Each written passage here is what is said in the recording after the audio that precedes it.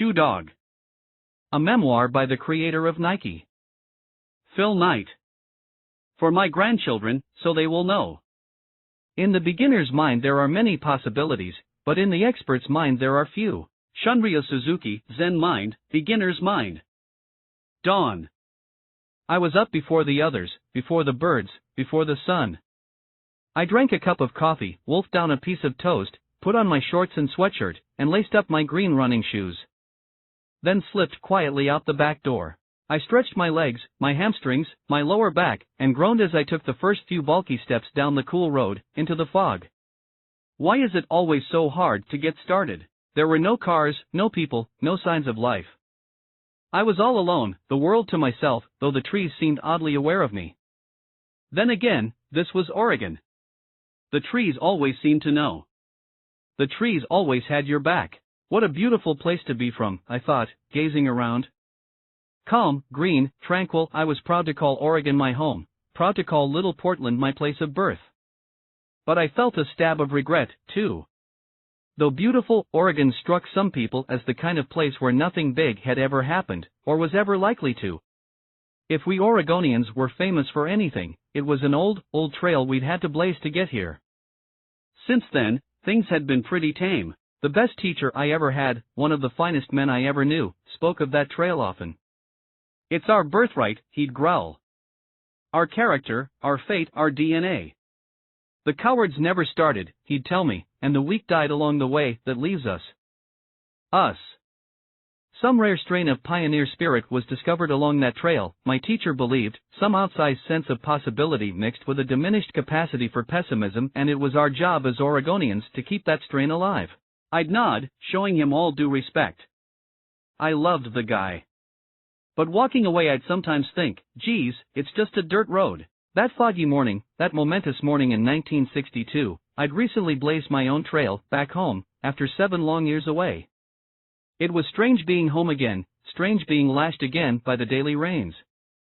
Stranger still was living again with my parents and twin sisters, sleeping in my childhood bed.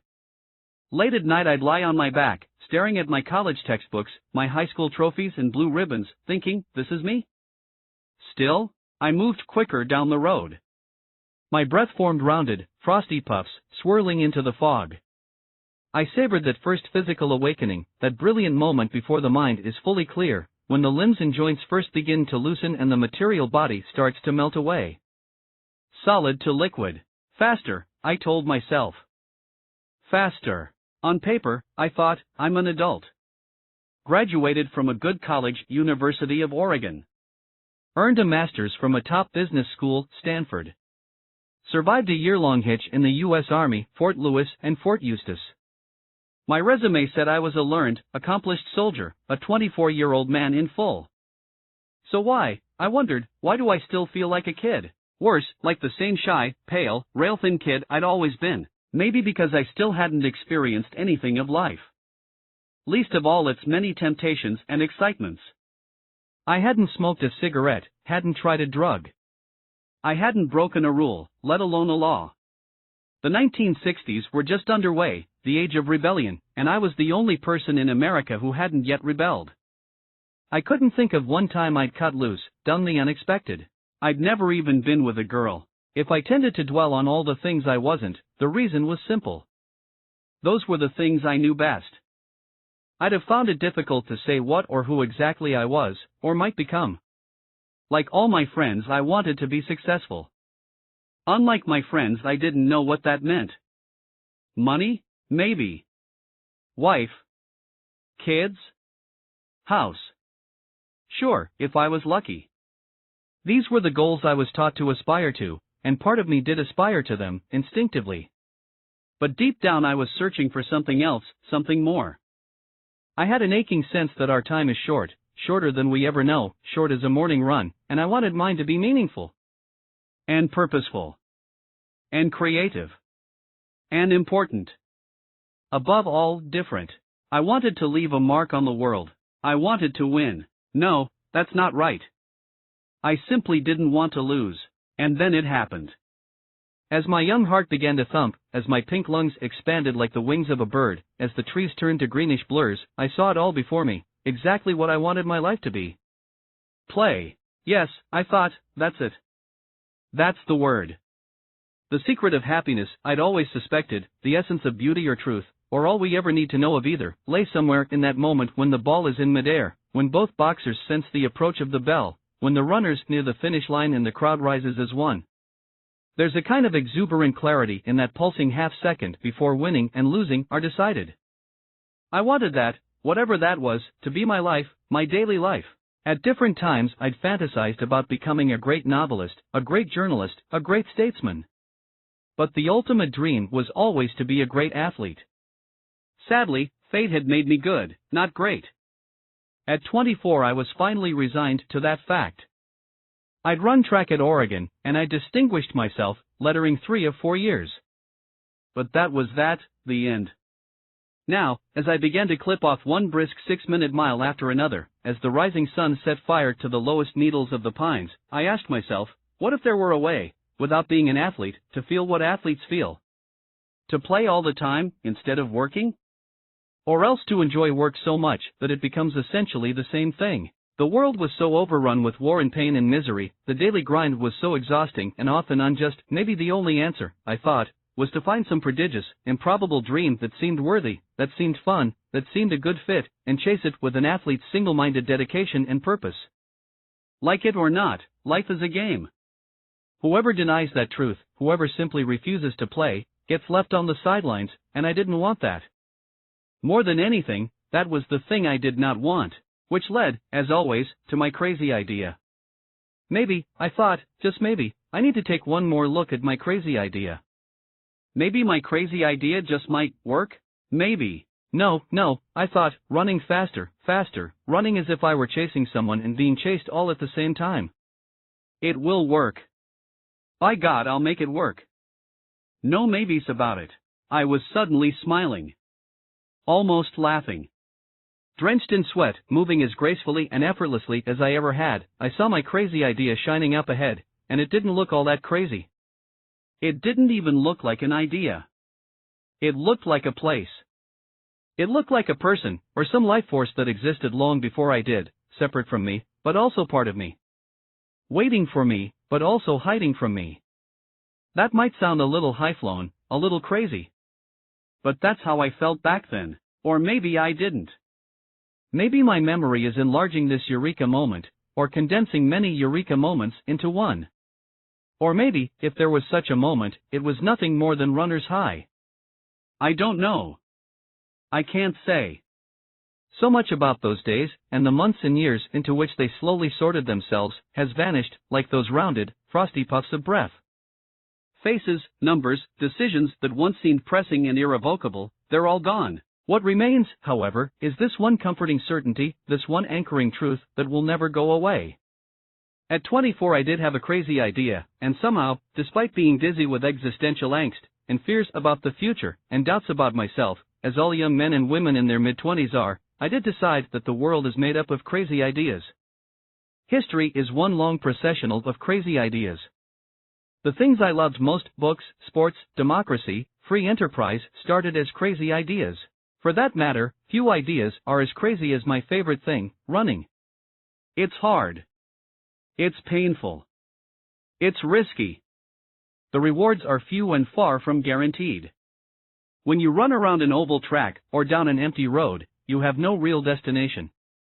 At least, none that can fully justify the effort. The act itself becomes the destination. It's not just that there's no finish line, it's that you define the finish line. Whatever pleasures or gains you derive from the act of running, you must find them within. It's all in how you frame it, how you sell it to yourself. Every runner knows this. You run and run, mile after mile, and you never quite know why.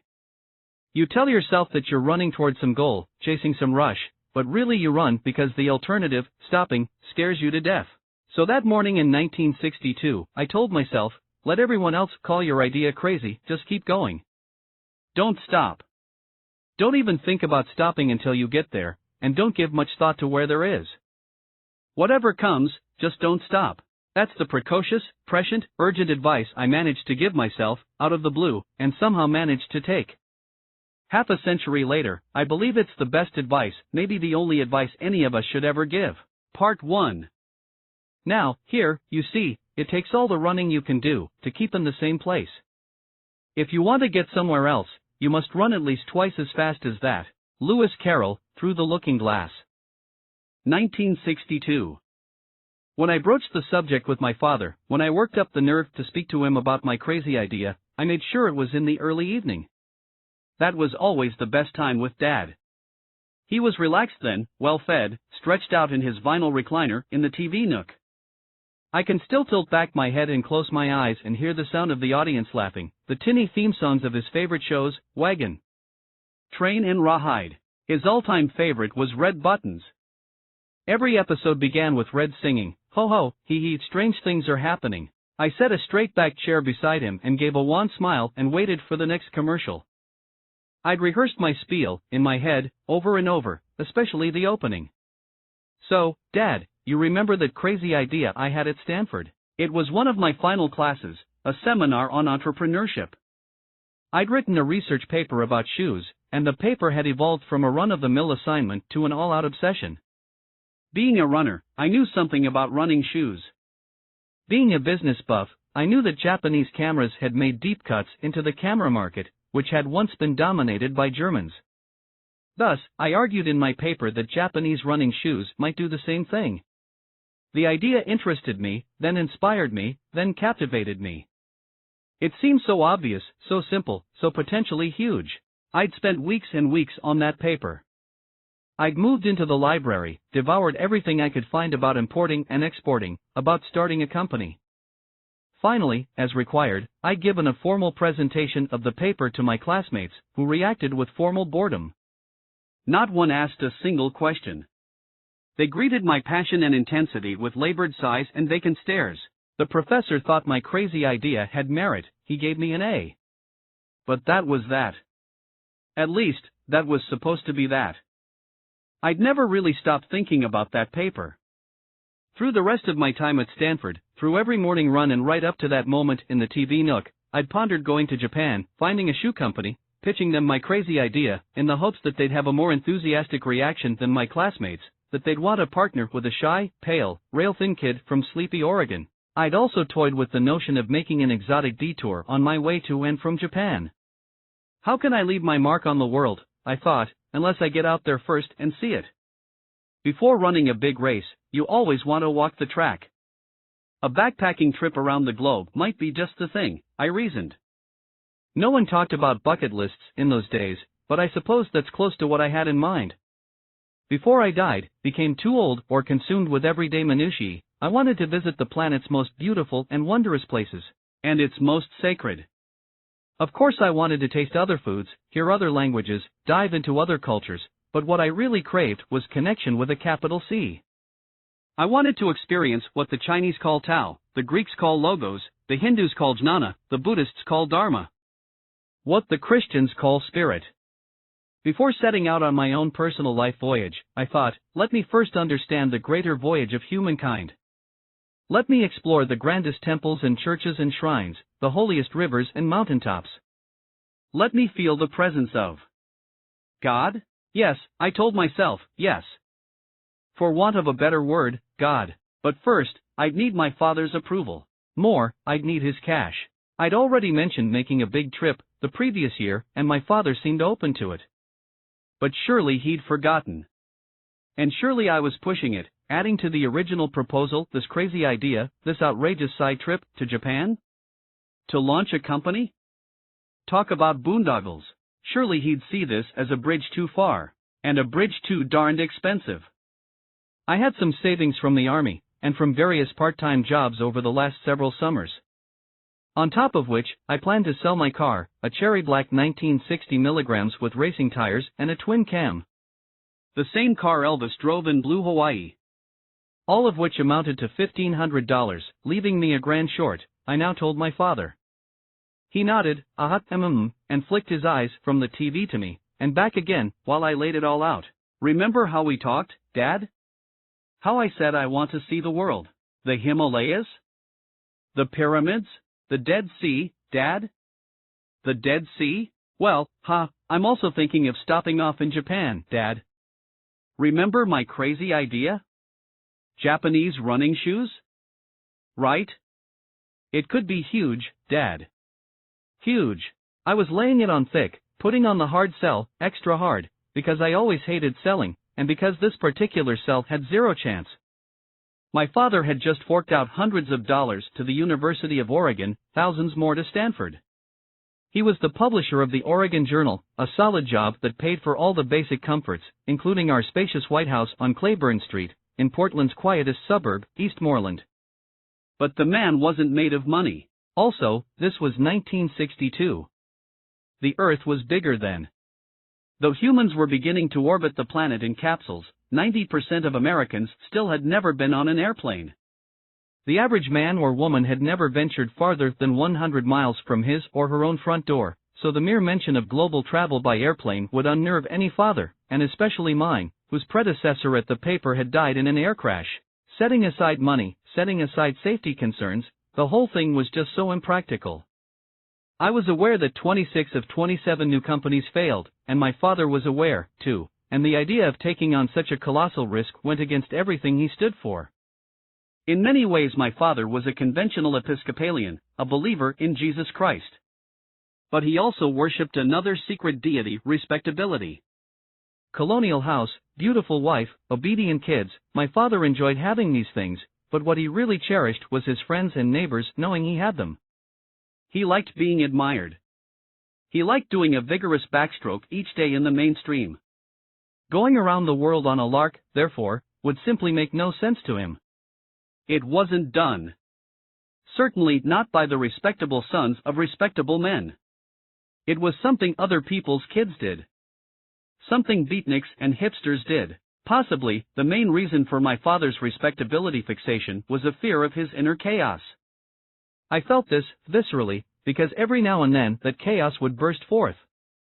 Without warning, late at night, the phone in the front hall would jingle, and when I answered there would be that same gravelly voice on the line. "Come get Cher, old man." I'd pull on my raincoat, it always seemed, on those nights, that a misting rain was falling, and drive downtown to my father's club. As clearly as I remember my own bedroom, I remember that club. A century old, with floor-to-ceiling oak bookcases and wing-back chairs, it looked like the drawing room of an English country house. In other words, eminently respectable. I'd always find my father at the same table, in the same chair. I'd always help him gently to his feet. "You okay, Dad?" "Course I'm okay." I'd always guide him outside to the car, and the whole way home we'd pretend nothing was wrong. He'd sit perfectly erect, almost regal, and we'd talk sports, because talking sports was how I distracted myself, soothed myself, in times of stress. My father liked sports, too. Sports were always respectable. For these and a dozen other reasons I expected my father to greet my pitch in the TV nook with a furrowed brow and a quick put-down. Crazy idea. Fat chance, Buck. My given name was Philip, but my father always called me Buck. In fact, he'd been calling me Buck since before I was born.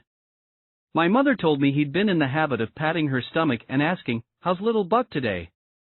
As I stopped talking, however, as I stopped pitching, my father rocked forward in his vinyl recliner and shot me a funny look.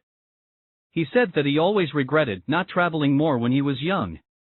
He said a trip might be just the finishing touch to my education. He said a lot of things, all of them focused more on the trip than the crazy idea, but I wasn't about to correct him.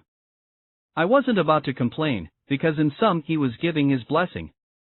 And his cash. "Okay," he said. "Okay, Buck. Okay." I thanked my father and fled the nook before he had a chance to change his mind. Only later did I realize with a spasm of guilt that my father's lack of travel was an ulterior reason, perhaps the main reason, that I wanted to go. This trip, this crazy idea, would be one sure way of becoming someone other than him. Someone less respectable. Or maybe not less respectable. Maybe just less obsessed with respectability. The rest of the family wasn't quite so supportive. When my grandmother got wind of my itinerary, one item in particular appalled her. "Japan," she cried. "Why, Buck, it was only a few years ago the Japs were out to kill us. Don't you remember? Pearl Harbor. The Japs tried to conquer the world. Some of them still don't know they lost. They're in hiding. They might take you prisoner, Buck. Gouge out your eyeballs. They're known for that, your eyeballs. I loved my mother's mother, whom we all called Mom Hatfield. And I understood her fear.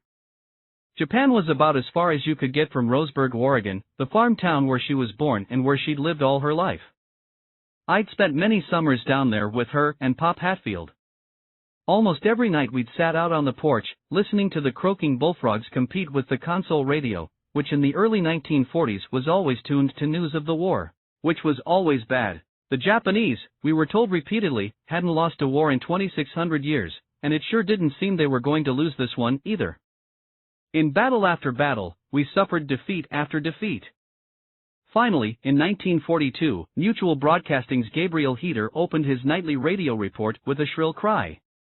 "Good evening, everyone, there's good news tonight." The Americans had won a decisive battle at last.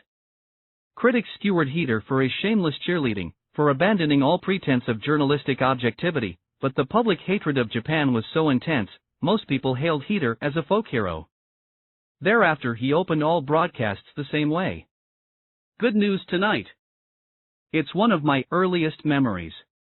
Mom and Pop Hatfield beside me on that porch, Pop peeling a Grabenstein apple with his pocket knife, handing me a slice, then eating a slice, then handing me a slice, and so on, until his apple paring pace slowed dramatically. Heater was coming on. SSSH. Hush up. I can still see us all chewing apples and gazing at the night sky, so Japan obsessed that we half expected to see Japanese Zeros crisscrossing the Dog Star. No wonder my first time on an airplane, right around 5 years old, I asked, "Dad, are the Japs going to shoot us down?" Though Mom Hatfield got the hair on my neck standing up, I told her not to worry, I'd be fine. I'd even bring her back a kimono. My twin sisters, Jean and Joanne, 4 years younger than me, didn't seem to care one way or another where I went or what I did, and my mother, as I recall, said nothing. She rarely did. But there was something different about her silence this time. It equaled consent. Even pride. I spent weeks reading, planning, preparing for my trip. I went for long runs, musing on every detail while racing the wild geese as they flew overhead. Their tight V formations, I'd read somewhere that the geese in the rear of the formation, cruising in the backdraft, only have to work 80% as hard as the leaders. Every runner understands this. Front runners always work the hardest, and risk the most. Long before approaching my father, I decided it would be good to have a companion on my trip, and that companion should be my Stanford classmate Carter. Though he'd been a hoop star at William Jewell College, Carter wasn't your typical jock. He wore thick glasses and read books. Good books. He was easy to talk to, and easy not to talk to equally important qualities in a friend. Essential in a travel companion. But Carter laughed in my face. When I laid out the list of places I wanted to see: Hawaii, Tokyo, Hong Kong, Rangoon, Calcutta, Bombay, Saigon, Kathmandu, Cairo, Istanbul, Athens, Jordan, Jerusalem, Nairobi, Rome, Paris, Vienna, West Berlin, East Berlin, Munich, London, he rocked back on his heels and guffawed. Mortified, I looked down and began to make apologies. Then Carter, still laughing, said, "What a swell idea, Buck." I looked up. He wasn't laughing at me. He was laughing with joy, with glee. He was impressed. "It took balls to put together an itinerary like that," he said. Balls. He wanted in. Days later he got the okay from his parents, plus a loan from his father. Carter never did mess around. See an open shot, take it, that was Carter. I told myself there was much I could learn from a guy like that as we circled the earth. We each packed one suitcase and one backpack. Only the bare necessities, we promised each other. A few pairs of jeans, a few t-shirts. Running shoes, desert boots, sunglasses, plus one pair of suntans, the 1960s word for khakis. I also packed one good suit. A green Brooks Brothers 2-button. Just in case my crazy idea came to fruition. September 7, 1962.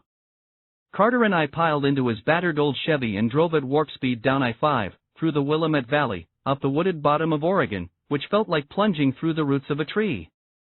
We sped into the piney tip of California, up and over tall green mountain passes, then down, down, until long after midnight we swept into fog-cloaked San Francisco.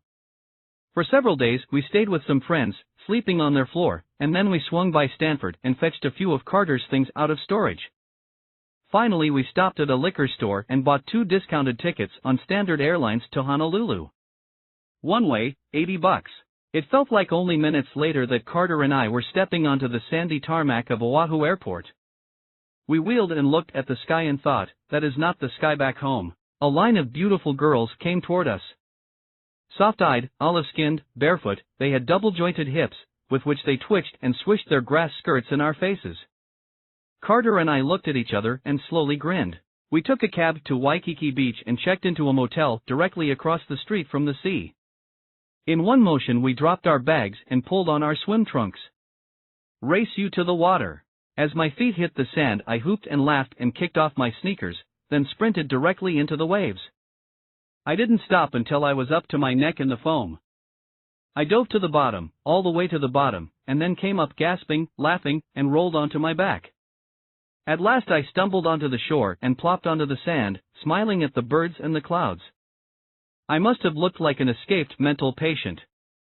Carter, sitting beside me now, wore the same daffy expression. "We should stay here," I said. "Why be in a hurry to leave?"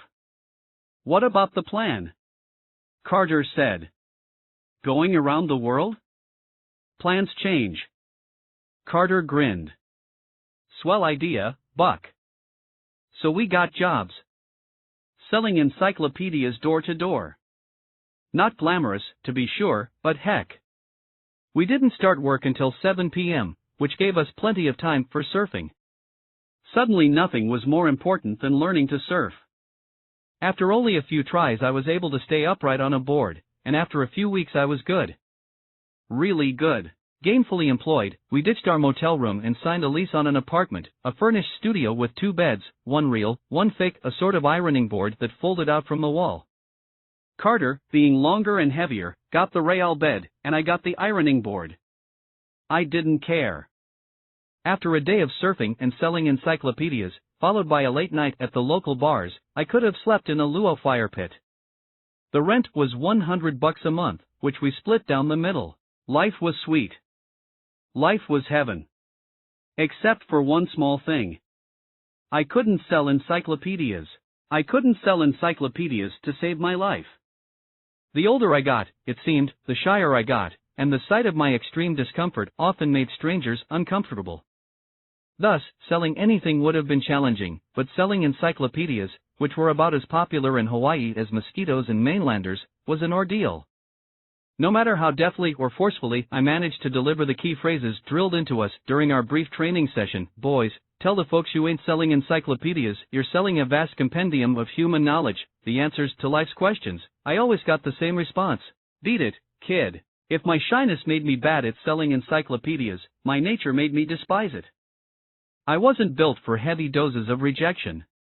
I'd known this about myself since high school, freshman year, when I got cut from the baseball team. A small setback, in the grand scheme, but it knocked me sideways. It was my first real awareness that not everyone in this world will like us, or accept us, that we're often cast aside at the very moment we most need to be included. I will never forget that day.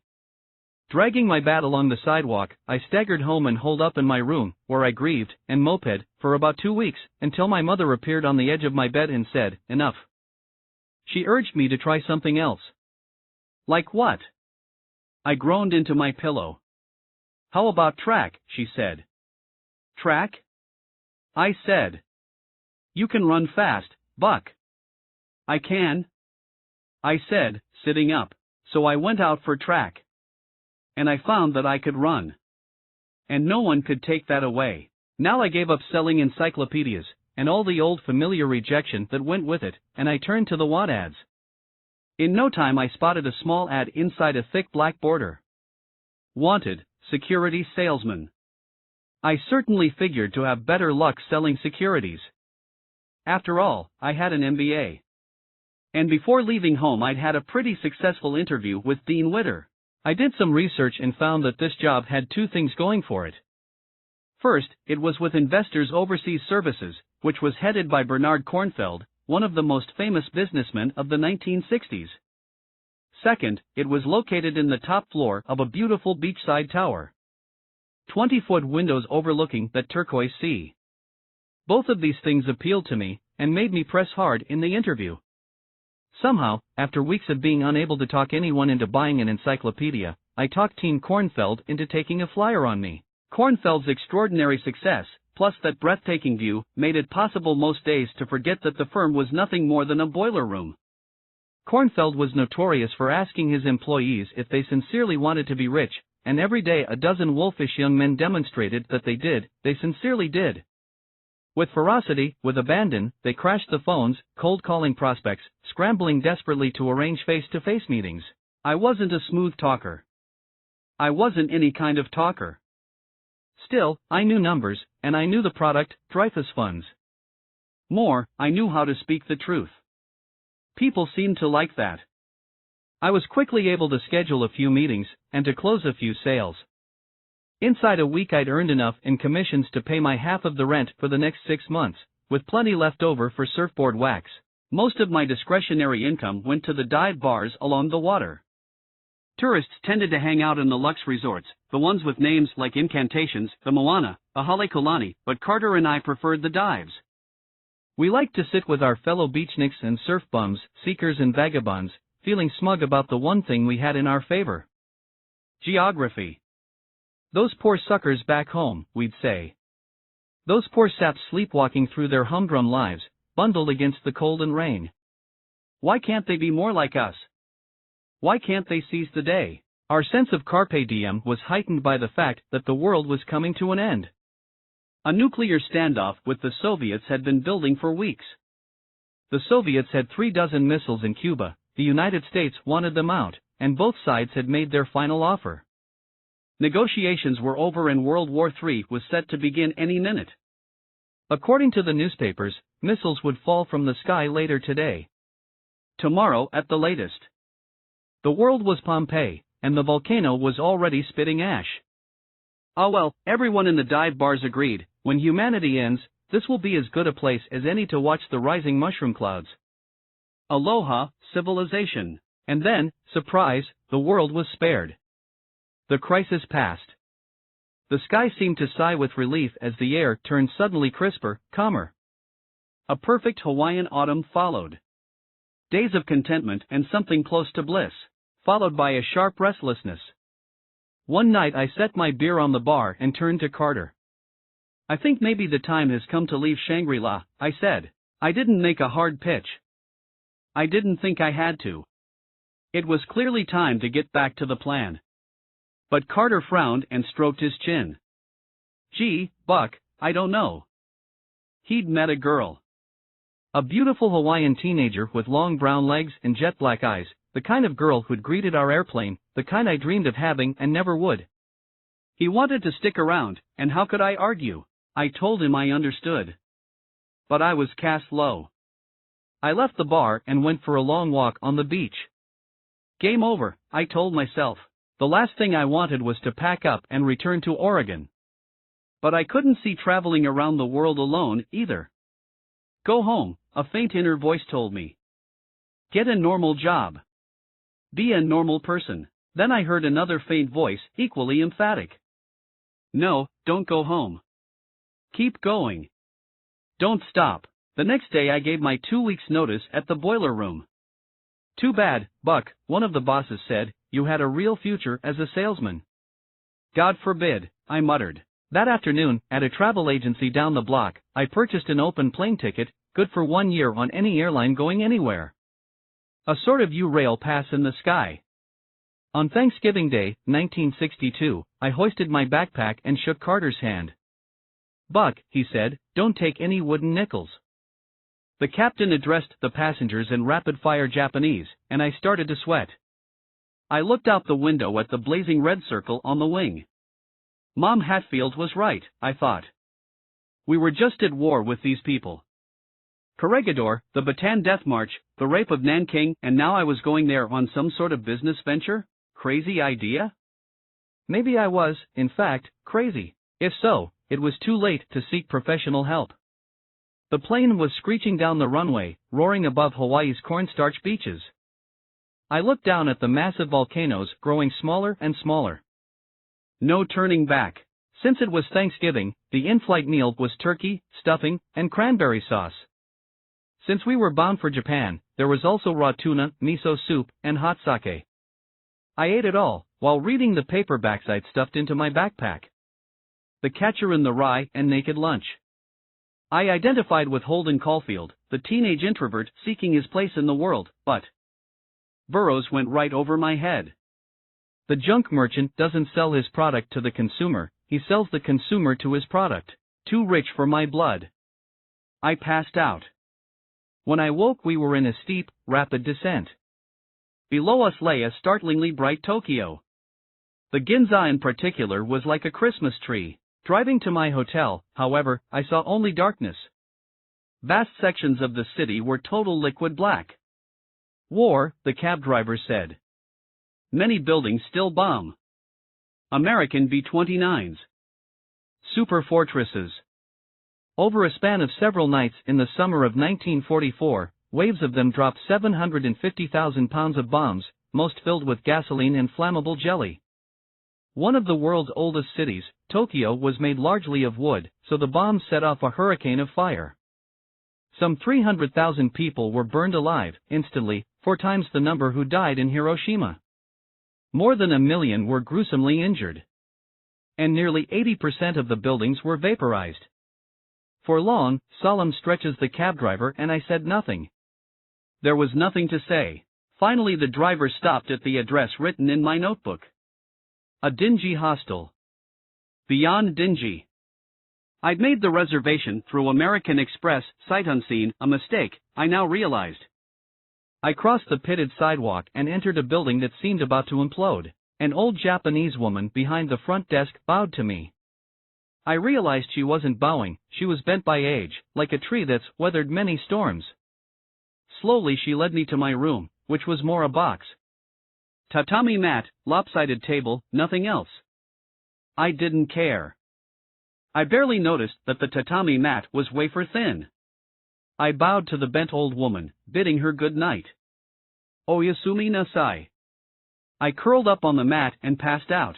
Hours later I woke in a room flooded with light. I crawled to the window. Apparently, I was in some kind of industrial district on the city's fringe. Filled with docks and factories, this district must have been a primary target of the B-29s. Everywhere I looked was desolation. Buildings cracked and broken. Block after block simply leveled. Gone. Luckily my father knew people in Tokyo, including a group of American guys working at United Press International. I took a cab there and the guys greeted me like family. They gave me coffee and a breakfast ring, and when I told them where I'd spent the night they laughed. They booked me into a clean, decent hotel. Then they wrote down the names of several good places to eat. What in God's name are you doing in Tokyo? I explained that I was going around the world. Then I mentioned my crazy idea. Huh, they said, giving a little eye roll. They mentioned 2 ex-Gias who ran a monthly magazine called Importer. Talk to the fellas at Importer, they said, before you do anything rash. I promised I would. But first I wanted to see the city. Guidebook and Minolta box camera in hand, I sought out the few landmarks that had survived the war, the oldest temples and shrines. I spent hours sitting on benches in walled gardens, reading about Japan's dominant religions, Buddhism and Shinto. I marveled at the concept of Kensho, or Satori enlightenment that comes in a flash, a blinding pop sort of like the bulb on my Minolta. I liked that. I wanted that. But first I'd need to change my whole approach. I was a linear thinker, and according to Zen, linear thinking is nothing but a delusion, one of the many that keep us unhappy. Reality is non-linear, Zen says. No future, no past. All is now. In every religion, it seemed, self is the obstacle, the enemy. And yet Zen declares plainly that the self doesn't exist. Self is a mirage, a fever dream, and our stubborn belief in its reality not only wastes life, but shortens it. Self is the bald-faced lie we tell ourselves daily, and happiness requires seeing through the lie, debunking it. To study the self, said the 13th century Zen master Dogen, is to forget the self. Inner voice, outer voices, it's all the same. No dividing lines, especially in competition. Victory, Zen says, comes when we forget the self and the opponent, who are but two halves of one whole. In Zen and the art of archery, it's all laid out with crystal clarity. Perfection in the art of swordsmanship is reached when the heart is troubled by no more thought of I and you, of the opponent and his sword, of one's own sword and how to wield it. All is emptiness, your own self, the flashing sword, and the arms that wield it.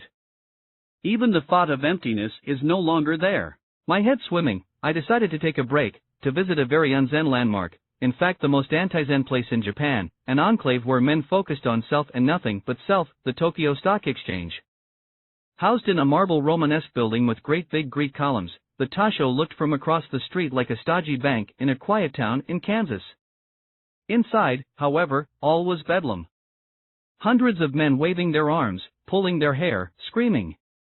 A more depraved version of Kornfeld's boiler room. I couldn't look away.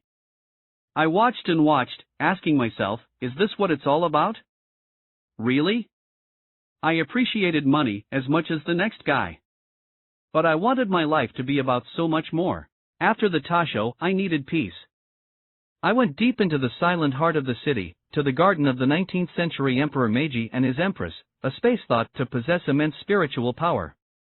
I sat, contemplative, reverent, beneath swaying ginkgo trees, beside a beautiful torii gate. I read in my guidebook that a torii gate is usually a portal to sacred places, and so I basked in the sacredness, the serenity, trying to soak it all in. The next morning I laced up my running shoes and jogged to Tsukiji, the world's largest fish market. It was the Tasho all over again, with shrimp instead of stocks. I watched ancient fishermen spread their catches onto wooden carts and haggle with leather-faced merchants. That night I took a bus up to the lakes region, in the northern Hakone Mountains, an area that inspired many of the great Zen poets. You cannot travel the path until you have become the path yourself, said the Buddha, and I stood in awe before a path that twisted from the glassy lakes to cloud-ring Mount Fuji, a perfect snow-clad triangle that looked to me exactly like Mount Hood back home. The Japanese believe climbing Fuji is a mystical experience, a ritual act of celebration, and I was overcome with a desire to climb it, right then. I wanted to ascend into the clouds. I decided to wait, however. I would return when I had something to celebrate.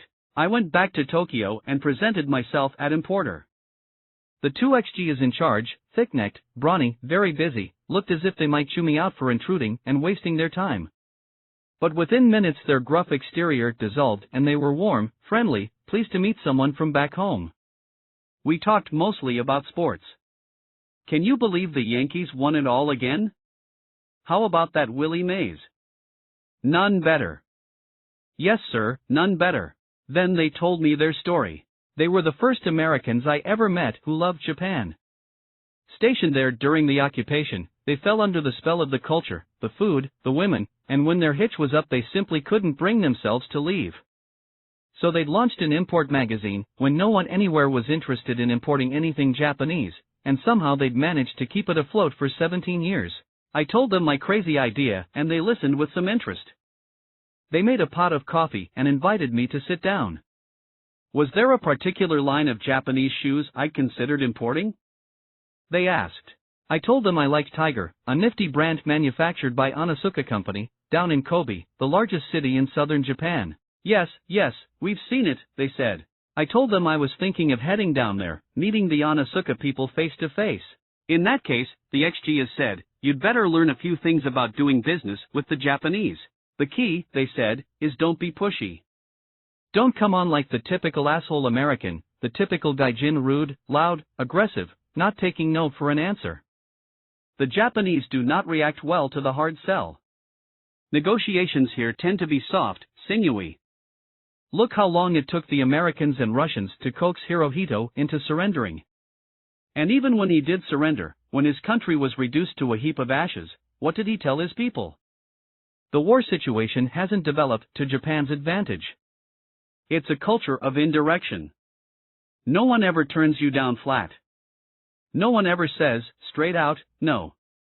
But they don't say yes, either. They speak in circles, sentences with no clear subject or object. Don't be discouraged, but don't be cocky. You might leave a man's office thinking you've blown it, when in fact he's ready to do a deal. You might leave thinking you've closed a deal, when in fact you've just been rejected. You never know. I frowned. Under the best of circumstances, I was not a great negotiator. Now I was going to have to negotiate in some kind of funhouse with trick mirrors? Where normal rules didn't apply. After an hour of this baffling tutorial, I shook hands with the XGs and said my goodbyes. Feeling suddenly that I couldn't wait, that I needed to strike quickly, while their words were fresh in my mind, I raced back to my hotel, threw everything into my little suitcase and backpack, and phoned Asuka to make an appointment. Later that afternoon I boarded a train south. Japan was renowned for its impeccable order and extreme cleanliness. Japanese literature, philosophy, clothing, domestic life, all were marvelously pure and spare. Minimalist. Expect nothing, seek nothing, grasp nothing. The immortal Japanese poets wrote lines that seemed polished until they gleamed like the blade of a samurai's sword, or the stones of a mountain brook. Spotless. So why, I wondered, is this train to Kobe so filthy? The floors were strewn with newspapers and cigarette butts. The seats were covered with orange rinds and discarded newspapers. Worse, every car was packed.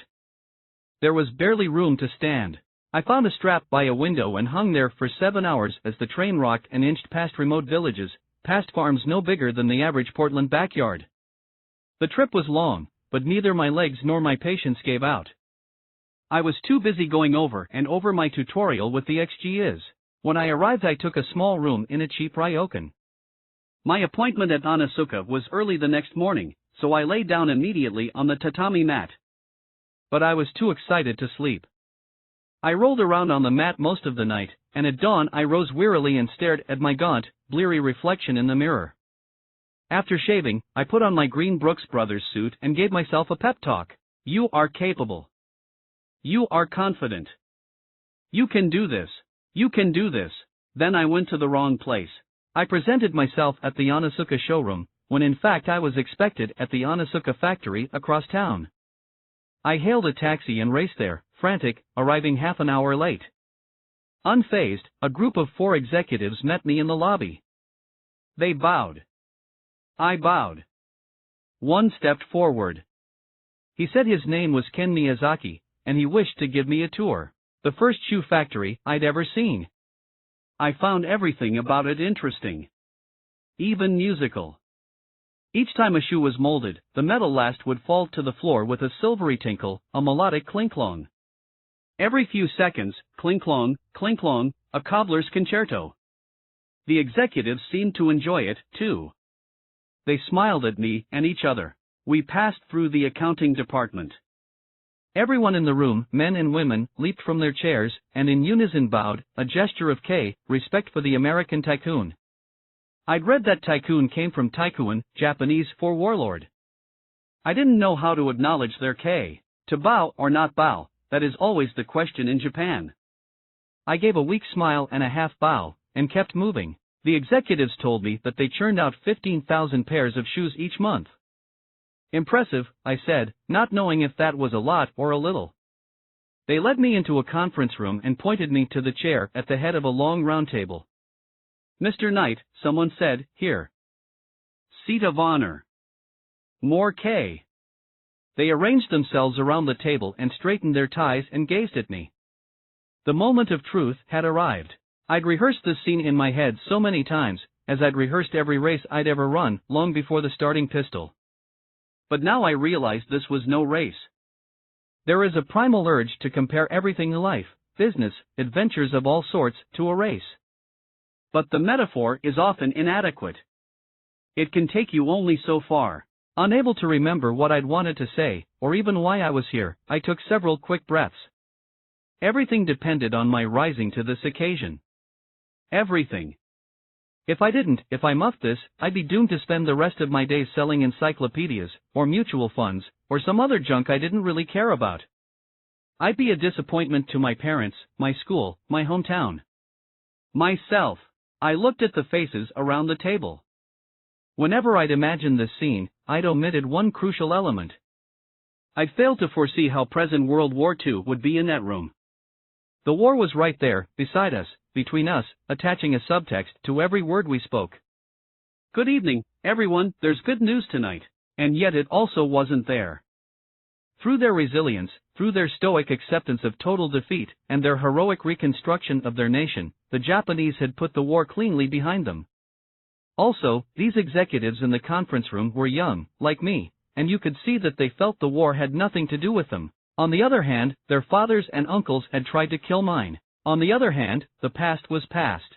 On the other hand, that whole question of winning and losing, which clouds and complicates so many deals, gets even more complicated when the potential winners and losers have recently been involved, albeit via proxies and ancestors, in a global conflagration. All of this interior static, this seesawing confusion about war and peace, created a low-volume hum in my head, an awkwardness for which I was unprepared. The realist in me wanted to acknowledge it, the idealist in me pushed it aside. I coughed into my fist. Gentlemen, I began. Mr. Miyazaki interrupted. Mr. Knight, what company are you with? He asked. Ah, yes, good question. Adrenaline surging through my blood, I felt the flight response, the longing to run and hide, which made me think of the safest place in the world. My parents' house. The house had been built decades before, by people of means, people with much more money than my parents, and thus the architect had included servants' quarters at the back of the house, and these quarters were my bedroom, which I'd filled with baseball cards, record albums, posters, books, all things holy. I'd also covered one wall with my blue ribbons from track, the one thing in my life of which I was unabashedly proud. And so? Blue Ribbon, I blurted. Gentlemen, I represent Blue Ribbon Sports of Portland, Oregon. Mr. Miyazaki smiled. The other executives smiled. A murmur went around the table. Blue ribbon, blue ribbon, blue ribbon. The executives folded their hands and fell silent again and resumed staring at me. Well, I began again, gentlemen, the American shoe market is enormous. And largely untapped. If Onitsuka can penetrate that market, if Onitsuka can get its tigers into American stores, and price them to undercut Adidas, which most American athletes now wear, it could be a hugely profitable venture. I was simply quoting my presentation at Stanford, verbatim, speaking lines and numbers I'd spent weeks and weeks researching and memorizing, and this helped to create an illusion of eloquence. I could see that the executives were impressed. But when I reached the end of my pitch there was a prickling silence. Then one man broke the silence, and then another, and now they were all speaking over one another in loud, excited voices. Not to me, but to each other. Then, abruptly, they all stood and left. Was this the customary Japanese way of rejecting a crazy idea? To stand in unison and leave? Had I squandered my K just like that? Was I dismissed? What should I do? Should I just leave? After a few minutes they returned. They were carrying sketches, samples, which Mr. Miyazaki helped to spread before me. Mr. Knight, he said, we've been thinking long time about American market. You have? We already sell wrestling shoe in United States. In, Northeast? But we discuss many time bringing other lines to other places in America. They showed me 3 different models of tigers. A training shoe, which they called a limber up. Nice, I said. A high jump shoe, which they called a spring up. Lovely, I said. And a discus shoe, which they called a throw up. Do not laugh, I told myself. Do not laugh. They barraged me with questions about the United States, about American culture and consumer trends, about different kinds of athletic shoes available in American sporting goods stores. They asked me how big I thought the American shoe market was, how big it could be, and I told them that ultimately it could be $1 billion. To this day I'm not sure where that number came from. They leaned back, gazed at each other, astonished. Now, to my astonishment, they began pitching me. Would Blue Ribbon be interested in representing tiger shoes? In the United States? Yes, I said. Yes, it would. I held forth the limber up. This is a good shoe, I said. This shoe, I can sell this shoe. I asked them to ship me samples right away. I gave them my address and promised to send them a money order for $50. They stood. They bowed deeply. I bowed deeply. We shook hands. I bowed again. They bowed again. We all smiled. The war had never happened. We were partners. We were brothers. The meeting, which I'd expected to last 15 minutes, had gone 2 hours. From Onitsuka I went straight to the nearest American Express office and sent a letter to my father. Dear Dad, urgent. Please wire $50 right away to Onitsuka Corp of Kobe. Ho ho, hee hee, strange things are happening. Back in my hotel I walked in circles around my tatami mat, trying to decide. Part of me wanted to race back to Oregon, wait for those samples, get a jump on my new business venture. Also, I was crazed with loneliness, cut off from everything and everyone I knew. The occasional sight of a New York Times, or a Time magazine, gave me a lump in my throat. I was a castaway, a kind of modern Crusoe. I wanted to be home again. Now, and yet, I was still aflame with curiosity about the world. I still wanted to see, to explore. Curiosity won. I went to Hong Kong and walked the mad, chaotic streets, horrified by the sight of legless, armless beggars, old men kneeling in filth, alongside pleading orphans. The old men were mute, but the children had a cry they repeated, "Hey, rich man, hey, rich man, hey, rich man." Then they'd weep or slap the ground. Even after I gave them all the money in my pockets, the cry never stopped. I went to the edge of the city, climbed to the top of Victoria Peak, gazed off into the distance at China. In college I'd read the Analects of Confucius, the man who moves a mountain begins by carrying away small stones, and now I felt strongly that I'd never have a chance to move this particular mountain.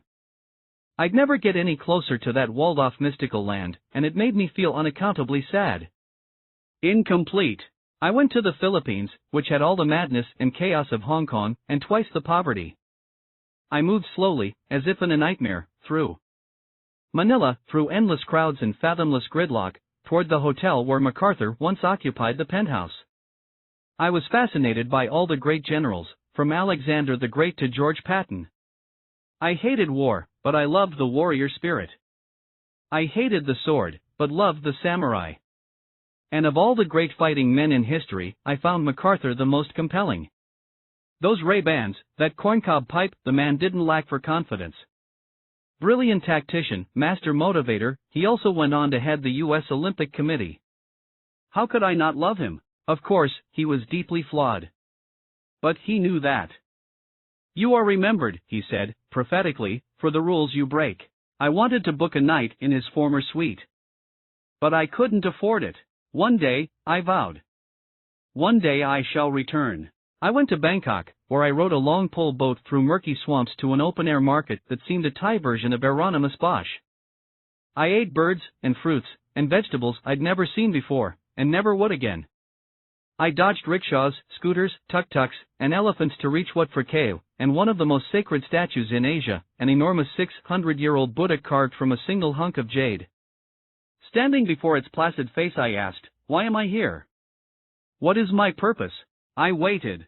Nothing, or else the silence was my answer. I went to Vietnam, where streets were bristling with American soldiers, and thrumming with fear. Everyone knew that war was coming, and that it would be very ugly, very different. It would be a Lewis Carroll war, the kind in which a U.S. officer would declare, we had to destroy the village in order to save it. Days before Christmas, 1962, I went on to Calcutta, and rented a room the size of a coffin. No bed, no chair, there wasn't enough space. Just a hammock suspended above a fizzing hole, the toilet. Within hours I fell ill. An airborne virus, probably, or food poisoning. For one whole day I believed that I wouldn't make it. I knew that I was going to die, but I rallied, somehow, forced myself out of that hammock, and the next day I was walking unsteadily with thousands of pilgrims and dozens of sacred monkeys down the steep staircase of Varanasi temple. The steps led directly into the hot seething Ganges. When the water was at my waist I looked up, a mirage? No, a funeral, taking place in the middle of the river. In fact, several funerals. I watched mourners wade out into the current and place their loved ones atop tall wooden biers, then set them afire. Not 20 yards away, others were calmly bathing. Still others were slaking their thirst with the same water. The Upanishads say, lead me from the unreal to the real. So I fled the unreal. I flew to Kathmandu and hiked straight up the clean white wall of the Himalayas. On the descent I stopped at a crowded chowk and devoured a bowl of buffalo meat, blood rare. The Tibetans in the chowk, I noted, wore boots of red wool and green flannel, with upturned wooden toes, not unlike the runners on sleds. Suddenly I was noticing everyone's shoes. I went back to India, spent New Year's Eve wandering the streets of Bombay, weaving in and out among oxen and longhorn cows, feeling the start of an epic migraine, the noise and the smells, the colors and the glare. I went on to Kenya, and took a long bus ride deep into the bush. Giant ostriches tried to outrun the bus, and storks the size of pit bulls floated just outside the windows. Every time the driver stopped, in the middle of nowhere, to pick up a few Maasai warriors, a baboon or two would try to board. The driver and warriors would then chase the baboons off with machetes. Before stepping off the bus, the baboons would always glance over their shoulders and give me a look of wounded pride. Sorry, old man, I thought. If it were up to me. I went to Cairo, to the Giza Plateau, and stood beside desert nomads and their silk-draped camels at the foot of the Great Sphinx, all of us squinting up into its eternally open eyes. The sun hammered down on my head, the same sun that hammered down on the thousands of men who built these pyramids, and the millions of visitors who came after. Not one of them was remembered, I thought. All is vanity, says the Bible. All is now, says Zen. All is dust, says the desert. I went to Jerusalem, to the rock where Abraham prepared to kill his son, where Muhammad began his heavenward ascent. The Quran says the rock wanted to join Muhammad, and tried to follow, but Muhammad pressed his foot to the rock and stopped it. His footprint is said to be still visible. Was he barefoot or wearing a shoe? I ate a terrible midday meal in a dark tavern, surrounded by soot-faced laborers. Each looked bone-tired. They chewed slowly, absently, like zombies. Why must we work so hard? I thought. Consider the lilies of the field, they neither toil nor spin. And yet the first-century Rabbi Eliezer ben Azariah said our work is the holiest part of us. All are proud of their craft. God speaks of his work, how much more should man? I went on to Istanbul, got wired on Turkish coffee, got lost on the twisty streets beside the Bosphorus. I stopped to sketch the glowing minarets, and toured the golden labyrinths of Topkapi Palace, home of the Ottoman sultans, where Muhammad's sword is now kept. Don't go to sleep one night, wrote Rumi, the 13th-century Persian poet. What you most want will come to you then. Warmed by a sun inside you'll see wonders. I went to Rome, spent days hiding in small trattorias, scarfing mountains of pasta, gazing upon the most beautiful women and shoes I'd ever seen. Romans in the age of the Caesars believed that putting on the right shoe before the left brought prosperity and good luck. I explored the grassy ruins of Nero's bedroom, the gorgeous rubble of the Colosseum, the vast halls and rooms of the Vatican. Expecting crowds, I was always out the door at dawn, determined to be first in line. But there was never a line. The city was mired in a historic cold snap. I had it all to myself, even the Sistine Chapel. Alone under Michelangelo's ceiling, I was able to wallow in my disbelief. I read in my guidebook that Michelangelo was miserable while painting his masterpiece. His back and neck ached. Paint fell constantly into his hair and eyes. He couldn't wait to be finished, he told friends.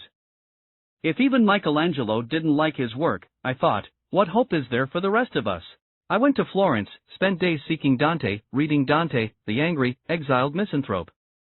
Did the misanthropy come first or after? Was it the cause or the effect of his anger and exile? I stood before the David, shocked at the anger in his eyes. Goliath never had a chance. I went by train up to Milan, communed with Da Vinci, considered his beautiful notebooks, and wondered at his peculiar obsessions. Chief among them, the human foot. Masterpiece of engineering, he called it. A work of art. Who was I to argue? On my last night in Milan I attended the opera at La Scala. I aired out my Brooks Brothers suit and wore it proudly amid the Uomini poured into custom-tailored tuxedos and the Don molded into bejeweled gowns. We all listened in wonder to Turandot. As Caliph sang Nessun Dorma, set, stars. At dawn I will win, I will win, I will win, my eyes welled, and with the fall of the curtain I leaped to my feet. Bravissimo! I went to Venice, spent a few languorous days walking in the footsteps of Marco Polo, and stood I don't know how long before the palazzo of Robert Browning. If you get simple beauty and not else, you get about the best thing God invents. My time was running out. Home was calling to me. I hurried to Paris, descended far below ground to the Pantheon, put my hand lightly on the crypts of Rousseau and Voltaire. Love truth, but pardon error. I took a room in a seedy hotel, watched sheets of winter rain sluice the alley below my window, prayed at Notre Dame, got lost in the Louvre. I bought a few books at Shakespeare and Company, and I stood in the spot where Joyce slept, and F. Scott Fitzgerald. I then walked slowly down the Seine, stopping to sip a cappuccino at the cafe where Hemingway and Dos Passos read the New Testament aloud to each other. On my last day, I sauntered up the Champs-Élysées, tracing the Liberator's path, thinking all the while of Patton. Don't tell people how to do things, tell them what to do and let them surprise you with their results. Of all the great generals, he was the most shoe-obsessed. A soldier in shoes is only a soldier. But in boots he becomes a warrior. I flew to Munich, drank an ice-cold stein of beer at the Burgerbraukeller, where Hitler fired a gun into the ceiling and started everything. I tried to visit Dachau, but when I asked for directions people looked away, professing not to know. I went to Berlin and presented myself at Checkpoint Charlie. Flat-faced Russian guards in heavy topcoats examined my passport, patted me down, asked what business I had in communist East Berlin. None, I said. I was terrified that they'd somehow find out I'd attended Stanford. Just before I arrived, 2 Stanford students had tried to smuggle a teenager out in a Volkswagen. They were still in prison, but the guards waved me through. I walked a little ways and stopped at the corner of Marx-Engels-Platz. I looked around, all directions. Nothing. No trees, no stores, no life. I thought of all the poverty I'd seen in every corner of Asia. This was a different kind of poverty, more willful, somehow, more preventable. I saw 3 children playing in the street. I walked over, took their picture. 2 boys and a girl, 8 years old. The girl, red wool hat, pink coat, smiled directly at me. Will I ever forget her? Or her shoes? They were made of cardboard. I went to Vienna, that momentous, coffee-scented crossroads, where Stalin and Trotsky and Tito and Hitler and Jung and Freud all lived, at the same historical moment, and all loitered in the same steamy cafes, plotting how to save, or end, the world. I walked the cobblestones Mozart walked, crossed his graceful Danube on the most beautiful stone bridge I ever saw, stopped before the towering spires of St. Stephen's Church, where Beethoven discovered he was deaf. He looked up, saw birds fluttering from the bell tower, and to his horror, he did not hear the bells. At last I flew to London. I went quickly to Buckingham Palace, Speaker's Corner, Harrods.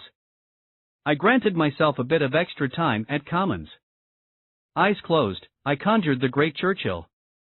You ask, what is our aim? I can answer in one word. It is victory, victory at all costs, victory in spite of all terror, victory. Without victory, there is no survival. I wanted desperately to hop a bus to Stratford, to see Shakespeare's house. Elizabethan women wore a red silk rose on the toe of each shoe. But I was out of time. I spent my last night thinking back over my trip, making notes in my journal. I asked myself, what was the highlight? Greece, I thought. No question. Greece. When I first left Oregon, I was most excited about 2 things on my itinerary. I wanted to pitch the Japanese my crazy idea, and I wanted to stand before the Acropolis. Hours before boarding my flight at Heathrow, I meditated on that moment, looking up at those astonishing columns, experiencing that bracing shock, the kind you receive from all great beauty, but mixed with a powerful sense of recognition. Was it only my imagination? After all, I was standing at the birthplace of Western civilization. Maybe I merely wanted it to be familiar. But I didn't think so. I had the clearest thought, I'd been here before. Then, walking up those bleached steps, another thought, this is where it all begins. On my left was the Parthenon, which Plato had watched the teams of architects and workmen build. On my right was the temple of Athena Nike. 25 centuries ago, per my guidebook, it had housed a beautiful frieze of the goddess Athena, thought to be the bringer of Nike, or victory. It was one of many blessings Athena bestowed. She also rewarded the dealmakers. In the Orestia she says, I admire the eyes of persuasion. She was, in a sense, the patron saint of negotiators. I don't know how long I stood there, absorbing the energy and power of that epical place. An hour? 3? I don't know how long after that day I discovered the Aristophanes play, set in the temple of Nike, in which the warrior gives the king a gift, a pair of new shoes.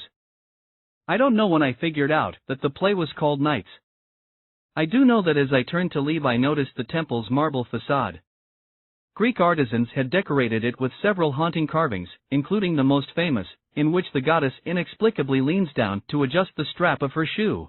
February 2, 1963. My 25th birthday. I walked through the door on Claiborne Street, hair to my shoulders, beard 3 inches long. My mother let out a cry. My sisters blinked as if they didn't recognize me, or else hadn't realized I'd been gone. Hugs, shouts, bursts of laughter. My mother made me sit, poured me a cup of coffee. She wanted to hear everything. But I was exhausted. I set my suitcase and backpack in the hall and went to my room. I stared blearily at my blue ribbons. Mr. Knight, what is the name of your company? I curled up on the bed and sleep came down like the curtain at La Scala. An hour later I woke to my mother calling out, "Dinner." My father was home from work, and he embraced me as I came into the dining room.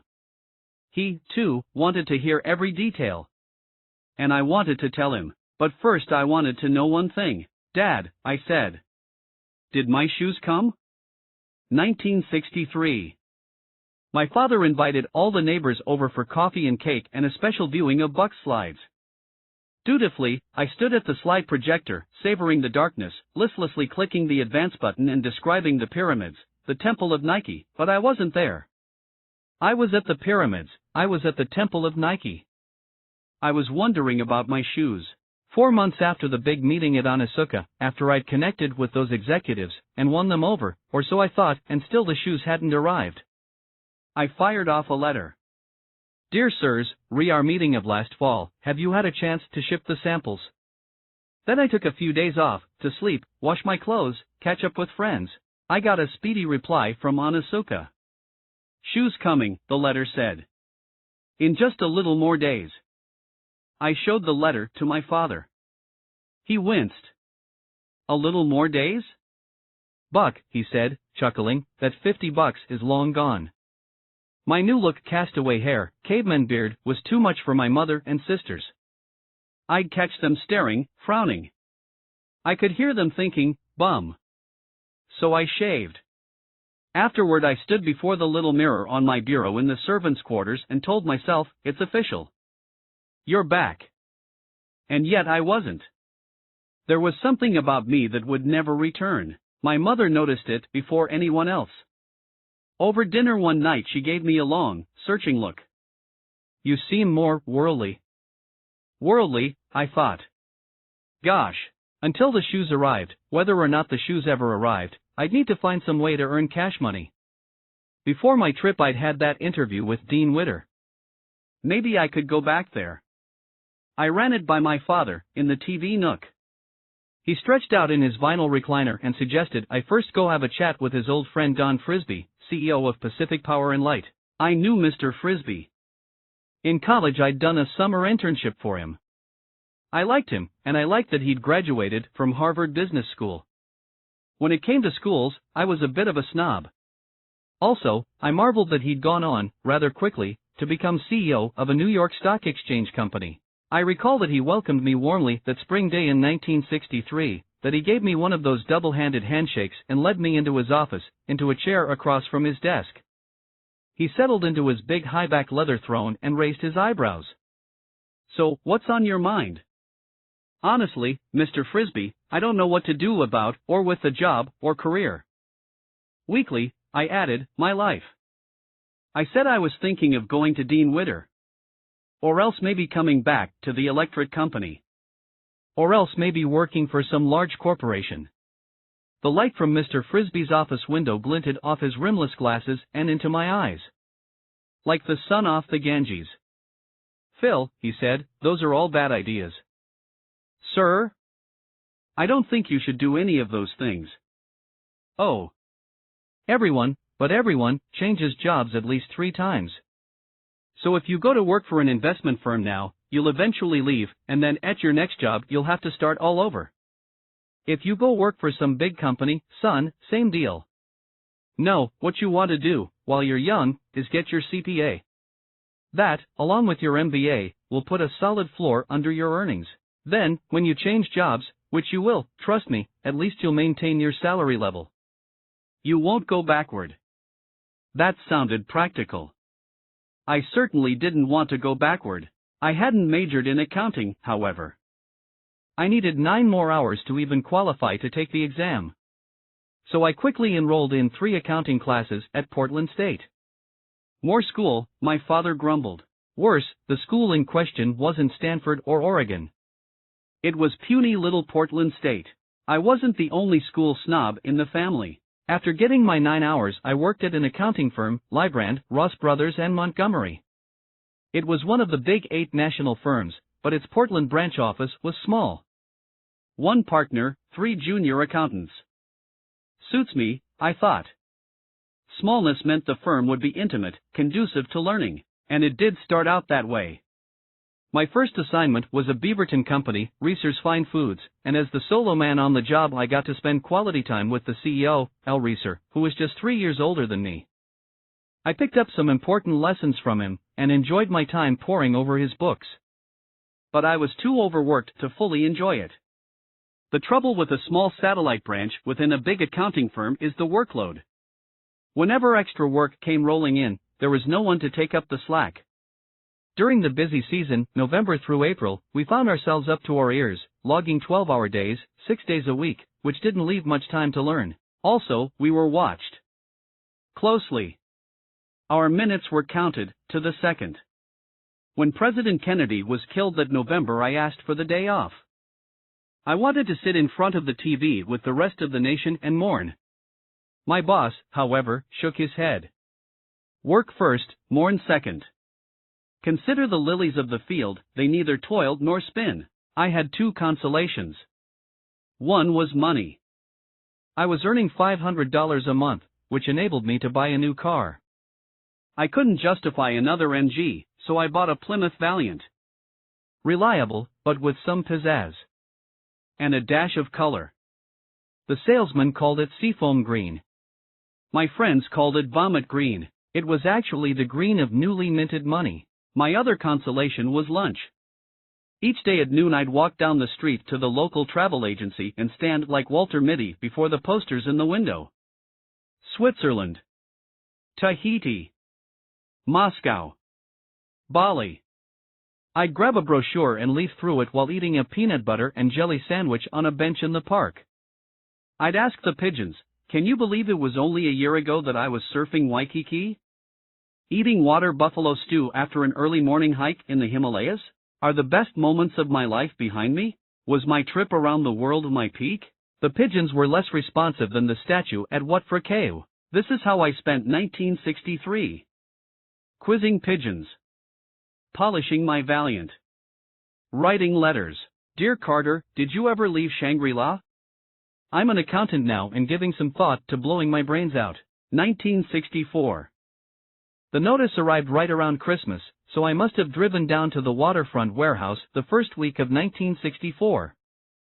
I don't recall exactly. I know it was early morning. I can see myself getting there before the clerks unlocked the doors. I handed them the notice and they went into the back and returned with a large box covered in Japanese writing. I raced home, scurried down to the basement, ripped open the box. 12 pairs of shoes, creamy white, with blue stripes down the sides. God, they were beautiful. They were more than beautiful. I'd seen nothing in Florence or Paris that surpassed them. I wanted to put them on marble pedestals, or in gilt-edged frames. I held them up to the light, caressed them as sacred objects, the way a writer might treat a new set of notebooks, or a baseball player a rack of bats. Then I sent 2 pairs to my old track coach at Oregon, Bill Bowerman. I did so without a second thought, since it was Bowerman who'd first made me think, really think, about what people put on their feet. Bowerman was a genius coach, a master motivator, a natural leader of young men, and there was one piece of gear he deemed crucial to their development. Shoes. He was obsessed with how human beings are shod. In the 4 years I'd run for him at Oregon, Bowerman was constantly sneaking into our lockers and stealing our footwear. He'd spend days tearing them apart, stitching them back up, then hand them back with some minor modification, which made us either run like deer or bleed. Regardless of the results, he never stopped. He was determined to find new ways of bolstering the instep, cushioning the midsole, building out more room for the forefoot. He always had some new design, some new scheme to make our shoes sleeker, softer, lighter. Especially lighter. 1 ounce sliced off a pair of shoes, he said, is equivalent to 55 pounds over 1 mile. He wasn't kidding. His math was solid. You take the average man's stride of 6 feet, spread it out over a mile, 5,280 feet, you get 880 steps. Remove 1 ounce from each step, that's 55 pounds on the button. Lightness, Bowerman believed, directly translated to less burden, which meant more energy, which meant more speed. And speed equaled winning. Bowerman didn't like to lose. I got it from him. Thus lightness was his constant goal. Goal is putting it kindly. In quest of lightness he was willing to try anything. Animal, vegetable, mineral, any material was eligible if it might improve on the standard shoe leather of the day. That sometimes meant kangaroo skin. Other times, cod. You haven't lived until you've competed against the fastest runners in the world wearing shoes made of cod. There were 4 or 5 of us on the track team who were Bowerman's podiatry guinea pigs, but I was his pet project. Something about my feet spoke to him. Something about my stride. Also, I afforded a wide margin of error. I wasn't the best on the team, not by a long shot, so he could afford to make mistakes on me. With my more talented teammates he didn't dare take undue chances. As a freshman, as a sophomore, as a junior, I lost count of how many races I ran in flats or spikes modified by Bowerman. By my senior year he was making all my shoes from scratch. Naturally I believed this new tiger, this funny little shoe from Japan that had taken more than a full year to reach me, would intrigue my old coach. Of course, it wasn't as light as his cod shoes. But it had potential. The Japanese were promising to improve it. Better yet, it was inexpensive. I knew this would appeal to Bowerman's innate frugality. Even the shoe's name struck me as something Bowerman might flip for. He usually called his runners men of Oregon, but every once in a while he'd exhort us to be tigers. I can see him pacing the locker room, telling us before a race, "Be tigers out there." If you weren't a tiger, he'd often call you a hamburger. Now and then, when we complained about our skimpy pre-race meal, he'd growl, "A tiger hunts best when he's hungry." With any luck, I thought, Coach will order a few pairs of tigers for his tigers. But whether or not he placed an order, impressing Bowerman would be enough. That alone would constitute success for my fledgling company. It's possible that everything I did in those days was motivated by some deep yearning to impress, to please, Bowerman. Besides my father there was no man whose approval I craved more, and besides my father there was no man who gave it less often. Frugality carried over to every part of the coach's makeup. He weighed and hoarded words of praise, like uncut diamonds. After you'd won a race, if you were lucky, Bowerman might say, "Nice race." In fact, that's precisely what he said to one of his milers after the young man became one of the very first to crack the mythical 4-minute mark in the United States. More likely Bowerman would say nothing. He'd stand before you in his tweed blazer and ratty sweater vest, his string tie blowing in the wind, his battered ball cap pulled low, and nod once. Maybe stare. Those ice blue eyes, which missed nothing, gave nothing. Everyone talked about Bowerman's dashing good looks, his retro crew cut, his ramrod posture and plain jawline, but what always got me was that gaze of pure violet blue. It got me on day one. From the moment I arrived at the University of Oregon, in August 1955, I loved Bowerman. And feared him. And neither of these initial impulses ever went away, they were always there between us. I never stopped loving the man, and I never found a way to shed the old fear. Sometimes the fear was less, sometimes more, sometimes it went right down to my shoes, which he'd probably cobbled with his bare hands. Love and fear, the same binary emotions, governed the dynamic between me and my father. I wondered sometimes if it was mere coincidence that Bowerman and my father, both cryptic, both alpha, both inscrutable, were both named Bill, and yet the two men were driven by different demons. My father, the son of a butcher, was always chasing respectability, whereas Bowerman, whose father had been governor of Oregon, didn't give a darn for respectability.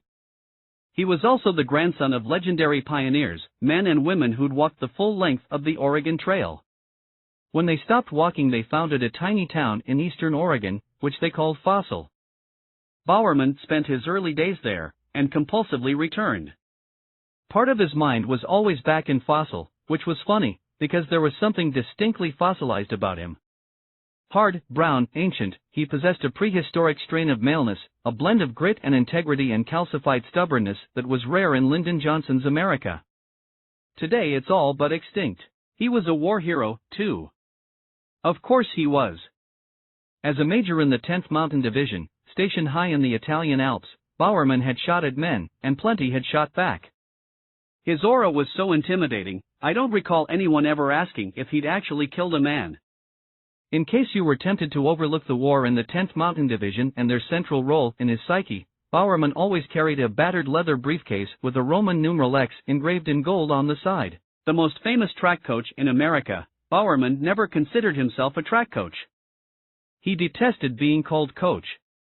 Given his background, his makeup, he naturally thought of track as a means to an end. He called himself a professor of competitive responses, and his job, as he saw it, and often described it, was to get you ready for the struggles and competitions that lay ahead, far beyond Oregon. Despite this lofty mission, or perhaps because of it, the facilities at Oregon were Spartan. Dank wooden walls, lockers that hadn't been painted in decades. The lockers had no door, just slats to separate your stuff from the next guy's. We hung our clothes on nails. Rusty nails. We sometimes ran without socks. Complaining never crossed our minds. We saw our coach as a general, to be obeyed quickly and blindly. In my mind he was Patton with a stopwatch. That is, when he wasn't a god. Like all the ancient gods, Bowerman lived on a mountaintop. His majestic ranch sat on a peak high above the campus. And when reposing on his private Olympus, he could be vengeful as the gods. One story, told to me by a teammate, brought this fact pointedly home. Apparently there was a truck driver who often dared to disturb the peace on Bowerman Mountain.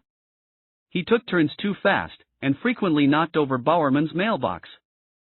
Bowerman scolded the trucker, threatened to punch him in the nose, and so forth, but the trucker paid no heed. He drove as he pleased, day after day. So Bowerman rigged the mailbox with explosives. Next time, the trucker knocked it over, boom. When the smoke cleared, the trucker found his truck in pieces, its tires reduced to ribbons. He never again touched Bowerman's mailbox. A man like that, you didn't want to get on his wrong side. Especially if you were a gangly middle-distance runner from the Portland suburbs. I always tiptoed around Bowerman. Even so, he'd often lose patience with me, though I remember only one time when he got really sore. I was a sophomore, being worn down by my schedule. Class all morning, practice all afternoon, homework all night. One day, fearing that I was coming down with the flu, I stopped by Bowerman's office to say that I wouldn't be able to practice that afternoon. "Aha," he said. "Who's the coach of this team?" "You are." "Well, as coach of this team I'm telling you to get your ass out there. And by the way, we're going to have a time trial today." I was close to tears. But I held it together, channeled all my emotion into my run, and posted one of my best times of the year. As I walked off the track I glowered at Bowerman. "Happy now, you son of a?" He looked at me, checked his stopwatch, looked at me again, nodded. He'd tested me. He'd broken me down and remade me, just like a pair of shoes. And I'd held up. Thereafter, I was truly one of his men of Oregon. From that day on, I was a tiger. I heard back right away from Bowerman. He wrote to say he was coming to Portland the following week, for the Oregon Indoor. He invited me to lunch at the Cosmopolitan Hotel, where the team would be staying, January 25, 1964. I was terribly nervous as the waitress showed us to our table. I recall that Bowerman ordered a hamburger, and I said croakily, "Make it two." We spent a few minutes catching up. I told Bowerman about my trip around the world. Kobe, Jordan, the Temple of Nike. Bowerman was especially interested in my time in Italy, which, despite his brushes with death, he remembered fondly. At last he came to the point. "Those Japanese shoes," he said. "They're pretty good. How about letting me in on the deal?" I looked at him. Deal? It took me a moment to absorb and understand what he was saying. He didn't merely want to buy a dozen tigers for his team, he wanted to become my partner? Had God spoken from the whirlwind and asked to be my partner, I wouldn't have been more surprised. I stammered and stuttered and said yes. I put out my hand, but then I pulled it back. "What kind of partnership did you have in mind?" I asked. I was daring to negotiate with God. I couldn't believe my nerve. Nor could Bowerman. He looked bemused. 50-50, he said. "Well, you'll have to put up half the money." "Of course. I figure the first order will be for $1,000. Your half will be $500. I'm good for that." When the waitress dropped off the check for the 2 hamburgers, we split that, too. 50-50. I remember it as the next day, or maybe sometime in the next few days or weeks, and yet all the documents contradict my memory. Letters, diaries, appointment books, they all definitively show it taking place much later. But I remember what I remember, and there must be a reason why I remember it the way I do. As we left the restaurant that day, I can see Bowerman putting on his ball cap, I can see him straightening his string tie, I can hear him saying, "I'll need you to meet my lawyer, John Jacqua. He can help us get this in writing." Either way. Days later, weeks later, years later, the meeting happened like this. I pulled up to Bowerman's stone fortress and marveled, as I always did, at the setting. Remote. Not many folks made it out there. Along Coburg Road to Mackenzie Drive until you found a winding dirt lane that went a couple miles up the hills into the woods. Eventually you came to a clearing with rose bushes, solitary trees, and a pleasant house, small but solid, with a stone face. Bowerman had built it with his bare hands. As I slipped my Valiant into park, I wondered how on earth he'd managed all that backbreaking labor by himself. The man who moves a mountain begins by carrying away small stones. Wrapped around the house was a wide wooden porch, with several camp chairs. He'd built that by himself, too. It afforded sweeping views of the Mackenzie River, and it wouldn't have taken much convincing to have me believing Bowerman had laid the river between its banks as well. Now I saw Bowerman standing on the porch. He squinted and strode down the steps toward my car. I don't remember a lot of small talk as he got in. I just slammed it into drive and set a course for his lawyer's house. Besides being Bowerman's lawyer and best friend, Jacqua was his next-door neighbor. He owned 1,500 acres at the base of Bowerman's Mountain, prime bottomland right on the Mackenzie. Driving there, I couldn't imagine how this was going to be good for me. I got along fine with Bowerman, sure, and we had ourselves a deal, but lawyers always mess things up. Lawyers specialized in messing things up. And best friend lawyers. Bowerman, meanwhile, was doing nothing to put my mind at ease. He sat ramrod straight and watched the scenery. Amid the booming silence I kept my eyes on the road and mulled over Bowerman's eccentric personality, which carried over to everything he did. He always went against the grain. Always. For example, he was the first college coach in America to emphasize rest, to place as much value on recovery as on work. But when he worked you, brother, he worked you. Bowerman's strategy for running the mile was simple. Set a fast pace for the first 2 laps, run the third as hard as you can, then triple your speed on the fourth. There was a zen-like quality to this strategy, because it was impossible. And yet it worked. Bowerman coached more sub-4-minute milers than anybody, ever. I wasn't one of them, however, and this day I wondered if I was going to fall short once again in that crucial final lap. We found Jacqua standing out on his porch. I'd met him before, at a track meet or two, but I'd never gotten a really good look at him.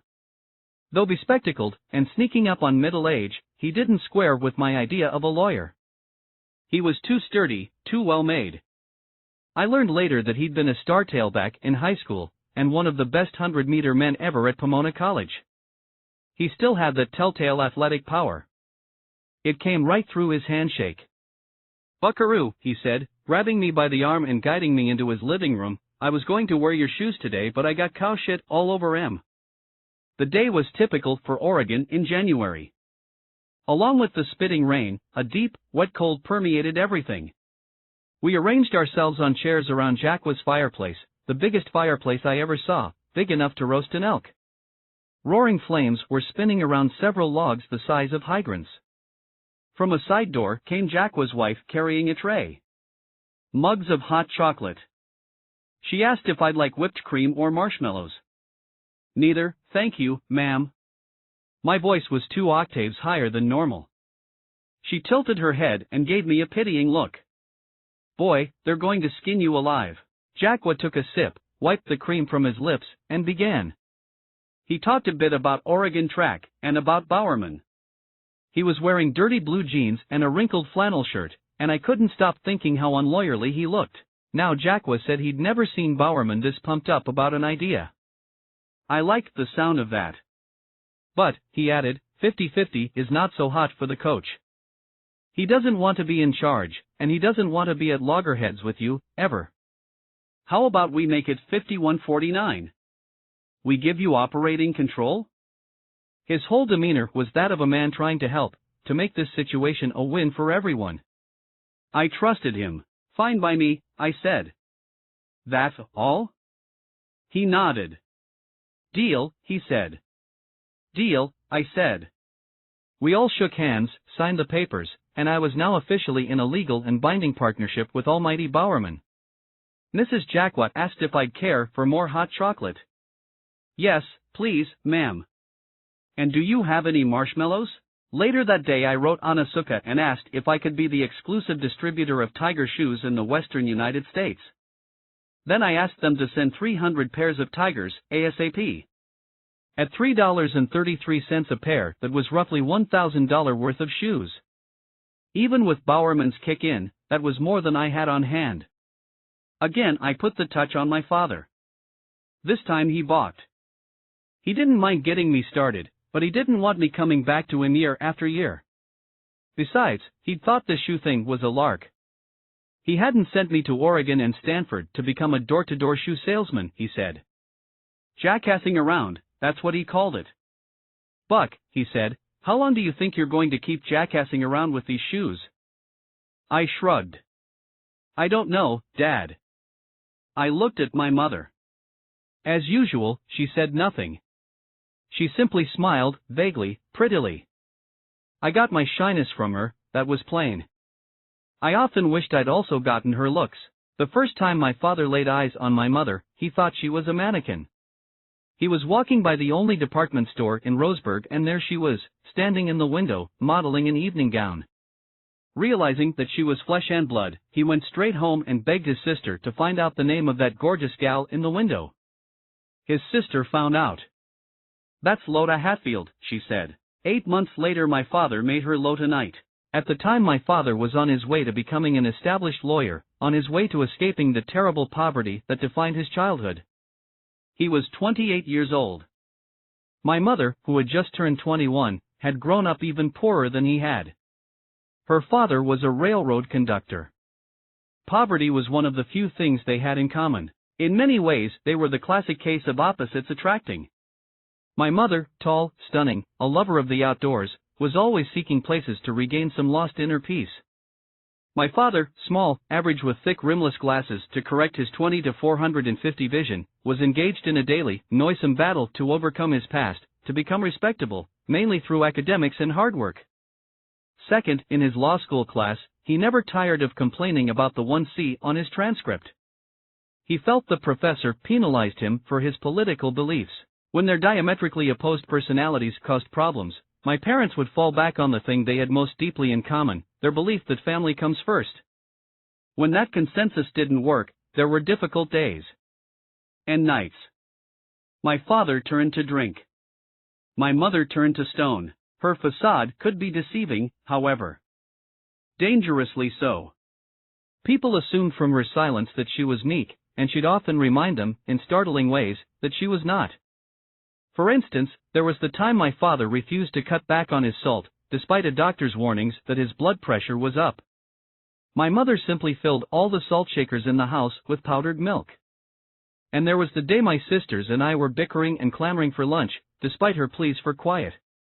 My mother suddenly let out a savage scream and hurled an egg salad sandwich against the wall. She then walked out of the house, across the lawn, and disappeared. I'll never forget the sight of that egg salad slowly dripping down the wall while my mother's sundress dissolved in the distant trees. Perhaps nothing ever revealed my mother's true nature like the frequent drills she put me through. As a young girl, she'd witnessed a house in her neighborhood burn to the ground. One of the people inside had been killed. So she often tied a rope to the post of my bed and made me use it to rappel out of my second-floor window. While she timed me. What must the neighbors have thought? What must I have thought? Probably this: life is dangerous. And this: we must always be prepared. And this: my mother loves me. When I was 12, Les Steers and his family moved in across the street, next to my best friend Jackie Emery. One day Mr. Steers set up a high jump course in Jackie's backyard, and Jackie and I did battle. Each of us maxed out at 4 feet 6 inches. Maybe one of you will break the world record one day, Mr. Steers said. I learned later that the world record at that time, 6 feet 11 inches, belonged to Mr. Steers. Out of nowhere my mother appeared. She was wearing gardening slacks and a summery blouse. Oh, I thought, we're in trouble. She looked over the scene, looked at me and Jackie. Looked at Mr. Steers. Move the bar up, she said. She slipped off her shoes, toed her mark, and burst forward, clearing 5 feet easily.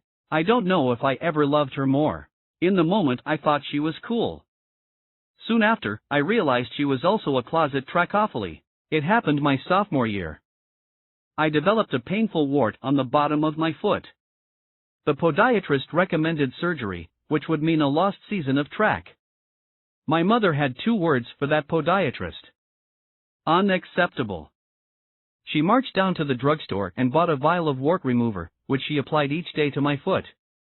Then, every 2 weeks, she took a carving knife and pared away a sliver of the wart, until it was all gone.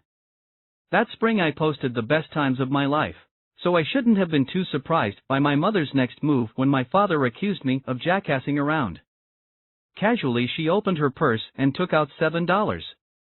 I'd like to purchase 1 pair of limber-ups, please, she said, loud enough for him to hear. Was it my mother's way of digging at my father? A show of loyalty to her only son? An affirmation of her love of track? I don't know. But no matter. It never failed to move me, the sight of her standing at the stove or the kitchen sink, cooking dinner or washing dishes in a pair of Japanese running shoes, size 6. Probably because he didn't want any trouble with my mother, my father loaned me the $1,000. This time the shoes came right away. April 1964. I rented a truck, drove down to the warehouse district, and the customs clerk handed over 10 enormous cartons. Again I hurried home, carried the cartons down to the basement, ripped them open. Each carton held 30 pairs of tigers, and each pair was wrapped in cellophane. Shoeboxes would have been too costly. Within minutes the basement was filled with shoes. I admired them, studied them, played with them, rolled around on top of them. Then I stacked them out of the way, arranging them neatly around the furnace and under the ping-pong table, as far as possible from the washer and dryer, so my mother could still do laundry. Lastly I tried on a pair. I ran circles around the basement. I jumped for joy.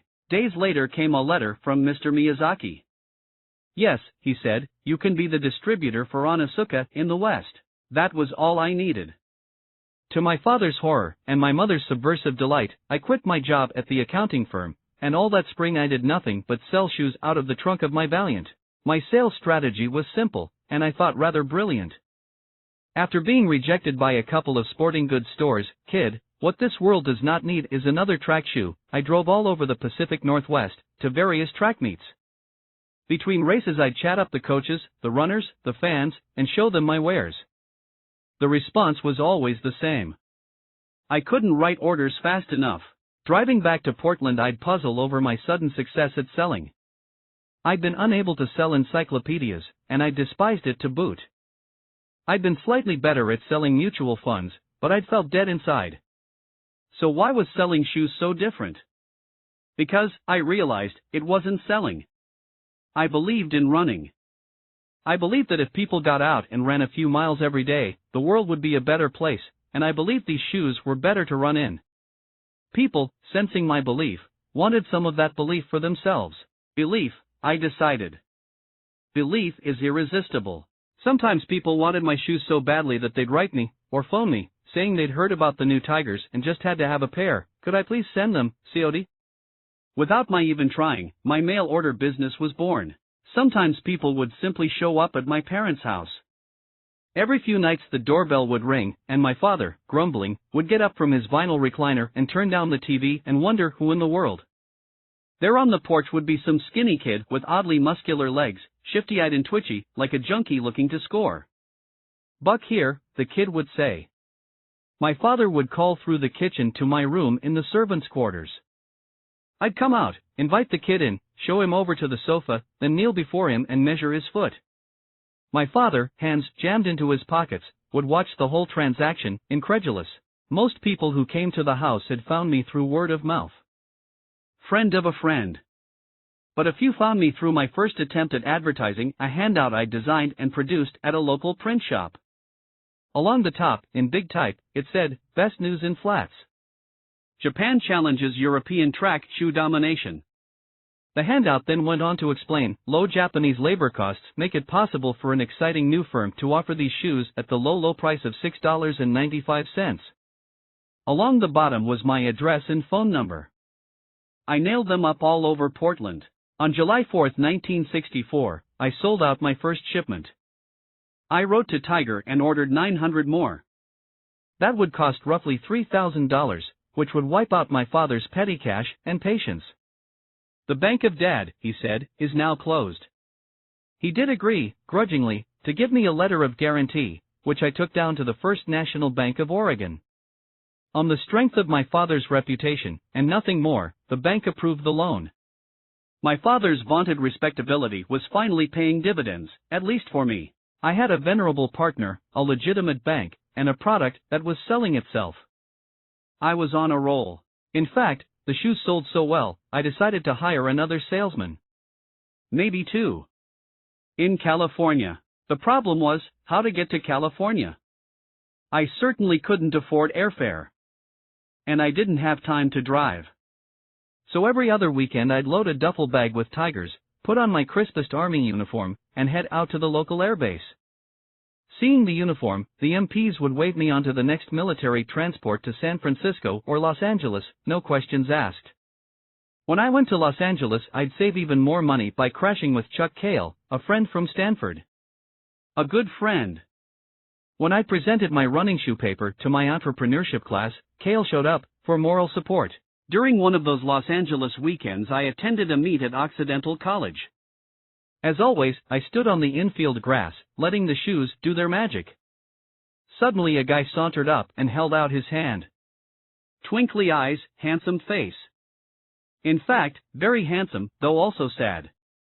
Despite the enameled calm of his expression, there was something sorrowful, almost tragic, around the eyes. Also, something vaguely familiar. "Phil," he said. "Yes?" I said. "Jeff Johnson," he said. "Of course. Johnson." I'd known him at Stanford. He'd been a runner, a pretty fair miler, and we'd competed against each other at several Alcomer meets. And sometimes he'd gone for a run with me and Cale, then for a bite after. "Hey, Jeff," I said, "what are you up to these days?" "Grad school," he said, "studying anthro." The plan was to become a social worker. "No kidding," I said, arching an eyebrow. Johnson didn't seem the social worker type. I couldn't see him counseling drug addicts and placing orphans. Nor did he seem the anthropologist type. I couldn't imagine him chatting up cannibals in New Guinea, or scouring Anasazi campsites with a toothbrush, sifting through goat dung for pottery shards. But these, he said, were merely his daytime drudgeries. On weekends he was following his heart, selling shoes. "No," I said. "Adidas," he said. "Screw Adidas," I said, "you should work for me, help me sell these new Japanese running shoes." I handed him a Tiger flat, told him about my trip to Japan, my meeting with Onizuka. He bent the shoe, examined the sole. "Pretty cool," he said. He was intrigued, but no. I'm getting married, he said. Not sure I can take on a new venture right now. I didn't take his rejection to heart. It was the first time I'd heard the word no in months. Life was good. Life was grand. I even had a sort of girlfriend, though I didn't have much time for her. I was happy, maybe as happy as I'd ever been, and happiness can be dangerous. It dulls the senses. Thus, I wasn't prepared for that dreadful letter. It was from a high school wrestling coach in some benighted town back east, some little burg on Long Island called Valley Stream or Massapequa or Manhasset. I had to read it twice before I understood. The coach claimed that he was just back from Japan, where he'd met with top executives at Onitsuka, who'd anointed him their exclusive American distributor. Since he'd heard that I was selling tigers, I was therefore poaching, and he ordered me to stop. Heart pounding, I phoned my cousin, Doug Hauser. He'd graduated from Stanford Law School and was now working at a respected firm in town. I asked him to look into this Mr. Manhasset, find out what he could, then back the guy off with a letter. Saying what, exactly? Cousin Hauser asked. That any attempt to interfere with Blue Ribbon will be met with swift legal reprisal, I said. My business was 2 months old and I was embroiled in a legal battle? Served me right for daring to call myself happy. Next I sat down and dashed off a frantic letter to Onitsuka. Dear Sirs, I was very distressed to receive a letter this morning from a man in Manhasset, New York, who claims. I waited for a response. And waited. I wrote again. Nanny mo. Nothing. Cousin Hauser found out that Mr. Manhasset was something of a celebrity. Before becoming a high school wrestling coach, he'd been a model, one of the original Marlboro men. Beautiful, I thought. Just what I need. A pissing match with some mythic American cowboy. I went into a deep funk. I became such a grouch, such poor company, the girlfriend fell away. Each night I'd sit with my family at dinner, moving my mother's pot roast and vegetables around my plate. Then I'd sit with my father in the nook, staring glumly at the TV. Buck, my father said, you look like someone hit you in the back of the head with a 2x4. Snap out of it. But I couldn't. I kept going over my meeting at Onitsuka. The executives had shown me such K. They'd bowed to me, and vice versa. I'd been straightforward with them, honest, for the most part. Sure, I hadn't technically owned a business called Blue Ribbon. But that was splitting hairs. I owned one now, and it had single-handedly brought tigers to the West Coast, and it could sell tigers 10 times faster if Onitsuka gave me half a chance. Instead, the company was going to cut me out? Throw me over for the freaking Marlboro man? Come to where the flavor is. Toward summer's end I still hadn't heard from Onitsuka, and I'd all but given up on the idea of selling shoes. Labor Day, however, I had a change of heart. I couldn't give up. Not yet. And not giving up meant flying back to Japan. I needed to force a showdown with Onitsuka. I ran the idea by my father. He still didn't like me jackassing around with shoes. But what he really didn't like was someone mistreating his son. He furrowed his brow. You should probably go, he said. I talked it over with my mother. No probablys about it, she said. In fact, she'd drive me to the airport. 50 years later I can see us in that car. I can recall every detail. It was a bright, clear day, no humidity, temperature in the low 80s. Both of us, quietly watching the sunlight play across the windshield, said nothing. The silence between us was like the silence on the many days she drove me to meets. I was too busy fighting my nerves to talk, and she, better than anyone, understood. She respected the lines we draw around ourselves in crisis. Then, as we neared the airport, she broke the silence. Just be yourself, she said. I looked out the window. Be myself. Really? Is that my best option? To study the self is to forget the self. I looked down. I certainly wasn't dressed like myself. I was wearing a new suit, a proper charcoal gray, and toting a small suitcase. In the side pocket was a new book, How to Do Business with the Japanese. Heaven only knows how or where I'd heard about it. And now I grimace to remember this last detail, I was also wearing a black bowler hat. I'd bought it expressly for this trip, thinking it made me look older. In fact, it made me look mad.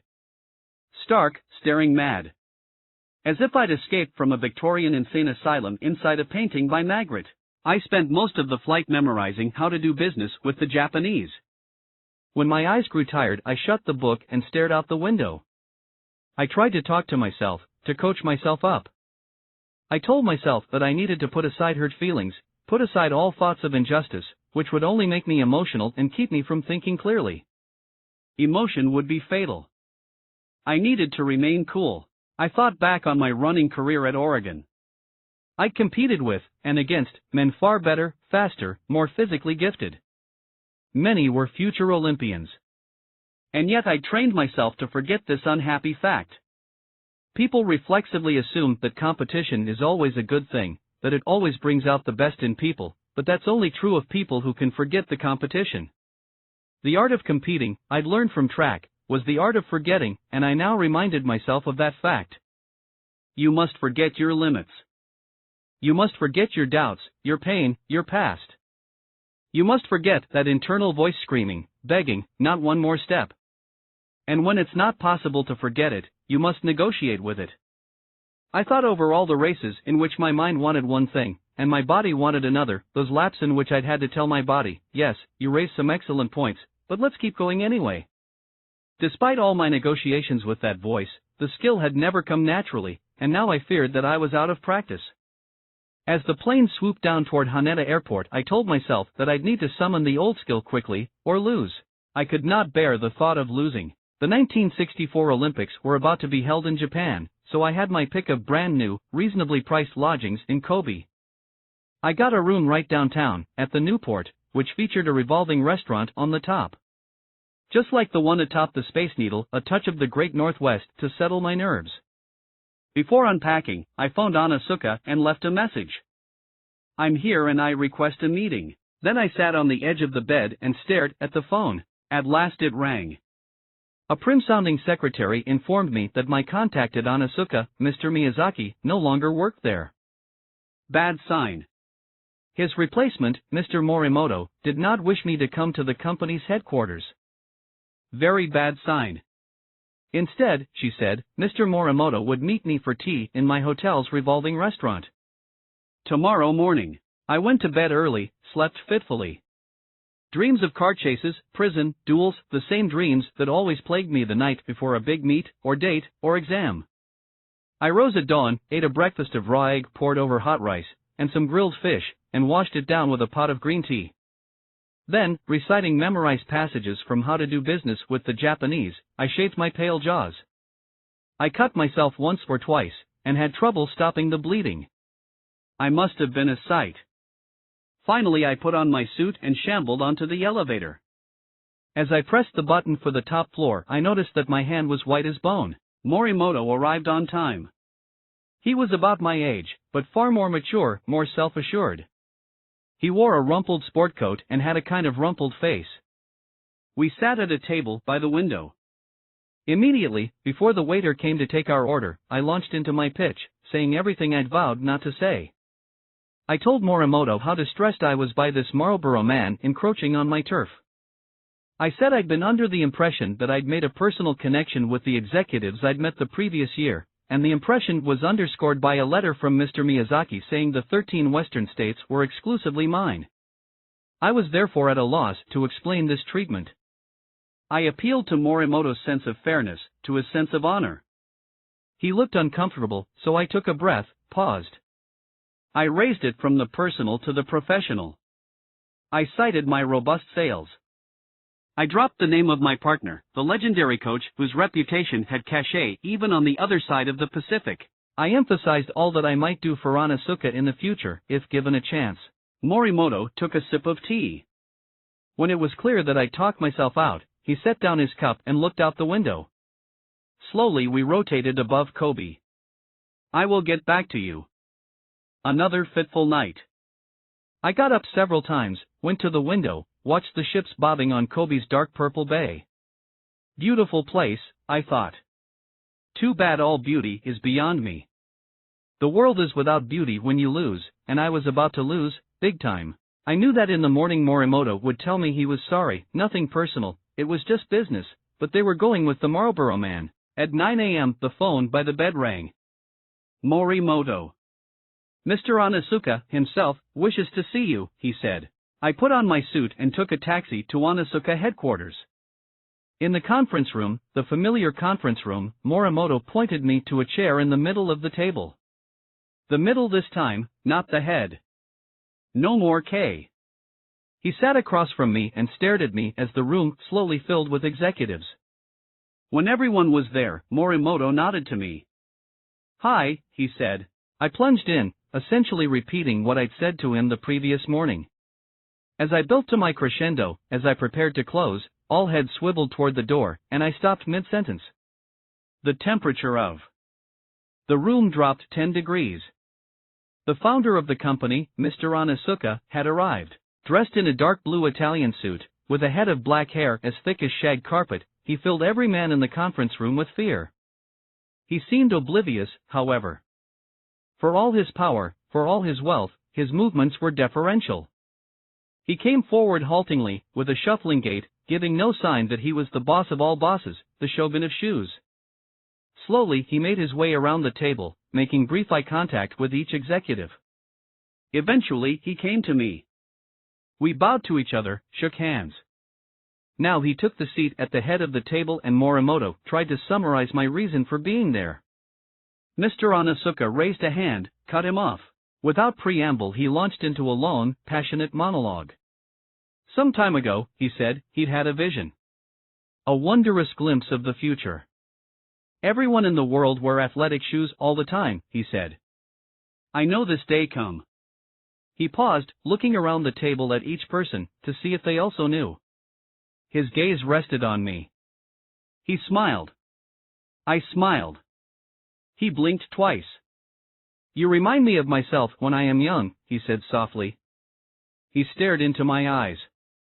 1 second. 2. Now he turned his gaze to Morimoto. This about those 13 western states, he said. Yes, Morimoto said. Onizuka said. He narrowed his eyes, looked down. He seemed to be meditating. Again he looked up at me. Yes, he said, all right. You have western states. The Marlboro Man, he said, could continue selling his wrestling shoes nationwide, but would limit his track shoe sales to the East Coast. Mr. Onizuka would personally write to the Marlboro Man and inform him of this decision. He rose. I rose. Everyone rose. We all bowed. He left the conference room. Everyone remaining in the conference room exhaled. So, it is decided, Morimoto said. For 1 year, he added. Then the subject would be revisited. I thanked Morimoto, assured him that Onizuka wouldn't regret its faith in me. I went around the table shaking everyone's hand, bowing, and when I came back to Morimoto I gave his hand an extra vigorous shake. I then followed a secretary into a side room, where I signed several contracts, and placed an order for a whopping $3,500 worth of shoes. I ran all the way back to my hotel. Halfway there I started skipping, then leaping through the air like a dancer. I stopped at a railing and looked out at the bay. None of its beauty was lost on me now. I watched the boats gliding before a brisk wind and decided that I would hire one. I would take a ride on the inland sea. An hour later I was standing in the prow of a boat, wind in my hair, sailing into the sunset and feeling pretty good about myself. The next day I boarded a train to Tokyo. It was time, at last, to ascend into the clouds. All the guidebooks said to climb Mount Fuji at night. A proper climb, they said, must culminate with a view of sunrise from the summit. So I arrived at the base of the mountain promptly at dusk. The day had been muggy, but the air was growing cooler, and right away I rethought my decision to wear Bermuda shorts, a t-shirt, and tigers. I saw a man coming down the mountain in a rubberized coat. I stopped him and offered him $3 for his coat. He looked at me, looked at the coat, nodded. I was negotiating successful deals all over Japan. As night fell, hundreds of natives and tourists appeared and began streaming up the mountain. All, I noticed, were carrying long wooden sticks with tinkling bells attached. I spotted an older British couple and asked them about these sticks. They ward off evil spirits, the woman said. There are evil spirits on this mountain? I asked. Presumably. I bought a stick. I then noticed people gathering at a roadside stand and buying straw shoes. The British woman explained that Fuji was an active volcano, and its ash and soot were guaranteed to ruin shoes. Climbers therefore wore disposable straw sandals. I bought sandals. Poorer, but properly outfitted at last, I set off. There were many ways down Mount Fuji, according to my guidebook, but only one way up. Life lesson in that, I thought. Signs along the upward path, written in many languages, said there would be 9 stations before the summit, each offering food and a place to rest. Within 2 hours, however, I'd passed Station 3 several times. Did the Japanese count differently? Alarmed, I wondered if 13 Western states might actually mean 3. At Station 7 I stopped and bought a Japanese beer and a cup of noodles. While eating my dinner I fell to talking with another couple. They were Americans, younger than me, students, I assumed. He was preppy, in a ridiculous sort of way.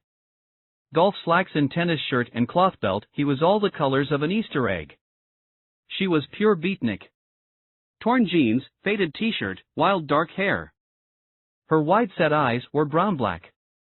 Like little cups of espresso, both were sweating from the climb. They mentioned that I wasn't. I shrugged and said that I'd run track at Oregon. Half-miler.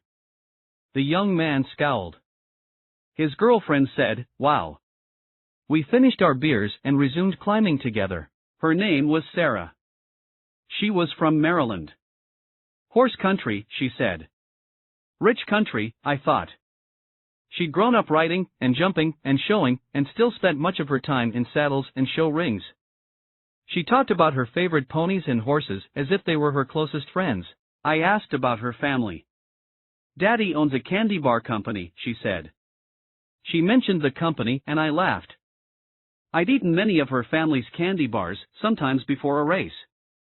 The company was founded by her grandfather, she said, though she hastened to add that she had no interest in money. I caught her boyfriend scowling again. She was studying philosophy at Connecticut College for Women. Not a great school, she said apologetically. She'd wanted to go to Smith, where her sister was a senior, but she didn't get in. You sound as if you haven't gotten over the rejection, I said. Not even close, she said. Rejection is never easy, I said. You can say that again. Her voice was peculiar. She pronounced certain words oddly, and I couldn't decide if it was a Maryland accent or a speech impediment. Whichever, it was adorable. She asked what brought me to Japan. I explained that I'd come to save my shoe company.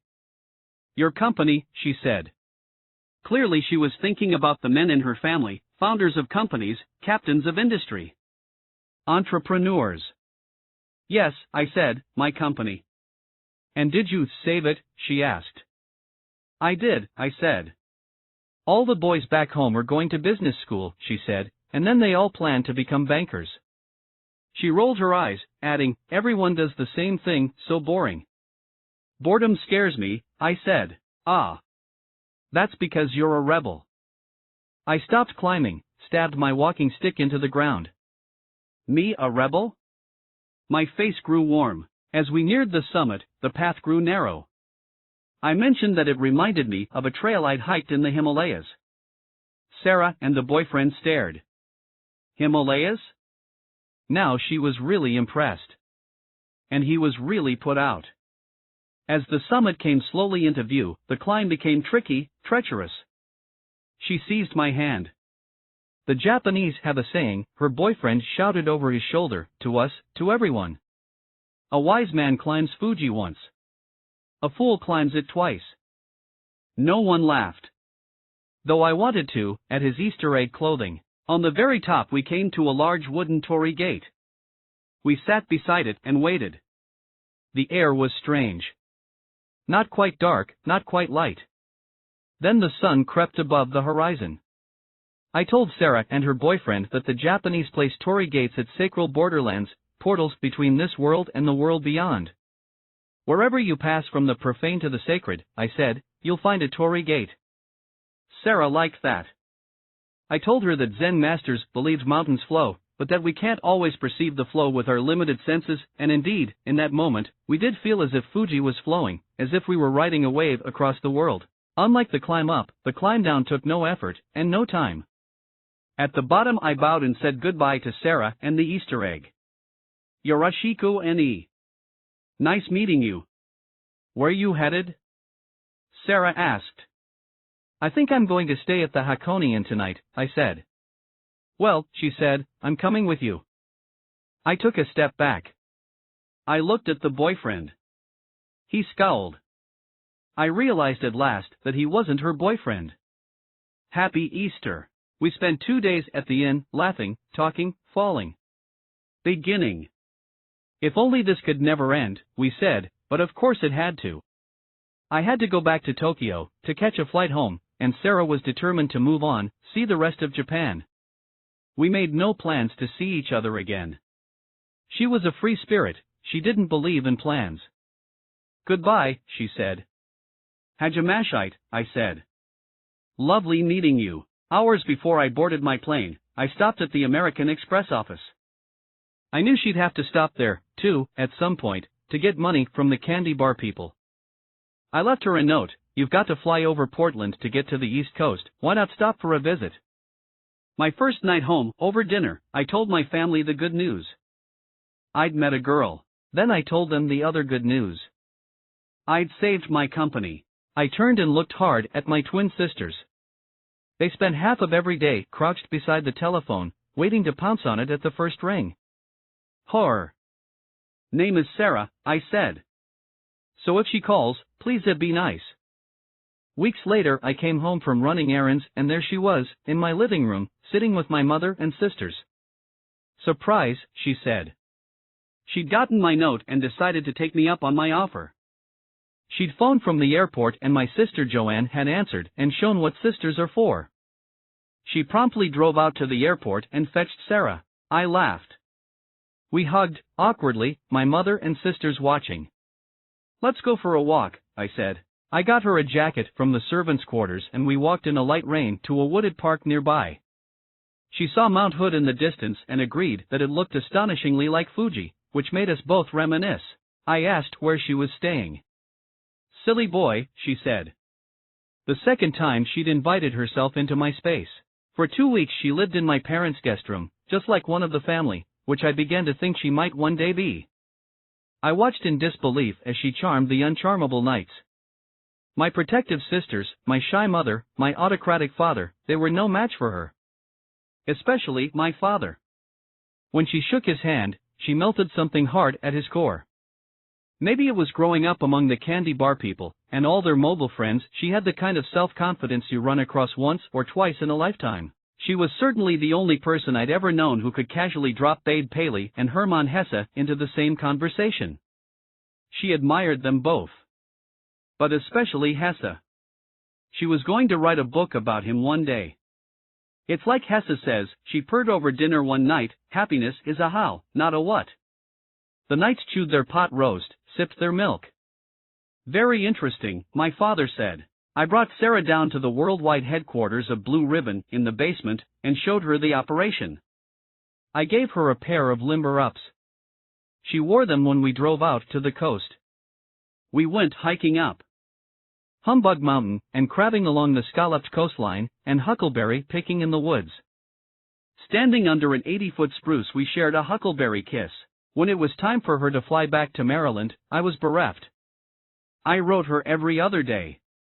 My first ever love letters. Dear Sarah, I think about sitting beside that Tory gate with you. She always wrote back right away. She always expressed her undying love. That Christmas, 1964, she returned. This time I picked her up at the airport. On the way to my house she told me that there had been a terrible row before she got on the plane. Her parents forbade her to come. They didn't approve of me. My father screamed, she said. What did he scream? I asked. She imitated his voice. You can't meet a guy on Mount Fuji who's going to amount to anything. I winced. I knew I had 2 strikes against me, but I didn't realize climbing Mount Fuji was one of them. What was so bad about climbing Mount Fuji? How did you get away? I asked. My brother. He snuck me out of the house early this morning and drove me to the airport. I wondered if she really loved me, or just saw me as a chance to rebel. During the day, while I was busy working on blue ribbon stuff, Sarah would hang out with my mother. At night she and I would go downtown for dinner and drinks. On the weekend we skied Mount Hood.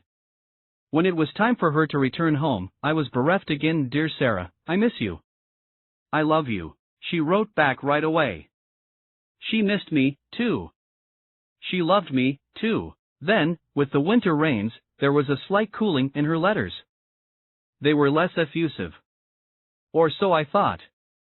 Maybe it's just my imagination, I told myself. But I had to know. I phoned her. It wasn't my imagination. She said she'd given it a lot of thought and she wasn't sure we were right for each other. She wasn't sure I was sophisticated enough for her. Sophisticated, that was the word she used. Before I could protest, before I could negotiate, she hung up. I took out a piece of paper and typed her a long letter, begging her to reconsider. She wrote back right away. No sale. The new shipment of shoes arrived from Onitsuka. I could hardly bring myself to care. I spent weeks in a fog. I hid in the basement. I hid in the servants' quarters. I lay on my bed and stared at my blue ribbons. Though I didn't tell them, my family knew. They didn't ask for details. They didn't need them, or want them, except my sister Jean. While I was out one day she went into the servants' quarters and into my desk and found Sarah's letters. Later, when I came home and went down to the basement, Jean came and found me. She sat on the floor beside me and said she'd read the letters, all of them, carefully, concluding with the final rejection. I looked away.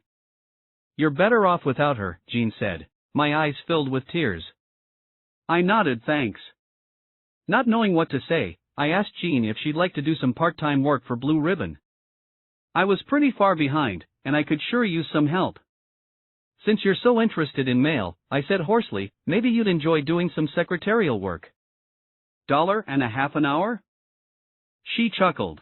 And thus my sister became the first ever employee of Blue Ribbon, 1965. I got a letter from that Jeff Johnson fellow at the start of the year. After our chance meeting at Occidental, I'd sent him a pair of tigers, as a gift, and now he wrote to say that he'd tried them on and gone for a run.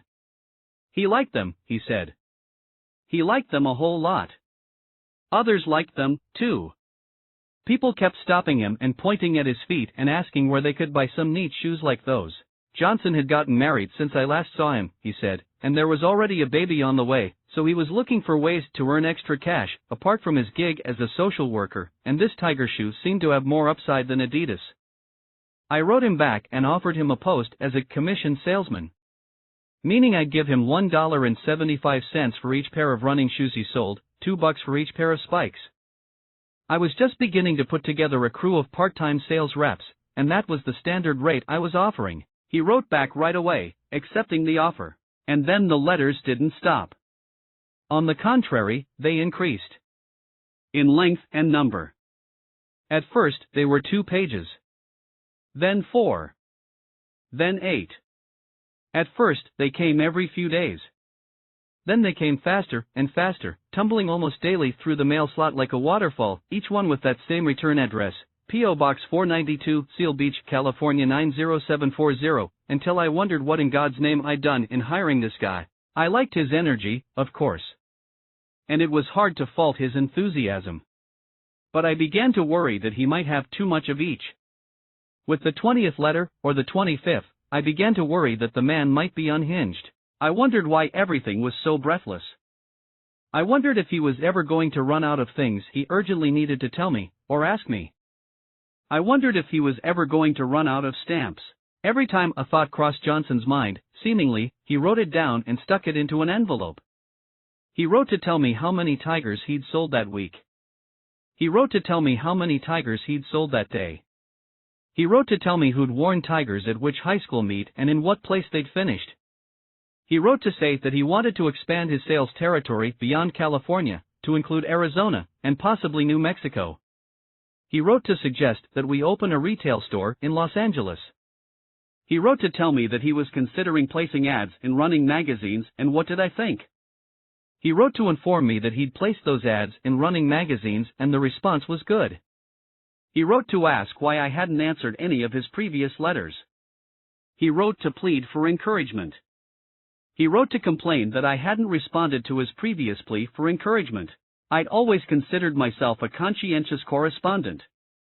I'd sent countless letters and postcards home during my trip around the world. I'd written faithfully to Sarah. And I always meant to answer Johnson's letters. But before I got around to it, there was always another one, waiting.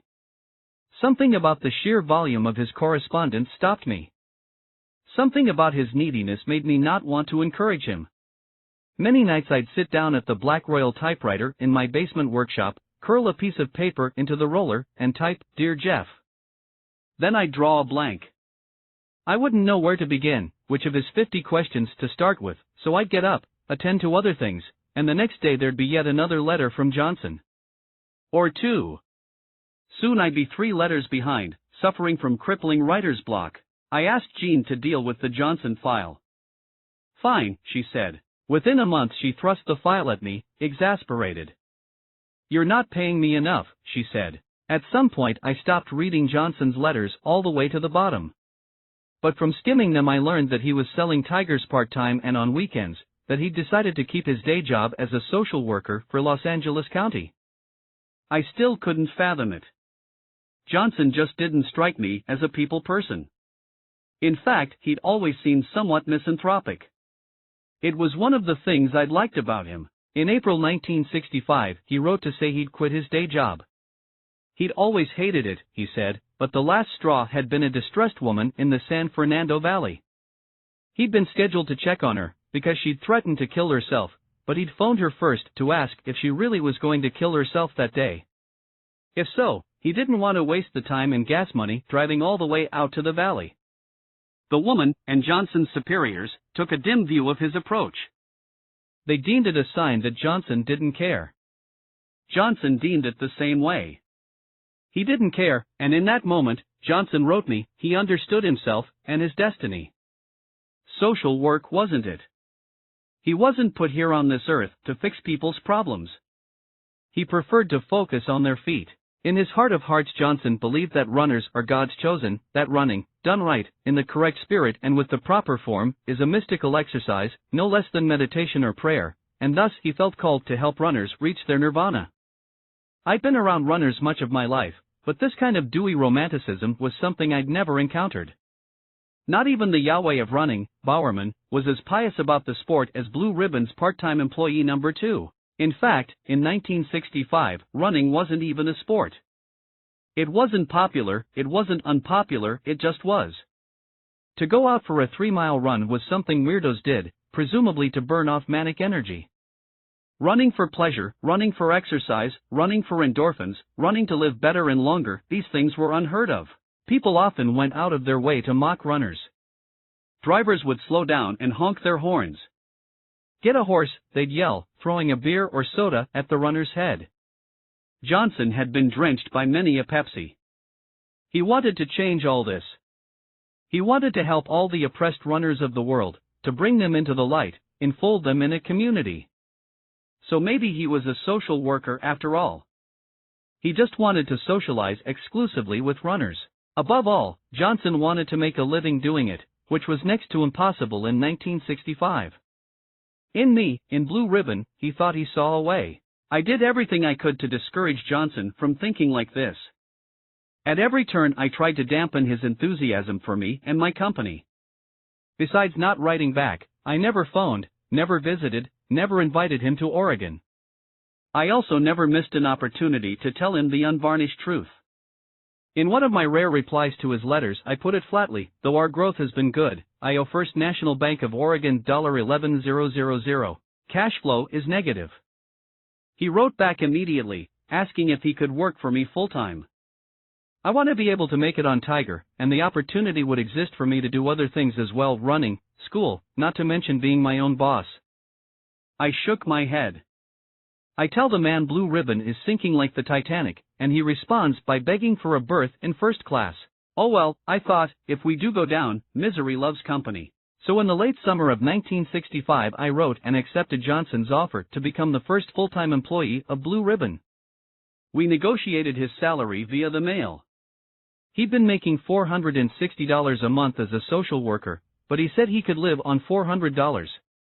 I agreed. Reluctantly. It seemed exorbitant, but Johnson was so scattered, so flighty, and Blue Ribbon was so tenuous one way or another I figured it was temporary. As ever, the accountant in me saw the risk, the entrepreneur saw the possibility. So I split the difference and kept moving forward. And then I stopped thinking about Johnson altogether. I had bigger problems at the moment. My banker was upset with me. After posting $8,000 in sales in my first year, I was projecting $16,000 in my second year, and according to my banker this was a very troubling trend. A 100% increase in sales is troubling? I asked. Your rate of growth is too fast for your equity, he said. How can such a small company grow too fast? If a small company grows fast, it builds up its equity. It's all the same principle, regardless of size, he said. Growth off your balance sheet is dangerous. Life is growth, I said. Business is growth. You grow or you die. That's not how we see it. You might as well tell a runner in a race that he's running too fast. Apples and oranges. Your head is full of apples and oranges, I wanted to say. It was textbook to me. Growing sales, plus profitability, plus unlimited upside, equals quality company. In those days, however, commercial banks were different from investment banks. Their myopic focus was cash balances. They wanted you to never, ever outgrow your cash balance. Again and again I gently tried to explain the shoe business to my banker. If I don't keep growing, I'd say, I won't be able to persuade Onitsuka that I'm the best man to distribute their shoes in the West. If I can't persuade Onitsuka that I'm the best, they'll find some other Marlboro man to take my place. And that doesn't even take into account the battle with the biggest monster out there, Adidas. My banker was unmoved. Unlike Athena, he did not admire my eyes of persuasion. Mr. Knight, he'd say, again and again, you need to slow down. You don't have enough equity for this kind of growth. Equity. How I was beginning to loathe this word. My banker used it over and over, until it became a tune I couldn't get out of my head. Equity, I heard it while brushing my teeth in the morning. Equity, I heard it while punching my pillow at night. Equity, I reached the point where I refused to even say it aloud, because it wasn't a real word, it was bureaucratic jargon, a euphemism for cold hard cash, of which I had none. Purposely. Any dollar that wasn't nailed down I was plowing directly back into the business. Was that so rash? To have cash balances sitting around doing nothing made no sense to me. Sure, it would have been the cautious, conservative, prudent thing. But the roadside was littered with cautious, conservative, prudent entrepreneurs. I wanted to keep my foot pressed hard on the gas pedal. Somehow, in meeting after meeting, I held my tongue. Everything my banker said, I ultimately accepted. Then I'd do exactly as I pleased. I'd place another order with Onitsuka, double the size of the previous order, and show up at the bank all wide-eyed innocence, asking for a letter of credit to cover it. My banker would always be shocked. You want how much? And I'd always pretend to be shocked that he was shocked. I thought you'd see the wisdom. I'd wheedle, grovel, negotiate, and eventually he'd approve my loan. After I'd sold out the shoes, and repaid the borrowing in full, I'd do it all over again. Place a mega order with Onitsuka, double the size of the previous order, then go to the bank in my best suit, an angelic look on my face. My banker's name was Harry White. 50-ish, avuncular, with a voice like a handful of gravel in a blender, he didn't seem to want to be a banker, and he particularly didn't want to be my banker. He inherited me by default. My first banker had been Ken Curry, but when my father refused to be my guarantor, Curry phoned him straight away. Between us, Bill, if the kid's company goes under, you'll still back him, right? Hell no, my father said. So Curry decided he wanted no part of this father-son internecine war, and turned me over to White. White was a vice president at First National, but this title was misleading. He didn't have much power. The bosses were always looking over his shoulder, second-guessing him, and the bossiest of bosses was a man named Bob Wallace. It was Wallace who made life difficult for White, and thereby for me. It was Wallace who fetishized equity and pooh-poohed growth. Squarely built, with a thuggish face and Nixonian 5 o'clock shadow, Wallace was 10 years my senior, but somehow thought himself the bank's boy wonder. He was also determined to become the bank's next president, and he viewed all bad credit risks as the main roadblock between him and that goal. He didn't like giving credit to anyone, for anything, but with my balance hovering always around zero, he saw me as a disaster waiting to happen. One slow season, one downturn in sales, I'd be out of business, the lobby of Wallace's bank would be filled with my unsold shoes, and the holy grail of bank president would slip from his grasp. Like Sarah atop Mount Fuji, Wallace saw me as a rebel, but he didn't think of this as a compliment. Nor, in the end, come to think of it, had she. Of course, Wallace didn't always say all this directly to me. It was often conveyed by his middleman, White. White believed in me, and in Blue Ribbon, but he'd tell me all the time, with a sad head shake, that Wallace made the decisions, Wallace signed the checks, and Wallace was no fan of Phil Knight. I thought it was fitting, and telling, and hopeful, that White would use that word, fan. He was tall, lean, a former athlete who loved to talk sports. No wonder we saw eye to eye. Wallace, on the other hand, looked as if he'd never set foot on a ball field. Unless maybe to repossess the equipment. What sweet satisfaction it would have been to tell Wallace where he could shove his equity, then storm out and take my business elsewhere. But in 1965, there was no elsewhere. First National Bank was the only game in town and Wallace knew it. Oregon was smaller back then, and it had just two banks, First National and U.S. Bank. The latter had already turned me down. If I got thrown out of the former, I'd be done. Today you can live in one state and bank in another, no problem, but banking regulations were much tighter in those days. Also, there was no such thing as venture capital. An aspiring young entrepreneur had very few places to turn, and those places were all guarded by risk-averse gatekeepers with zero imagination. In other words, bankers.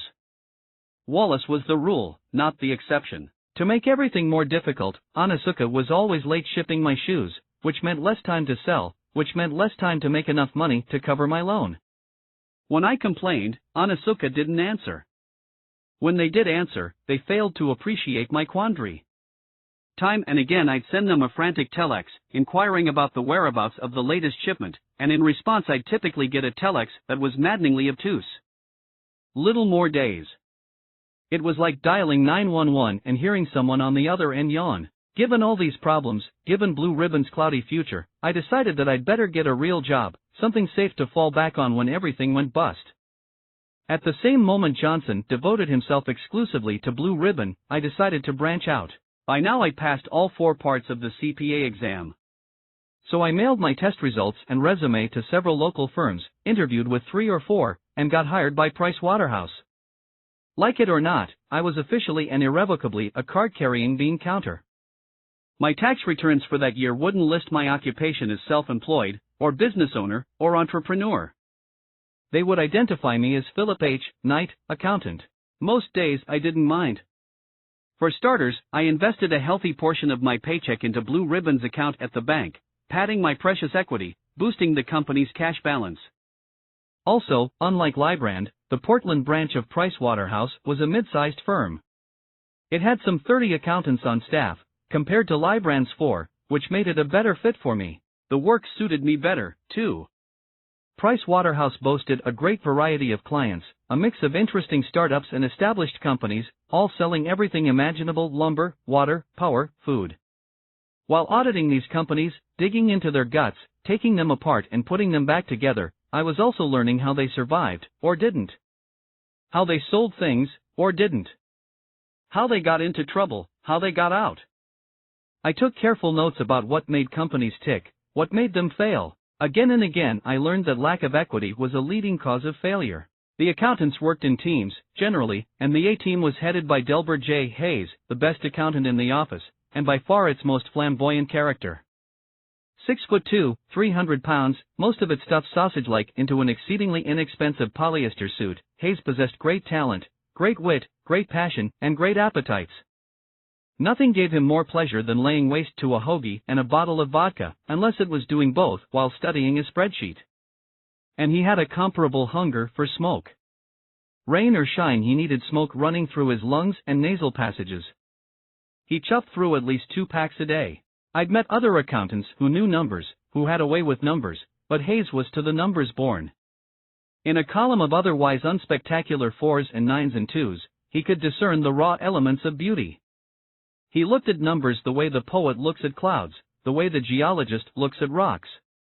He could draw from them rhapsodic song, demotic truths, and uncanny predictions. Hayes could use numbers to tell the future. Day after day I watched Hayes do something I'd never thought possible. He made accounting an art. Which meant he, and I, and all of us, were artists. It was a wonderful thought, an ennobling thought, one that would have never occurred to me. Intellectually, I always knew that numbers were beautiful.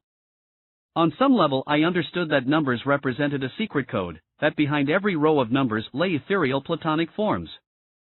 My accounting classes had taught me that, sort of. As had sports. Running track gives you a fierce respect for numbers, because you are what your numbers say you are, nothing more, nothing less. If I posted a bad time in a race, there might have been reasons: injury, fatigue, broken heart, but no one cared. My numbers, in the end, were all that anyone would remember. I'd lived this reality, but Hayes the artist made me feel it. Alas, I came to fear that Hayes was the tragic kind of artist, the self-sabotaging, Van Gogh kind. He undercut himself at the firm, every day, by dressing badly, slouching badly, behaving badly. He also had an array of phobias: heights, snakes, bugs, confined spaces, which could be off-putting to his bosses and colleagues. But he was most phobic about diets. Price Waterhouse would have made Hayes a partner, without hesitation, despite all his many vices, but the firm couldn't overlook his weight.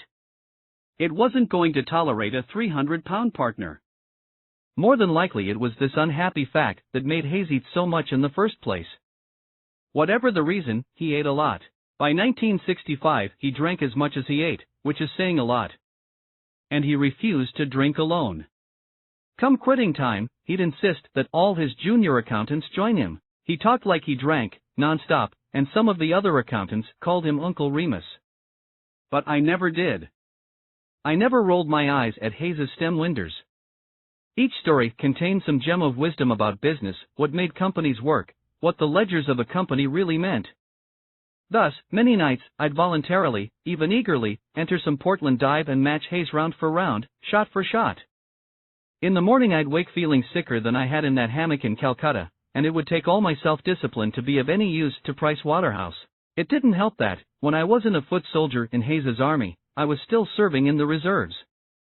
A 7-year commitment. Tuesday nights, from 7 to 10, I had to throw a switch in my brain and become first lieutenant night. My unit was composed of longshoremen, and we were often stationed in the warehouse district, a few football fields away from where I picked up my shipments from Onasuka. Most nights my men and I would load and unload ships, maintain jeeps and trucks. Many nights we'd do PT, physical training. Push-ups, pull-ups, sit-ups, running. I remember one night I led my company on a 4-mile run. I needed to sweat out the booze from a Hayes binge, so I set a killing pace, and steadily increased it, grinding myself and the men to dust. After, I overheard one panting soldier tell another, I was listening real close as Lieutenant Knight counted cadence. I never once heard that man take a deep breath. It was perhaps my only triumph of 1965. Some Tuesday nights in the reserves were set aside for classroom time. Instructors would talk to us about military strategy, which I found riveting. The instructors would often begin class by dissecting some long-ago, famous battle. But invariably they would drift off topic, onto Vietnam.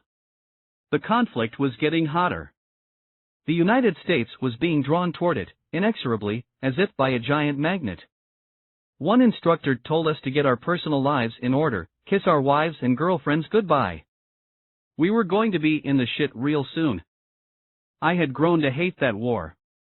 Not simply because I felt it was wrong. I also felt it was stupid, wasteful. I hated stupidity. I hated waste. Above all, that war, more than other wars, seemed to be run along the same principles as my bank. Fight not to win, but to avoid losing. A surefire losing strategy. My fellow soldiers felt the same way. Is it any wonder that, the moment we were dismissed, we marched double time to the nearest bar? Between the reserves and Hayes, I wasn't sure my liver was going to see 1966. Now and then Hayes would hit the road, visit clients across Oregon, and I frequently found myself part of his traveling medicine show. Of all his junior accountants, I might have been his favorite, but especially when he traveled. I liked Hayes a lot, but I was alarmed to discover that when on the road he really let his hair down. And as always he expected his cohorts to do the same. It was never enough to just drink with Hayes. He demanded that you match him drop for drop. He counted drinks as carefully as he counted credits and debits. He said often that he believed in teamwork, and if you were on his team, by God you'd better finish that damn drink. Half a century later my stomach rolls when I recall touring with Hayes around Albany, Oregon, doing a job for Watchung Exotic Metals. Each night, after crunching the numbers, we'd hit a little dive on the edge of town and close it down. I also recall, dimly, blurred days in Walla Walla, doing a job for Birdseye, followed by nightcaps at the City Club. Walla Walla was a dry town, but bars got around the law by calling themselves clubs. Membership in the City Club was $1, and Hayes was a member in good standing until I misbehaved and got us kicked out. I don't remember what I did, but I'm sure it was awful. I'm equally sure I couldn't help myself. By then my blood was 50% gin. I vaguely remember throwing up all over Hayes's car. I vaguely remember him very sweetly and patiently telling me to clean it up. What I remember vividly is that Hayes grew red in the face, righteously indignant on my behalf, even though I was clearly in the wrong, and resigned his membership in the City Club. Such loyalty, such unreasonable and unwarranted fealty, that might have been the moment I fell in love with Hayes. I looked up to the man when he saw something deeper in numbers, but I loved him when he saw something special in me. On one of those road trips, in one of our boozy late-night conversations, I told Hayes about Blue Ribbon. He saw a promise in it. He also saw doom. The numbers, he said, didn't lie. Starting a new company, he said, in this economy? And a shoe company? With zero cash balance? He slouched and shook his big fuzzy head. On the other hand, he said, I had one thing in my favor. Bowerman. A legend for a partner that was one asset for which it was impossible to assign a number. Plus, my asset was rising in value. Bowerman had gone to Japan for the 1964 Olympics to support the members of the U.S. track and field team he'd coached. Two of his runners, Bill Dellinger and Harry Jerome, medaled.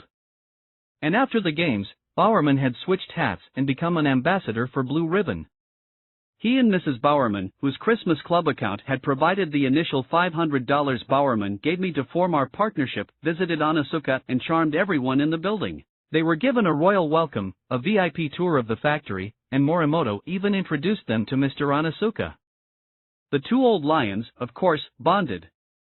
Both, after all, were built from the same last, shaped by the same war. Both still approached everyday life as a battle. Mr. Onitsuka, however, had the particular tenacity of the defeated, which impressed Bowerman. Mr. Onitsuka told Bowerman about founding a shoe company in the ruins of Japan, when all the big cities were still smoldering from American bombs. He built his first lasts, for a line of basketball shoes, by pouring hot wax from Buddhist candles over his own feet. Though the basketball shoes didn't sell, Mr. Onitsuka didn't give up. He simply switched to running shoes, and the rest was shoe history. Every Japanese runner in the 1964 games, Bowerman told me, was wearing tigers. Mr. Onitsuka also told Bowerman that the inspiration for the unique soles on tigers had come to him while eating sushi. Looking down at his wooden platter, at the underside of an octopus's leg, he thought a similar suction cup might work on the sole of a runner's flat. Bowerman filed that away. Inspiration, he learned, can come from quotidian things. Things you might eat. Or find lying around the house. Now back in Oregon, Bowerman was happily corresponding with his new friend, Mr. Onitsuka, and with the entire production team at the Onitsuka factory. He was sending them bunches of ideas and modifications of their products. Though all people are the same under the skin, Bowerman had come to believe that all feet are not created equal. Americans have different bodies than Japanese do, longer, heavier, and Americans therefore need different shoes. After dissecting a dozen pairs of tigers, Bowerman saw how they could be tailored to cater to American customers. To that end, he had a slew of notes, sketches, designs, all of which he was firing off to Japan. Sadly, he was discovering, as I had, that no matter how well you got along in person with the team at Onitsuka, things were different once you were back on your side of the Pacific. Most of Bowerman's letters went unanswered. When there was an answer, it was cryptic or curtly dismissive. It pained me at times to think the Japanese were treating Bowerman the way I was treating Johnson, but Bowerman wasn't me. He didn't take rejection to heart. Like Johnson, when his letters went unanswered, Bowerman simply wrote more. With more underlined words, more exclamation marks. Nor did he flag in his experiments. He continued to tear apart tigers, continued to use the young men on his track teams as lab mice. During the autumn track season of 1965, every race had two results for Bowerman. There was the performance of his runners, and there was the performance of their shoes. Bowerman would note how the arches held up, how the soles gripped the cinders, how the toes pinched and the instep flexed. Then he'd airmail his notes and findings to Japan. Eventually he broke through. Onitsuka made prototypes that conformed to Bowerman's vision of a more American shoe. Soft inner sole, more arch support, heel wedge to reduce stress on the Achilles tendon. They sent the prototype to Bowerman and he went wild for it. He asked for more. He then handed these experimental shoes out to all his runners, who used them to crush the competition. A little success always went to Bowerman's head, in the best way. Around this time he was also testing sports elixirs, magic potions, and powders to give his runners more energy and stamina. When I was on his team he'd talked about the importance of replacing an athlete's salt and electrolytes. He'd forced me and others to choke down a potion he'd invented, a vile goo of mushed bananas, lemonade, tea, honey, and several unnamed ingredients. Now, while tinkering with shoes, he was also monkeying with his sports drink recipe, making it taste worse and work better. It wasn't until years later that I realized Bowerman was trying to invent Gatorade. In his free time, he liked to noodle with the surface at Hayward Field. Hayward was hallowed ground, steeped in tradition, but Bowerman didn't believe in letting tradition slow you down. Whenever rain fell, which it did all the time in Eugene, Hayward's cinder lanes turned to Venetian canals. Bowerman thought something rubbery would be easier to dry, sweep, and clean. He also thought something rubbery might be more forgiving on his runners' feet. So he bought a cement mixer, filled it with old shredded tires and assorted chemicals, and spent hours searching for just the right consistency and texture. More than once he made himself violently sick from inhaling the fumes of this witch's brew. Blinding headaches, a pronounced limp, loss of vision, these were a few of the lasting costs of his perfectionism. Again, it was years before I realized what Bowerman was actually up to. He was trying to invent polyurethane. I once asked him how he fit everything into a 24-hour day. Coaching, traveling, experimenting, raising a family. He grunted as if to say, "It's nothing." Then he told me, sotto voce, that on top of everything else, he was also writing a book. A book? I said. About jogging, he said gruffly. Bowerman was forever griping that people make the mistake of thinking only elite Olympians are athletes. But everyone's an athlete, he said. If you have a body, you're an athlete. Now he was determined to get this point across to a larger audience. The reading public. Sounds interesting, I said, but I thought my old coach had popped a screw. Who in heck would want to read a book about jogging? 1966. As I neared the end of my contract with Onitsuka, I checked the mail every day, hoping for a letter that would say they wanted to renew. Or that they didn't. There would be relief in knowing either way. Of course I was also hoping for a letter from Sarah, saying she'd changed her mind. And as always I was braced for a letter from my bank, telling me my business was no longer welcome, but every day the only letters were from Johnson. Like Bowerman, the man didn't sleep. Ever. I could think of no other explanation for his ceaseless stream of correspondence. Much of which was pointless. Along with gobs of information I didn't need, the typical Johnson letter would include several long parenthetical asides, and some kind of rambling joke. There might also be a hand-drawn illustration. There might also be a musical lyric. Sometimes there was a poem, batted out on a manual typewriter that violently brailled the onionskin pages. Many Johnson letters contained some kind of story. Maybe parable is a better word. How Johnson had sold this person a pair of tigers, but down the road said person might be good for X more pairs, and therefore Johnson had a plan. How Johnson had chased and badgered the head coach at such and such high school, and tried to sell him 6 pairs, but in the end sold him a baker's dozen, which just went to show. Often Johnson would describe in excruciating detail the latest ad he'd placed or was contemplating placing in the back pages of long-distance log or track and field news. Or he'd describe the photograph of a tiger shoe he'd included with the ad. He'd constructed a makeshift photo studio in his house, and he'd posed the shoes seductively on the sofa, against a black sweater. Never mind that it sounded a bit like shoe porn, I just didn't see the point of placing ads in magazines read exclusively by running nerds. I didn't see the point of advertising, period. But Johnson seemed to be having fun, and he swore the ads worked, so, fine, far be it from me to stop him. The typical Johnson letter would invariably close with a lament, either sarcastic or pointedly earnest, about my failure to respond to his previous letter. And the one before that, etc.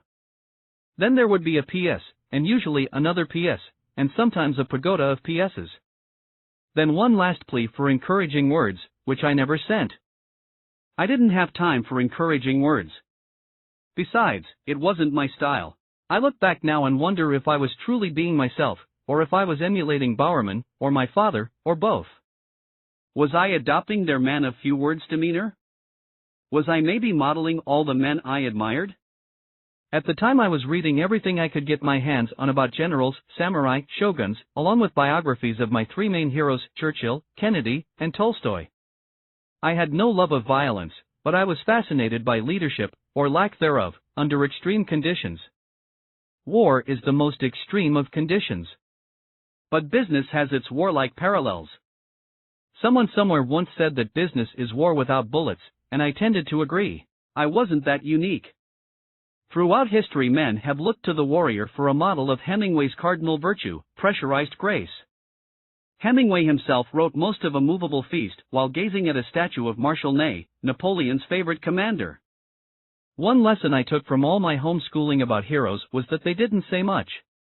None was a blabbermouth. None micromanaged. Don't tell people how to do things, tell them what to do and let them surprise you with their results. So I didn't answer Johnson, and I didn't pester him. Having told him what to do, I hoped that he would surprise me, maybe with silence. To Johnson's credit, though he craved more communication, he never let the lack of it discourage him. On the contrary, it motivated him. He was anal, he recognized that I was not, and though he enjoyed complaining, to me, to my sister, to mutual friends, he saw that my managerial style gave him freedom. Left to do as he pleased, he responded with boundless creativity and energy. He worked 7 days a week, selling and promoting Blue Ribbon, and when he wasn't selling, he was feverishly building up his customer data files. Each new customer got his or her own index card, and each index card contained the customer's personal information, shoe size, and shoe preferences. This database enabled Johnson to keep in touch with all his customers, at all times, and to keep them all feeling special. He sent them Christmas cards. He sent them birthday cards. He sent them notes of congratulation after they completed a big race or marathon. Whenever I got a letter from Johnson, I knew it was one of dozens he'd carried down to the mailbox that day.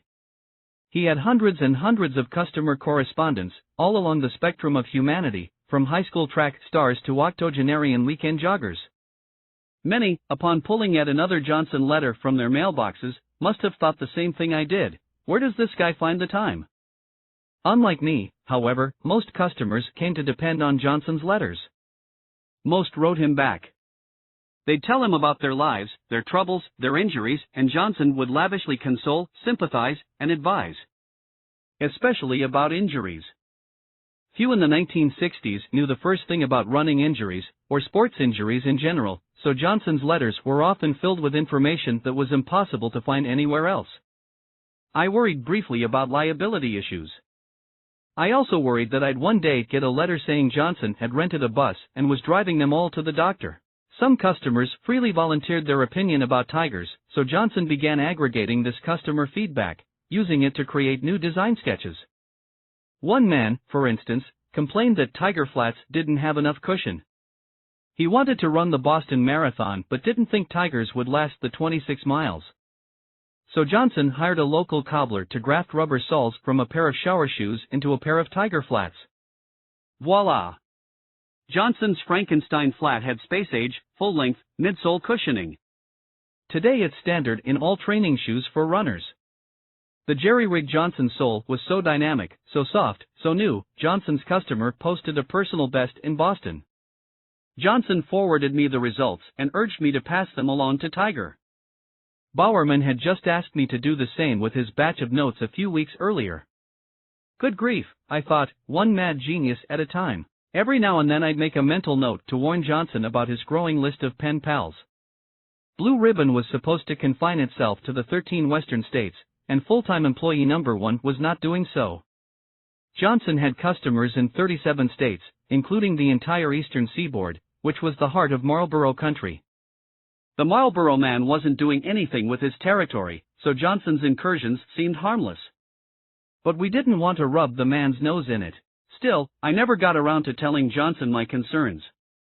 Per usual, I didn't tell him anything. At the start of summer, I decided my parents' basement was no longer big enough to serve as the headquarters of Blue Ribbon. And the servants' quarters weren't big enough for me. I rented a one-bedroom apartment downtown, in a spiffy new high-rise. The rent was $200, which seemed pretty steep, but oh well. I also rented a few essentials, table, chairs, king-size bed, olive couch, and tried to arrange them stylishly. It didn't look like much, but I didn't care, because my real furniture was shoes. My first ever bachelor pad was filled from floor to ceiling with shoes. I toyed with the idea of not giving Johnson my new address. But I did. Sure enough, my new mailbox began to fill with letters. Return address P.O. Box 492, Seal Beach, California 90740, none of which I answered. Then Johnson wrote me 2 letters I couldn't ignore. First, he said that he, too, was moving. He and his new wife were splitting up. He was planning to stay in Seal Beach, but taking a small bachelor apartment.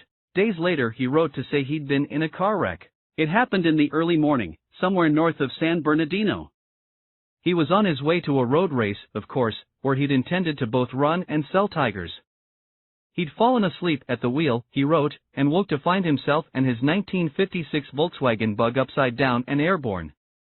He struck the divider, then rolled, then flew out of the car, just before it somersaulted down the embankment. When Johnson's body finally stopped tumbling, he was on his back, looking at the sky, his collarbone, foot, and skull all shattered. The skull, he said, was actually leaking. Worse, being newly divorced, he had no one to care for him during his convalescence.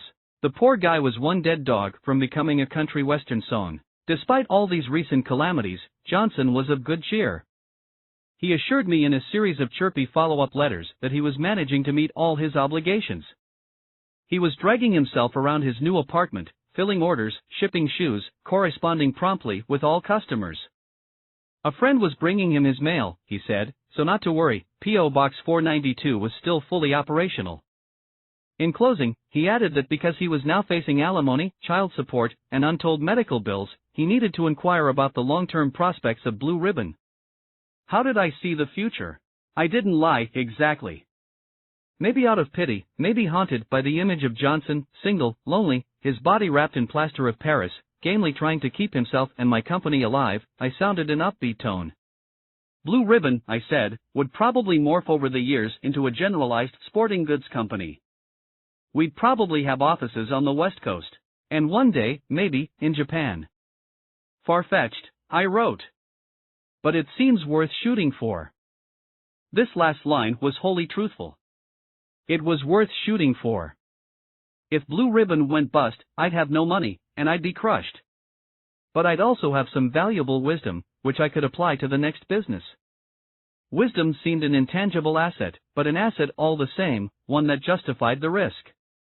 Starting my own business was the only thing that made life's other risks, marriage, Vegas, alligator wrestling, seem like sure things. But my hope was that when I failed, if I failed, I'd fail quickly, so I'd have enough time, enough years, to implement all the hard-won lessons. I wasn't much for setting goals, but this goal kept flashing through my mind every day, until it became my internal chant, fail fast. In closing, I told Johnson that if he could sell 3,250 pairs of tigers by the end of June 1966, completely impossible, by my calculations, I would authorize him to open that retail outlet he'd been harassing me about. I even put a P.S. at the bottom, which I knew he'd devour like a candy treat. I reminded him that he was selling so many shoes so fast, he might want to speak to an accountant. There are income tax issues to consider, I said. He fired back a sarcastic thanks for the tax advice. He wouldn't be filing taxes, he said, because gross income was $1,209 while expenses totaled $1,245. His leg broken, his heart broken, he told me that he was also flat broke. He signed off, please send encouraging words. I didn't. Somehow, Johnson hit the magic number. By the end of June he'd sold 3,250 pairs of tigers. And he'd healed. Thus, he was holding me to my end of the bargain.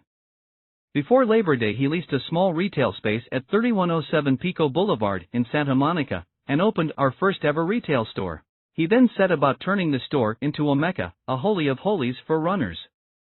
He bought the most comfortable chairs he could find and afford, yard sales, and he created a beautiful space for runners to hang out and talk.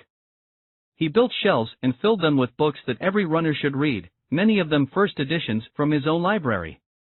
He covered the walls with photos of tiger-shod runners, and laid in a supply of silkscreen t-shirts with tiger across the front, which he handed out to his best customers. He also stuck tigers to a black lacquered wall and illuminated them with a strip of can lights, very hip. Very mod. In all the world there had never been such a sanctuary for runners, a place that didn't just sell them shoes but celebrated them and their shoes. Johnson, the aspiring cult leader of runners, finally had his church. Services were Monday through Saturday, 9 to 6. When he first wrote me about the store, I thought of the temples and shrines I'd seen in Asia, and I was anxious to see how Johnson's compared. But there just wasn't time.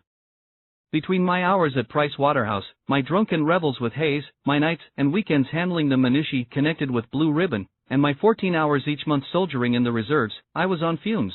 Then Johnson wrote me a fateful letter, and I had no choice.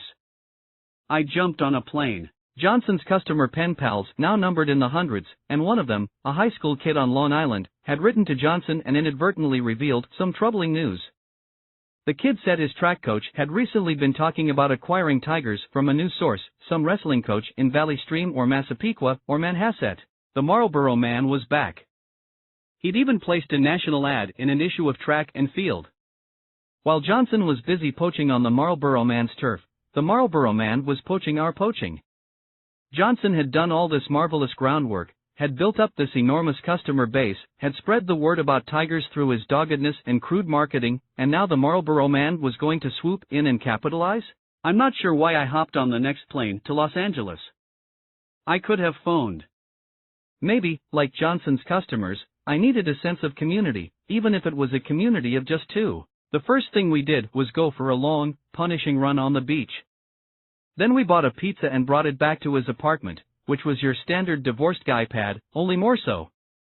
Tiny, dark, sparse, it reminded me of some of the no-frills hostels where I'd stayed on my trip around the world.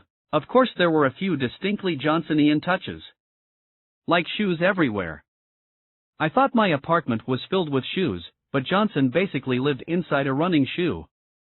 Shoved into every nook and cranny, spread across every surface, were running shoes, and more running shoes, most in some state of deconstruction. The few nooks and crannies that didn't hold shoes were filled with books, and more books, piled on homemade bookshelves, rough planks laid on cinder blocks. And Johnson didn't read trash. His collection was mostly thick volumes of philosophy, religion, sociology, anthropology, and the classics of Western literature. I thought I loved to read. Johnson was next level. What struck me most was the eerie violet light that suffused the whole place. Its source was a 75-gallon saltwater fish tank. After clearing a place for me on the sofa, Johnson patted the tank and explained. Most newly divorced guys like to prowl singles bars, but Johnson spent his nights prowling under the Seal Beach Pier, looking for rare fish. He captured them with something called a slurp gun, which he waved under my nose. It looked like a prototype for the first ever vacuum cleaner. I asked how it worked. Just stick this nozzle into shallow water, he said, and suck up the fish into a plastic tube, then into a small chamber. Then shoot it into your bucket and schlep it home. He'd managed to accumulate a wide variety of exotic creatures, seahorses, opal eye perch, which he showed me with pride. He pointed out the jewel of his collection, a baby octopus he'd named Stretch. Speaking of which, Johnson said. Feeding time. He reached into a paper sack and pulled out a live crab. Come on, Stretch, he said, dangling the crab over the tank. The octopus didn't stir. Johnson lowered the crab, legs wriggling, onto the tank's sand-strewn floor. Still no reaction from Stretch. He dead? I asked. Watch, Johnson said. The crab danced left and right, panicking, seeking cover. There was none, however. And Stretch knew it. After a few minutes something emerged tentatively from Stretch's undercarriage. An antenna, or tentacle. It unfurled toward the crab and lightly tapped its carapace. You who? Stretch just injected poison in the crab, Johnson said, grinning like a proud dad. We watched the crab slowly stop dancing, stop moving altogether. We watched Stretch gently wrap his antenna tentacle around the crab and drag it back to his lair, a hole he'd dug into the sand beneath a big rock. It was a morbid puppet show, a dark kabuki play, starring a witless victim and a micro-kraken. Was it a sign, a metaphor for our dilemma? One living thing being eaten by another? This was nature, wet in tooth and claw, and I couldn't help wondering if it was also to be the story of Blue Ribbon and the Marlboro Man. We spent the rest of the evening sitting at Johnson's kitchen table and going over the letter from his Long Island informant. He read it aloud, and then I read it silently, and then we debated what to do. Get thee to Japan, Johnson said. What? You gotta go, he said. Tell them about the work we've done. Demand your rights. Kill this Marlboro Man once and for all. Once he starts selling running shoes, once he really gets going, there will be no stopping him. Either we draw a line in the sand, right now, or it's over. I'd just come back from Japan, I said, and I didn't have the money to go again. I'd poured all my savings into Blue Ribbon, and I couldn't possibly ask Wallace for another loan. The thought nauseated me. Also, I didn't have time. Price Waterhouse allowed 2 weeks vacation a year unless you needed that 2 weeks for the reserves, which I did. Then they gave you 1 extra week, which I'd already used. Above all, I told Johnson, it's no use. The Marlboro Man's relationship with Onizuka predates mine. Undaunted, Johnson pulled out his typewriter, the one he'd been using to torture me, and began drafting notes, ideas, lists, which we could then turn into a manifesto for me to deliver to the executives at Onizuka. While Stretch finished off the crab, we munched our pizza and guzzled beer and plotted late into the night. Back in Oregon the next afternoon, I went straight in to see the office manager at Price Waterhouse. I've got to have 2 weeks off, I said, right now. He looked up from the papers on his desk and glared at me, and for one hellishly long moment I thought I was going to be fired. Instead, he cleared his throat and mumbled something odd. I couldn't make out every word, but he seemed to think from my intensity, my vagueness. PD gotten someone pregnant. I took a step back and started to protest, then shut my mouth. Let the man think what he wants. So long as he gives me the time. Running a hand through his thinning hair, he finally sighed and said, Go. Good luck. Hope it all works out. I put the airfare on my credit card. 12 months to pay. And unlike my last visit to Japan, this time I wired ahead. I told the executives at Onizuka that I was coming, and that I wanted a meeting. They wired back, come ahead, but their wire went on to say that I wouldn't be meeting with Morimoto. He was either fired or dead. There was a new export manager, the wire said. His name was Kidami Kishikan. Japanese for deja vu. Again I found myself boarding a flight for Japan. Again I found myself underlining and memorizing my copy of how to do business with the Japanese. Again I found myself taking the train to Kobe, checking into the Newport, pacing in my room. At 0 hour I took a cab over to Onizuka. I expected that we'd go into the old conference room, but no, they'd done some remodeling since my last visit. New conference room, they said. Sleeker, bigger, it had leather chairs instead of the old cloth ones, and a much longer table. More impressive, but less familiar. I felt disoriented, intimidated. It was like prepping for a meet at Oregon State and learning at the last minute that it had been moved to the Los Angeles Memorial Coliseum. A man walked into the conference room and extended his hand. Kid Ami. His black shoes were brightly polished, his hair equally polished. Jet black, swept straight back, not a strand out of place. He was a great contrast to Morimoto, who always looked as if he'd dressed blindfolded. I was put off by Kitami's veneer, but suddenly he gave me a warm, ready smile, and encouraged me to sit, relax, tell him why I'd come, and now I got the distinct sense that, despite his slick appearance, he wasn't altogether sure of himself. He was in a brand new job, after all.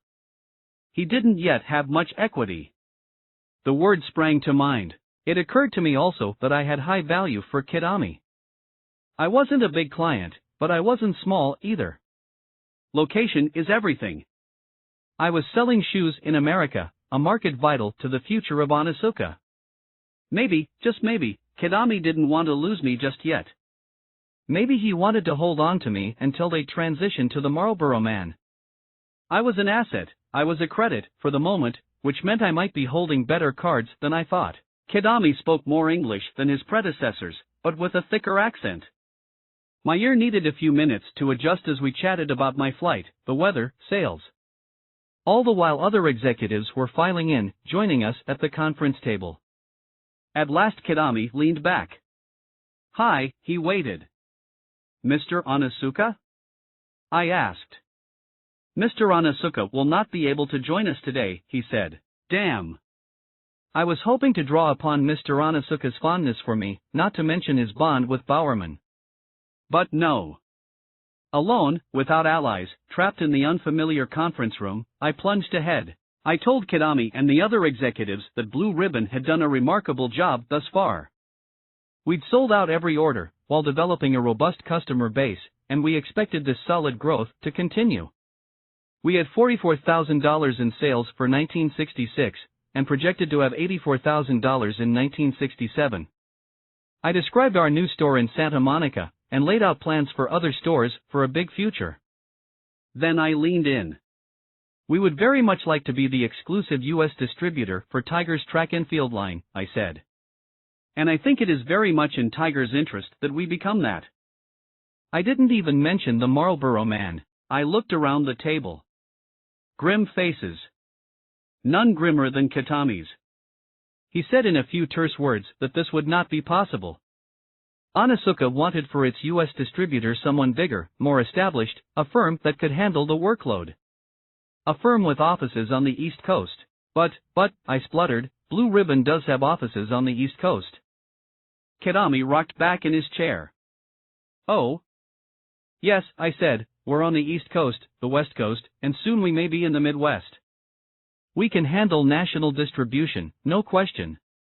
I looked around the table. The grim faces were becoming less grim. Well, Kid Ami said, this changed things. He assured me that they would give my proposal careful consideration. So. Hi. Meeting adjourned. I walked back to my hotel and spent a second night pacing. First thing the next morning I received a call summoning me back to Onitsuka, where Kid Ami awarded me exclusive distribution rights for the United States. He gave me a 3-year contract. I tried to be nonchalant as I signed the papers and placed an order for 5,000 more shoes, which would cost $20,000 I didn't have. Kid Ami said he'd ship them to my East Coast office, which I also didn't have. I promised to wire him the exact address. On the flight home I looked out the window at the clouds above the Pacific Ocean and thought back to sitting atop Mount Fuji. I wondered how Sarah would feel about me now, after this coup. I wondered how the Marlboro Man would feel when he got word from Onitsuka that he was toast. I stowed away my copy of How to Do Business with the Japanese. My carry-on was stuffed with souvenirs. Kimonos for my mother and sisters and Mom Hatfield, a tiny samurai sword to hang above my desk. And my crowning glory, a small Japanese TV. Spoils of war, I thought, smiling. But somewhere over the Pacific, the full weight of my victory came over me. I imagined the look on Wallace's face when I asked him to cover this gigantic new order. If he said no, when he said no, what then? On the other hand, if he said yes, how was I going to open an office on the East Coast? And how was I going to do it before those shoes arrived? And who was I going to get to run it? I stared at the curved, glowing horizon. There was only one person on the planet rootless enough, energetic enough, gung-ho enough, crazy enough, to pick up and move to the East Coast, on a moment's notice, and get there before the shoes did. I wondered how Stretch was going to like the Atlantic Ocean. 1967. I didn't handle it well. Not well at all. Knowing what his reaction would be, and dreading it, I put off telling Johnson the whole story. I shot him a quick note, saying the meeting with Onizuka had gone fine, telling him I'd secured national distribution rights. But I left it at that. I think I must have held out hope, in the back of my mind, that I might be able to hire someone else to go east. Or that Wallace would blow the whole plan up, and in fact I did hire someone else. A former distance runner, of course. But he changed his mind, backed out, just days after agreeing to go. So, frustrated, distracted, mired in a cycle of anxiety and procrastination, I turned to the much simpler problem of finding someone to replace Johnson at the store in Santa Monica. I asked John Bork, a high school track coach in Los Angeles, a friend of a friend. He jumped at the chance. He couldn't have been more eager. How could I have known he'd be quite so eager? The next morning he appeared at Johnson's store and announced that he was the new boss. The new what? Johnson said. I've been hired to take over for you when you go back east, Bork said. When I go where? Johnson said, reaching for the phone. I didn't handle that conversation well, either. I told Johnson that, hey, man, I was just about to call you. I said I was sorry he'd heard the news that way, how awkward, and I explained that I'd been forced to lie to Onizuka and claim we already had an office on the East Coast. Thus, we were in one heck of a jam.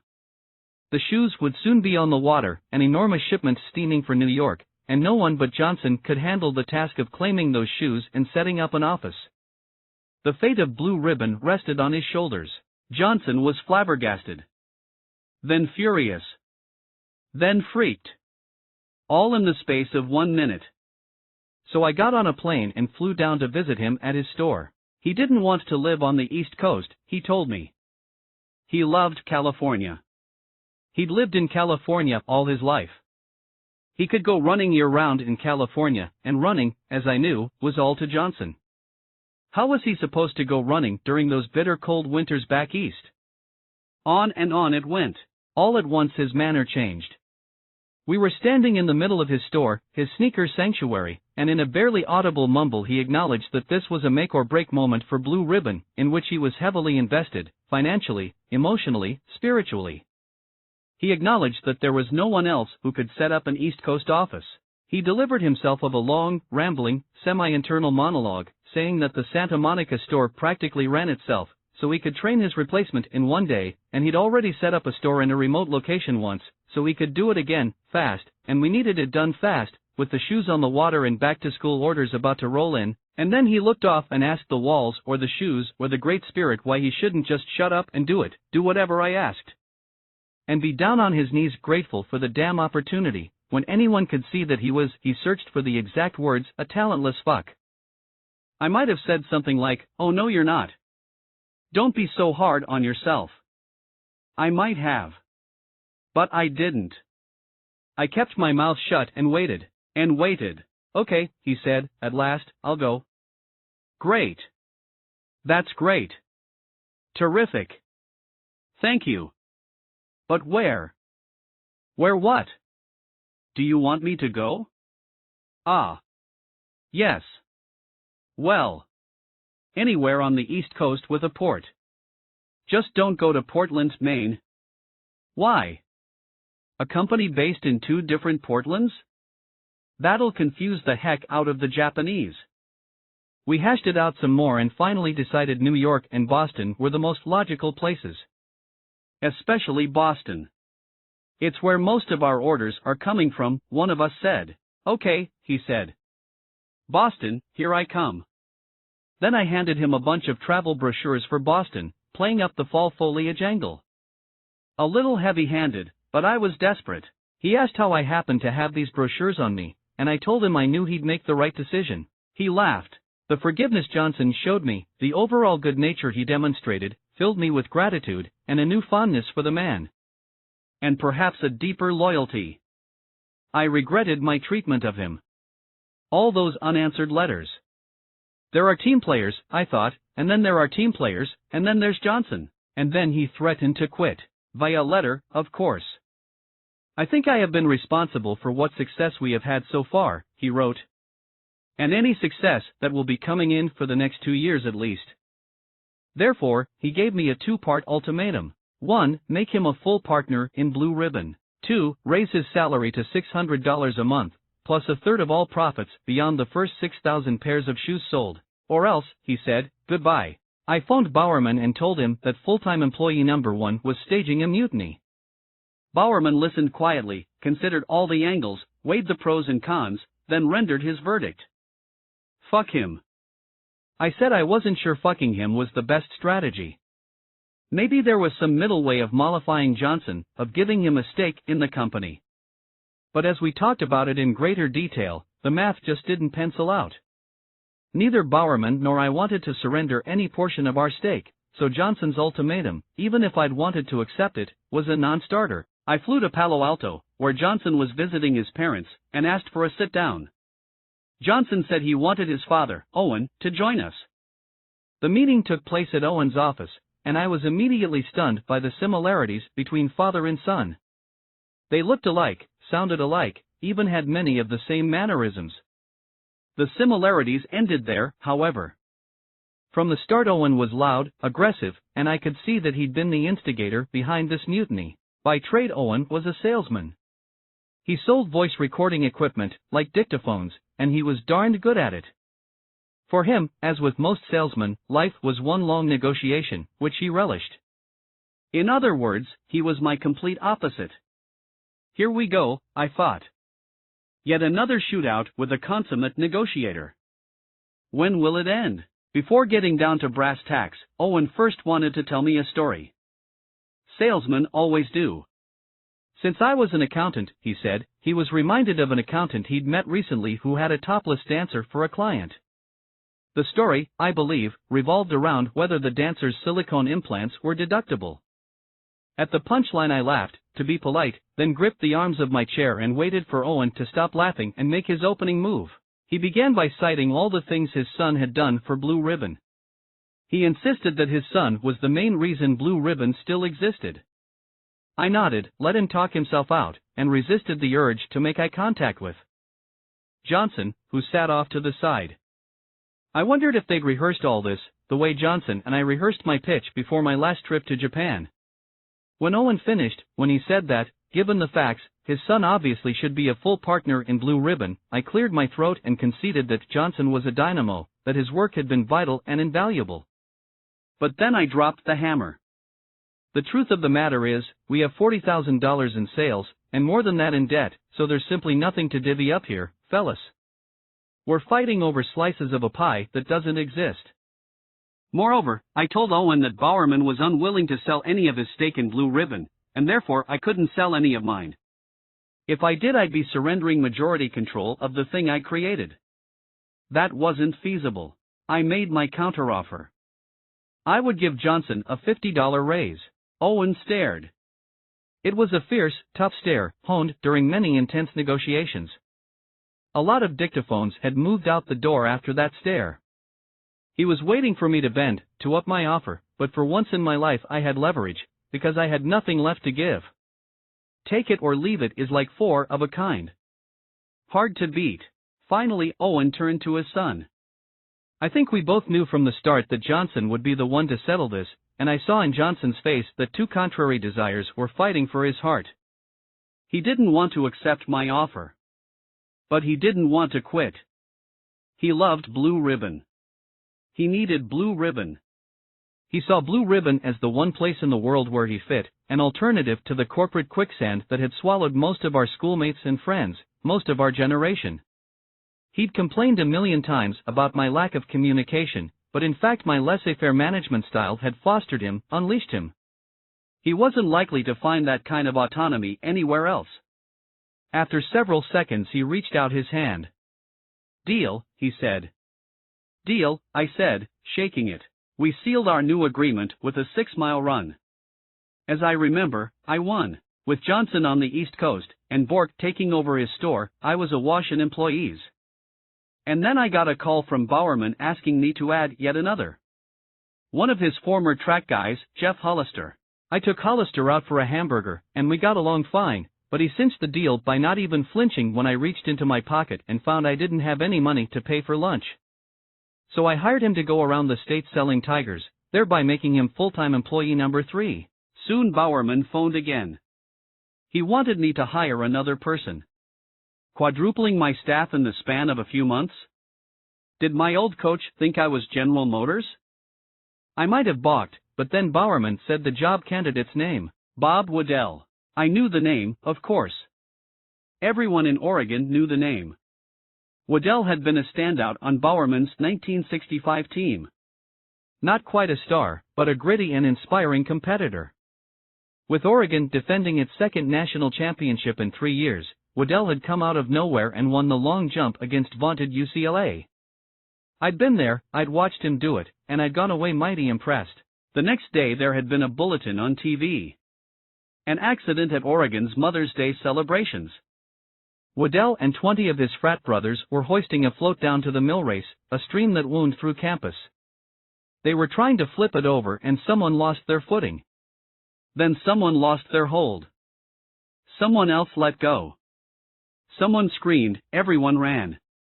The float collapsed, trapping Waddell underneath, crushing his first lumbar vertebra. There seemed little hope of his walking again. Bowerman had held a twilight meet at Hayward Field to raise money for Waddell's medical expenses. Now he faced the task of finding something for Waddell to do. At present, he said, the poor guy was sitting around his parents' house in a wheelchair, staring at the walls. Waddell had made tentative inquiries about being Bowerman's assistant coach, but Bowerman said to me, I just don't think that's going to work, Buck. Maybe he could do something for Blue Ribbon. I hung up and dialed Waddell. I nearly said how sorry I was about his accident, but I caught myself. I wasn't sure that was the right thing to say. In my mind I ran through another half-dozen things, each of which seemed wrong. I'd never been so at a loss for words, and I'd spent half my life tongue-tied. What does one say to a track star who suddenly can't move his legs? I decided to keep it strictly business. I explained that Bowerman had recommended Waddell and said I might have a job for him with my new shoe company. I suggested we get together for lunch. Sure thing, he said. We met the next day at a sandwich shop in downtown Beaverton, a suburb north of Portland. Waddell drove there himself. He'd already mastered a special car, a Mercury Cougar with hand controls.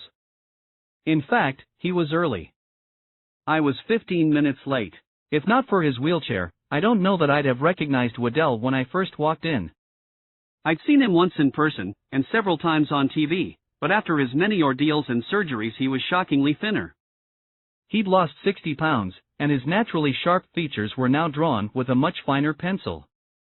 His hair, however, was still jet black, and still grew in remarkably tight curls. He looked like a bust or frieze of Hermes I'd seen somewhere in the Greek countryside. His eyes were black, too, and they shone with a steeliness, a shrewdness, maybe a sadness. Not unlike Johnson's. Whatever it was mesmerizing and endearing. I regretted being late. Lunch was supposed to be a job interview, but the interview part was a formality, we both knew. Men of Oregon take care of their own. Fortunately, loyalty aside, we hit it off. We made each other laugh, mostly about Bowerman. We reminisced about the many ways he tortured runners, ostensibly to instill toughness, like heating a key on a stove and pressing it against their naked flesh in the sauna. We'd both fallen victim. Before long I felt that I'd have given Waddell a job even if he'd been a stranger. Gladly. He was my kind of people. I wasn't certain what Blue Ribbon was, or if it would ever become a thing at all, but whatever it was or might become, I hoped it would have something of this man's spirit. I offered him a position opening our second retail store, in Eugene, off the campus, at a monthly salary of $400. He didn't negotiate, thank goodness. If he'd asked for $4,000 a month, I might have found a way. Deal? I said. Deal, he said. He reached out, shook my hand. He still had the strong grip of an athlete. The waitress brought the check and I told Waddell grandly that lunch was on me. I pulled out my wallet and found that it was empty. I asked Blue Ribbon's full-time employee number 4 if he could float me. Just till payday. When he wasn't sending me new employees, Bowerman was sending me the results of his latest experiments. In 1966 he'd noticed that the Spring Up's outer sole melted like butter, whereas the midsole remained solid. So he'd urged Onitsuka to take Spring Up's midsole and fuse it with the Limber Up's outer sole, thus creating the ultimate distance training shoe. Now, in 1967, Onitsuka sent us the prototype, and it was astonishing. With its luxurious cushioning and its sleek lines, it looked like the future. Onitsuka asked what we thought it should be called. Bowerman liked Aztec, in homage to the 1968 Olympics, which were being held in Mexico City. I liked that, too. Fine, Onitsuka said. The Aztec was born, and then Adidas threatened to sue. Adidas already had a new shoe named the Azteca Gold, a track spike they were planning to introduce at the same Olympics. No one had ever heard of it, but that didn't stop Adidas from kicking up a fuss. Aggravated, I drove up the mountain to Bowerman's house to talk it all over. We sat on the wide porch, looking down at the river. It sparkled that day like a silver shoelace. He took off his ball cap, put it on again, rubbed his face. Who was that guy who kicked the shit out of the Aztecs, he asked. Cortez, I said. He grunted. Okay. Let's call it the Cortez. I was developing an unhealthy contempt for Adidas. Or maybe it was healthy. That one German company had dominated the shoe market for a couple of decades, and they possessed all the arrogance of unchallenged dominance. Of course it's possible that they weren't arrogant at all, that to motivate myself I needed to see them as a monster. In any event, I despised them. I was tired of looking up every day and seeing them far, far ahead.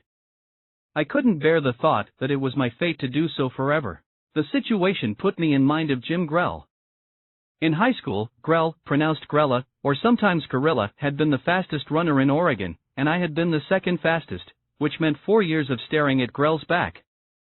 Then Grell and I both went to the University of Oregon, where his tyranny over me continued. By the time I graduated I hoped never again to see Grell's back. Years later, when Grell won the 1,500 in Moscow's Lenin Stadium, I was wearing an army uniform, sitting on a couch in the day room at Fort Lewis. I pumped my fist at the screen, proud of my fellow Oregonian, but I also died a little at the memory of the many times he'd bested me. Now I began to see Adidas as a second Grell. Chasing them, being legally checked by them, irritated me to no end. It also drove me hard. Once again, in my quixotic effort to overtake a superior opponent, I had Bowerman as my coach. Once again he was doing everything he could to put me in position to win. I often drew on the memory of his old pre-race pep talks, especially when we were up against our blood rivals Oregon State. I would replay Bowerman's epic speeches, hear him telling us that Oregon State wasn't just any opponent. Beating USC and Cal was important, he said, but beating Oregon State was, different. Nearly 60 years later, it gives me chills to recall his words, his tone. No one could get your blood going like Bowerman, though he never raised his voice. He knew how to speak in subliminal italics, to slightly insert exclamation marks, like hotkeys against the flesh. For extra inspiration, I'd sometimes think back to the first time I saw Bowerman walking around the locker room and handing out new shoes. When he came to me, I wasn't even sure I'd made the team. I was a freshman, still unproven, still developing. But he shoved a new pair of spikes straight into my chest. Knight, he said. That was all. Just my name. Not a syllable more. I looked down at the shoes. They were Oregon green, with yellow stripes, the most breathtaking things I'd ever seen. I cradled them, and later I carried them back to my room and put them gingerly on the top shelf of my bookcase. I remember that I trained my gooseneck desk lamp on them. They were Adidas, of course. By the tail end of 1967, Bowerman was inspiring many people besides me. That book he'd been talking about, that silly book about jogging, was done, and out in bookstores. A slight 100 pages, Jogging preached the gospel of physical exercise to a nation that had seldom heard that sermon before, a nation that was collectively lolling on the couch, and somehow the book caught fire. It sold 1 million copies, sparked a movement, changed the very meaning of the word running. Before long, thanks to Bowerman and his book, running was no longer just for weirdos. It was no longer a cult. It was almost cool. I was happy for him, but also for Blue Ribbon. His bestseller would surely generate publicity and bump our sales. Then I sat down and read the thing. My stomach dropped. In his discussion of proper equipment, Bowerman gave some common sense advice, followed by some confounding recommendations. Discussing shin splints, or buck shins, he said the right shoes were important, but almost any shoes would work. Probably the shoes you wear for gardening, or working around the house, will do just fine. What? As for workout clothes, Bowerman told readers that proper clothing may help the spirit, but added that people shouldn't get hung up on brands. Maybe he thought this was true for the casual jogger, as opposed to the trained athlete, but by God, did he need to say so in print? When we were fighting to establish a brand? More to the point, what did this mean about his true opinion of Blue Ribbon and me? Any shoe would do? If that were true, why in the world were we bothering to sell tigers? Why were we jackassing around? Here I was, chasing Adidas, but in a way I was still chasing Bowerman, seeking his approval, and as always it seemed highly unlikely in late 1967 that I'd ever catch either one. Thanks largely to Bowerman's Cortez, we closed the year in a blaze, meeting our expectation of revenue, $84,000. I almost looked forward to my next trip to First National. Finally Wallace would back off, loosen the purse strings. Maybe he'd even concede the value of growth. In the meantime, Blue Ribbon had outgrown my apartment. Maybe it's more accurate to say that it had taken over. The place was now the equal of Johnson's bachelor pad. All it needed was a violet light and a baby octopus. I couldn't put it off any longer. I needed a proper office space, so I rented a large room on the east side of town. It wasn't much. A plain old workspace with a high ceiling and high windows, several of which were broken, were stuck open, meaning the room was a constant, brisk 50 degrees. Right next door was a raucous tavern, the Pink Bucket, and every day at 4 p.m., promptly, the jukebox would kick in. The walls were so thin, you could hear the first record drop and feel every thumping note thereafter. You could almost hear people striking matches, lighting cigarettes, clinking glasses. Cheers. Salute. Mud in your eye. But the rent was cheap. $50 a month. When I took Waddell to see it, he allowed it had a certain charm. Waddell needed to like it, because I was transferring him from the Eugene store to this office. He'd shown tremendous skills at the store, a flair for organizing, along with boundless energy, but I could use him better in what I would be calling the home office. Sure enough, on day one he came up with a solution to the stuck windows. He brought in one of his old javelins to hook the window latches and push them shut. We couldn't afford to fix the broken glass in the other windows, so on really cold days we just wore sweaters. Meanwhile, in the middle of the room I erected a plywood wall, thereby creating warehouse space in the back and retail office space up front. I was no handyman, and the floor was badly warped, so the wall wasn't close to straight or even. From 10 feet away it appeared to undulate. Waddell and I decided that was kind of groovy. At an office thrift store we bought 3 battered desks, one for me, one for Waddell, one for the next person stupid enough to work for us. I also built a corkboard wall, to which I pinned different tiger models, borrowing some of Johnson's decor ideas in Santa Monica. In a far corner I set up a small sitting area for customers to try on shoes. One day, at 5 minutes before 6 p.m., a high school kid wandered in. "Need some running shoes," he said timidly. Waddell and I looked at each other, looked at the clock. We were beat, but we needed every sale. We talked to the kid about his instep, his stride, his life, and gave him several pairs to try on. He took his time lacing them up, walking around the room, and each pair he declared not quite right. At 7 p.m. he said he'd have to go home and think about it. He left, and Waddell and I sat amid the mounds of empty boxes and scattered shoes. I looked at him. He looked at me. This is how we're going to build a shoe company? As I gradually moved my inventory out of my apartment into my new office, the thought crossed my mind that it might make more sense to give up the apartment altogether, just move into the office, since I'd basically be living there anyway. When I wasn't at Price Waterhouse, making the rent, I'd be at Blue Ribbon, and vice versa. I could shower at the gym, but I told myself that living in your office is the act of a crazy person. And then I got a letter from Johnson saying he was living in his new office. He'd chosen to locate our East Coast office in Wellesley, a tony suburb of Boston. Of course, he included a hand-drawn map and a sketch, and more information than I'd ever need about the history and topography and weather patterns of Wellesley. Also, he told me how he'd come to choose it. At first he'd considered Long Island, New York. Upon his arrival there he'd rendezvoused with the high school kid who'd alerted him to the Marlboro Man's secret machinations. The kid drove Johnson all over, and Johnson saw enough of Long Island to know that this place wasn't his bag. He left the high school kid, headed north on I-95, and when he hit Wellesley, it just spoke to him. He saw people running along quaint country roads, many of them women, many of them Ollie McGraw look-alikes. Ollie McGraw was Johnson's type. He remembered that Ollie McGraw had attended Wellesley College. Then he learned, or remembered, that the Boston Marathon route ran right through the town. Sold. He riffled through his card catalog and found the address of a local customer, another high school track star. He drove to the kid's house, knocked at the door, unannounced. The kid wasn't there, but his parents said Johnson was more than welcome to come in and wait. When the kid got home he found his shoe salesman sitting at the dining room table eating dinner with the whole family. The next day, after they went for a run, Johnson got from the kid a list of names, local coaches, potential customers, likely contacts, and a list of what neighborhoods he might like. Within days he'd found and rented a little house behind a funeral parlor. Claiming it in the name of Blue Ribbon, he also made it his home.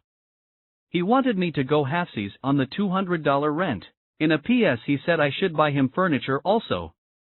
I didn't answer. 1968.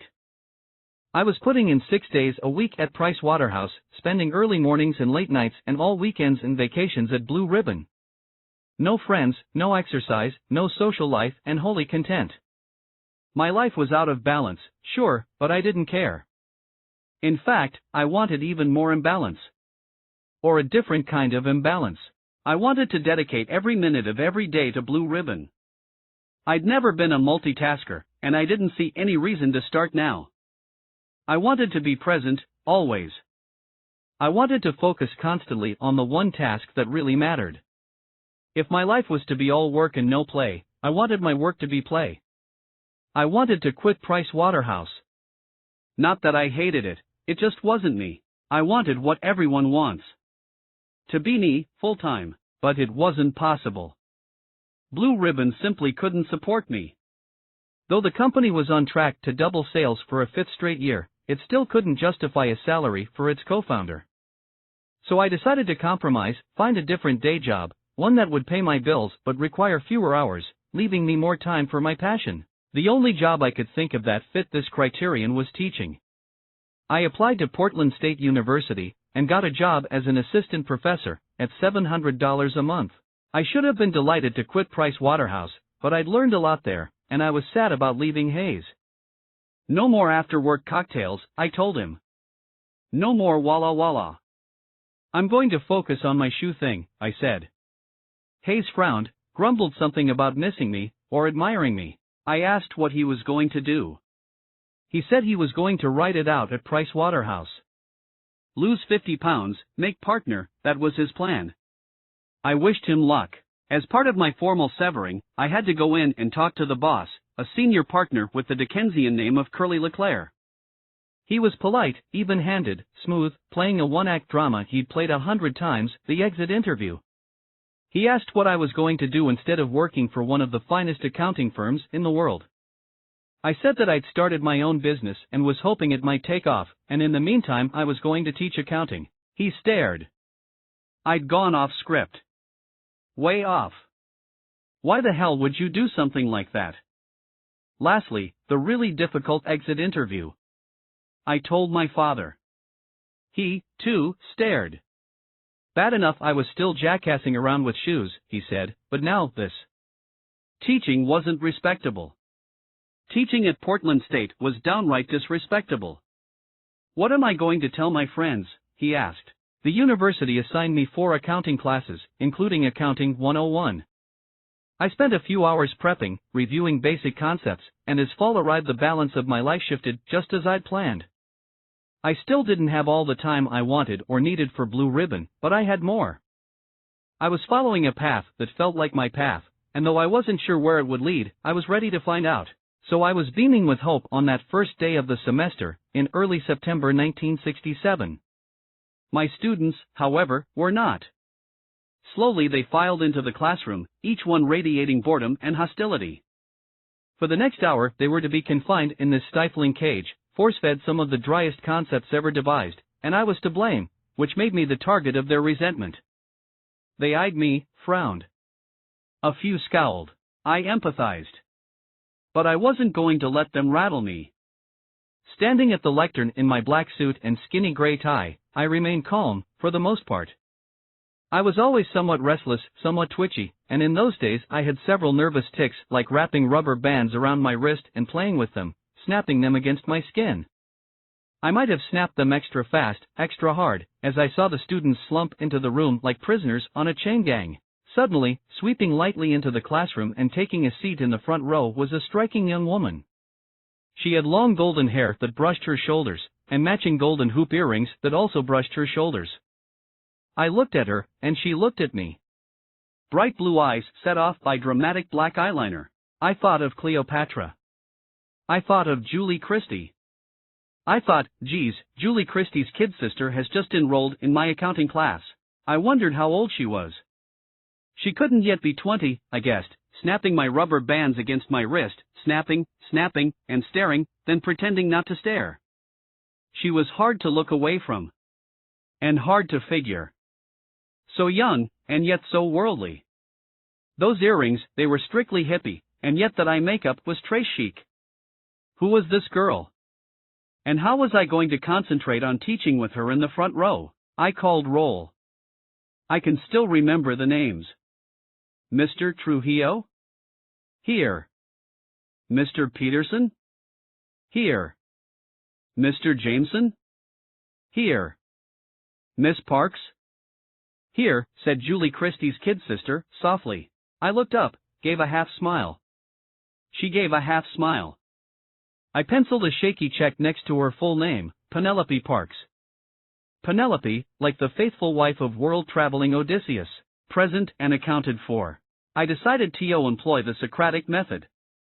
I was emulating the Oregon and Stanford professors whose classes I'd enjoyed most, I guess. And I was still under the spell of all things Greek, still enchanted by my day at the Acropolis. But maybe, by asking questions rather than lecturing, I was also trying to deflect attention from myself, force students to participate. Especially certain pretty students. Okay, class, I said, you buy 3 virtually identical widgets for $1, $2, and $3, respectively. You sell one for $5. What's the cost of that sold widget? And what's the gross profit on the sale? Several hands went up. None, alas, was Miss Parks's. She was looking down. Shyer than the professor, apparently.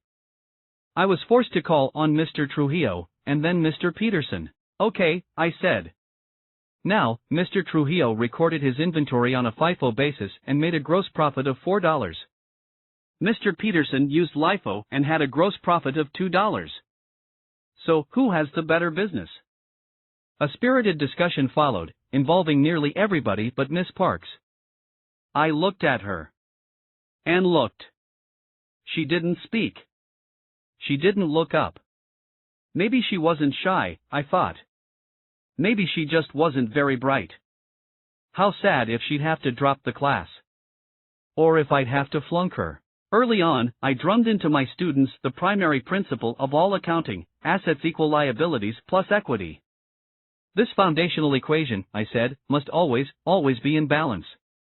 Accounting is problem solving, I said, and most problems boil down to some imbalance in this equation.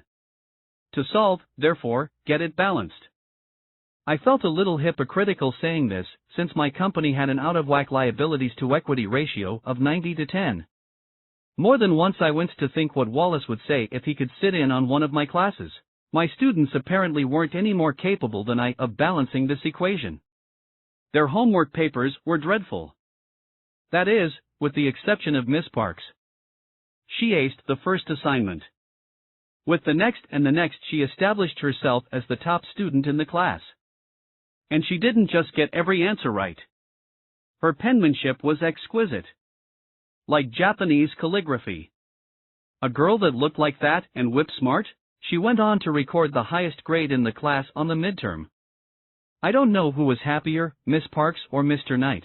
Not long after I handed back the tests, she lingered at my desk, asking if she could have a word.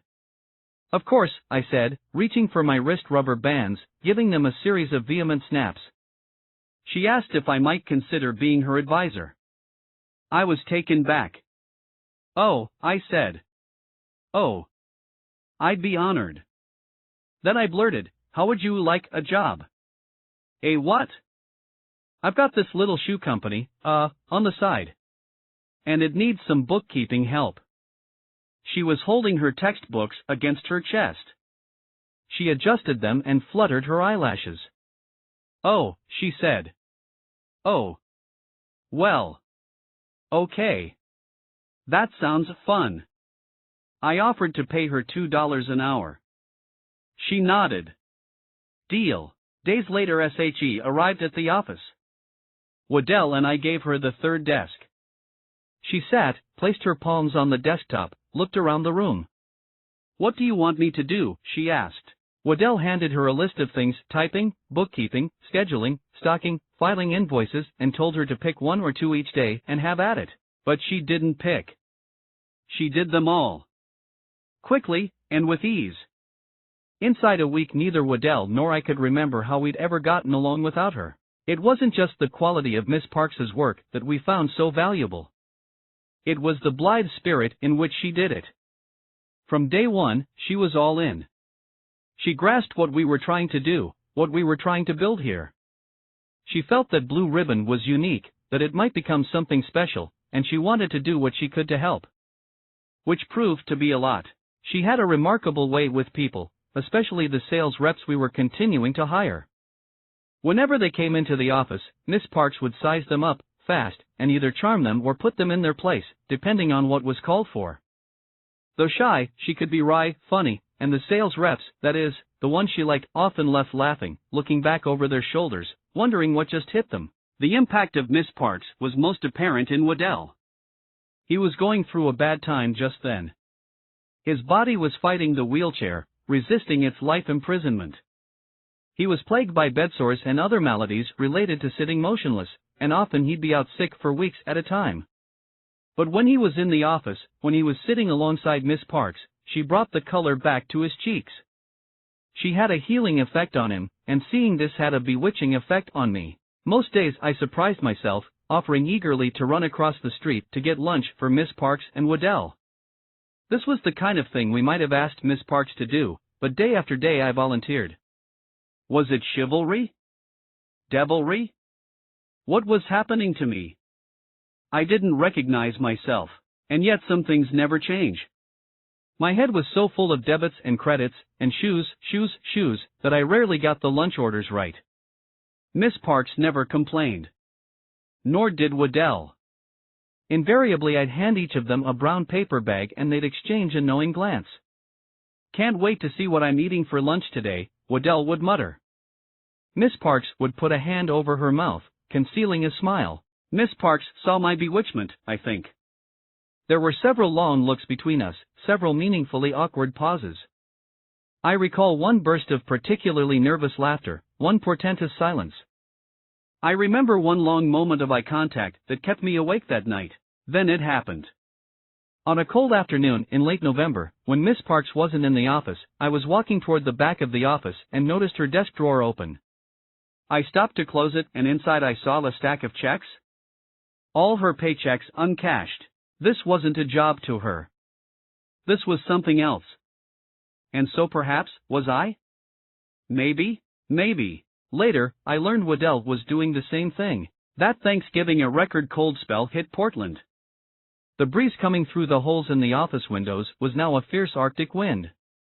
At times the gusts were so strong, papers flew from the desktops, shoelaces on the samples fluttered. The office was intolerable, but we couldn't afford to fix the windows, and we couldn't shut down. So Waddell and I moved to my apartment, and Miss Parks joined us there each afternoon. One day, after Waddell had gone home, neither Miss Parks nor I said much. At quitting time, I walked her out to the elevator. I pressed the down button. We both smiled tensely. I pressed down again. We both stared at the light above the elevator doors. I cleared my throat. "Miss Parks," I said. "Would you like to, maybe go out on Friday night?" Those Cleopatra eyes. They doubled in size. "Me? I don't see anyone else here," I said. Ping. The elevator doors slid open. "Oh," she said, looking down at her feet. "Well. Okay. Okay." She hurried onto the elevator, and as the doors closed she never lifted her gaze from her shoes. I took her to the Oregon Zoo. I don't know why. I guess I thought walking around and gazing at animals would be a low-key way of getting to know each other. Also, Burmese pythons, Nigerian goats, African crocodiles, they would give me ample opportunities to impress her with tales of my travels. I felt the need to brag about seeing the pyramids, the temple of Nike. I also told her about falling ill in Calcutta. I'd never described that scary moment, in detail, to anyone.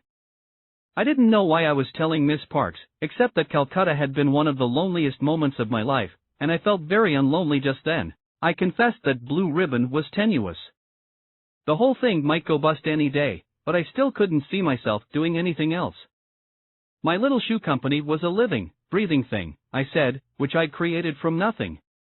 I'd breathed it into life, nurtured it through illness, brought it back several times from the dead, and now I needed, to see it stand on its own feet and go out into the world. Does that make sense? I said. She said. We strolled past the lions and tigers. I told her that I flat out didn't want to work for someone else. I wanted to build something that was my own, something I could point to and say, "I made that." It was the only way I saw to make life meaningful. She nodded. Like basic accounting principles, she grasped it all intuitively, right away. I asked if she was seeing anyone. She confessed that she was. But the boy, well, she said, he was just a boy. All the boys she dated, she said, were just that, boys. They talked about sports and cars. I was smart enough not to confess that I loved both. But you, she said, you've seen the world. And now you're putting everything on the line to create this company. Her voice trailed off. I stood up straighter. We said goodbye to the lions and tigers. For our second date we walked over to Jade West, a Chinese restaurant across the street from the office. Over Mongolian beef and garlic chicken she told me her story. She still lived at home, and loved her family very much, but there were challenges. Her father was an admiralty lawyer, which struck me as a good job. Their house certainly sounded bigger and better than the one in which I'd grown up. But 5 kids, she hinted, was a strain. Money was a constant issue. A certain amount of rationing was standard operating procedure. There was never enough. Staples, like toilet paper, were always in low supply. It was a home marked by insecurity. She did not like insecurity. She preferred security. She said it again. Security. That's why she'd been drawn to accounting. It seemed solid, dependable, safe, a line of work she could always rely on. I asked how she'd happened to choose Portland State. She said she'd started out at Oregon State. Oh, I said, as if she'd confessed to doing time in prison. She laughed. If it's any consolation, I hated it. In particular, she couldn't abide the school's requirement that every student take at least one class in public speaking. She was far too shy. I understand, Miss Parks. Call me Penny. After dinner I drove her home and met her parents. Mom, Dad, this is Mr. Knight. Pleased to meet you, I said, shaking their hands. We all stared at each other. Then the walls. Then the floor. Lovely weather we're having, isn't it? Well, I said, tapping my watch, snapping my rubber bands, it's late, I'd better be going. Her mother looked at a clock on the wall. It's only 9 o'clock, she said. Some hot date. Just after our second date Penny went with her parents to Hawaii for Christmas. She sent me a postcard, and I took this as a good sign. When she returned, her first day back at the office, I asked her again to dinner. It was early January 1968, a bitterly cold night. Again, we went to Jade West, but this time I met her there, and I was quite late, arriving from my Eagle Scout review board, for which she gave me much grief. Eagle Scout? You? I took this as another good sign. She felt comfortable enough to tease me. At some point during that third date, I noticed we were both much more at ease. It felt nice. The ease continued, and over the next few weeks deepened. We developed a rapport, a feel for each other, a knack for communicating non-verbally. As only two shy people can. When she was feeling shy, or uncomfortable, I sensed it, and either gave her space or tried to draw her out, depending. When I was spaced out, embroiled in some internal debate with myself about the business, she knew whether to tap me lightly on the shoulder or wait patiently for me to re-emerge. Penny wasn't legally old enough to drink alcohol, but we'd often borrow one of my sister's driver's licenses and go for cocktails at Trader Vic's downtown. Alcohol and time worked their magic. By February, around my 30th birthday, she was spending every minute of her free time at Blue Ribbon, and evenings at my apartment. At some point she stopped calling me Mr. Knight. Inevitably, I brought her home to meet my family.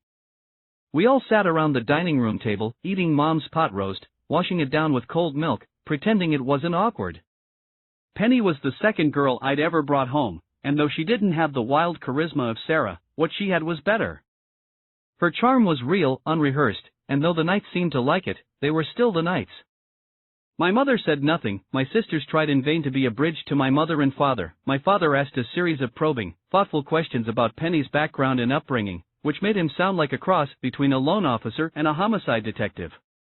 Penny told me later that the atmosphere was the exact opposite of her house, where dinner was a free-for-all, everyone laughing and talking over one another, dogs barking and TVs blaring in the background. I assured her that no one would have suspected she felt out of her element. Next she brought me home, and I saw the truth of everything she'd told me. Her house was the opposite. Though much grander than Chateau Knight, it was a mess. The carpets were stained from all the animals, a German shepherd, a monkey, a cat, several white rats, an ill-tempered goose, and chaos was the rule. Besides the Parks clan, and their arkful of pets, it was a hangout for all the stray kids in the neighborhood. I tried my best to be charming, but I couldn't seem to connect with anyone, human or otherwise. Slowly, painstakingly, I made inroads with Penny's mother, but she reminded me of Auntie Mame, zany, madcap, eternally young. In many ways she was a permanent teenager, resisting her role as matriarch. It struck me that she was more like a sister to Penny than a mother, and indeed, soon after dinner, when Penny and I invited her to come get a drink with us, jumped at the chance. We hit several hot spots and wound up at an after-hours joint on the east side. Penny, after 2 cocktails, switched to water, but not Dot. Dot kept right on going, and soon she was jumping up to dance with all sorts of strange men. Sailors, and worse. At one point she jabbed a thumb in Penny's direction and said to me, "Let's ditch the sweat blanket. She's dead weight." Penny put both hands over her eyes. I laughed and kicked back. I'd passed the Dot test. Dot's seal of approval promised to be an asset some months later, when I wanted to take Penny away for a long weekend. Though Penny had been spending evenings at my apartment, we were still in some ways constrained by propriety. As long as she lived under their roof, Penny felt bound to obey her parents, to abide by their rules and rituals. So I was bound to get her mother's consent before such a big trip. Wearing a suit and tie, I presented myself at the house. I made nice with the animals, petted the goose, and asked Dot for a word. The two of us sat at the kitchen table, over cups of coffee, and I said that I cared very much for Penny. Dot smiled. I said that I believed Penny cared very much for me. Dot smiled, but less certainly. I said that I wanted to take Penny to Sacramento for the weekend. To the National Track and Field Championships. Dot took a sip of her coffee and puckered her lips. No, she said. No, Buck, I don't think so. I don't think we're going to do that. Oh, I said. I'm sorry to hear that. I went and found Penny in one of the back rooms of the house and told her that her mother said no. Penny put her palms against her cheeks. I told her not to worry, I'd go home, collect my thoughts, and try to think of something. The next day I returned to the house and again asked Dot for a moment of her time. Again we sat in the kitchen over cups of coffee.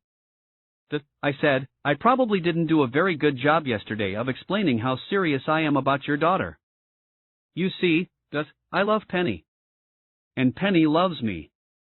And if things continue in this vein, I see us building a life together. So I really hope that you'll reconsider your answer of yesterday. Dot stirred sugar into her coffee, drummed her fingers on the table. She had an odd look on her face, a look of fear and frustration. She hadn't found herself involved in many negotiations, and she didn't know that the basic rule of negotiation is to know what you want, what you need to walk away with in order to be whole. So she got flummoxed and instantly folded. Okay, she said. Okay. Penny and I flew to Sacramento. We were both excited to be on the road, far from parents and curfews, though I suspected Penny might be more excited about getting to use her high school graduation gift, a matching set of pink luggage. Whatever the reason, nothing could diminish her good mood. It was blazing hot that weekend, more than 100 degrees, but Penny never once complained, not even about the metal seats in the bleachers, which turned to griddles. She didn't get bored when I explained the nuances of track, the loneliness and craftsmanship of the runner. She was interested.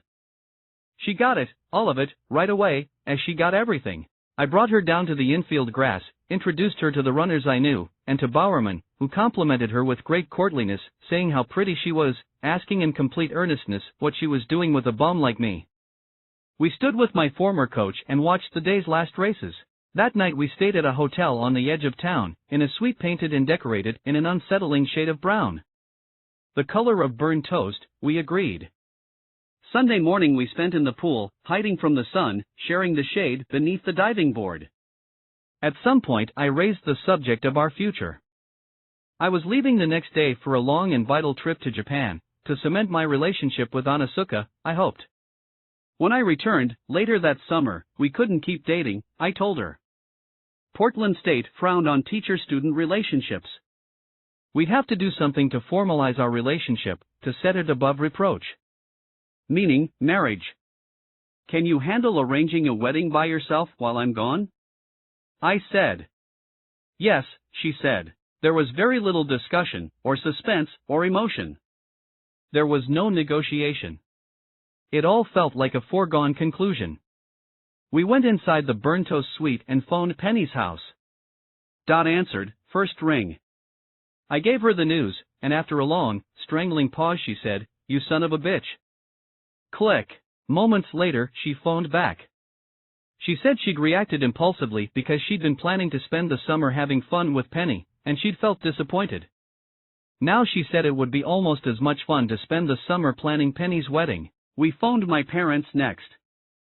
They sounded pleased, but my sister Jean had just gotten married and they were a bit weddinged out.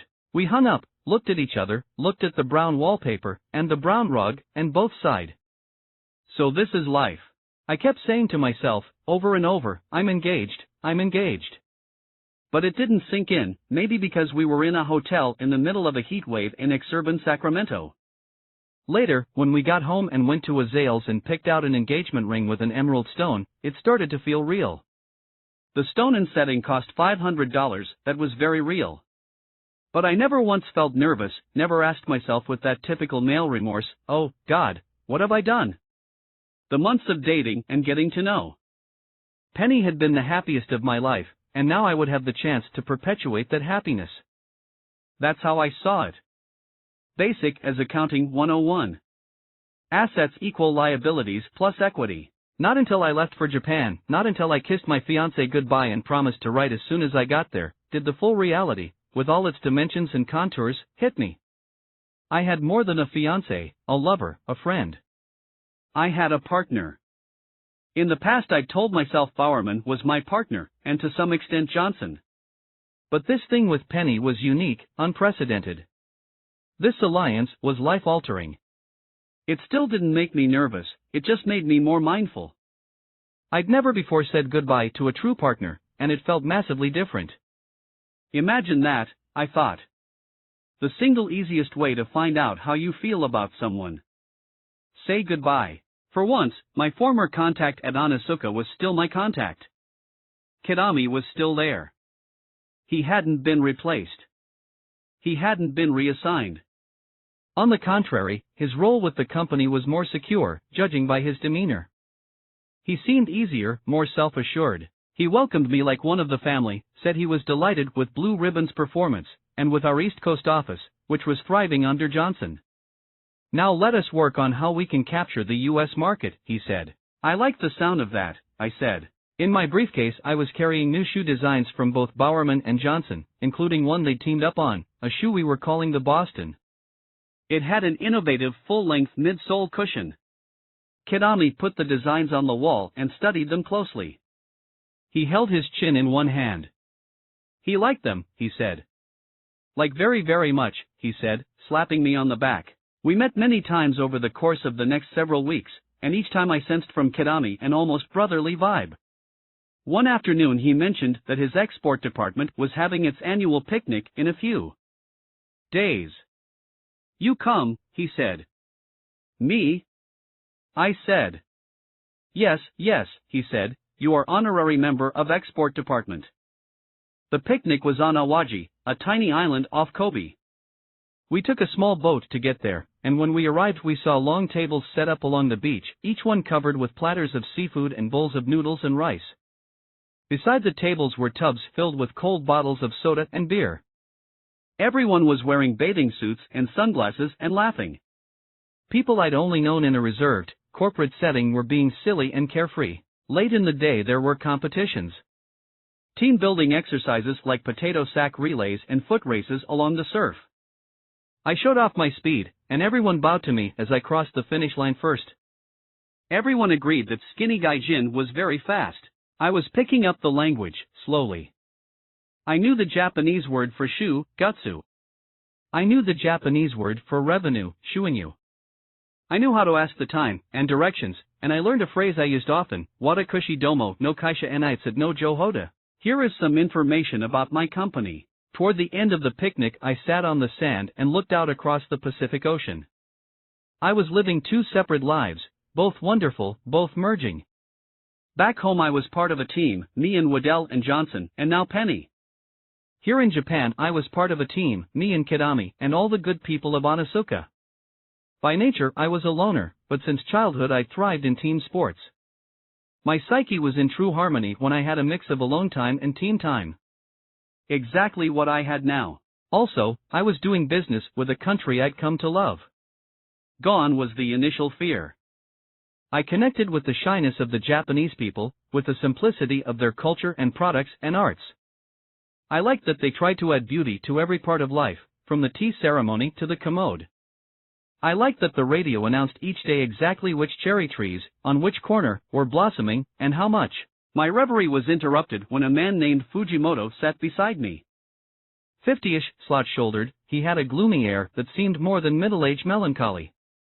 Like a Japanese Charlie Brown. And yet I could see that he was making a concerted effort to extend himself, to be cheerful toward me. He forced a big smile and told me that he loved America, that he longed to live there. I told him that I'd just been thinking how much I loved Japan. Maybe we should trade places, I said. He smiled ruefully. Any time. I complimented his English. He said he'd learned it from the American GIs. Funny, I said, the first things I learned about Japanese culture, I learned from 2xGIs. The first words his GIs taught him, he said, were, kiss my ass. We had a good laugh about that. I asked where he lived and his smile disappeared. Months ago, he said, I lose my home. Typhoon Billy. The storm had completely wiped away the Japanese islands of Honshu and Kyushu, along with 2,000 houses. Mine, Fujimoto said, was one of houses. I'm very sorry, I said. He nodded, looked at the water. He'd started over, he said. As the Japanese do. The one thing he hadn't been able to replace, unfortunately, was his bicycle. In the 1960s bicycles were exorbitantly expensive in Japan. Kidami now joined us. I noticed that Fujimoto got up right away and walked off. I mentioned to Kidami that Fujimoto had learned his English from GIs, and Kidami said with pride that he'd learned his English all by himself, from a record. I congratulated him, and said I hoped one day to be as fluent in Japanese as he was in English. Then I mentioned that I was getting married soon. I told him a bit about Penny, and he congratulated me and wished me luck. When is wedding? He asked.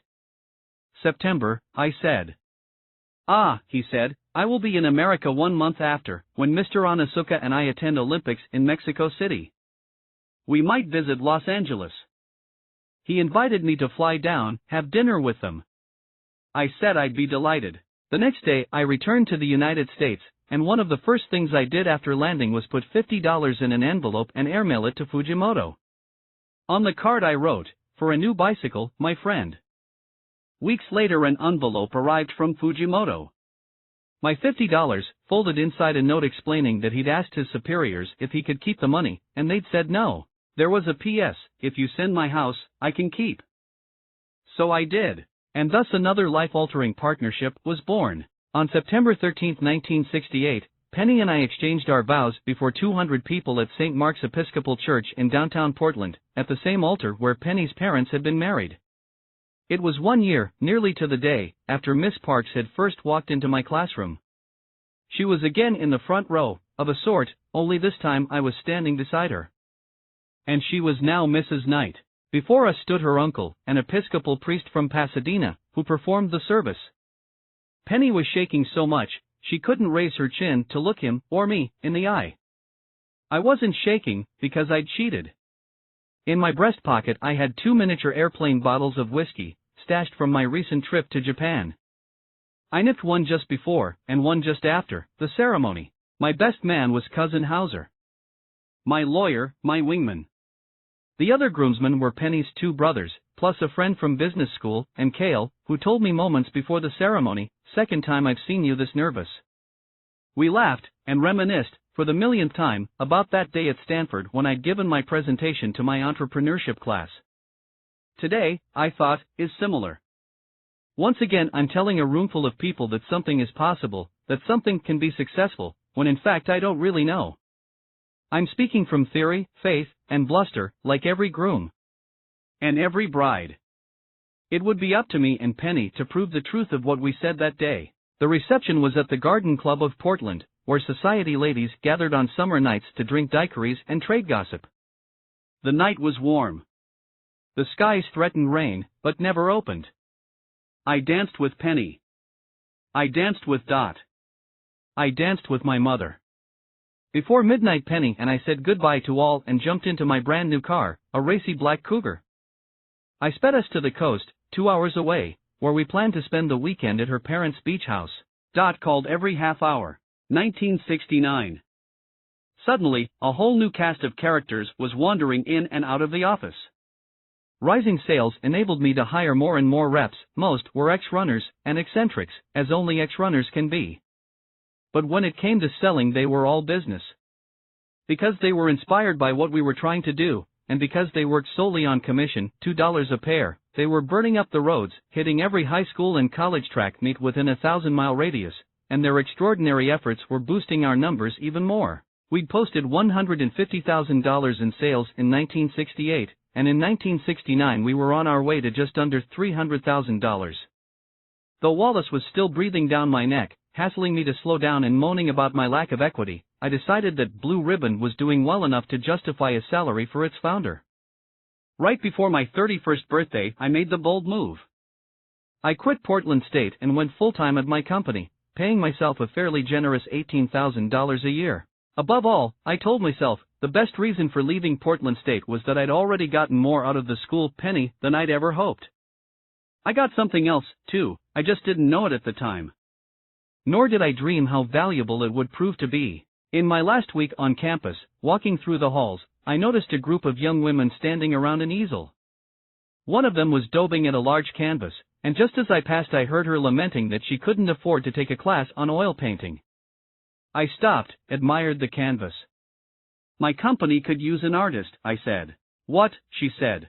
"My company needs someone to do some advertising. Would you like to make some extra money?" I still didn't see any bang for the buck in advertising, but I was starting to accept that I could no longer ignore it. The Standard Insurance Company had just run a full-page ad in the Wall Street Journal, touting Blue Ribbon as one of the dynamic young companies among its clients. The ad featured a photo of Bowerman and me, staring at a shoe. Not as if we were shoe innovators, more as if we'd never seen a shoe before. We looked like morons. It was embarrassing. In some of our ads, the model was none other than Johnson. See Johnson rocking a blue tracksuit. See Johnson waving a javelin. When it came to advertising, our approach was primitive and slapdash. We were making it up as we went along, learning on the fly, and it showed. In one ad for the Tiger Marathon Flat, I think we referred to the new fabric as swoosh fiber. To this day, none of us remembers who first came up with the word, or what it meant. But it sounded good. People were telling me constantly that advertising was important, that advertising was the next wave. I always rolled my eyes. But if icky photos and made-up words and Johnson, posed seductively on a couch, were slipping into our ads, I needed to start paying more attention.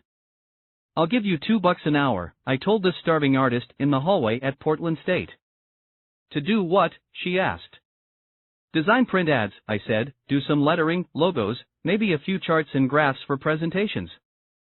It didn't sound like much of a gig.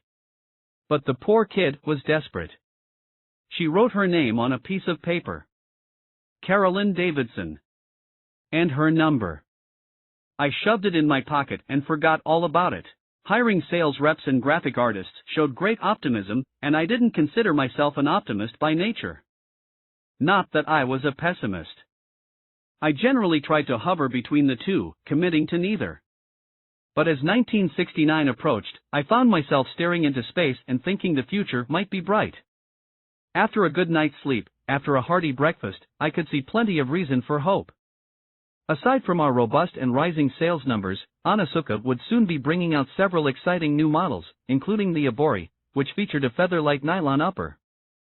Also, the Marathon, another nylon, with lines sleek as a Carmen Gia. "These shoes will sell themselves," I told Waddell many times, hanging them on the corkboard. Also, Bowerman was back from Mexico City, where he'd been an assistant coach on the U.S. Olympic team, meaning he'd played a pivotal role in the U.S. winning more gold medals than any team, from any nation, ever. My partner was more than famous, he was legendary. I phoned Bowerman, eager to get his overall thoughts on the games, and particularly on the moment for which they would forever be remembered, the protest of John Carlos and Tommy Smith.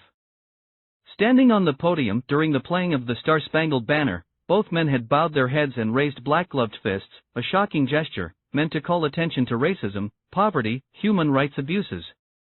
They were still being condemned for it. But Bowerman, as I fully expected, supported them. Bowerman supported all runners. Carlos and Smith were shoeless during the protest, they'd conspicuously removed their Pumas and left them on the stands. I told Bowerman I couldn't decide if this had been a good thing or a bad thing for Puma. Was all publicity really good publicity? Was publicity like advertising? A chimera? Bowerman chuckled and said he wasn't sure. He told me about the scandalous behavior of Puma and Adidas throughout the games. The world's two biggest athletic shoe companies, run by two German brothers who despised each other, had chased each other like Keystone cops around the Olympic Village, jockeying for all the athletes.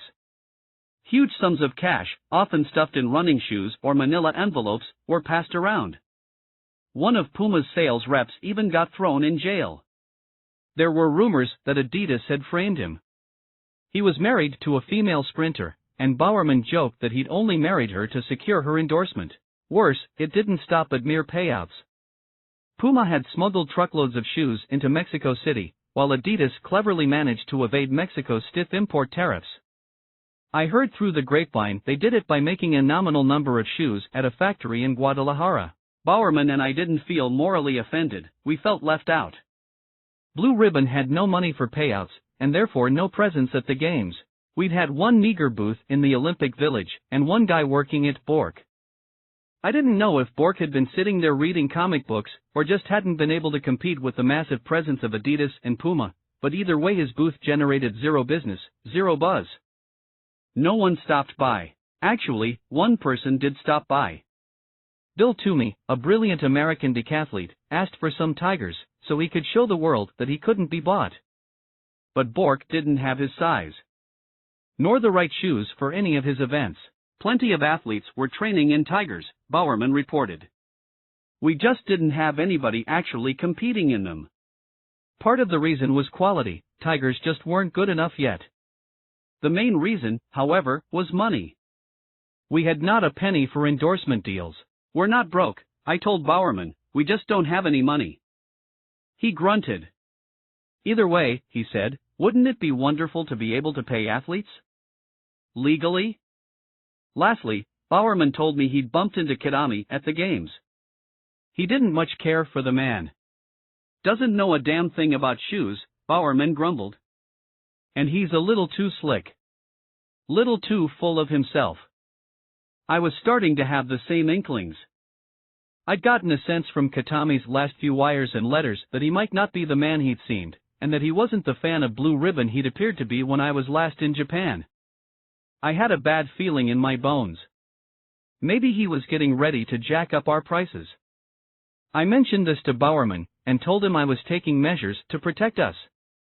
Before hanging up I boasted that, though I didn't have enough cash or cachet to pay athletes, I did have enough to buy someone at Onitsuka. I had a man on the inside, I said, a man acting as my eyes and ears and keeping tabs on Kitami. I sent out a memo saying as much to all Blue Ribbon employees. By now we had around 40. Though I'd fallen in love with Japanese culture, I kept my souvenir samurai sword beside my desk. I also warned them that Japanese business practices were thoroughly perplexing. In Japan you couldn't predict what either your competition or your partner might do. I'd given up trying. Instead, I wrote, I've taken what I think is a big step to keep us informed. I've hired a spy. He works full-time in the Onitsuka export department. Without going into a lengthy discussion of why, I will just tell you that I feel he is trustworthy. This spy may seem somewhat unethical to you, but the spy system is ingrained and completely accepted in Japanese business circles. They actually have schools for industrial spies, much as we have schools for typists and stenographers. I can't imagine what made me use the word spy so wantonly, so boldly, other than the fact that James Bond was all the rage just then. Nor can I understand why, when I was revealing so much, I didn't reveal the spy's name. It was Fujimoto, whose bicycle I'd replaced. I think I must have known, on some level, that the memo was a mistake, a terribly stupid thing to do. And that I would live to regret it. I think I knew. But I often found myself as perplexing as Japanese business practices. Kitami and Mrs. Onitsuka both attended the games in Mexico City, and afterward they both flew to Los Angeles. I flew down from Oregon to meet them for dinner at a Japanese restaurant in Santa Monica. I was late, of course, and by the time I arrived they were full of sake. Like schoolboys on holiday, each was wearing a souvenir sombrero, loudly woohooing. I tried hard to mirror their festive mood. I matched them shot for shot, helped them finish off several platters of sushi, and generally bonded with them both. At my hotel that night I went to bed thinking, hoping, I'd been paranoid about Kitami. The next morning we all flew to Portland so they could meet the gang at Blue Ribbon. I realized that in my letters to Onitsuka, not to mention my conversations with them, I might have overplayed the grandeur of our worldwide headquarters. Sure enough, I saw Kitami's face drop as he walked in. I also saw Mr. Onitsuka looking around, bewildered. I hastened to apologize. It may look small, I said, laughing tightly, but we do a lot of business out of this room. They looked at the broken windows, the javelin window closer, the wavy plywood room divider. They looked at Waddell in his wheelchair. They felt the walls vibrating from the pink bucket jukebox. They looked at each other, dubious. I told myself, "Welp, it's all over." Sensing my embarrassment, Mr. Onitsuka put a reassuring hand on my shoulder. "It is most charming," he said. On the far wall Waddell had hung a large, handsome map of the United States, and he'd put a red pushpin everywhere we'd sold a pair of tigers in the last 5 years. The map was covered with red pushpins. For one merciful moment it diverted attention from our office space. Then Kitami pointed at eastern Montana. "No pins," he said. "Obviously salesman here not doing job." Days went swooshing by. I was trying to build a company and a marriage. Penny and I were learning to live together, learning to meld our personalities and idiosyncrasies, though we agreed that she was the one with all the personality and I was the idiosyncratic one. Therefore, it was she who had more to learn. For instance, she was learning that I spent a fair portion of each day lost in my own thoughts, tumbling down mental wormholes, trying to solve some problem or construct some plan.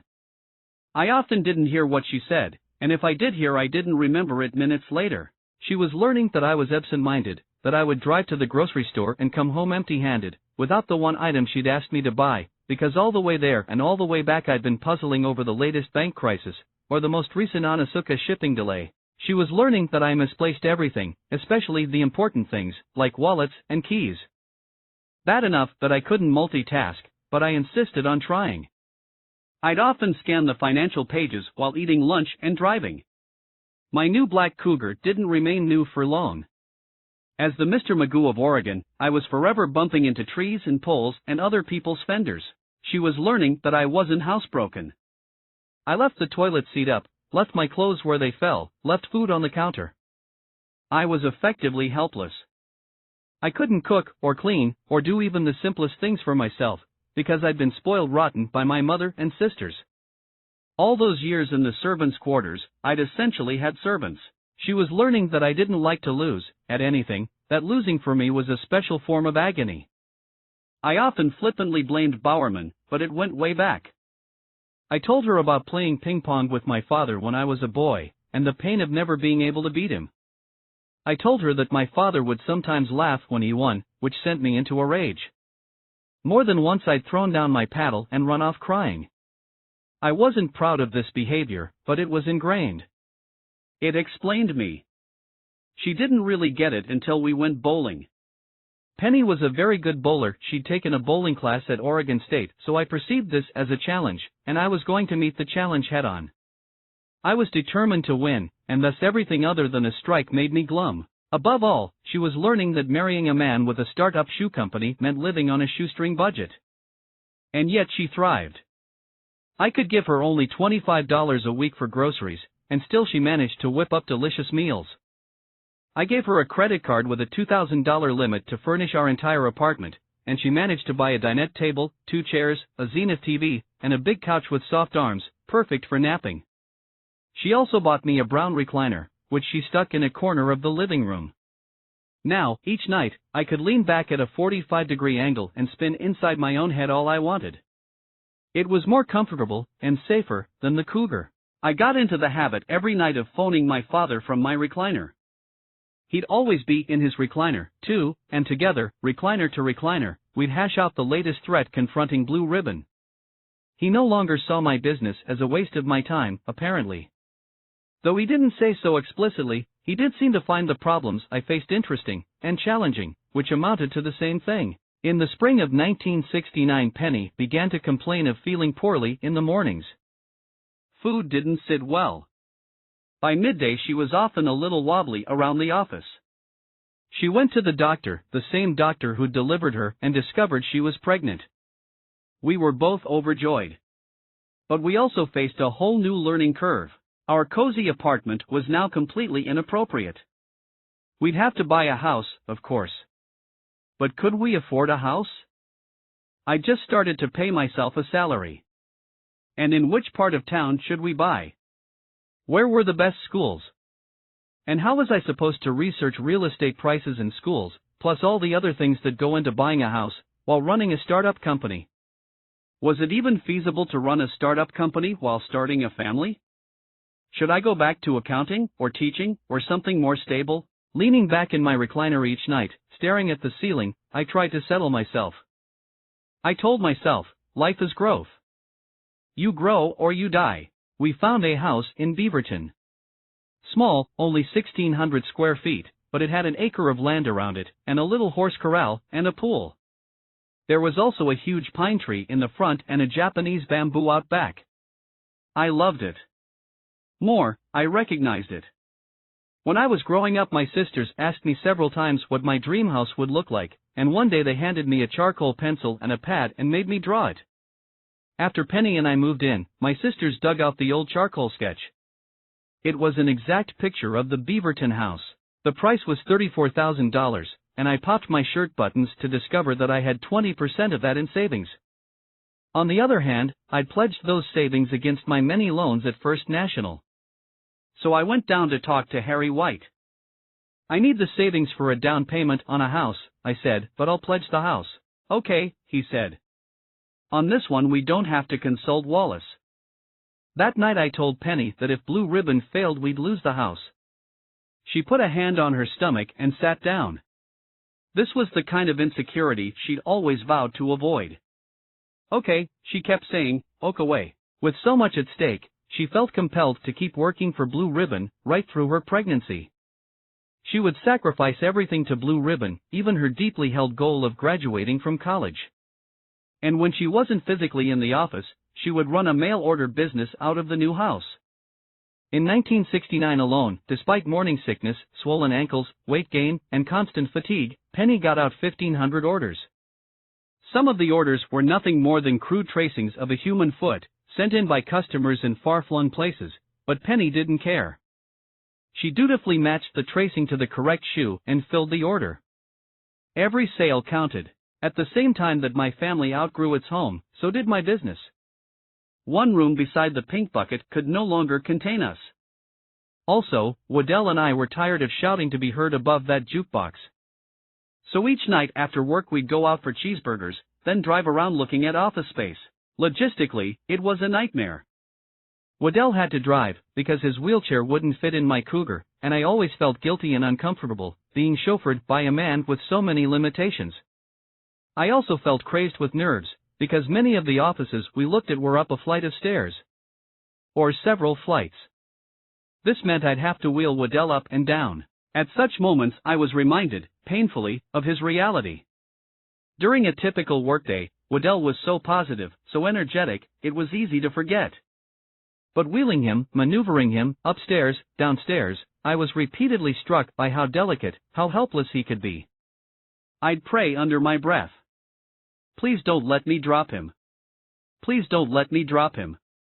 Waddell, hearing me, would tense up, and his tension would make me more nervous.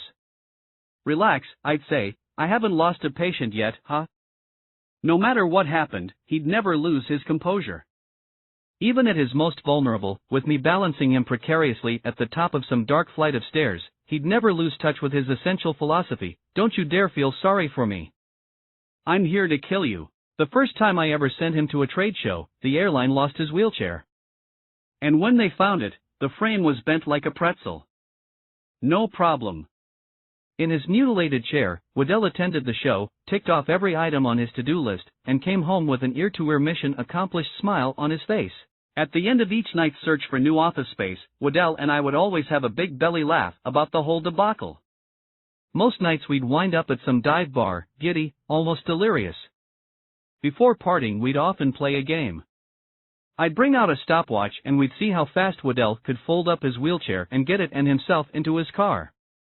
As a former track star, he loved the challenge of a stopwatch, of trying to beat his personal best. His record was 44 seconds. We both cherished those nights, the silliness, the sense of shared mission, and we mutually ranked them among the solid gold memories of our young lives. Waddell and I were very different, and yet our friendship was based on a selfsame approach to work. Each of us found pleasure, whenever possible, in focusing on one small task. One task, we often said, clears the mind. And each of us recognized that this small task of finding a bigger office meant we were succeeding. We were making a go of this thing called Blue Ribbon, which spoke to a deep desire, in each of us, to win. Or at least not lose.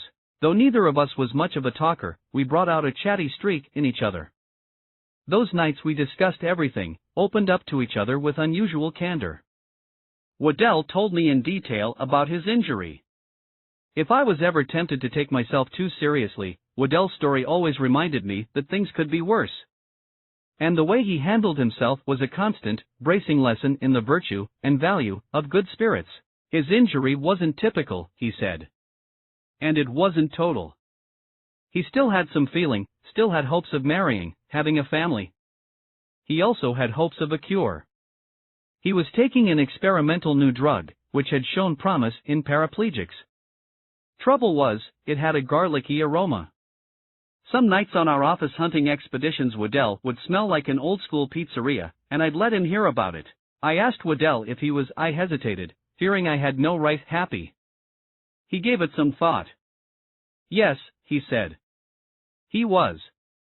He loved his work. He loved Blue Ribbon, though he sometimes cringed at the irony.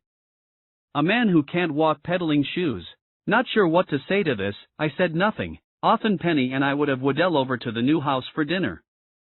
He was like family, we loved him, but we also knew we were filling a void in his life, a need for company and domestic comforts. So Penny always wanted to cook something special when Waddell came over, and the most special thing she could think of was Cornish game hen, plus a dessert made from brandy and iced milk. She got the recipe from a magazine, which left us all blotto. Though hens and brandy put a serious dent in her $25 grocery budget, Penny simply couldn't economize when it came to Waddell. If I told her that Waddell was coming to dinner, she'd reflexively gush, "I'll get some capons and brandy." It was more than wanting to be hospitable. She was fattening him up. She was nurturing him. Waddell, I think, spoke to her newly activated maternal streak. I struggle to remember. I close my eyes and think back, but so many precious moments from those nights are gone forever. Numberless conversations, breathless laughing fits. Declarations, revelations, confidences. They've all fallen into the sofa cushions of time. I remember only that we always sat up half the night, cataloging the past, mapping out the future. I remember that we took turns describing what our little company was, and what it might be, and what it must never be. How I wish, on just one of those nights, I'd had a tape recorder. Or kept a journal, as I did on my trip around the world. Still, at least I can always call to mind the image of Waddell, seated at the head of our dinette, carefully dressed in his blue jeans, his trademark V-neck sweater over a white tee. And always, on his feet, a pair of tigers, the rubber soles pristine. By then he'd grown a long beard, and a bushy mustache, both of which I envied. Heck, it was the 60s, I'd have had a beard down to my chin. But I was constantly needing to go to the bank and ask for money. I couldn't look like a bum when I presented myself to Wallace. A clean shave was one of my few concessions to the man. W.O. Odell and I eventually found a promising office in Tigard, south of downtown Portland. It wasn't a whole office building, we couldn't afford that, but a corner of one floor. The rest was occupied by the Horace Mann Insurance Company. Inviting, almost plush, it was a dramatic step up, and yet I hesitated. There had been a curious logic in our being next door to a honky-tonk. But an insurance company? With carpeted halls and water coolers and men in tailored suits? The atmosphere was so buttoned down, so corporate. Our surroundings, I felt, had much to do with our spirit, and our spirit was a big part of our success, and I worried how our spirit might change if we were suddenly sharing space with a bunch of organization men and automatons. I took to my recliner, gave it some thought, and decided a corporate vibe might be asymmetrical, contrary to our core beliefs, but it might also be just the thing with our bank. Maybe when Wallace saw our boring, sterile new office space, he'd treat us with respect. Also, the office was in Tigard. Selling tigers out of Tigard, maybe it was meant to be. Then I thought about Waddell. He said he was happy at Blue Ribbon, but he'd mentioned the irony. Maybe it was more than ironic, sending him out to high schools and colleges to sell tigers out of his car. Maybe it was torture. And maybe it was a poor use of his talents. What suited Waddell best was bringing order to chaos, problem solving. One small task. After he and I went together to sign the Tigard lease, I asked him if he'd like to change jobs, become operations manager for Blue Ribbon. No more sales calls. No more schools. Instead, he'd be in charge of dealing with all the things for which I didn't have the time and patience. Like talking to Bork in L.A. Or corresponding with Johnson in Wellesley. Or opening a new office in Miami. Or hiring someone to coordinate all the new sales reps and organize their reports. Or approving expense accounts. Best of all, Waddell would have to oversee the person who monitored company bank accounts. Now, if he didn't cash his own paychecks, he'd have to explain the overage to his boss, himself. Beaming, Waddell said he liked the sound of that very much. He reached out his hand. Deal, he said. Still had the grip of an athlete. Penny went to the doctor in September 1969. A checkup. The doctor said everything looked fine, but the baby was taking its time. Probably another week, he said. The rest of that afternoon Penny spent at Blue Ribbon, helping customers. We went home together, ate an early dinner, turned in early. About 4 a.m. she jostled me. "I don't feel so good," she said. I phoned the doctor and told him to meet us at Emmanuel Hospital. In the weeks before Labor Day, I'd made several practice trips to the hospital, and it was a good thing, because now, game time, I was such a wreck that Portland looked to me like Bangkok. Everything was strange, unfamiliar. I drove slowly, to make sure of each turn. Not too slowly, I scolded myself, or you'll have to deliver the baby yourself. The streets were all empty, the lights were all green. A soft rain was falling. The only sounds in the car were Penny's heavy breaths and the wipers squeaking across the windshield. As I pulled up to the entrance of the emergency room, as I helped Penny into the hospital, she kept saying, "We're probably overreacting, I don't think it's time yet." Still, she was breathing the way I used to breathe in the final lap. I remember the nurse taking Penny from me, helping her into a wheelchair, rolling her down a hall. I followed along, trying to help. I had a pregnancy kit I'd packed myself, with a stopwatch, the same one I'd used to time Waddell. I now timed Penny's contractions aloud. 5:43, she stopped panting and turned to me. Through clenched teeth she said, "Stop a-doing that." A nurse now helped her out of the wheelchair and onto a gurney and rolled her away. I stumbled back down the hall into something the hospital called the bullpen, where expectant fathers were expected to sit and stare into space. I would have been in the delivery room with Penny, but my father had warned me against it. He'd told me that I'd been born bright blue, which scared the daylights out of him, and he therefore cautioned me, at the decisive moment, be somewhere else. I sat in a hard plastic chair, eyes closed, doing shoe work in my mind. After an hour I opened my eyes and saw our doctor standing before me. Beads of sweat glistened on his forehead. He was saying something. That is, his lips were moving. But I couldn't hear. "Life's a joy? Here's a toy? Are you Roy?" He said it again, "It's a boy." A boy? Really? "Your wife did a superb job," he was saying. "She did not complain once, and she pushed at all the right times. Has she taken many Lamaze classes?" "Lemons?" I said. "Pardon? What?" He led me like an invalid down a long hall and into a small room. There, behind a curtain, was my wife, exhausted, radiant, her face bright red. Her arms were wrapped around a quilted white blanket decorated with blue baby carriages. I pushed back a corner of the blanket to reveal a head the size of a ripe grapefruit, a white stocking cap perched on top. My boy. He looked like a traveler. Which, of course, he was. He'd just begun his own trip around the world. I leaned down, kissed Penny's cheek. I pushed away her damp hair. "You're a champion," I whispered. She squinted, uncertain. She thought I was talking to the baby. She handed me my son. I cradled him in my arms. He was so alive, but so delicate, so helpless. The feeling was wondrous, different from all other feelings, though familiar, too. Please don't let me drop him. At Blue Ribbon I spent so much time talking about quality control, about craftsmanship, about delivery, but this, I realized, this was the real thing. "We made this," I said to Penny. "We made this." She nodded, then lay back. I handed the baby to the nurse and told Penny to sleep. I floated out of the hospital and down to the car. I felt a sudden and overpowering need to see my father, a hunger for my father. I drove to his newspaper, parked several blocks away. I wanted to walk. The rain had stopped. The air was cool and damp. I ducked into a cigar store. I pictured myself handing my father a big fat Robusto and saying, "Hiya, Grandpa." Coming out of the store, the wooden cigar box under my arm, I bumped straight into Keith Foreman, a former runner at Oregon. "Keith!" I cried.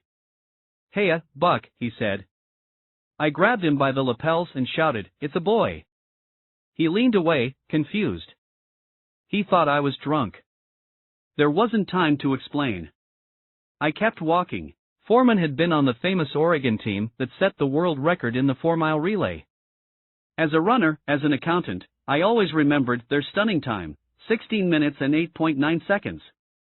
A star on Bowerman's 1962 national championship team, Foreman had also been the 5th American ever to break the 4-minute mile. And to think, I told myself, only hours ago I'd thought those things made a champion. Fall. The woolen skies of November settled in low. I wore heavy sweaters, and sat by the fireplace, and did a sort of self-inventory. I was all stocked up on gratitude. Penny and my new son, whom we'd named Matthew, were healthy. Bork and Waddell and Johnson were happy. Sales continued to rise. Then came the mail. A letter from Bork. After returning from Mexico City, he was suffering some sort of mental Montezuma's revenge. He had problems with me, he told me in the letter. He didn't like my management style, he didn't like my vision for the company, he didn't like what I was paying him. He didn't understand why I took weeks to answer his letters, and sometimes didn't answer at all. He had ideas about shoe design, and he didn't like how they were being ignored. After several pages of all this, he demanded immediate changes, plus a raise. My second mutiny. This one, however, was more complicated than Johnson's. I spent several days drafting my reply. I agreed to raise his salary, slightly, and then I pulled rank. I reminded Bork that in any company there could only be one boss, and sadly for him the boss of Blue Ribbon was Buck Knight. I told him if he wasn't happy with me or my management style, he should know that quitting and being fired were both viable options. As with my spy memo, I suffered instant writer's remorse. The moment I dropped it in the mail, I realized that Bork was a valuable part of the team, that I didn't want to lose him, that I couldn't afford to lose him. I dispatched our new operations manager, Waddell, to Los Angeles, to patch things up. Waddell took Bork to lunch and tried to explain that I wasn't sleeping much, with a new baby and all. Also, Waddell told him I was feeling tremendous stress after the visit from Kidami and Mr. Onisuka. Waddell joked about my unique management style, telling Bork that everyone bitched about it, everyone pulled their hair out about my non-responses to their memos and letters. In all, Waddell spent a few days with Bork, smoothing his feathers, going over the operation. He discovered that Bork was stressed, too. Though the retail store was thriving, the backroom, which had basically become our national warehouse, was in shambles.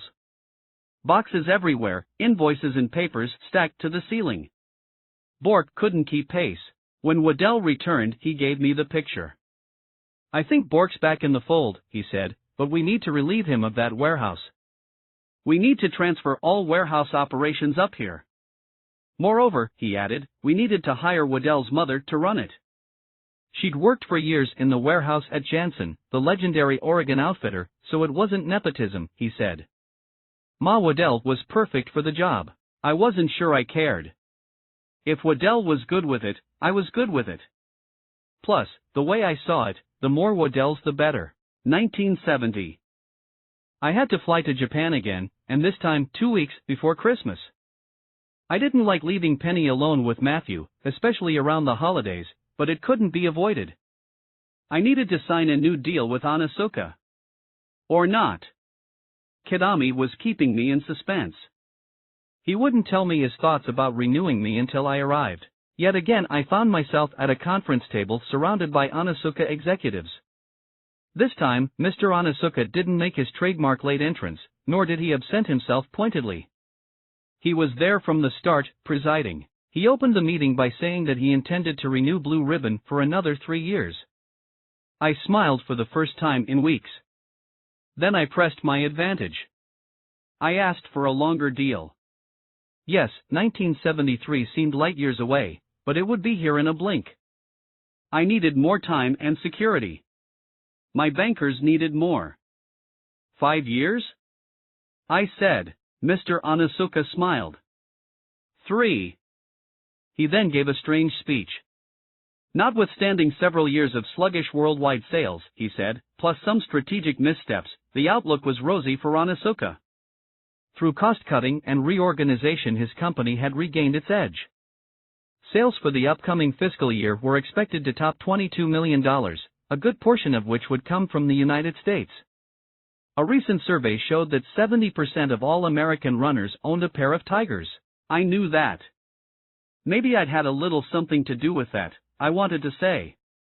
That's why I wanted a longer contract. But Mr. Onisuka said that one major reason for Onisuka's solid numbers was Kidami. He looked down the table, bestowed a fatherly smile on Kidami. Therefore, Mr. Onizuka said, Kidami was being promoted. Henceforth he'd be the company's operations manager. He'd now be Onizuka's Waddell, though I remember thinking that I wouldn't trade one Waddell for 1,000 Kidamas. With a bow of my head I congratulated Mr. Onizuka on his company's good fortune. I turned and bowed my head at Kidami, congratulating him on his promotion. But when I raised my head and made eye contact with Kidami, I saw in his gaze something cold. Something that stayed with me for days. We drew up the agreement. It was 4 or 5 paragraphs, a flimsy thing.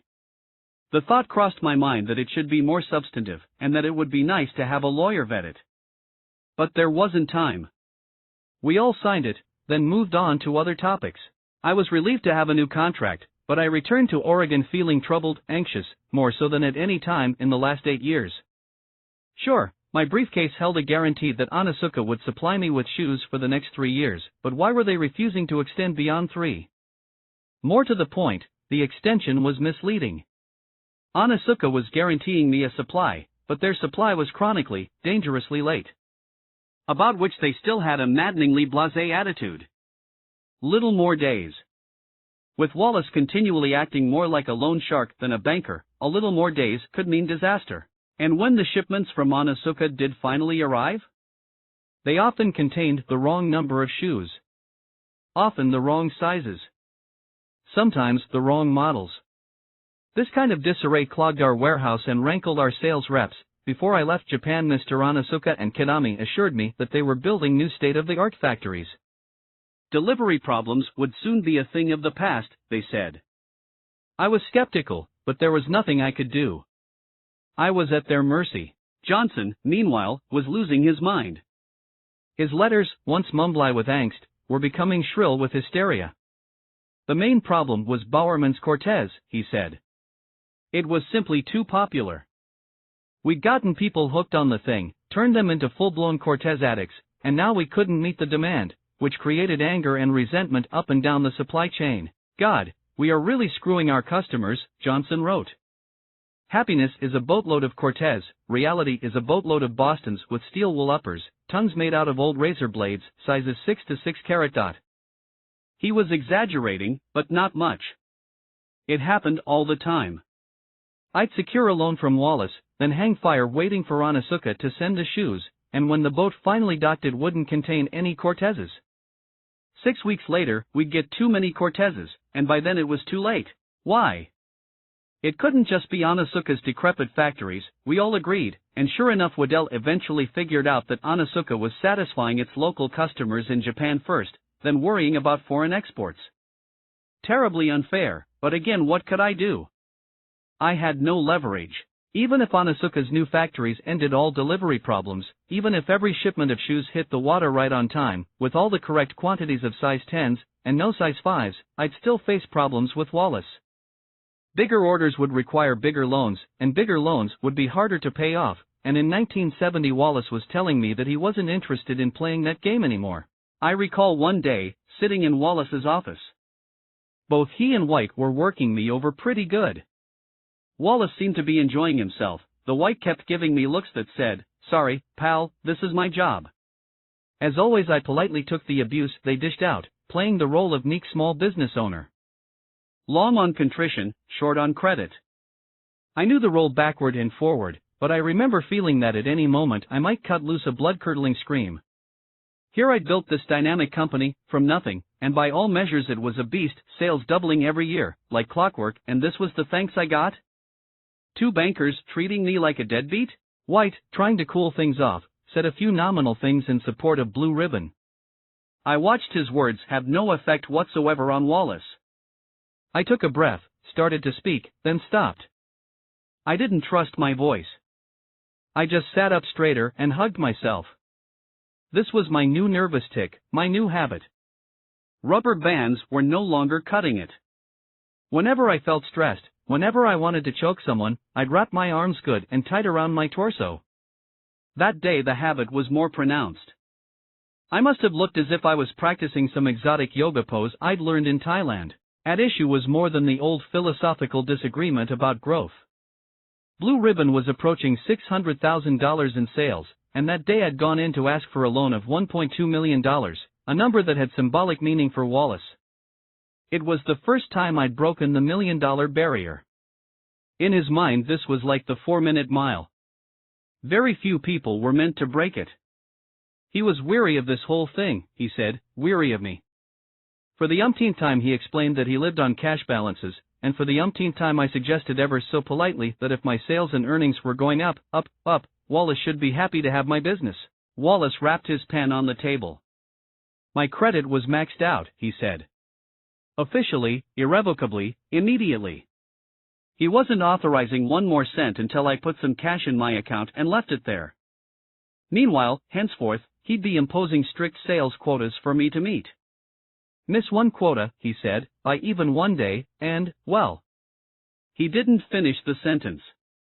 His voice trailed off, and I was left to fill the silence with worst-case scenarios. I turned to White, who gave me a look. What can I do, pal? Days later Waddell showed me a telex from Onasuka. The big spring shipment was ready to hit the water and they wanted $20,000. Great, we said. For once they're shipping the shoes on time, just one hitch. We didn't have $20,000. And it was clear I couldn't go to Wallace. I couldn't ask Wallace for change of a 5, so I telexed Onasuka and asked them to hold the shoes, please, until we brought in some more revenue from our sales force. Please don't think we are in financial difficulty, I wrote. It wasn't a lie, per se. As I told Bowerman, we weren't broke, we just had no money. Lots of assets, no cash. We simply needed more time. Now it was my turn to say, little more days. While awaiting Onasuka's response, I realized that there was only one way to solve this cash flow problem once and for all. A small public offering. If we could sell 30% of Blue Ribbon at $2 a share, we could raise $300,000 overnight. The timing for such an offering seemed ideal. In 1970, the first ever venture capital firms were starting to sprout up. The whole concept of venture capital was being invented before our eyes, though the idea of what constituted a sound investment for venture capitalists wasn't very broad.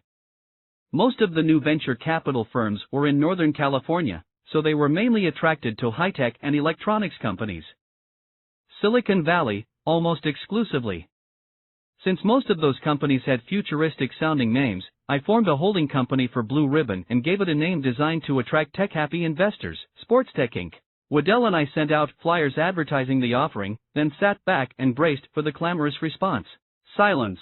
A month passed. Deafening silence. No one phoned. Not one person. That is, almost no one. We did manage to sell 300 shares, at $1 per, to Waddell and his mother. Ultimately we withdrew the offering. It was a humiliation, and in its wake I had many heated conversations with myself. I blamed the shaky economy. I blamed Vietnam. But first and foremost I blamed myself. I'd overvalued Blue Ribbon. I'd overvalued my life's work. More than once, over my first cup of coffee in the morning, or while trying to fall asleep at night, I'd tell myself, maybe I'm a fool. Maybe this whole damn shoe thing is a fool's errand? Maybe, I thought. Maybe. I scraped together the $20,000 from our receivables, paid off the bank, and took delivery of the order from Onasuka. Another sigh of relief.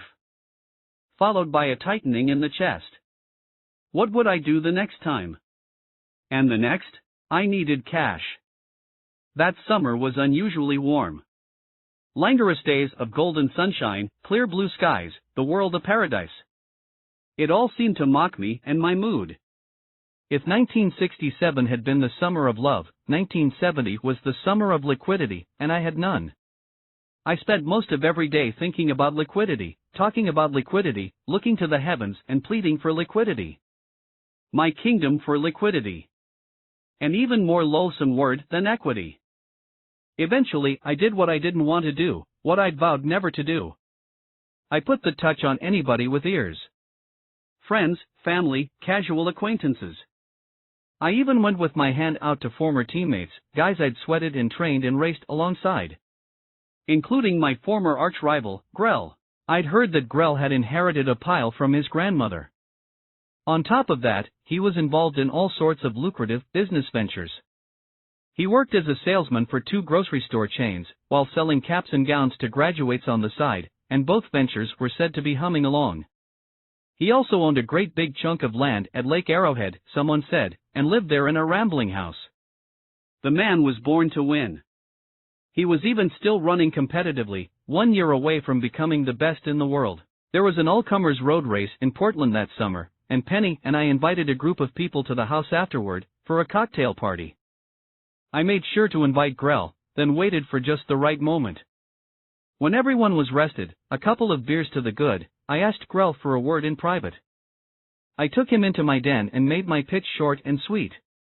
New company, cash flow problems, considerable upside, yada yada. He was gracious, courteous, and smiled pleasantly. I'm just not interested, Buck. With nowhere else to turn, with no other options, I was sitting at my desk one day, staring out the window. Waddell knocked. He rolled into the office, closed the door. He said he and his parents wanted to loan me $5,000, and they wouldn't take no for an answer. They also wouldn't tolerate any mention of interest. In fact, they wouldn't even formalize the loan with any sort of papers. He was going to Los Angeles to see Bork, but while he was gone, he said, I should drive to his house and collect the check from his folks.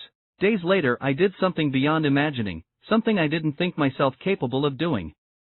I drove to Waddell's house and asked for the check. I knew the Waddells weren't well off. I knew that, with their son's medical bills, they were scuffling more than I. This $5,000 was their life savings. I knew that, but I was wrong. His parents had a little bit more, and they asked if I needed that, too.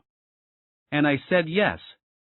And they gave me their last $3,000, draining their savings down to zero. How I wished I could put that check in my desk drawer and not cash it. But I couldn't. I wouldn't. On my way out the door I stopped. I asked them, why are you doing this? Because, Waddell's mother said, if you can't trust the company your son is working for, then who can you trust? Penny was continuing to find creative ways of stretching her $25 grocery allowance, which meant 50 kinds of beef stroganoff, which meant my weight ballooned. By the middle of 1970, I was around 190, an all-time high. One morning, getting dressed for work, I put on one of my baggier suits and it wasn't baggy. Standing before the mirror, I said to my reflection, oh. But it was more than the stroganoff. Somehow, I'd gotten out of the running habit. Blue ribbon, marriage, fatherhood, there was never time. Also, I'd felt burned out. Though I'd loved running for Bowerman, I'd hated it, too. The same thing happens to all kinds of college athletes. Years of training and competing at a high level take their toll. You need a rest. But now the rest was over. I needed to get back out there. I didn't want to be the fat, flabby, sedentary head of a running shoe company. And if tight suits and the specter of hypocrisy weren't enough incentive, another motivation soon came along. Shortly after that all-comers race, after Grell refused me the loan, he and I went for a private run. For miles in, I saw Grell looking back at me sadly as I huffed and puffed to keep up. It was one thing to have him refuse me money, it was another to have him give me pity. He knew I was embarrassed, so he challenged me. This fall, he said, let's you and me race 1 mile. I'll give you a full minute handicap, and if you beat me I'll pay you $1 for every second of difference in our times. I trained hard that summer. I got into the habit of running 6 miles every night after work. In no time I was back in shape, my weight down to 160. And when the day of the big race came, with Waddell on the stopwatch, I took $36 from Grell. The victory was made all the sweeter the following week when Grell jumped into an all-comers meet and ran 4:07. As I drove home that day I felt immensely proud. Keep going, I told myself. Don't stop. At almost the halfway mark of the year, June 15, 1970, I pulled my Sports Illustrated from my mailbox and got a shock. On the cover was a man of Oregon. And not just any man of Oregon, but perhaps the greatest of all time, greater even than Grell. His name was Steve Prefontaine, and the photo showed him sprinting up the side of Olympus, aka Bowerman Mountain. The article inside described Pre as an astonishing, once-a-generation phenom. He'd already made a big splash in high school, setting a national record, 8:41, at 2 miles, but now, in his first year at Oregon, running 2 miles, he'd beaten Jerry Lindgren, who'd previously been considered unbeatable. And he'd beaten him by 27 seconds. Pri posted 8 minutes and 40 seconds, third fastest time in the nation that year. He'd also run 3 miles in 13 minutes and 12.8 seconds, which in 1970 was faster than anyone, anywhere, on Earth. Bowerman told the writer from Sports Illustrated that Pri was the fastest middle-distance runner alive. I'd never heard such unbridled enthusiasm from my stolid coach. In the days ahead, in other articles I clipped, Bowerman was even more effusive, calling Pri the best runner I've ever had. Bowerman's assistant, Bill Dellinger, said Pri's secret weapon was his confidence, which was as freakish as his lung capacity. Usually, Dellinger said, it takes our guys 12 years to build confidence in themselves, and here's a young man who has the right attitude naturally. Yes, I thought. Confidence. More than equity, more than liquidity, that's what a man needs. I wished I had more. I wished I could borrow some. But confidence was cash. You had to have some to get some. And people were loath to give it to you. Another revelation came that summer via another magazine. Flipping through Fortune, I spotted a story about my former boss in Hawaii. In the years since I'd worked for Bernie Kornfeld and his Investors Overseas Services, he'd become even richer. He'd abandoned Dreyfus funds and begun selling shares in his own mutual funds, along with gold mines, real estate, and sundry other things. He'd built an empire, and as all empires eventually do, it was now crumbling. I was so startled by news of his downfall that I dazedly turned the page and happened on another article, a fairly dry analysis of Japan's newfound economic power.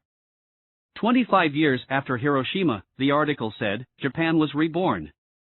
The world's third largest economy, it was taking aggressive steps to become even larger, to consolidate its position and extend its reach.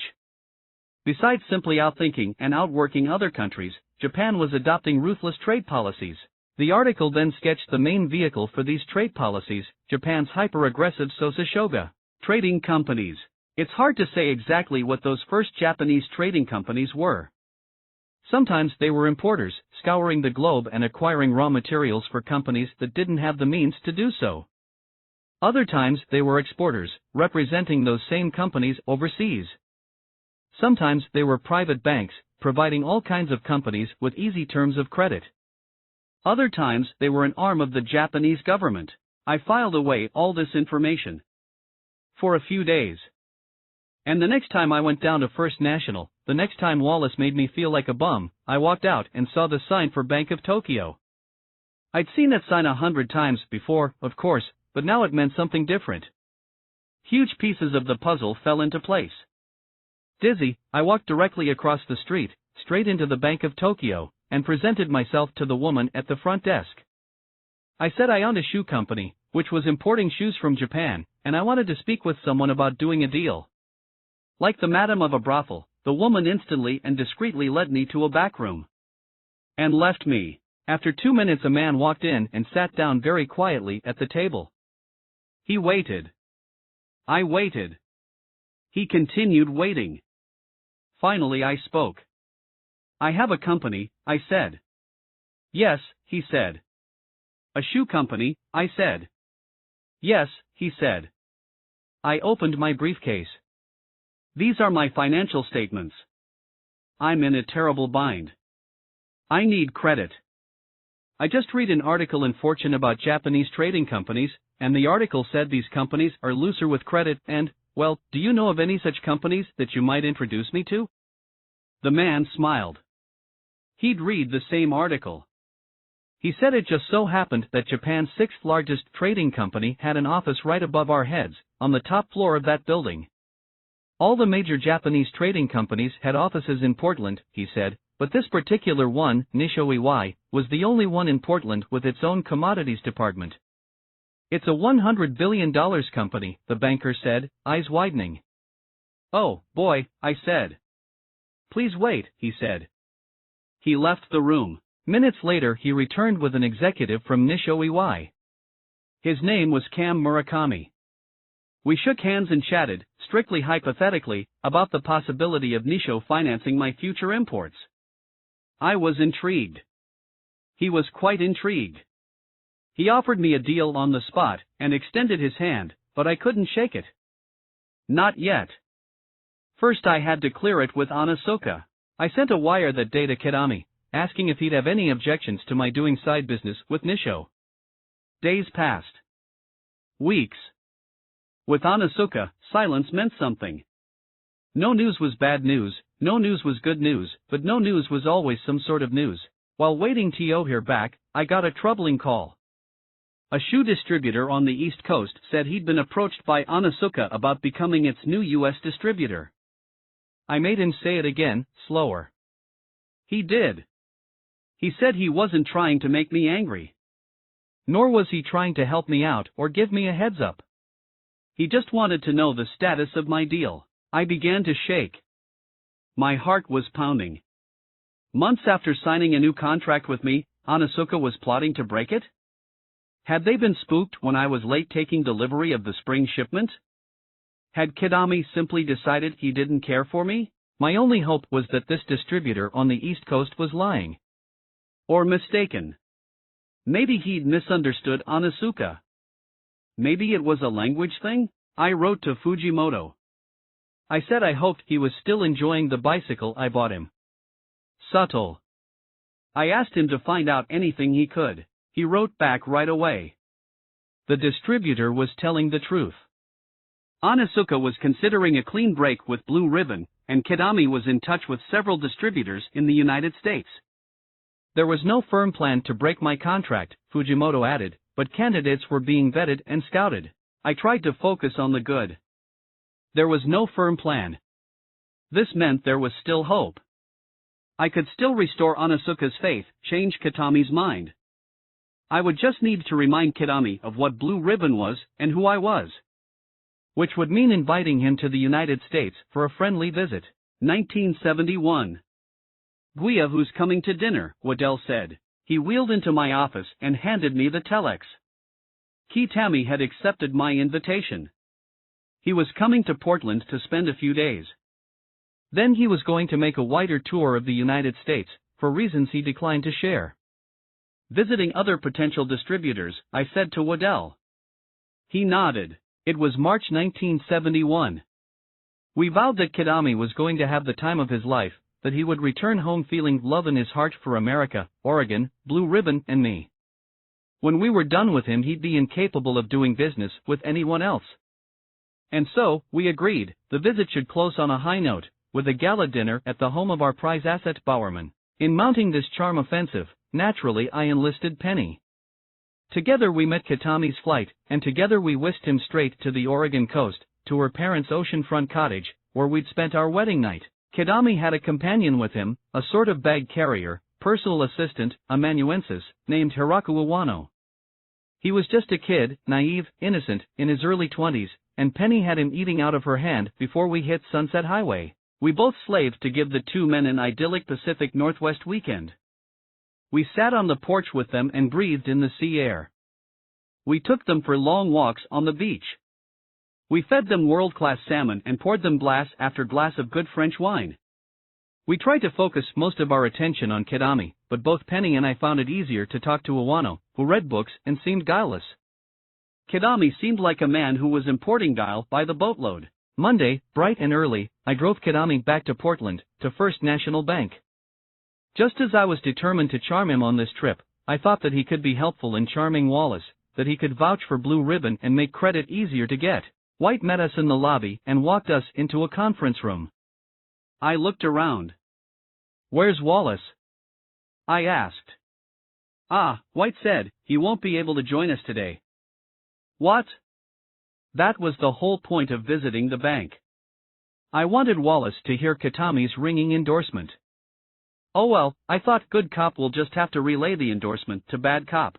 I said a few preliminary words, expressed confidence that Kitami could bolster First National's faith in Blue Ribbon, then turned the floor over to Kitami, who scowled and did the one thing guaranteed to make my life harder.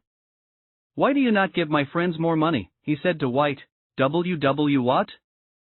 White said. "Why do you refuse to extend credit to Blue Ribbon?" Kitami said, pounding his fist on the table. "Well now," White said. Kitami cut him off. What kind of bank is this? I do not understand. Maybe Blue Ribbon would be better off without you. White turned white. I tried to jump in. I tried to rephrase what Kidami was saying, tried to blame the language barrier, but the meeting was over. White stormed out, and I stared in astonishment at Kidami, who was wearing an expression that said, "Job well done." I drove Kitami to our new offices in Tigard and showed him around, introduced him to the gang. I was fighting hard to maintain my composure, to remain pleasant, to block out all thoughts about what had just happened. I was afraid that at any second I might lose it. But when I settled Kidami into a chair across from my desk, it was he who lost it at me. "Blue Ribbon sales are disappointing," he said. "You should be doing much better." Stunned, I said that our sales were doubling every year. "Not good enough," he snapped. "Should be triple, some people say," he said. "What people?" I asked. "Never mind," he said. He took a folder from his briefcase, flipped it open, read it, snapped it shut. He repeated that he didn't like our numbers, that he didn't think we were doing enough. He opened the folder again, shut it again, shoved it back into his briefcase. I tried to defend myself, but he waved his hand in disgust. Back and forth we went, for quite a while, civil but tense. After nearly an hour of this he stood and asked to use the men's room. "Down the hall," I said. The moment he was out of sight I jumped from behind my desk. I opened his briefcase and rummaged through and took out what looked like the folder he'd been referring to. I slid it under my desk blotter, then jumped behind my desk and put my elbows on the blotter. Waiting for Kidami to return, I had the strangest thought. I recalled all the times I'd volunteered with the Boy Scouts, all the times I'd sat on Eagle Scout review boards, handing out merit badges for honor and integrity. 2 or 3 weekends a year I'd question pink-cheeked boys about their probity, their honesty, and now I was stealing documents from another man's briefcase? I was headed down a dark path. No telling where it might lead.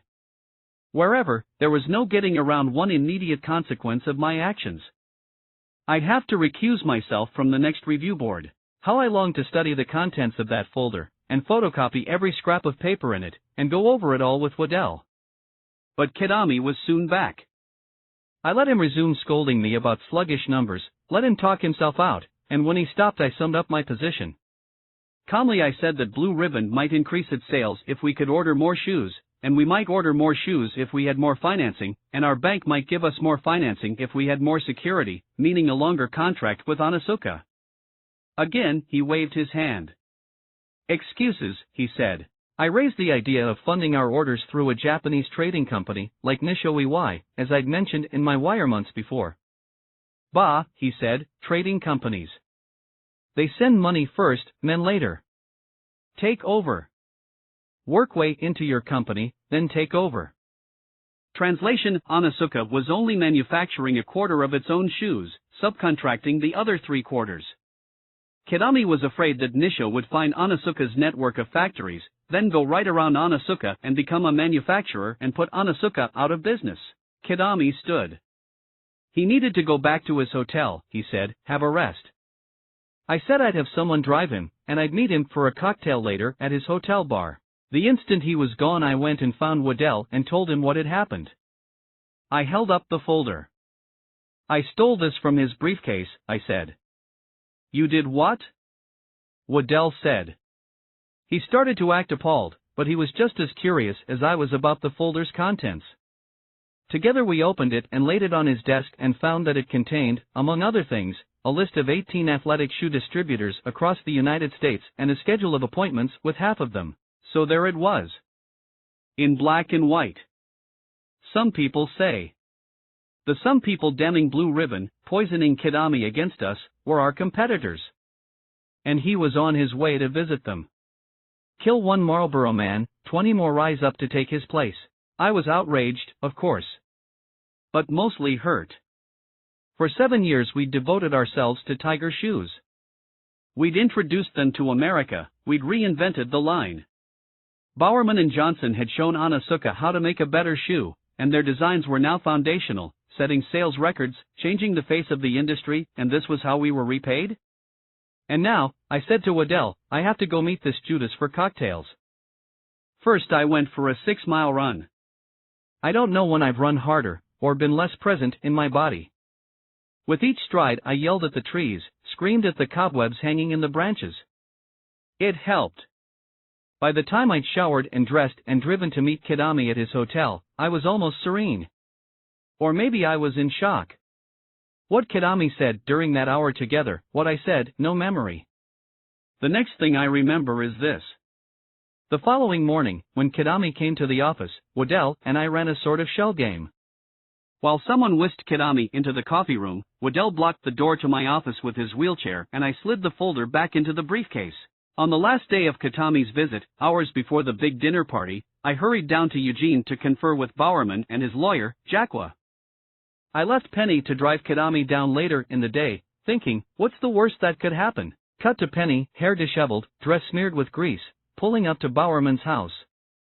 As she stumbled out of the car, I thought for a moment that Kidami had attacked her, but she took me aside and explained that they'd had a flat.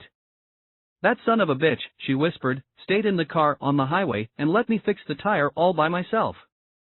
I steered her inside. We both needed something strong to drink. This wasn't a simple matter, however. Mrs. Bowerman, a devout Christian Scientist, didn't normally allow alcohol in her home.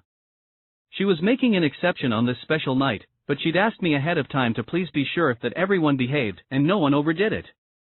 So, though my wife and I both needed a stiff one, I was forced to make it a small one. Mrs. Bowerman now gathered us all in the living room. In honor of our distinguished guests, she announced, tonight we are serving Mai Tais. Applause. Kidami and I still had at least one thing in common. We both liked Mai Tais. Very much. Something about them reminded each of us of Hawaii, that wonderful layover between the West Coast and Japan, where you could unwind before going back into the long workdays. Still, he and I stopped at one that evening.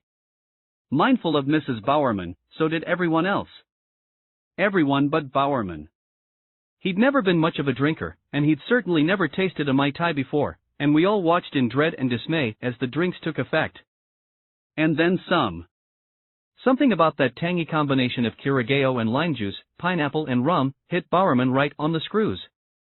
After 2 Mai Tais he was a different person. As he tried to fix his third Mai Tai he bellowed, "We're out of ice." No one answered. So he answered himself. No problem. He marched out to the garage, to the large meat freezer, and grabbed a bag of frozen blueberries. He tore it open, scattering blueberries everywhere. He then tossed a huge handful of frozen blueberries into his drink. "Tastes better this way," he announced, returning to the living room. Now he walked around the room, slopping handfuls of frozen blueberries into everyone's glass. Sitting, he began to tell a story, which seemed in highly questionable taste. It built to a crescendo I feared we'd all remember for years to come. That is, if we could understand the crescendo. Bowerman's words, normally so crisp, so precise, were growing squishy around the edges. Mrs. Bowerman glared at me. But what could I do? I shrugged my shoulders and thought, you married him. And then I thought, oh, wait, so did I. Back when the Bowermans attended the 1964 Olympics in Japan, Mrs. Bowerman had fallen in love with nashi pears, which are like small green apples, only sweeter. They don't grow in the United States, so she smuggled a few seeds home in her purse and planted them in her garden. Every few years, she told Kidami, when the nashis bloomed, they refreshed her love of all things Japanese. He seemed quite beguiled by this story. "Ach!" Bowerman said, exasperated. "Japples." I put a hand over my eyes. Finally came the moment when I thought the party might spin out of control, when I wondered if we might actually need to call the cops. I looked across the room and spotted Jaqua, sitting beside his wife, glaring at Kidami. I knew that Jaqua had been a fighter pilot in the war, that his wingman, one of his closest friends, had been shot out of the sky by a Japanese Zero. In fact, Jaqua and his wife had named their first child after that dead wingman, and I suddenly regretted telling Jaqua about Kitami's folder of betrayal. I perceived something bubbling inside Jaqua and rising to his throat, and I sensed the real possibility that Bowerman's lawyer and best friend and neighbor might stand and march across the room and sock Kidami in the jaw. The one person who seemed to be having an uncomplicatedly wonderful time was Kidami. Gone was the angry Kidami from the bank. Gone was the scolding Kitami from my office. Talking, laughing, slapping his knee, he was so personable that I wondered what might have happened if I'd given him a Mai Tai before driving him over to First National. Late in the evening he spotted something across the room, a guitar. It belonged to one of Bowerman's 3 sons. Kitami walked over, picked it up, and began to finger the strings. Then strum them. He carried the guitar to a short flight of steps that led from the Bowerman sunken living room to their dining room and, standing on the top step, started to play and sing. All heads turned. Conversation ceased. It was a country western song, of some sort, but Kitami performed it like a traditional Japanese folk song. He sounded like Buck Owens on a koto harp. Then without any segue he switched to O Sol Mio. I recall thinking, is he really singing O Sol Mio? He sang it louder. O Sol Mio, sta in front of T.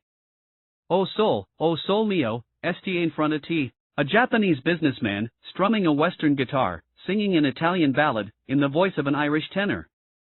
It was surreal, then a few miles past surreal, and it didn't stop. I'd never known there were so many verses to O Sol Mio. I'd never known a roomful of active, restless Oregonians could sit so still and quiet for so long. When he set down the guitar, we all tried not to make eye contact with each other as we gave him a big hand. I clapped and it all made sense. For Kitami, this trip to the United States, the visit to the bank, the meetings with me, the dinner with the Bowermans, wasn't about Blue Ribbon. Nor was it about Onizuka. Like everything else, it was all about Kitami. Kitami left Portland the next day on his not-so-secret mission, his Give Blue Ribbon the Brush-Off tour of America. I asked again about his destination, and again he didn't answer. Iwatabi de Aramasion I said. Safe travels. I'd recently commissioned Hayes, my old boss from Price Waterhouse, to do some consulting work for Blue Ribbon, and now I huddled with him and tried to decide my next move before Kitami's return.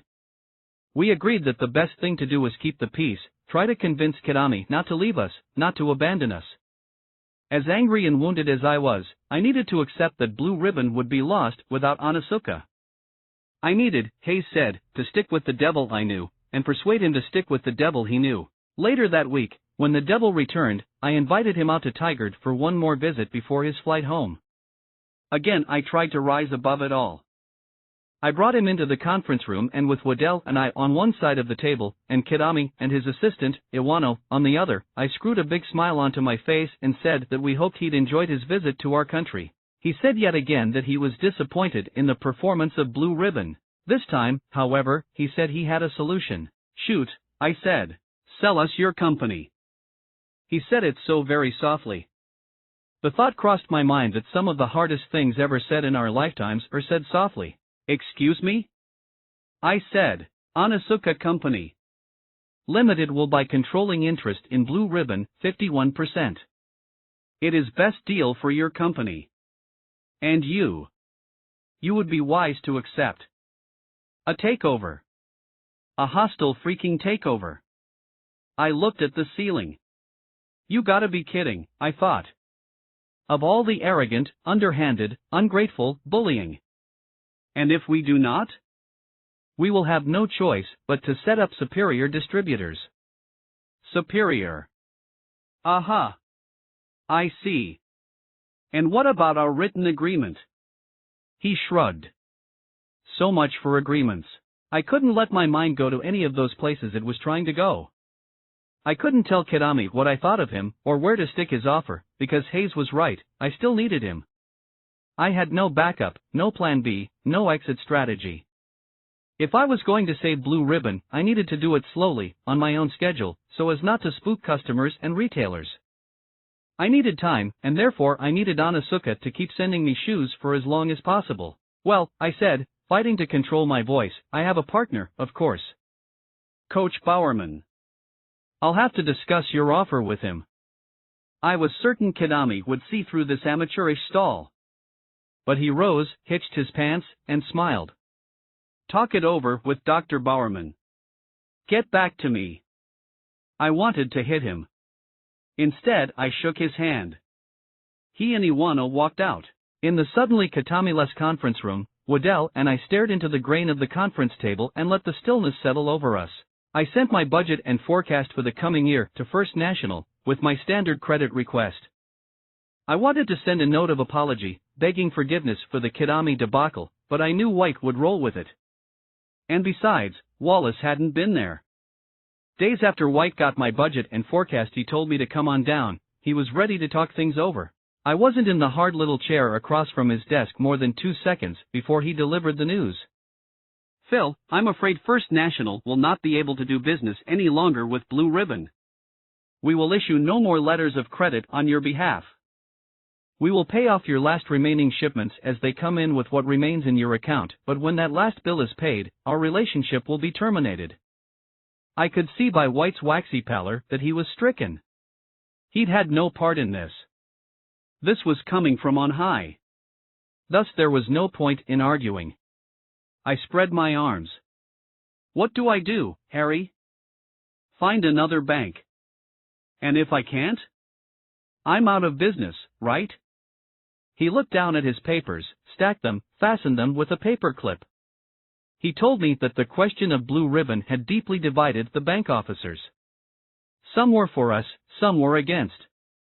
Ultimately it was Wallace who'd cast the deciding vote. I'm sick about this, White said. So sick that I'm taking a sick day. I didn't have that option. I staggered out of First National and drove straight to U.S. Bank. I pleaded with them to take me in. Sorry, they said. They had no desire to buy First National's second-hand problems. 3 weeks passed. The company, my company, born from nothing, and now finishing 1971 with sales of $1.3 million, was on life support. I talked with Hayes. I talked with my father. I talked with every other accountant I knew, one of whom mentioned that Bank of California had a charter allowing it to do business in 3 western states, including Oregon. Plus, Bank of Cal had a branch in Portland. I hurried over and, indeed, they welcomed me, gave me shelter from the storm. And a small line of credit. Still, it was only a short-term solution. They were a bank, after all, and banks were, by definition, risk-averse. Regardless of my sales, Bank of California would soon view my zero cash balances with alarm. I needed to start preparing for that rainy day. My thoughts kept returning to that Japanese trading company. Nisho. Late at night I'd think, they have $100 billion in sales, and they want desperately to help me. Why? For starters, Nisho did huge volumes on low net margins, and therefore it loved growth companies with big upsides. That was us. In spades. In the eyes of Wallace and First National we'd been a landmine, to Nisho we were a potential gold mine, so I went back. I met with the man sent from Japan to run the new General Commodities Department, Tom Sumeragi. A graduate of Tokyo University, the Harvard of Japan, Sumeragi looked strikingly like the great film actor Toshiro Mifune, who was famous for his portrayal of Miyamoto Musashi, the epic samurai duelist and author of a timeless manual on combat and inner strength, The Book of Five Rings. Sumeragi looked most like the actor when lipping a Lucky Strike. And he lipped them a lot. Twice as much when he drank. Unlike Hayes, however, who drank because he liked the way booze made him feel, Sumeragi drank because he was lonely in America. Almost every evening after work he'd head to the Blue House, a Japanese bar restaurant, and talk in his native tongue with the mama-san, which just made him lonelier. He told me that Nisho was willing to take a second position to the bank on their loans. That would certainly quell my bankers. He also offered this nugget of information. Nisho had recently dispatched a delegation to Kobe to investigate financing shoes for us, and to convince Onitsuka to let such a deal go through. But Onitsuka had thrown the Nisho delegation out on their asses. A $25 million company throwing out a $100 billion company? Nisho was embarrassed and angry. We can introduce you to many quality sports shoe manufacturers in Japan, Sumeragi said, smiling. I pondered. I still held out some hope that Onitsuka would come to its senses. And I worried about a paragraph in our written agreement that forbade me from importing other brands of track and field shoes. Maybe down the road, I said. Sumeragi nodded. All in good time. Reeling from all this drama, I was deeply tired when I returned home each night. But I'd always get a second wind after my 6-mile run, followed by a hot shower and a quick dinner, alone. Penny and Matthew ate around 4. I'd always try to find time to tell Matthew a bedtime story, and I'd always try to find a bedtime story that would be educational. I invented a character called Matt History, who looked and acted a lot like Matthew Knight, and I inserted him into the center of every yarn. Matt History was there at Valley Forge with George Washington. Matt History was there in Massachusetts with John Adams. Matt History was there when Paul Revere rode through the dark of night on a borrowed horse, warning John Hancock that the British were coming. Hard on Revere's heels was a precocious young horseman from the suburbs of Portland, Oregon. Matthew would always laugh, delighted to find himself caught up in these adventures. He'd sit up straighter in bed. He'd beg for more. When Matthew was asleep, Penny and I would talk about the day. She'd often ask what we were going to do if it all went south. I'd say, I can always fall back on accounting. I did not sound sincere, because I wasn't. I was not delighted to be caught up in these adventures. Eventually Penny would look away, watch TV, resume her needlepoint, or read, and I'd retreat to my recliner, where I'd administer the nightly self-catechism. What do you know? I know Anazuka can't be trusted. What else do you know? I know my relationship with Kidami can't be salvaged. What does the future hold? One way or another, Blue Ribbon and Anazuka are going to break up. I just need to stay together as long as possible while I develop other supply sources, so I can manage the breakup. What's step 1? I need to scare off all the other distributors Anazuka has lined up to replace me. Blast them right out of the water, by firing off letters threatening to sue if they breach my contract. What's step 2? Find my own replacement for Anazuka. I flashed on a factory I'd heard about, in Guadalajara, the one where Adidas had manufactured shoes during the 1968 Olympics, allegedly to skirt Mexican tariffs. The shoes were good, as I recalled. So I set up a meeting with the factory managers. Even though IT was in central Mexico, the factory was called Canada. Right away I asked the managers why. They chose the name, they said, because it sounded foreign, exotic. I laughed. Canada? Exotic? It was more comic than exotic, not to mention confusing. A factory south of the border named for a country north of the border. Oh well. I didn't care. After looking the place over, after taking inventory of their present line of shoes, after surveying their leather room, I was impressed. The factory was big, clean, well run. Plus, it was Adidas endorsed. I told them I'd like to place an order. 3,000 pairs of leather soccer shoes, which I plan to sell as football shoes. The factory owners asked me about the name of my brand. I told them I'd have to get back to them on that. They handed me the contract. I looked at the dotted line above my name. Pen in hand, I paused. The question was now officially on the table. Was this a violation of my deal with Anazuka? Technically, no. My deal said I could import only Anazuka track and field shoes, no others. It said nothing about importing someone else's football shoes. So I knew this contract with Canada wouldn't violate the letter of my Anazuka deal. But the spirit? 6 months previously I would never have done this. Things were different now. Anazuka had already broken the spirit of our deal, and my spirit, so I pulled the cap off my pen and signed the contract. I signed the heck out of that Canada contract. Then I went out for Mexican food. Now about that logo. My new soccer football shoe would need something to set it apart from the stripes of Adidas and Anazuka. I recalled that young artist I'd met at Portland State. What was her name? Oh, yes, Carolyn Davidson. She'd been in the office a number of times, doing brochures and ad flicks. When I got back to Oregon, I invited her to the office again and told her we needed a logo. What kind? She asked. I don't know, I said. That gives me a lot to go on, she said. Something that evokes a sense of motion, I said. Motion, she said, dubious. She looked confused. Of course she did, I was babbling. I wasn't sure exactly what I wanted. I wasn't an artist.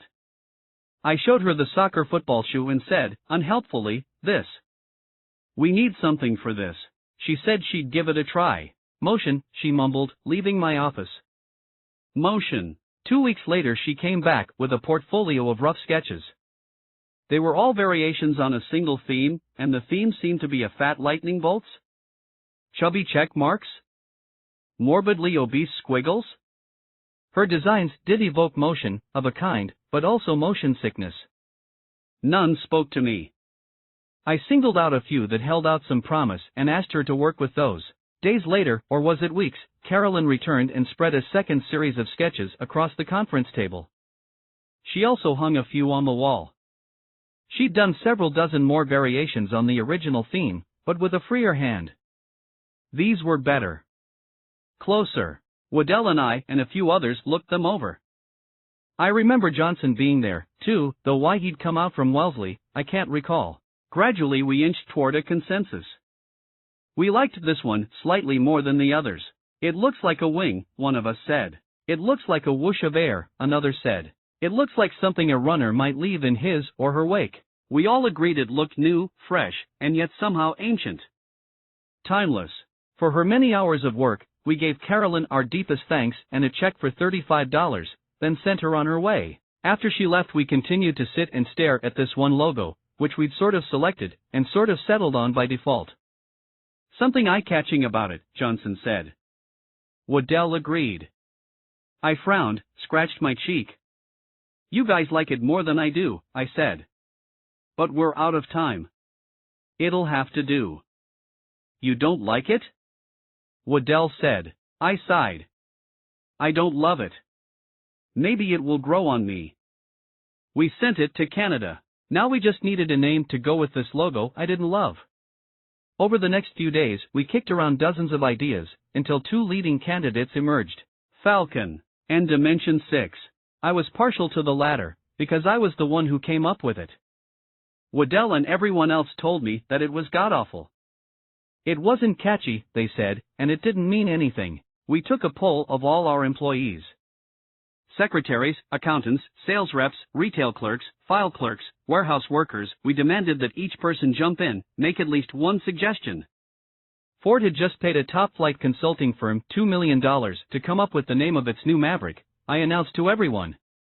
We haven't got $2 million, but we've got 50 smart people, and we can't do any worse than Maverick. Also, unlike Ford, we had a deadline. Canada was starting production on the shoe that Friday. Hour after hour was spent arguing and yelling, debating the virtue of this name or that. Someone liked Bork's suggestion, Bengal. Someone else said the only possible name was Condor. I huffed and groused. Animal names, I said. Animal names. We've considered the name of just about every animal in the forest. Must it be an animal? Again and again I lobbied for Dimension 6. Again and again I was told by my employees that it was unspeakably bad. Someone, I forget who, summed up the situation neatly. All these names suck.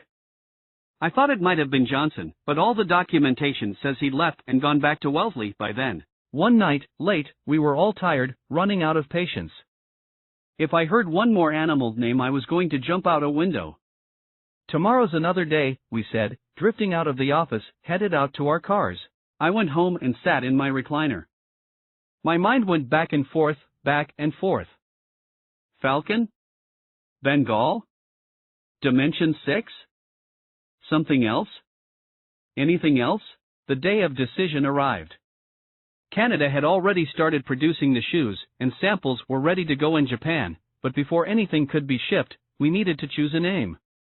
Also, we had magazine ads slated to run, to coincide with the shipments, and we needed to tell the graphic artists what name to put in the ads. Finally, we needed to file paperwork with the U.S. Patent Office. Waddell wheeled into my office. Time's up, he said. I rubbed my eyes. I know. What's it going to be? I don't know. My head was splitting. By now the names had all run together into one mind-melting blob. Falcon Bengal Dimensions. There is one more suggestion, Waddell said. From who? Johnson phoned first thing this morning, he said. Apparently a new name came to him in a dream last night. I rolled my eyes. A dream? He's serious, Waddell said. He's always serious. He says he sat bolt upright in bed in the middle of the night and saw the name before him, Waddell said. What is it? I asked, bracing myself. Nike. Ha? Nike. Spell it. Nike, Waddell said. I wrote it on a yellow legal pad. The Greek goddess of victory. The Acropolis. The Parthenon. The Temple. I thought back. Briefly. Fleetingly. We're out of time, I said. Nike. Falcon. Or Dimension 6. Everyone hates Dimension 6. Everyone but me. He frowned. It's your call. He left me. I made doodles on my pad. I made lists, crossed them out. Tick, tock, tick, tock.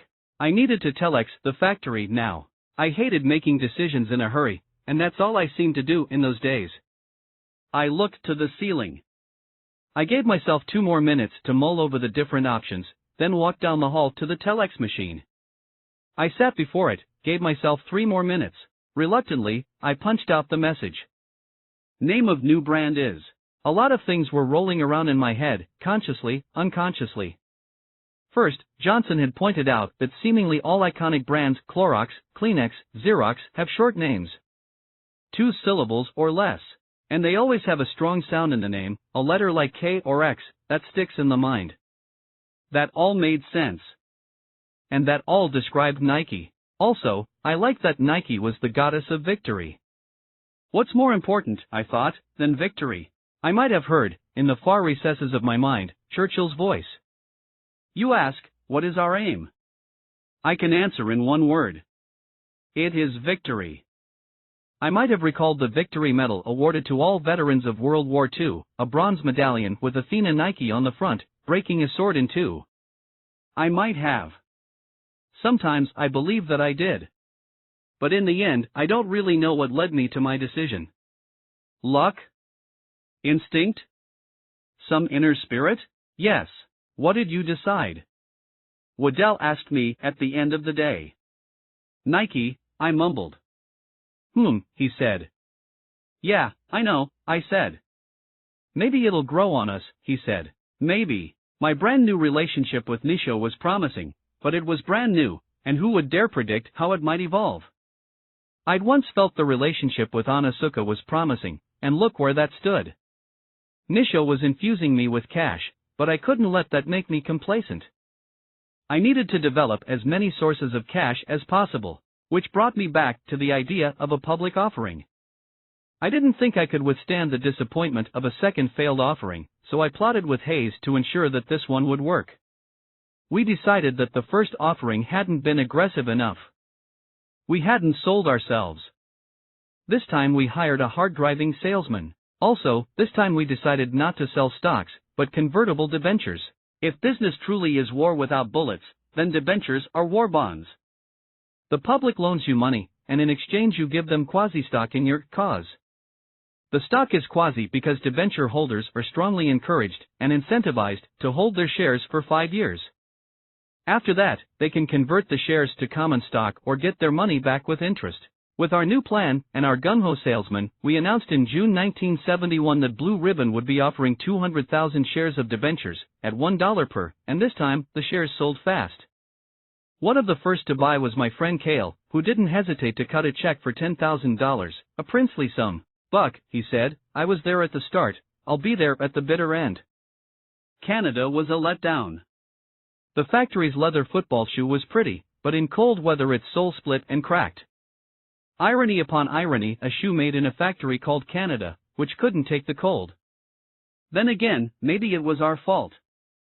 Using a soccer shoe for football. Maybe we were asking for it. The quarterback for Notre Dame wore a pair that season, and it was a thrill to see him trot onto that hallowed gridiron at South Bend in a pair of Nikes. Until those Nikes disintegrated. Just like the Irish did that year. Job 1, therefore, was finding a factory that could make sturdier, more weather-resistant shoes. Nisho said they could help. They were only too happy to help. They were beefing up their commodities department, so Sumarajai had a wealth of information about factories around the world. He'd also recently hired a consultant, a bona fide shoe wizard, who'd been a disciple of Jonas Center. I'd never heard of Center, but Sumarajai assured me the man was a genuine, head-to-toe shoe dog. I'd heard this phrase a few times. Shoe dogs were people who devoted themselves wholly to the making, selling, buying, or designing of shoes. Lifers used the phrase cheerfully to describe other lifers, men and women who had toiled so long and hard in the shoe trade, they thought and talked about nothing else. It was an all-consuming mania, a recognizable psychological disorder, to care so much about insoles and outsoles, linings and welts, rivets and vamps. But I understood. The average person takes 7,500 steps a day, 274 million steps over the course of a long life, the equivalent of 6 times around the globe. Shoe dogs, it seemed to me, simply wanted to be part of that journey. Shoes were their way of connecting with humanity. What better way of connecting, shoe dogs thought, than by refining the hinge that joins each person to the world's surface? I felt an unusual sympathy for such sad cases. I wondered how many I might have met in my travels. The shoe market just then was flooded with knockoff Adidas, and it was Center who'd unleashed the flood. He was the knockoff king, apparently. He also knew everything worth knowing about Asia's legitimate shoe trade factories, importing, exporting. He'd helped set up a shoe division for Mitsubishi, Japan's largest trading company. Nisho couldn't hire Center himself, for various reasons, so they'd hired Center's protege, a man named Sol. Really? I said. A shoe guy named Sol? Before meeting Sol, before going any further with Nisho, I considered if I was walking into another trap. If I partnered with Nisho, I'd soon be into them for a lot of money. If they also became the source of all our footwear, I would then be even more vulnerable to them than I had been to Onitsuka. And if they turned out to be as aggressive as Onitsuka, it would be lights out. At Bowerman's suggestion, I talked it over with Jakwa, and he saw the conundrum. Quite a pickle, he said. He didn't know what to advise. But he knew someone who would. His brother-in-law, Chuck Robinson, was CEO of Marcona Mining, which had joint ventures all over the world. Each of the big 8 Japanese trading companies was a partner in at least one of Marcona's mines, so Chuck was arguably the West's leading expert on doing business with these guys. I finagled a meeting with Chuck at his office in San Francisco and found myself wildly intimidated from the moment I walked in the door. I was agog at his office's size, bigger than my house. And at its view, windows overlooking all of San Francisco Bay, with enormous tankers gliding slowly to and from the world's great ports. And lining the walls were scale models of Marcona's tanker fleet, which supplied coal and other minerals to every corner of the globe. Only a man of enormous power and brains could command such a redoubt. I stammered through my presentation, but Chuck still managed to quickly get the drift. He boiled my complicated situation down to a compelling précis. If the Japanese trading company understands the rules from the first day, he said, they will be the best partners you'll ever have. Reassured, emboldened, I went back to Sumarajai and told him the rules. No equity in my company. Ever. He went away and consulted with a few people in his office. Upon returning he said, no problem. But here's our deal. We take 4% off the top, as a markup on product. And market interest rates on top of that. I nodded. Days later Sumarajai sent Sol to meet me. Given the man's reputation, I was expecting some kind of godlike figure with 15 arms, each one waving a wand made out of shoe trees. But Sol was a plain, ordinary, middle-aged businessman, with a New York accent and a sharkskin suit. Not my kind of guy, and I wasn't his kind either. And yet we had no trouble finding common ground. Shoes, sports, plus an abiding distaste for Kitami. When I mentioned Kitami's name, Sol scoffed. The man's an ass. We're going to be fast friends, I thought. Sol promised to help me beat Kitami, get free of him. I can solve all your problems, he said. I know factories. Factories that can make Nikes? I asked, handing him my new football shoe. I can think of 5 off the top of my head, he said. He was adamant. He seemed to have 2 mental states, adamant and dismissive. I realized that he was selling me, that he wanted my business, but I was willing to be sold, and more than ready to be wanted. The 5 factories Sol mentioned were all in Japan. So Sumeragi and I decided to go there and look them over in September 1971. Sol agreed to be our guide. A week before we were to leave, Sumeragi phoned. "Mr. Sol has suffered a heart attack," he said. "Oh no," I said. "He's expected to recover," Sumeragi said, "but traveling at this time is impossible. His son, who is very capable, will take his place." Sumeragi sounded as if he was trying to convince himself, more than me. I flew alone to Japan, and met Sumeragi and Sol Jr. at Nisho's office in Tokyo. I was taken aback when Sol Jr. stepped forward, hand outstretched. I assumed he'd be young, but he looked like a teenager. I had a hunch he'd be dressed in sharkskin, like his father, and he was. But his suit was 3 sizes too big. Was it in fact his father's? And like so many teens, he started every sentence with I think this.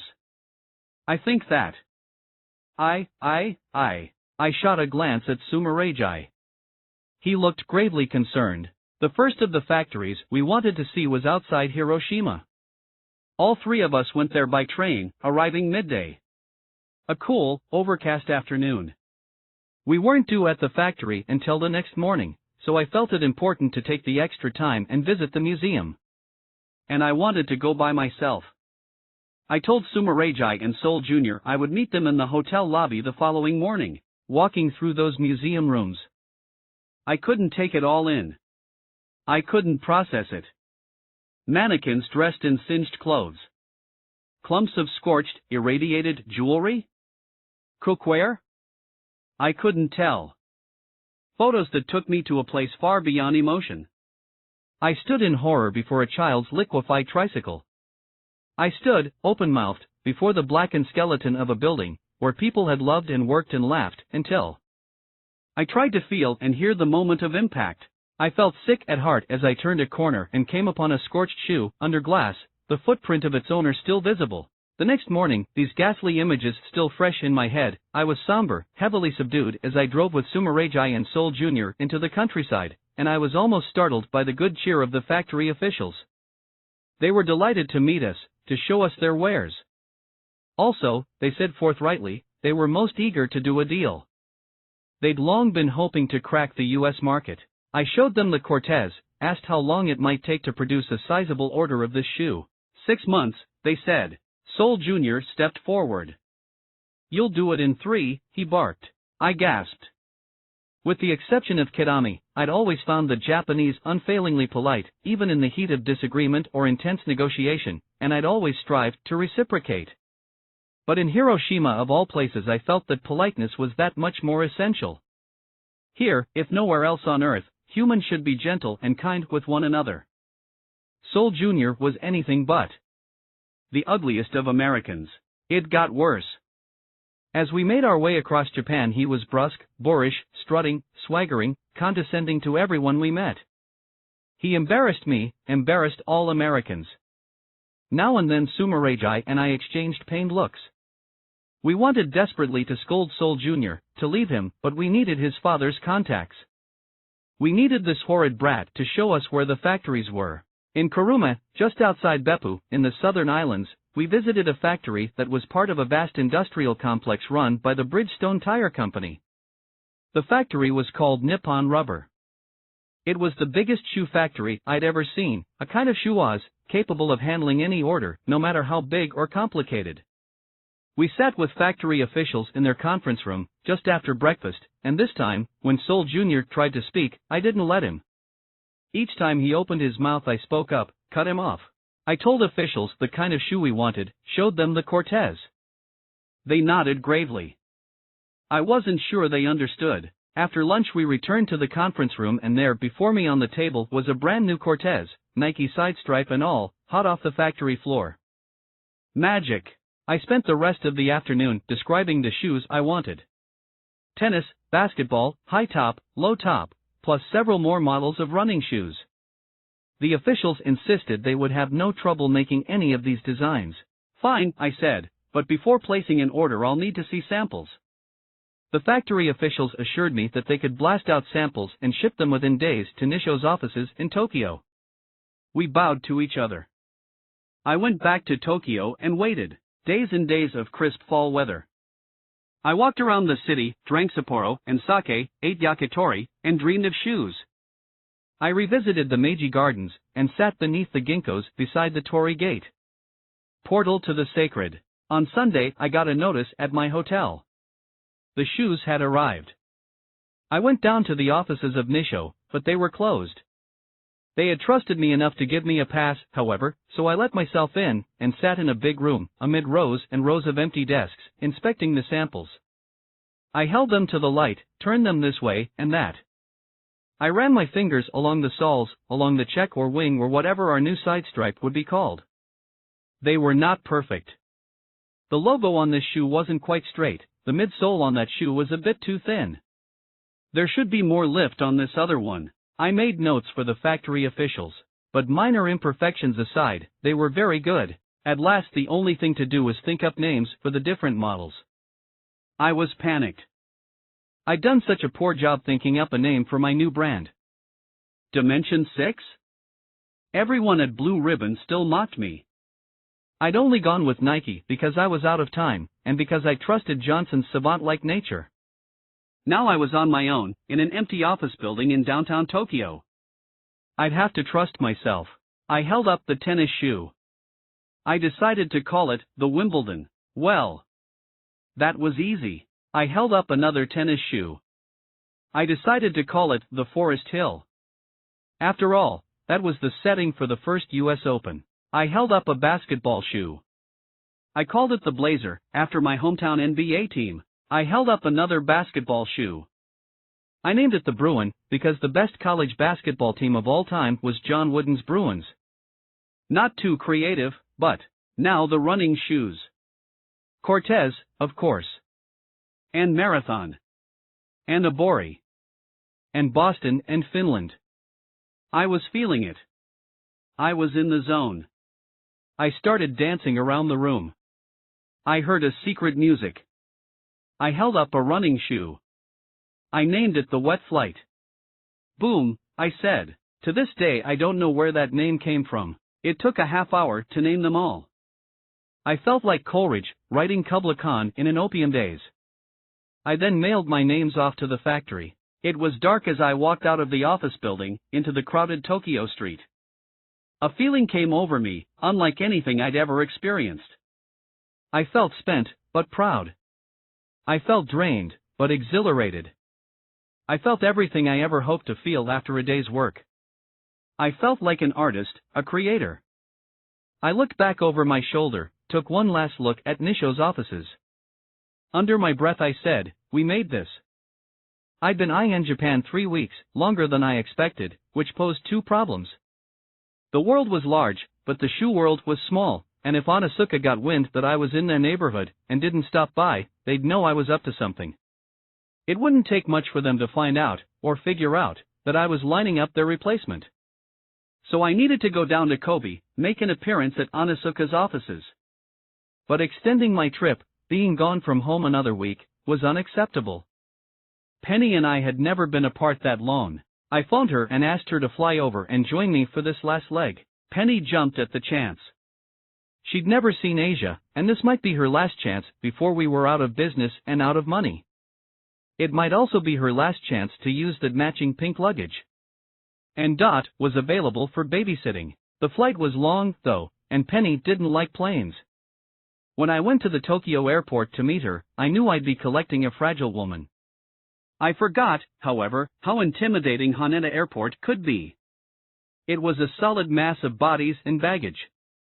I couldn't move, couldn't find Penny. Suddenly she appeared at the sliding glass doors of customs. She was trying to push forward, trying to get through. There were too many people and armed police on every side of her. She was trapped. The doors slid open, the crowd surged forward, and Penny fell into my arms. I'd never seen her so exhausted, not even after she gave birth to Matthew. I asked if the plane had a flat tire and she'd gotten out to change it. Joke? Kidami? Remember? She didn't laugh. She said the plane hit turbulence 2 hours outside Tokyo and the flight was a roller coaster. She was wearing her best lime green suit, now badly wrinkled and stained, and she was the same shade of lime green. She needed a hot shower, and a long rest, and some fresh clothes. I told her we had a suite waiting at the wonderful Imperial Hotel, designed by Frank Lloyd Wright. A half hour later, when we pulled up to the hotel, she said she was going to use the ladies' room while I checked us in. I hurried to the front desk, got our room keys, and sat on one of the lobby sofas to wait. 10 minutes. 15 minutes. I went to the door of the ladies' room and cracked it open. "Penny?" "I'm frozen," she said. "What?" "I'm on the floor of the ladies' room, and I am frozen." I went in and found her on the cold tiles, lying on her side, ladies stepping over and around her. She was having a panic attack. And severe leg cramps. The long flight, the chaos at the airport, the months of stress about Kidami, it was too much for her. I spoke calmly, told her everything would be fine, and gradually she unclenched. I helped her to her feet, guided her upstairs, and asked the hotel to send up a masseuse. As she lay on the bed, a cold washcloth on her forehead, I was worried, but a little bit grateful. I'd been on the edge of panic for weeks. Months. The sight of Penny in this state gave me a shot of adrenaline. One of us had to keep it together, for the sake of Matthew. This time it would have to be me. The next morning I phoned Onizuka and told them my wife and I were in Japan. "Come on down," they said. Within an hour we were on the train for Kobe. Everyone came out to meet us, including Kidami and Fujimoto and Mr. Onizuka. "What brings you to Japan?" I told them we were vacationing. Spur of the moment thing. Very good, Mr. Onizuka said. He made a big fuss over Penny, and we sat down to a hastily arranged tea ceremony. For a moment, amid all the small talk, all the laughter and pleasantries, it was possible to forget that we were on the edge of war. Mr. Onizuka even offered a car and driver to take Penny and me around and show us Kobe. I accepted. Then Kidami invited us to dinner that night. Again I reluctantly said yes. Fujimoto came along, which added an extra layer of complexity.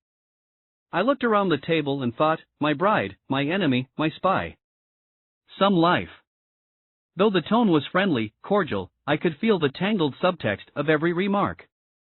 It was like a loose wire buzzing and sparking in the background. I kept waiting for Kidami to come out with it, press me for an answer to his offer to buy Blue Ribbon. Oddly, he never brought it up. Around 9 o'clock he said he needed to be getting home. Fujimoto said he'd stay and have a nightcap with us. The moment Kidami was gone, Fujimoto told us everything he knew of the plan to cut off Blue Ribbon. It wasn't much more than I'd gleaned from the folder in Kitami's briefcase.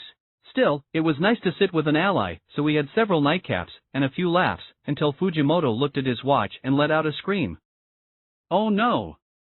It is after 11. The train stopped running. Ah, no problem, I said.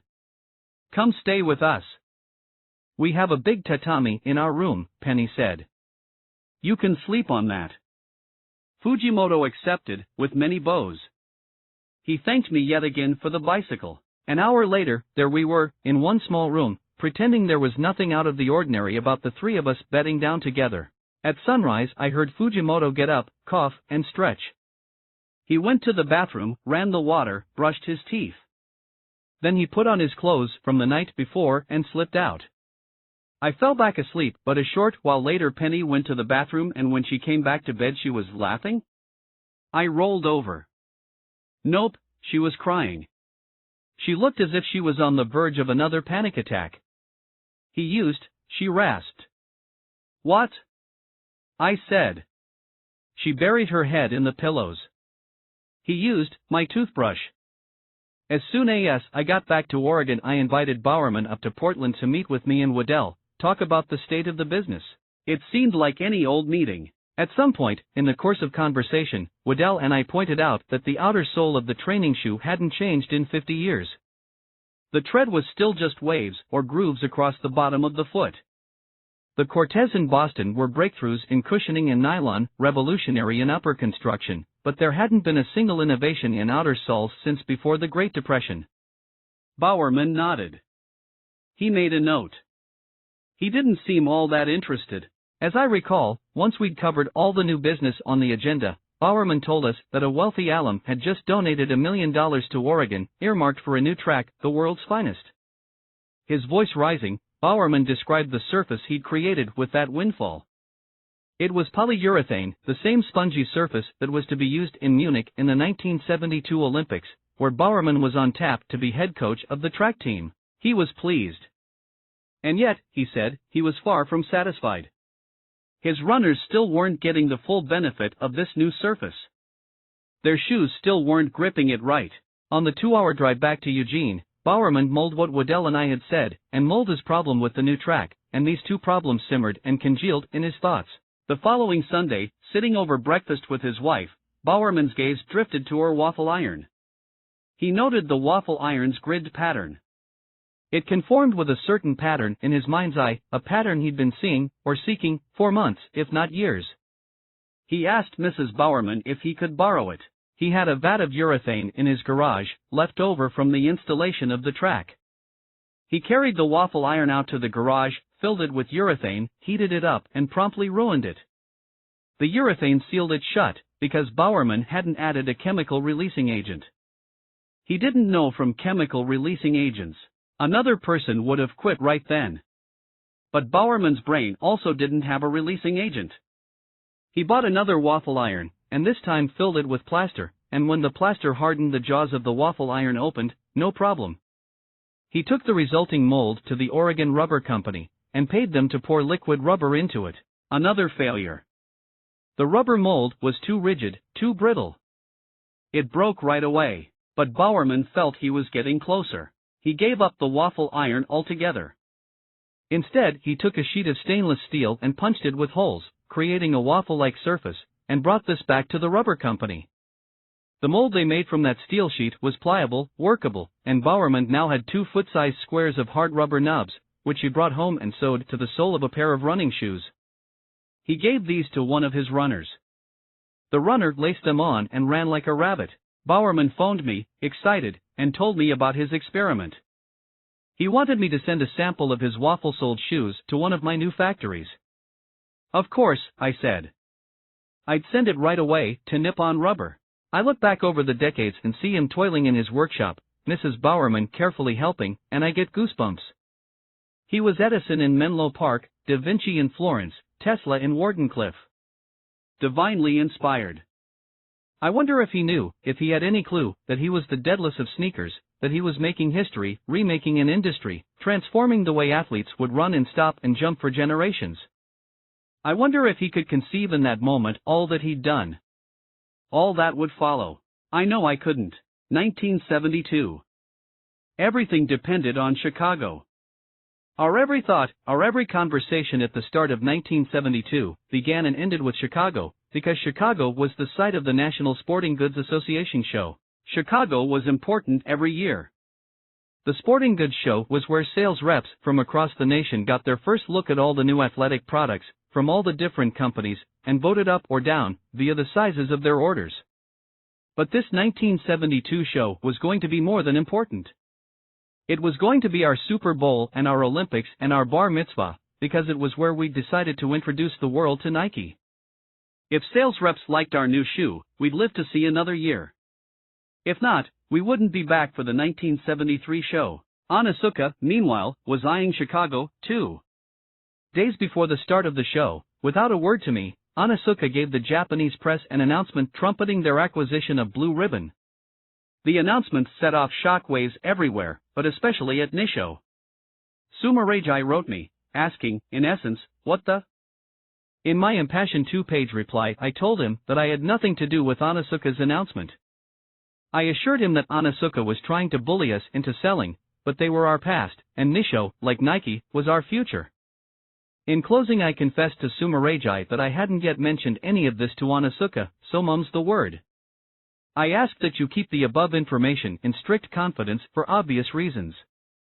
In order to maintain our present distribution system for future Nike sales, it's important that we have about 1 or 2 more months of shipments from Onizuka, and if these shipments were cut off it would be very harmful. I felt like a married man caught in a tawdry love triangle. I was assuring my lover, Nisho, that it was only a matter of time before I divorced my spouse, Onizuka. Meanwhile, I was encouraging Anasuka to think of me as a loving and devoted husband. I do not like this way of doing business, I wrote Sumarajai, but I feel it was thrust upon us by a company with the worst possible intentions. We'll be together soon, darling. Just have patience. Right before we all left for Chicago, a wire came from Kidami. He'd thought up a name for our new company. The Tiger Shoe Company. He wanted me to unveil it in Chicago. I wired back that the name was beautiful, lyrical, sheer poetry, but alas, it was too late to unveil anything at the show. All the signs and promotional literature had been printed already. On day one of the show, I walked into the convention center and found Johnson and Waddell already busy arranging our booth. They'd stacked the new Tigers in neat rows, and now they were stacking the new Nikes in pyramids of orange shoeboxes. In those days, shoeboxes were either white or blue, period, but I'd wanted something that would stand out, that would pop on the shelves of sporting goods stores. So I'd asked Nippon Rubber for boxes of bright neon orange, figuring it was the boldest color in the rainbow. Johnson and Waddell loved the orange, and loved the lowercase Nike, lettered in white on the side of the box. But as they opened the boxes and examined the shoes themselves, both men were shaken up. These shoes, the first wave produced by Nippon Rubber, didn't have the quality of Tigers, nor of the samples we'd seen earlier. The leather was shiny, and not in a good way. The wetflight looked literally wet, as if covered with cheap paint or lacquer that hadn't dried. The upper was coated with polyurethane, but apparently Nippon was no more proficient than Bowerman at working with that tricky, mercurial substance. The logo on the side, Carolyn's wing whoosh thingamajig, which would take into calling a swoosh, was crooked. I sat down and put my head in my hands. I looked at our orange pyramids. My mind went to the pyramids of Giza. Only 10 years before I'd been there, riding a camel like Lawrence of Arabia across the sands, free as a man could be. Now I was in Chicago, saddled with debt, head of a teetering shoe company, rolling out a new brand with shoddy workmanship and crooked swooshes. All is vanity. I gazed around the convention center, at the thousands of sales reps swarming the booths, the other booths. I heard them oohing and awing at all the other shoes being introduced for the first time. I was that boy at the science fair who didn't work hard enough on his project, who didn't start until the night before. The other kids had built erupting volcanoes and lightning machines, and all I had was a mobile of the solar system made with mothballs stuck to my mother's coat hangers. Darn it, this was no time to be introducing flawed shoes. Worse, we had to push these flawed shoes on people who weren't our kind of people. They were salesmen. They talked like salesmen, walked like salesmen, and they dressed like salesmen, tight polyester shirts, Sansabelt slacks. They were extroverts, we were introverts. They didn't get us, we didn't get them, and yet our future depended on them. And now we'd have to persuade them somehow that this Nike thing was worth their time and trust and money. I was on the verge of losing it, right on the verge. Then I saw that Johnson and Waddell were already losing it, and I realized that I couldn't afford to. Like Penny, they beat me to the panic attack punch. Look, I said, fellas, this is the worst the shoes will ever be. They'll get better. So if we can just sell these, we'll be on our way. Each gave a resigned shake of the head. What choice do we have? We looked out, and here they came, a mob of salesmen, walking like zombies toward our booth. They picked up the Nikes, held them to the light. They touched the swoosh. One said to another, "The hell is this?" "Hell if I know," said the other. They started to barrage us with questions. "Hey, what is this?" "That's a Nike." "The hell's a Nike?" "It's the Greek goddess of victory." "Greek what now?" "Goddess of Vic." "And what's this?" "That's a swoosh." "The hell's a swoosh?" The answer flew out of me. "It's the sound of someone going past you." They liked that. Oh, they liked it a whole lot. They gave us business. They actually placed orders with us. By the end of the day we'd exceeded our grandest expectations. We were one of the smash hits of the show. At least, that's how I saw it. Johnson, as usual, wasn't happy. Ever the perfectionist. The irregularities of this whole situation, he said, left him dumbfounded. That was his phrase, the irregularities of this whole situation. I begged him to take his dumbfoundedness and irregularity elsewhere, leave well enough alone. But he just couldn't. He walked over and buttonholed one of his biggest accounts and demanded to know what was going on. "What do you mean?" the man said. "I mean," Johnson said, "we show up with this new Nike, and it's totally untested, and frankly, it's not even all that good, and you guys are buying it. What gives?" The man laughed. "We've been doing business with you blue ribbon guys for years," he said, "and we know that you guys tell the truth. Everyone else bullshits, you guys always shoot straight. So if you say this new shoe, this Nike, is worth a shot, we believe." Johnson came back to the booth, scratching his head. "Telling the truth," he said. "Who knew?" Waddell laughed. Johnson laughed. I laughed and tried not to think about my many half-truths and untruths with Onitsuka. Good news travels fast. Bad news travels faster than Grell and Prefontaine. On a rocket. 2 weeks after Chicago, Kidami walked into my office. No advance notice. No heads up. And he cut right to the car chase. "What is this thing?" he demanded, "this Neek?" I made my face blank. "Nike? Oh. It's nothing. It's a sideline we've developed to hedge our bets, in case Onitsuka does as threatened and yanks the rug out from under us." The answer disarmed him. As it should have. I'd rehearsed it for weeks. It was so reasonable and logical that Kidami didn't know how to respond. He'd come spoiling for a fight, and I'd countered his bull rush with a rope-a-dope. He demanded to know who made the new shoes. I told him they were made by different factories in Japan. He demanded to know how many Nikes we'd ordered. "A few thousand," I said. He gave a new. I wasn't sure what that meant. I didn't mention that 2 members of my scrappy hometown Portland Trailblazers had just worn Nikes during a rout of the New York Knicks, 133-86. The Oregonian had recently run a photo of Jeff Petrie driving past a Nick, Phil Jackson, by name, and visible on Petrie's shoes was a swoosh. We'd just made a deal with a couple of other Blazers to supply them with shoes, too. Good thing the Oregonian didn't have a wide circulation in Kobe. Kidami asked if the new Nike was in stores. "Of course not," I lied. Or fibbed. He asked when I was going to sign his papers and sell in my company. I told him my partner still hadn't decided. End of meeting. He buttoned and unbuttoned the coat of his suit and said he had other business in California. But he'd be back. He marched out of my office and I immediately reached for the phone. I dialed our retail store in Los Angeles. Bork answered. "John, our old friend Kidami is coming to town. I'm sure he'll come by your store." "Hide the Nikes." "Huh?" "He knows about Nike, but I told him it isn't in stores." "What you're asking of me," Bork said, "I don't know." He sounded frightened. And irritated.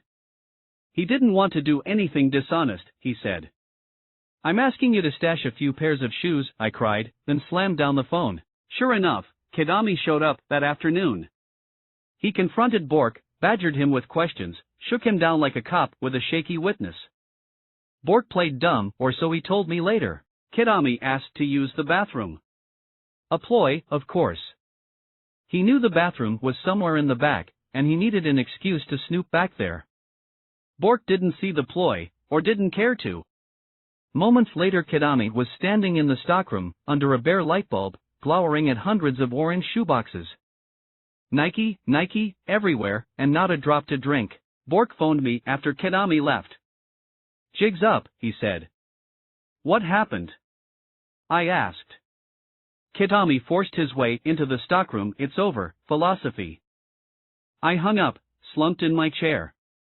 "Well," I said, out loud, to no one, "I guess we're going to find out if we can exist without Tiger." We found out something else, too. Soon after that day, Bork quit.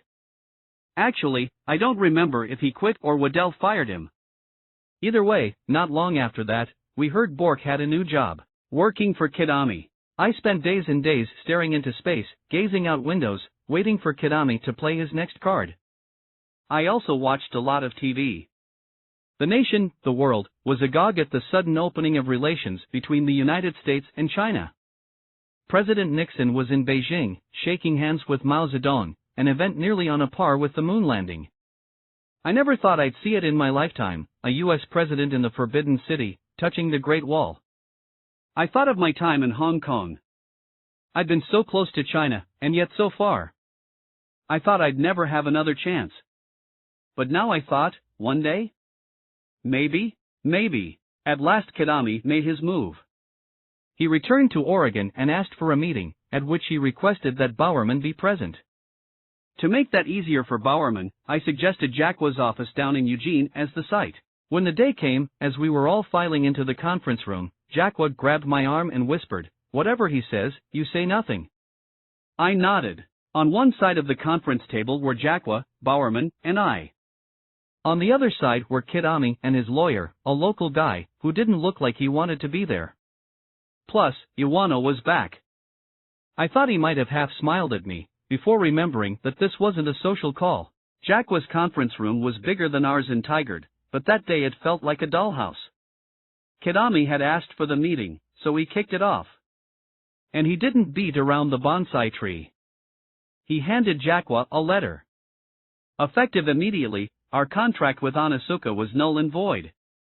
He looked at me, then back to Jacqua. Very regret, he said. Furthermore, insult to injury, he was billing us $17,000, which he claimed we owed for shoes delivered. To be exact, he demanded $16,637.13. Jacqua pushed the letter aside and said that if Kidami dared to pursue this reckless course, if he insisted on cutting us off, we'd sue. "You caused this," Kidami said.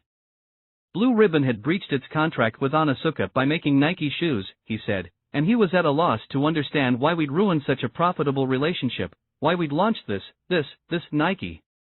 That was more than I could bear. "I'll tell you why," I blurted. Jacqua turned on me and shouted, "Shut up, Buck."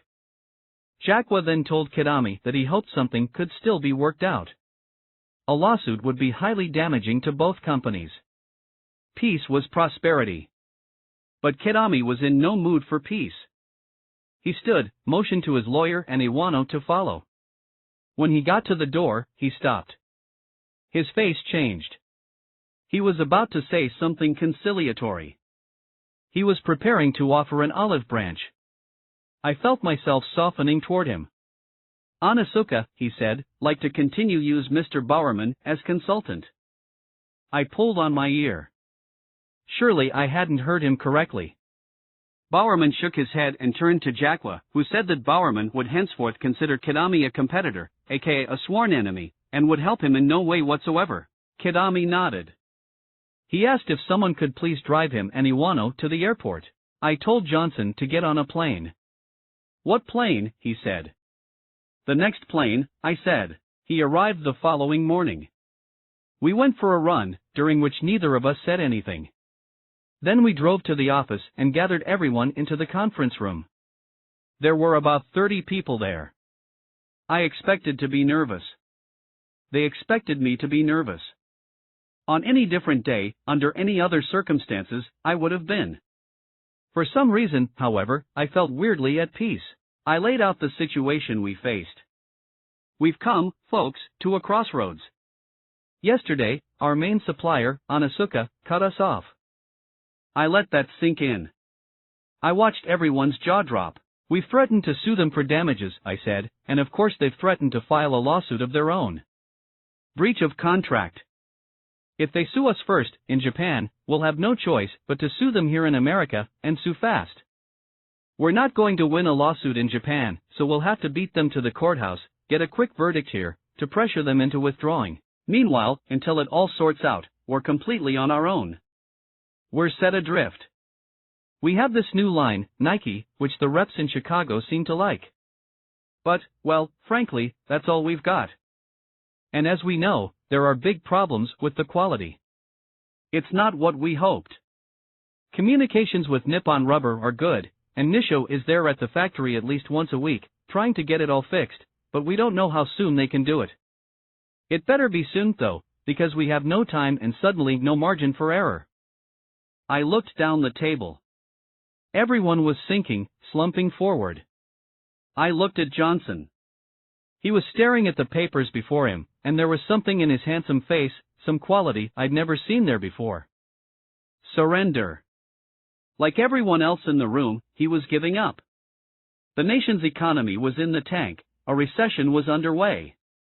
Gas lines, political gridlock, rising unemployment, Nixon being Nixon, Vietnam. It seemed like the end times. Everyone in the room had already been worrying about how they were going to make the rent, pay the light bill. Now this. I cleared my throat. So, in other words, I said. I cleared my throat again, pushed aside my yellow legal pad. What I'm trying to say is, we've got them right where we want them. Johnson lifted his eyes. Everyone around the table lifted their eyes. They sat up straighter. This is the moment, I said. This is the moment we've been waiting for. Our moment. No more selling someone else's brand. No more working for someone else. Onitsuka has been holding us down for years. Their late deliveries, their mixed-up orders, their refusal to hear and implement our design ideas, who among us isn't sick of dealing with all that? It's time we faced facts. If we're going to succeed, or fail, we should do so on our own terms, with our own ideas, our own brand. We posted 2 million in sales last year, none of which had anything to do with Onitsuka. That number was a testament to our ingenuity and hard work. Let's not look at this as a crisis. Let's look at this as our liberation. Our Independence Day. Yes, it's going to be rough. I won't lie to you. We're definitely going to war, people. But we know the terrain. We know our way around Japan now. And that's one reason I feel in my heart this is a war we can win. And if we win it, when we win it, I see great things for us on the other side of victory. We are still alive, people. We are still alive. As I stopped speaking, I could see a wave of relief swirl around the table like a cool breeze. Everyone felt it. It was as real as the wind that used to swirl around the office next to the pink bucket. There were nods, murmurs, nervous chuckles. We spent the next hour brainstorming about how to proceed, how to hire contract factories, how to play them against one another for the best quality and price. And how were we going to fix these new Nikes? Anyone? We adjourned with a jovial, jittery, elated feeling. Johnson said he wanted to buy me a cup of coffee. Your finest hour, he said. I said. Thanks. But I reminded him, I just told the truth. As he had in Chicago. Telling the truth, I said. Who knew? Johnson went back to Wellesley for the time being, and we turned our attention to the Olympic track and field trials, which in 1972 were being held, for the first time ever, in our backyard, Eugene. We needed to own those trials, so we sent an advance team down to give shoes to any competitor willing to take them, and we set up a staging area in our store, which was now being ably run by Hollister. As the trials opened, we descended on Eugene and set up a silkscreen machine in the back of the store. We cranked out scores of Nike t-shirts, which Penny handed out like Halloween candy. With all that work, how could we not break through? And, indeed, Dave Davis, a shot putter from USC, dropped by the store the first day to complain that he wasn't getting free stuff from either Adidas or Puma, so he'd gladly take our shoes and wear them. And then he finished fourth. Hooray! Better yet, he didn't just wear our shoes, he waltzed around in one of Penny's t-shirts, his name stenciled on the back. The trouble was, Dave wasn't the ideal model. He had a bit of a gut. And our t-shirts weren't big enough. Which accentuated his gut. We made a note. Buy smaller athletes, or make bigger shirts.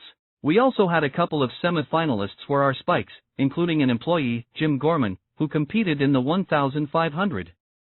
I told Gorman he was taking corporate loyalty too far. Our spikes weren't that great. But he insisted that he was in all the way. And then in the marathon we had Nike shod runners finish 4th, 5th, 6th, and 7th. None made the team, but still. Not too shabby. The main event of the trials, of course, would come on the final day, a duel between Prefontaine and the great Olympian George Young. By then Prefontaine was universally known as Pre, and he was far more than a phenom, he was an outright superstar. He was the biggest thing to hit the world of American track and field since Jesse Owens. Sports writers frequently compared him to James Dean and Mick Jagger, and Runner's World said the most apt comparison might be Muhammad Ali.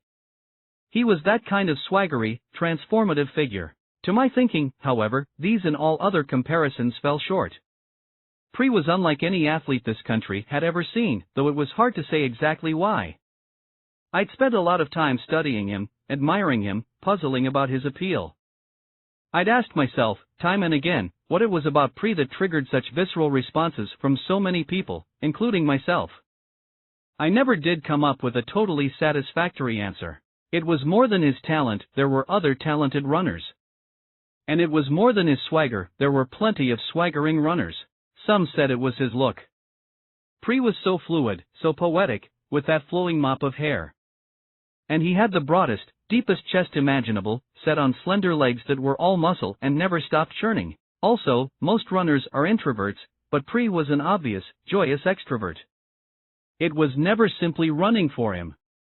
He was always putting on a show, always conscious of the spotlight. Sometimes I thought the secret to Pri's appeal was his passion. He didn't care if he died crossing the finish line, so long as he crossed first. No matter what Bowerman told him, no matter what his body told him, Pri refused to slow down, ease off. He pushed himself to the brink and beyond. This was often a counterproductive strategy, and sometimes it was plainly stupid, and occasionally it was suicidal. But it was always uplifting for the crowd. No matter the sport, no matter the human endeavor, really total effort will win people's hearts.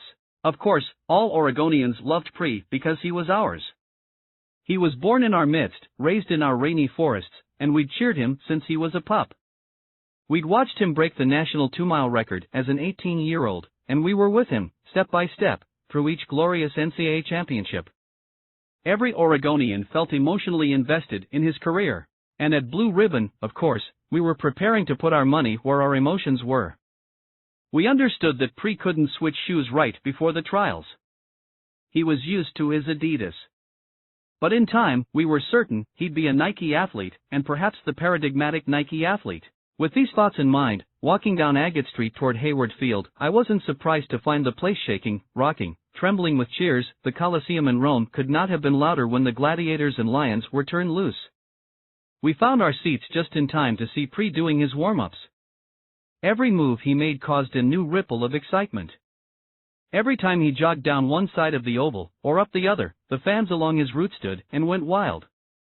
Half of them were wearing t-shirts that read, "Legend." All of a sudden we heard a chorus of deep, guttural boos. Jerry Lindgren, arguably the world's best distance runner at the time, appeared on the track wearing a t-shirt that read, "Stop PRE." Lindgren had beaten Pri when he was a senior and Pri a freshman, and he wanted everyone, especially Pri, to remember. But when Pri saw Lindgren, and saw the shirt, he just shook his head. And grinned. No pressure. Only more incentive. The runners took their marks. An unearthly silence fell. Then, bang. The starting gun sounded like a Napoleon cannon. Pri took the lead right away. Young tucked in right behind him. In no time they pulled well ahead of the field and it became a two-man affair. Lindgren was far behind, a non-factor. Each man's strategy was clear. Young meant to stay with Pri until the final lap, then use his superior sprint to go by and win. Pri, meanwhile, intended to set such a fast pace at the outset that by the time they got to that final lap, Young's legs would be gone. For 11 laps they ran a half stride apart. With the crowd now roaring, frothing, shrieking, the two men entered the final lap. It felt like a boxing match. It felt like a joust. It felt like a bullfight, and we were down to that moment of truth, death hanging in the air. Pri reached down, found another level, we saw him do it. He opened up a yard lead, then 2, then 5. We saw Young grimacing and we knew that he could not, would not, catch Pri. I told myself, don't forget this. Do not forget. I told myself there was much to be learned from such a display of passion, whether you were running a mile or a company. As they crossed the tape we all looked up at the clock and saw that both men had broken the American record. Pri had broken it by a shade more. But he wasn't done. He spotted someone waving a Stop PRE t-shirt and he went over and snatched it and whipped it in circles above his head, like a scalp. What followed was one of the greatest ovations I've ever heard, and I've spent my life in stadiums. I'd never witnessed anything quite like that race. And yet I didn't just witness it. I took part in it. Days later I felt sore in my hams and quads. This, I decided, this is what sports are, what they can do. Like books, sports give people a sense of having lived other lives, of taking part in other people's victories and defeats. When sports are at their best, the spirit of the fan merges with the spirit of the athlete, and in that convergence, in that transference, is the oneness that the mystics talk about. Walking back down Agate Street, I knew that race was part of me, would forever be part of me, and I vowed it would also be part of Blue Ribbon. In our coming battles, with Onizuka, with whomever, we'd be like Pri. We'd compete as if our lives depended on it, because they did. Next, with saucer eyes, we looked to the Olympics. Not only was our man Bowerman going to be the head coach of the track team, but our homeboy Pri was going to be the star. After his performance at the trials? Who could doubt it? Certainly not Pri. Sure, there will be a lot of pressure, he told Sports Illustrated. And a lot of us will be facing more experienced competitors, and maybe we don't have any right to win. But all I know is if I go out and bust my gut until I black out and somebody still beats me, and if I have made that guy reach down and use everything he has and then more, why then it just proves that on that day he's a better man than I. Right before Pri and Bowerman left for Germany, I filed for a patent on Bowerman's waffle shoe. Application Note 284736 described the improved sole having integral polygon-shaped studs of square, rectangular, or triangle cross-section, and a plurality of flat sides which provide gripping edges that give greatly improved traction. A proud moment for both of us. A golden moment of my life. Sales of Nike were steady, my son was healthy, I was able to pay my mortgage on time.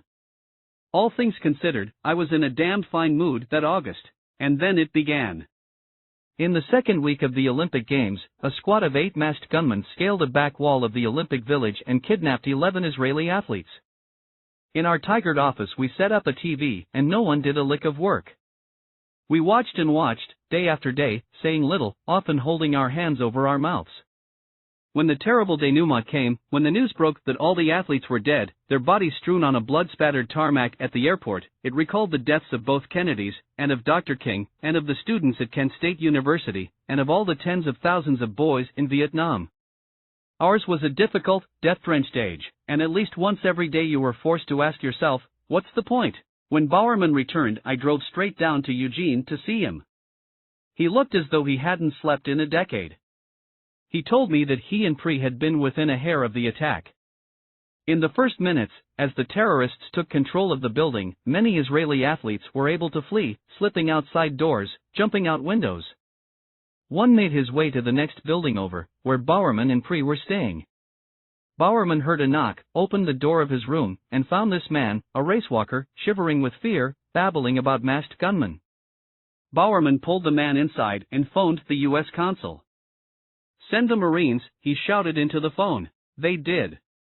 Marines quickly secured the building where Bowerman and the U.S. team were staying. For this overreaction, Bowerman was severely reprimanded by Olympic officials. He'd exceeded his authority, they said. In the heat of the crisis, they made time to summon Bowerman to their headquarters. Thank goodness Jesse Owens, the hero of the last German Olympics, the man who beat Hitler, went with Bowerman and voiced his support for Bowerman's actions. That forced the bureaucrats to back off. Bowerman and I sat and stared at the river for a long while, saying little. Then, his voice scratchy, Bowerman told me that those 1972 Olympics marked the low point of his life. I'd never heard him say a thing like that, and I'd never seen him look like that. Defeated. I couldn't believe it. The cowards never started and the week died along the way that leaves us. Soon after that day Bowerman announced that he was retiring from coaching. A grim time. Skies were grayer than usual, and low. There was no fall. We just woke up and winter was upon us. The trees went overnight from full to bare. Rain fell without stop. At last, a needed boon. We got word that a few hours north, in Seattle, at the Rainier International Classic, a fiery Romanian tennis player was destroying every opponent in his path, and doing it in a brand new pair of Nike match points. The Romanian was Elena Stas, aka Nasty, and every time he hit his patented overhead smash, every time he went up on his toes and stroked another unreturnable serve, the world was seeing our swoosh. We'd known for some time that athlete endorsements were important. If we were going to compete with Adidas, not to mention Puma and Gola, and Diadora and Head, and Wilson and Spalding, and Caro and Etonic and New Balance and all the other brands popping up in the 1970s, we'd need top athletes wearing and talking up our brand. But we still didn't have money to pay top athletes. We had less money than ever before. Nor did we know the first thing about getting to them, persuading them that our shoe was good, that it would soon be better, that they should endorse us at a discounted price. Now here was a top athlete already wearing Nike, and winning in it. How hard could it be to sign him? I found the number for Nastasa's agent. I phoned and offered him a deal. I said I'd give him $5,000, I gagged as I said it, if his boy would wear our stuff. He countered with $15,000. How I hated negotiating. We settled on $10,000. I felt that I was being robbed. Nastas was playing a tourney that weekend in Omaha, the agent said. He suggested I fly out with the papers. I met Nasty and his wife, Dominique, a stunning woman, that Friday night, at a steakhouse in downtown Omaha. After I got him to sign on the dotted line, after I locked the papers in my briefcase, we ordered a celebratory dinner. A bottle of wine, another bottle of wine. At some point, for some reason, I started speaking with a Romanian accent, and for some reason Nasty started calling me Nasty, and for no reason I could think of his supermodel wife started making goo-goo eyes at everyone, including me, and by night's end, stumbling up to my room, I felt like a tennis champion, and a tycoon, and a kingmaker. I lay in bed and stared at the contract. $10,000, I said aloud. $10,000. It was a fortune. But Nike had a celebrity athlete endorser. I closed my eyes to stop the room from spinning.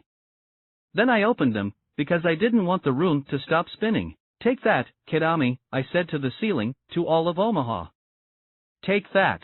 Back then, the historic football rivalry between my University of Oregon Ducks and the dreaded Oregon State Beavers was lopsided, at best. My Ducks usually lost. And they usually lost by a lot. And they often lost with a lot on the line. Example, in 1957, with the two teams vying for the conference crown, Oregon's Jim Shanley was going in for the winning touchdown when he fumbled on the 1-yard line. Oregon lost 10-7. In 1972, my Ducks had lost to the Beavers 8 straight times, sending me, 8 straight times, into a sour funk. But now, in this topsy-turvy year, my Ducks were going to wear Nikes. Hollister had persuaded Oregon's head coach, Dick Enright, to don our new waffle-soled shoes for the big game, the Civil War. The setting was their place, down in Corvallis. Scattered rain had been falling all morning, and it was coming down in sheets by game time. Penny and I stood in the stands, shivering inside our sopping ponchos, peering into the raindrops as the opening kickoff spun into the air. On the first play from scrimmage, Oregon's burly quarterback, a sharpshooter named Dan Fouts, handed the ball to Donnie Reynolds, who made one cut on his Nike waffles and took it to the house. Ducks 7, Nike 7, Beavers 0.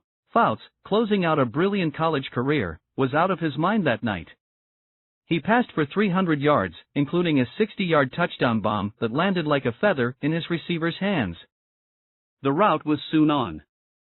At the final gun, my Ducks were on top of the Bucktooths, 30-3.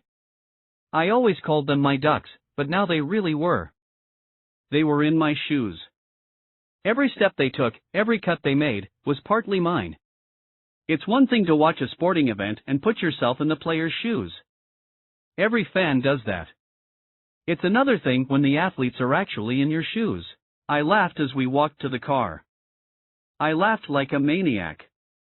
I laughed all the way back to Portland. This, I kept telling Penny, this is how 1972 needed to end. With a victory. Any victory would have been healing, but this, oh boy, this, 1973. Like his coach, Pre just wasn't himself after the 1972 Olympics. He was haunted and enraged by the terrorist attacks. And by his performance. He felt he'd let everyone down. He'd finished fourth. No shame in being the world's fourth best at your distance, we told him. But Pre knew he was better than that. And he knew he'd have done better if he hadn't been so stubborn. He showed no patience, no guile. He could have slipped behind the front runner, coasted in his wake, stolen silver. That, however, would have gone against Priest's religion. So he'd run all out, as always, holding nothing back, and in the final 100 yards he tired. Worse, the man he considered his arch-rival, Lasse Viren, of Finland, once more took the gold. We tried to lift Priest's spirits. We assured him that Oregon still loved him. City officials in Eugene were even planning to name a street after him. Great, Priest said, what are they going to call it, 4th Street?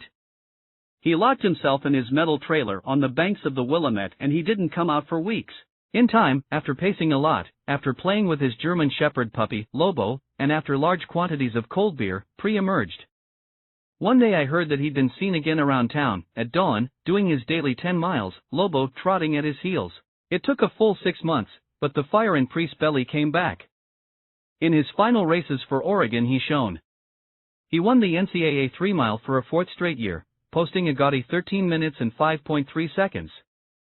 He also went to Scandinavia and crushed the field in the 5,000, setting an American record, 13 minutes and 22.4 seconds. Better yet, he did it in Nikes. Bowerman finally had him wearing our shoes. Months into his retirement, Bowerman was still coaching Pri, still polishing the final designs for the waffle shoe, which was about to go on sale to the general public. He'd never been busier. And our shoes were finally worthy of Pri. It was a perfect symbiotic match. He was generating thousands of dollars of publicity, making our brand a symbol of rebellion and iconoclasm, and we were helping his recovery. Pri began to talk warily with Bowerman about the 1976 Olympics in Montreal. He told Bowerman, and a few close friends, that he wanted redemption. He was determined to capture that gold medal that eluded him in Munich. Several scary stumbling blocks stood in his path, however. Vietnam, 4-1. Pri, whose life, like mine, like everyone's, was governed by numbers, drew a horrible number in the draft lottery. He was going to be drafted, there was little doubt, as soon as he graduated. In a year's time he'd be sitting in some fetid jungle, taking heavy machine gun fire.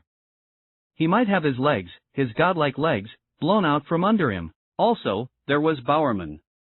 Pri and the coach were clashing constantly, two headstrong guys with different ideas about training methods and running styles. Bowerman took the long view, a distance runner peaks in his late 20s. He therefore wanted Pri to rest, preserve himself for certain select races. Save something, Bowerman kept pleading. But of course Pri refused. I'm all out, all the time, he said. In their relationship I saw a mirror of my relationship with Banks. Pri didn't see the sense in going slow ever. Go fast or die. I couldn't fault him. I was on his side. Even against our coach. Above all, however, Pri was broke. The know-nothings and oligarchs who governed American amateur athletics at that time decreed that Olympic athletes couldn't collect endorsement money or government money, which meant our finest runners and swimmers and boxers were reduced to paupers. To stay alive, Pri sometimes tended bar in Eugene, and sometimes he ran in Europe, taking illicit cash from race promoters. Of course those extra races were starting to cause issues. His body, in particular his back, was breaking down. At Blue Ribbon we worried about Pri. We talked about him often, formally and informally, around the office. Eventually we came up with a plan. To keep him from injuring himself, to avoid the shame of him going around with a begging bowl, we hired him. In 1973 we gave him a job, a modest salary of $5,000 a year, and access to a beach condo Cale owned in Los Angeles. We also gave him a business card that said National Director of Public Affairs. People often narrowed their eyes and asked me what that meant. I narrowed my eyes right back. It means he can run fast, I said. It also meant he was our second celebrity athlete endorser. The first thing Pri did with his windfall was go out and buy himself a butterscotch MG. He drove it everywhere fast. It looked like my old MG. I remember feeling enormously, vicariously proud. I remember thinking, we bought that. I remember thinking Pri was the living, breathing embodiment of what we were trying to create. Whenever people saw Pri going at his breakneck pace on a track, in his MG, I wanted them to see Nike. And when they bought a pair of Nikes, I wanted them to see Pri. I felt this strongly about Pri even though I'd only had a few conversations with the man. And you could hardly call them conversations. Whenever I saw him at a track or around the Blue Ribbon offices, I became mute. I tried to con myself. More than once I told myself that Pri was just a kid from Coos Bay, a short, shaggy-haired jock with a porn star mustache. But I knew better. And a few minutes in his presence would prove it. A few minutes was all I could take. The world's most famous Oregonian at the time was Ken Kesey, whose blockbuster novel, One Flew Over the Cuckoo's Nest, appeared in 1962, the exact moment I left on my trip around the world. I knew Kesey at the University of Oregon. He wrestled, and I ran track, and on rainy days we'd do indoor workouts at the same facility.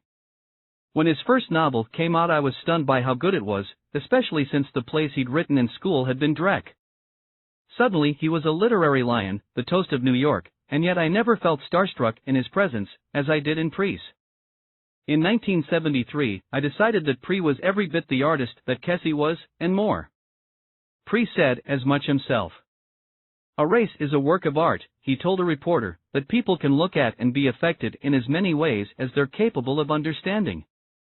Each time Pri came into the office, I noted, I wasn't alone in my swooning. Everyone became mute. Everyone became shy. Men, women, it didn't matter, everyone turned into Buck Knight. Even Penny Knight. If I was the first to make Penny care about track and field, Pri was the one who made her a real fan. Hollister was the exception to this rule. He and Pri had an easy way around each other. They were like brothers. I never once saw Hollister act any differently with Pri than he did with, say, me. So it made sense to have Hollister, the Pri whisperer, bring Pri in, help us get to know him, and vice versa.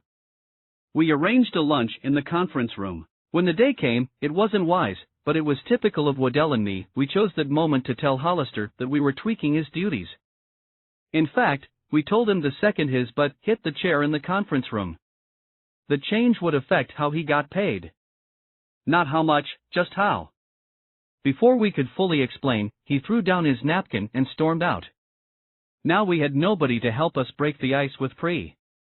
We all stared silently into our sandwiches. Pri spoke first. Is Jeff coming back? I don't think so, I said. Long pause. In that case, Pri said, can I eat his sandwich? We all laughed, and Pri seemed suddenly mortal, and the luncheon ultimately proved invaluable. Shortly after that day, we soothed Hollister, and tweaked his duties again. From now on, we said, you're Pri's full-time liaison. You're in charge of handling Pri, taking Pri out on the road, introducing Pri to the fans. In fact, we told Hollister, take the boy on a cross-country tour. Hit all the track meets, state fairs, high schools, and colleges you can. Go everywhere, and nowhere. Do everything, and nothing. Sometimes Pri would conduct a running clinic, answering questions about training and injuries. Sometimes he'd just sign autographs and pose for photos. No matter what he did, no matter where Hollister took him, worshipful crowds would appear around their bright blue Volkswagen bus. Though Pri's job title was intentionally imprecise, his role was real, and his belief in Nike was authentic as well. He wore Nike t-shirts everywhere he went, and he allowed his foot to be Bowerman's last for all shoe experiments. Pri preached Nike as gospel, and brought thousands of new people into our revival tent. He urged everyone to give this groovy new brand a try, even his competitors. He'd often send a pair of Nike flats or spikes to a fellow runner with a note, try these. You'll love them. Among those most inspired by Pri was Johnson. While continuing to build up our East Coast operation, Johnson had spent much of 1972 slaving on something that he christened the Pri Montreal, a shoe that would be in homage to Pri, and to the upcoming Olympics, and to the American bicentennial. With a blue suede toe, a red nylon back, and a white swoosh, it was our jazziest shoe yet, and also our best spike. We knew that we were going to live or die based on quality, and thus far our quality on spikes had been spotty. Johnson was going to fix that with this design. But he was going to do it in Oregon, I decided, not Boston. I'd been giving a lot of thought to Johnson, 4 months. He was turning into a truly fine designer, and we needed to take full advantage of his talent. The East Coast was running smoothly, but it now involved too much administration for him. The whole thing needed reorganizing, streamlining, and that wasn't the best use of Johnson's time or creativity. That was a job tailor-made for someone like Waddell. Night after night, during my 6-mile run, I'd wrestle with this situation. I had 2 guys in the wrong jobs, on the wrong coasts, and neither one was going to like the obvious solution. Each guy loved where he lived. And each irritated the other, though they both denied it. When I promoted Waddell to operations manager, I'd also bequeathed him Johnson. I'd put him in charge of overseeing Johnson, answering Johnson's letters, and Waddell made the mistake of reading them thoroughly and trying to keep up. Consequently, the two had developed a chippy, deeply sarcastic rapport. For instance, Waddell wheeled into my office one day and said, "This is depressing. Jeff complains constantly about inventory, expense reimbursements, lack of communications. He says he's working his butt off while we're lolling around. He doesn't listen to any reason, including that our sales are doubling every year." Waddell told me he wanted to take a different approach to Johnson. By all means, I said. Have at it. So he wrote Johnson a long letter admitting that we'd all been colluding against him, trying to make him unhappy. He wrote, "I'm sure you realize we don't work quite as hard out here as you do. With only 3 hours in the working day it is hard to get everything done. Still, I make time to place you in all sorts of embarrassing situations with customers and the business community. Whenever you need money desperately to pay bills, I send only a tiny fraction of what you need so that you'll have to deal with bill collectors and lawsuits. I take the destruction of your reputation as a personal compliment." And so on. Johnson answered back, "Finally someone out there understands me." What I was getting ready to propose wasn't going to help. I approached Johnson first. I chose my moment carefully, a trip we made to Japan, to visit Nippon Rubber and discuss the pre-Montreal.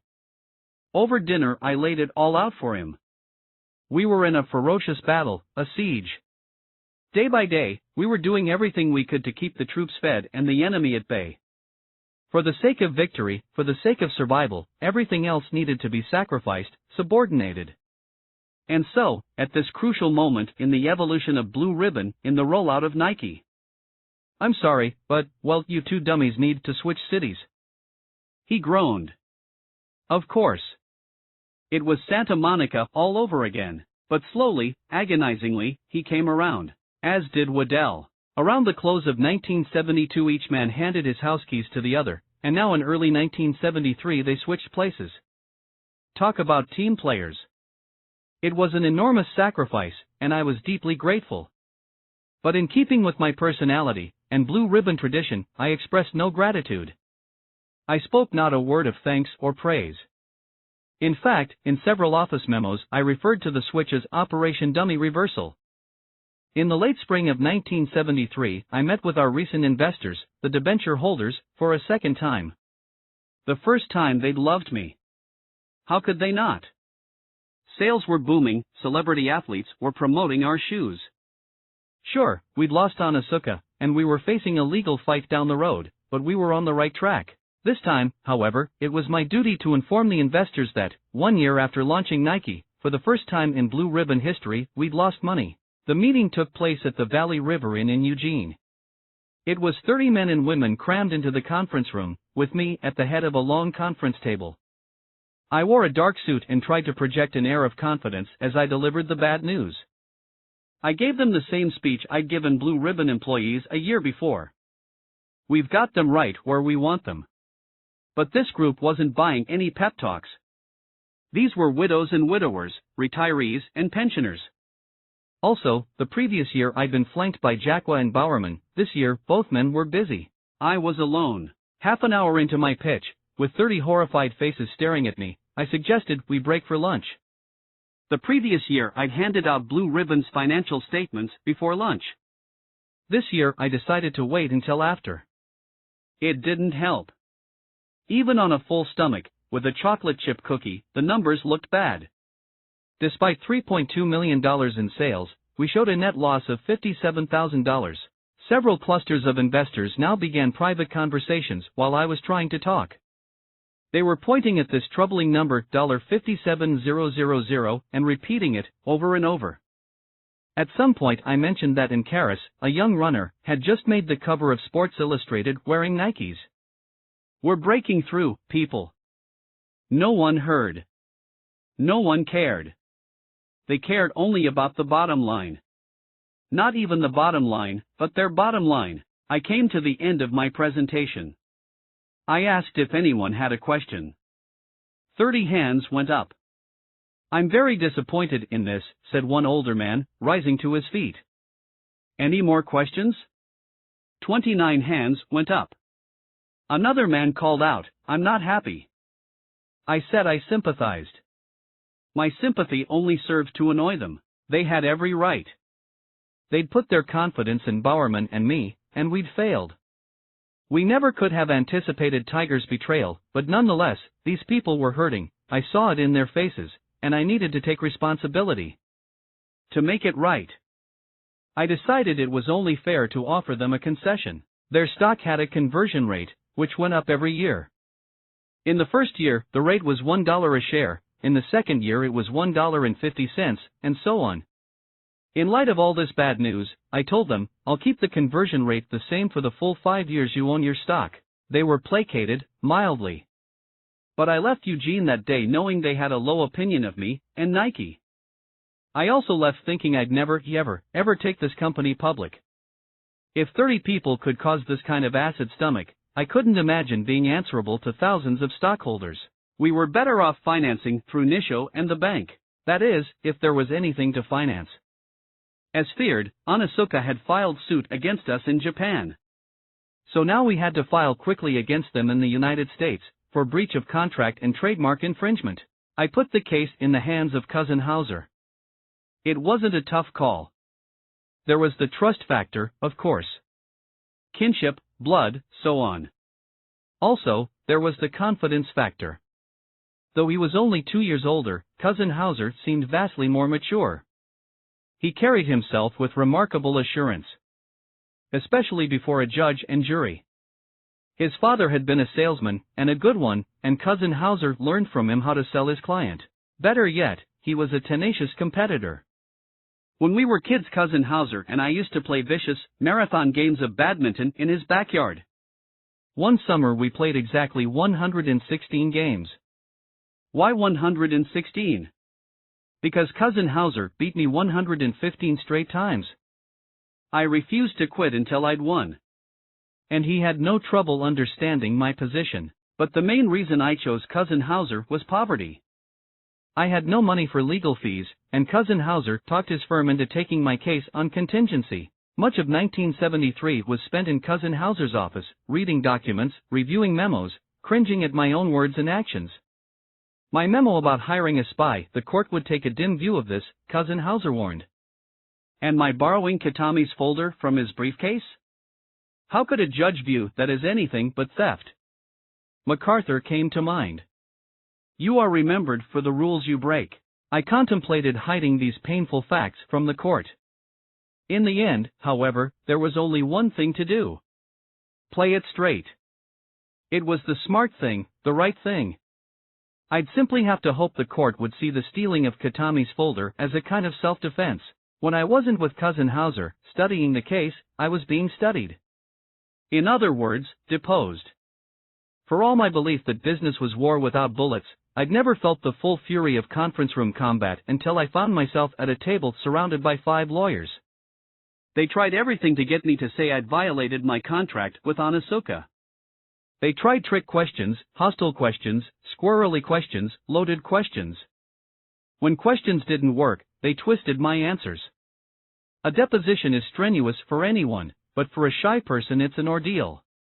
Badgered, baited, harassed, mocked, I was a shell of myself by the end. My condition was worsened by the sense that I hadn't done very well, a sense Cousin Hauser reluctantly confirmed. At the close of those difficult days, it was my nightly 6-mile run that saved my life. And then it was my brief time with Matthew and Penny that preserved my sanity. I'd always try to find the time and energy to tell Matthew his bedtime story. Thomas Jefferson was toiling to write the Declaration of Independence, you see, struggling to find the words, when little Matt History brought him a new quill pen and the words seemed to magically flow. Matthew almost always laughed at my bedtime stories. He had a liquid laugh, which I loved to hear, because at other times he could be moody, sullen. Cause for concern. He'd been very late learning to talk, and now he was showing a worrisome rebellious streak. I blamed myself. If I were home more, I told myself, he'd be less rebellious. Bowerman spent quite a bit of time with Matthew, and he told me not to worry. I like his spirit, he said.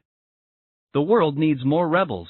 That spring, Penny and I had the added worry of how our little rebel would handle a sibling.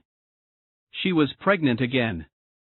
Secretly, I wondered more about how we were going to handle it.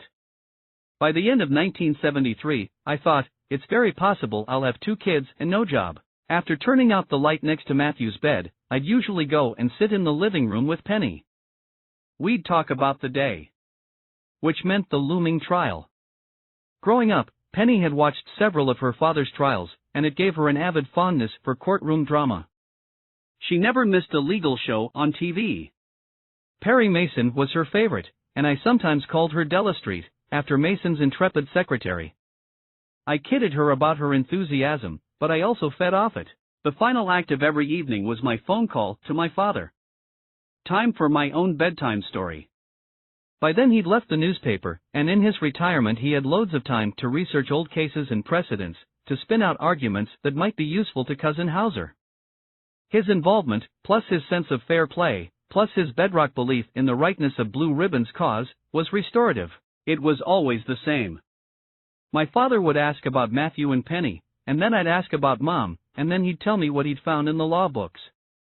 I'd take careful notes on a yellow legal pad. Before signing off he'd always say that he liked our chances. We're going to win, Buck. That magical pronoun, he'd always use it, and it would always make me feel better. It's possible that we were never closer, maybe because our relationship had been reduced to its primal essence. He was my dad, I was his son, and I was in the fight of my life. Looking back, I see that something else was going on. My trial was providing my father with a healthier outlet for his inner chaos. My legal troubles, my nightly phone calls, were keeping him on high alert and at home. There were fewer late nights at the bar of the club. I'm bringing someone else onto the team, Cousin Hauser told me one day. Young lawyer. Rob Strasser. You'll like him. He was fresh out of UC Berkeley School of Law, Cousin Hauser said, and he didn't know a damn thing. Yet. But Cousin Hauser had an instinct about the kid. Thought he showed tremendous promise. Plus, Strasser had a personality that was sure to mesh with our company. The moment Strasser read our brief, Cousin Hauser told me, he saw this case as a holy crusade. Well, I liked the sound of that. So the next time I was at Cousin Hauser's firm I walked down the hall and poked my head into the office of this Strasser fellow. He wasn't there. The office was pitch dark. Shades drawn, lights off. I turned to leave. Then I heard. Hello? I turned back. Somewhere within the darkness, behind a big walnut desk, a shape moved. The shape grew, a mountain rising from a dark sea. It slid toward me. Now I saw the rough contours of a man. 6'3", 280 pounds, with an extra helping of shoulders. And firelog arms. This was 1 part Sasquatch, 1 part Snuffleupagus, though somehow light on his feet. He minced toward me and thrust one of his firelogs in my direction. I reached, we shook. Now I could make out the face brick red, covered by a full strawberry blonde beard, and glazed with sweat. Hence the darkness. He required dimly lit, cool spaces. He also couldn't bear wearing a suit. Everything about this man was different from me, from everyone I knew, and yet I felt a strange, instant kinship. He said that he was thrilled to be working on my case. Honored. He believed that Blue Ribbon had been the victim of a terrible injustice. Kinship became love. Yes, I said. Yes, we have. Days later Strasser came out to Tigard for a meeting.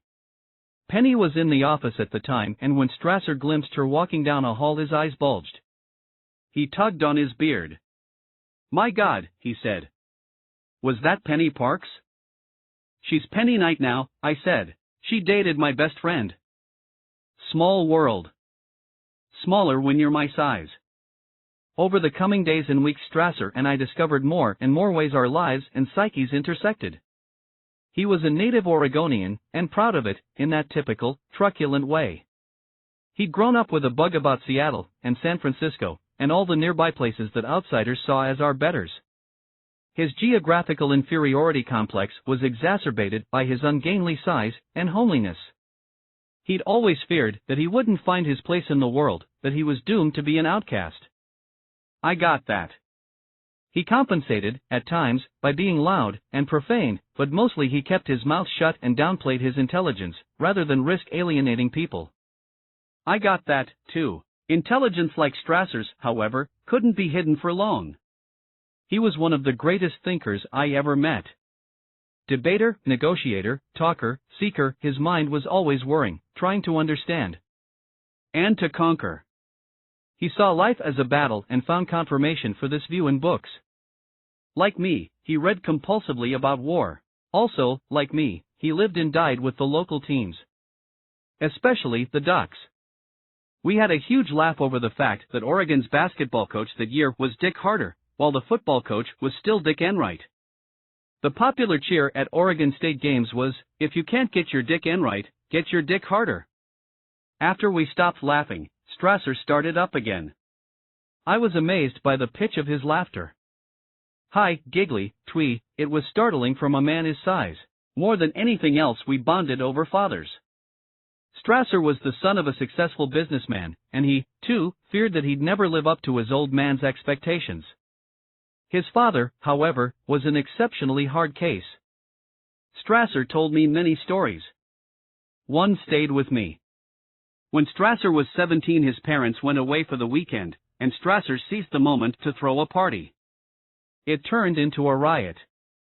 Neighbors called the police, and just as the patrol cars arrived, so did Strasser's parents. They'd come home early from their trip.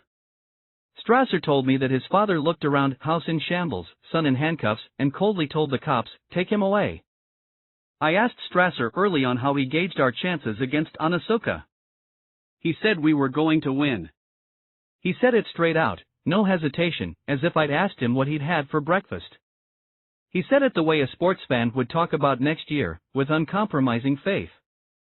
He said it the way my father said it every night, and there and then I decided that Strasser was one of the chosen, one of the brethren. Like Johnson and Waddell and Hayes. Like Bowerman and Hollister and Pree. He was blue ribbon, through and through. When I wasn't obsessing about the trial, I was fixated on sales. Every day I'd get a telex from our warehouses with a pair count, meaning the exact number of pairs shipped that day to all customers, schools, retailers, coaches, individual mail-order clients. On general accounting principles, a pair shipped was a pair sold, so the daily pair count determined my mood, my digestion, my blood pressure, because it largely determined the fate of Blue Ribbon. If we didn't sell all the shoes in our most recent order, and quickly convert that product into cash, we'd be in big trouble. The daily pair count told me if we were on our way to selling through. So, I'd say to Waddell on a typical morning, "Massachusetts is good, Eugene looks good, what happened in Memphis?" "Ice storm," he might say. Or, "Truck broke down." He had a superb talent for underplaying the bad, and underplaying the good, for simply being in the moment. For instance, after the dummy reversal, Waddell occupied an office that was hardly deluxe. It sat on the top floor of an old shoe factory, and a water tower directly overhead was caked with a century's worth of pigeon poop. Plus, the ceiling beams were gapped, and the building shook every time the die cutters stamped out the uppers. In other words, throughout the day a steady rain of pigeon poop would fall on Waddell's hair, shoulders, desktop. But Waddell would simply dust himself off, casually clear his desk with the side of his hand, and continue with his work. He also kept a piece of company stationery carefully draped over his coffee cup at all times, to ensure it was only cream in his joe. I tried often to copy Waddell's Zen monk demeanor. Most days, however, it was beyond me. I boiled with frustration, knowing that our pair count could have been so much higher if not for our constant problems with supply. People were crying out for our shoes, but we just couldn't get them out on time. We traded Onasuka's capricious delays for a new set of delays, caused by demand. The factories in Nisha were doing their jobs, we were now getting what we ordered, on time and intact, but the booming marketplace created new pressures, making it harder and harder to correctly allocate what we got. Supply and demand is always the root problem in business. It's been true since Phoenician traders raced to bring Rome the coveted purple dye that colored the clothing of royals and rich people. There was never enough purple to go around. It's hard enough to invent and manufacture and market a product, but then the logistics, the mechanics, the hydraulics of getting it to the people who want it, when they want it. This is how companies die, how ulcers are born. In 1973, the supply and demand problems facing the running shoe industry were unusually knotty, seemingly insoluble. The whole world was suddenly demanding running shoes, and the supply wasn't simply inconsistent, it was slowing to a sputter. There were never enough shoes in the pipeline. We had many smart people working on the problem, but no one could figure out how to significantly boost supply without taking on huge inventory risks. There was some consolation in the fact that Adidas and Puma were having the same problems, but not much.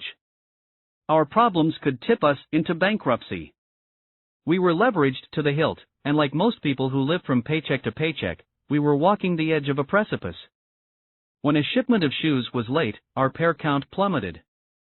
When our pair count plummeted, we weren't able to generate enough revenue to repay Nisho and the Bank of California on time. When we couldn't repay Nisho and the Bank of California on time, we couldn't borrow more. When we couldn't borrow more, we were late placing our next order. Round and round it went. Then came the last thing we needed. A dock workers' strike. Our man went down to Boston Harbor to pick up a shipment of shoes and found it locked tight. He could see it through the locked fence, boxes and boxes of what the world was clamoring for.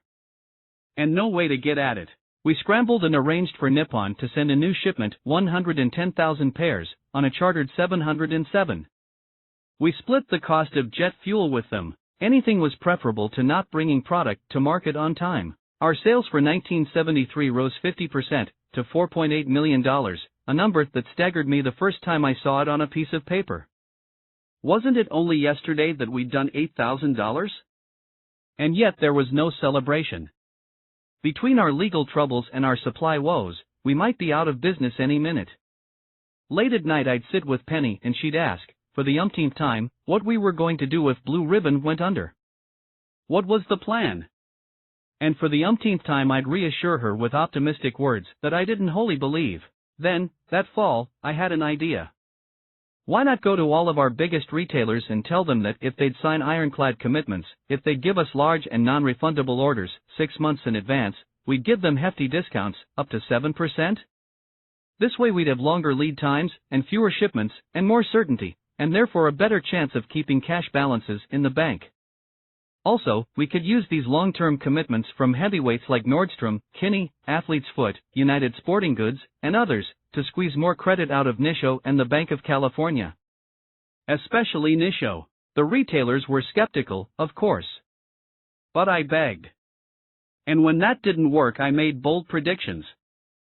I told them that this program, which we were calling Futures, was the future, for us and everyone else, so they'd better get on board.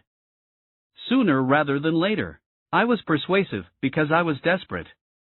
If we could just take the lid off our annual growth limits. But retailers continued to resist. Over and over we heard, you newbies at Nike don't understand the shoe industry. This new idea will never fly. My bargaining position was suddenly improved when we rolled out several eye-popping new shoes, which customers were sure to demand. The Bruin was already popular, with its outsoles and uppers cooked together to give a more stable ride. Now we debuted an enhanced version, with bright green suede uppers.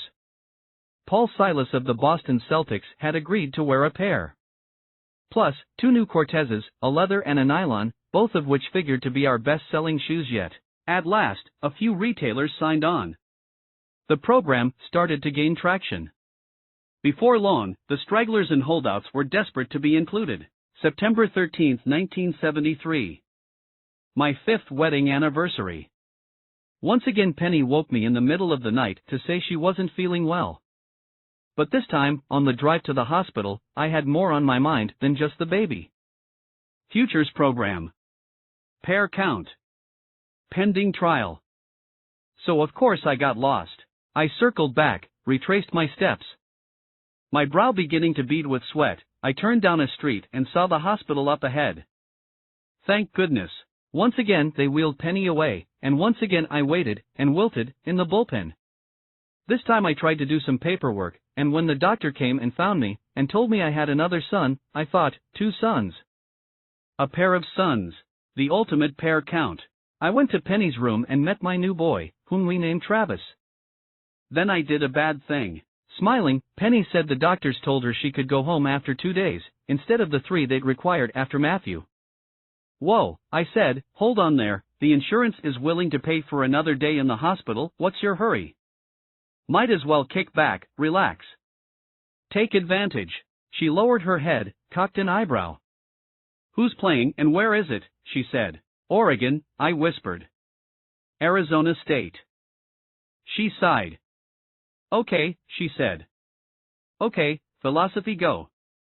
1974. I sat in the federal courthouse in downtown Portland, at a little wooden table, alongside Strasser and Cousin Hauser, staring at the high ceiling. I tried to take deep breaths. I tried not to look to my left, at the opposing table, at the 5 raptor-eyed lawyers representing Onasuka and 4 other distributors, all of whom wanted to see me ruined. It was April 14, 1974. We'd tried one last time to avoid this nightmare. In the moments before the trial began, we'd offered to settle. We'd told Onasuka, pay us $800,000 in damages, withdraw your suit in Japan, we'll withdraw ours, and we'll all walk away. I didn't think there was much chance of acceptance, but Cousin Hauser thought it worth a try. Onasuka rejected the offer instantly. And made no counter. They were out for blood. Now the bailiff shouted, "Court is in session." The judge swooped into the courtroom and banged his gavel, and my heart jumped. This is it, I told myself. The head lawyer for Onasuka's side, Wayne Hilliard, gave his opening statement first. He was a man who enjoyed his work, who knew he was good at it. These men have unclean hands, he cried, pointing at our table. Unclean hands, he repeated. This was a standard legal term, but Hilliard made it sound lurid, almost pornographic. Everything Hilliard said sounded somewhat sinister to me, because he was short and had a pointy nose and looked like the Penguin. Blue Ribbon conned Onasuka into this partnership, he bellowed. Phil Knight went to Japan in 1962 and pretended there was a company called Blue Ribbon, and thereafter he employed subterfuge, theft, spies, whatever necessary, to perpetuate this con. By the time Hilliard was done, by the time he'd taken his seat next to his 4 fellow lawyers, I was ready to find in favor of Onasuka. I looked into my lap and asked myself, how could you have done all those terrible things to those poor Japanese businessmen? Cousin Hauser stood. Right away it was clear that he didn't have Hilliard's fire. It just wasn't in his nature. Cousin Hauser was organized, prepared, but he wasn't fiery. At first I was disappointed. Then I looked more closely at Cousin Hauser, and listened to what he was saying, and thought about his life. As a boy he'd suffered a severe speech impediment. Every R and L had been a hurdle. Even into his teens he'd sounded like a cartoon character. Now, though he retained slight traces of the impediment, he'd largely overcome it, and as he addressed the packed courtroom that day, I was filled with admiration and filial loyalty. What a journey he'd made. We'd made. I was proud of him, proud he was on our side. Moreover, he'd taken our case on contingency because he thought it would come to trial in months. 2 years later he hadn't seen a dime. And his costs were astronomical. My photocopying bill alone was in the tens of thousands. Now and then Cousin Hauser mentioned that he was under intense pressure from his partners to kick us to the curb. At one point he'd even asked Jaqua to take over the case. No thanks, Jaqua said. Fire or no, Cousin Hauser was a true hero. He finished speaking, seated himself at our table, and looked at me and Strasser. I patted his back. Game on. As the plaintiffs, we presented our case first, and the first witness we called was the founder and president of Blue Ribbon, Philip H. Knight. Walking to the stand I felt as if it must be some other Philip Knight being called, some other Philip Knight now raising his hand, swearing to tell the truth, in a case marked by so much deceit and rancor. I was floating above my body, watching the scene unfold far below. I told myself as I settled deep into the creaky wooden chair in the witness stand and straightened my necktie, this is the most important account you'll ever give of yourself. Don T.T. blow it. And then I blew it. I was every bit as bad as I'd been in the depositions. I was even a little worse. Cousin Hauser tried to help me, to lead me. He struck an encouraging tone, gave me a friendly smile with each question, but my mind was going in multiple directions. I couldn't concentrate. I hadn't slept the night before, hadn't eaten that morning, and I was running on adrenaline, but the adrenaline wasn't giving me extra energy or clarity. It was only clouding my brain.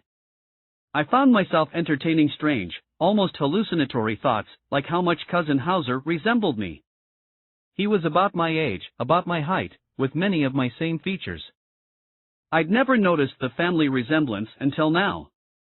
What a Kafkaesque twist, I thought, being interrogated by yourself. By the end of his questioning, I had made a slight recovery. The adrenaline was gone and I was starting to make sense. But now it was the other side's turn to have a go at me. Hilliard drilled down, down. He was relentless and I was soon reeling. I hemmed, hawed, couched every other word in strange qualifiers. I sounded shady, shifty, even to myself. When I talked about going through Katami's briefcase, when I tried to explain that Mr. Fujimoto wasn't really a corporate spy, I saw the courtroom spectators, and the judge, look skeptical. Even I was skeptical. Several times I looked into the distance and squinted and thought, did I really do that? I scanned the courtroom, looking for help, and saw nothing but hostile faces. The most hostile was Bork's. He was sitting right behind the Onitsuka table, glaring. Now and then he'd lean into the Onitsuka lawyers, whispering, handing them notes. Traitor, I thought. Benedict Arnold. Prompted by Bork, presumably, Hilliard came at me from new angles, with new questions, and I lost track of the plot.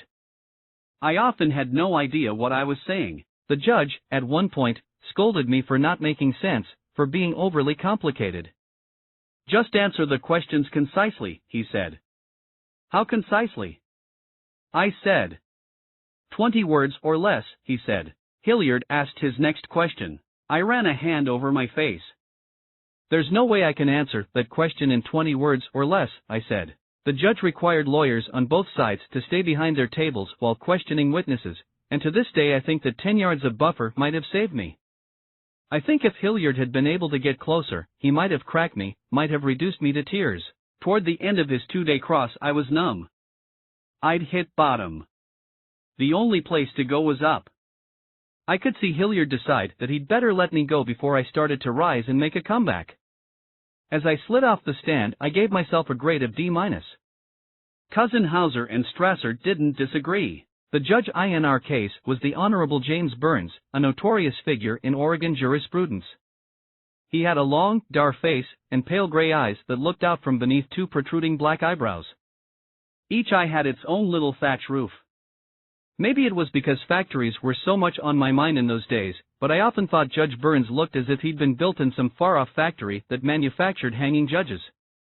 And I thought he knew it, too. And took pride in it. He called himself, in all seriousness, James the Just. In his operatic basso he'd announce, "You are now in the courtroom of James the Just."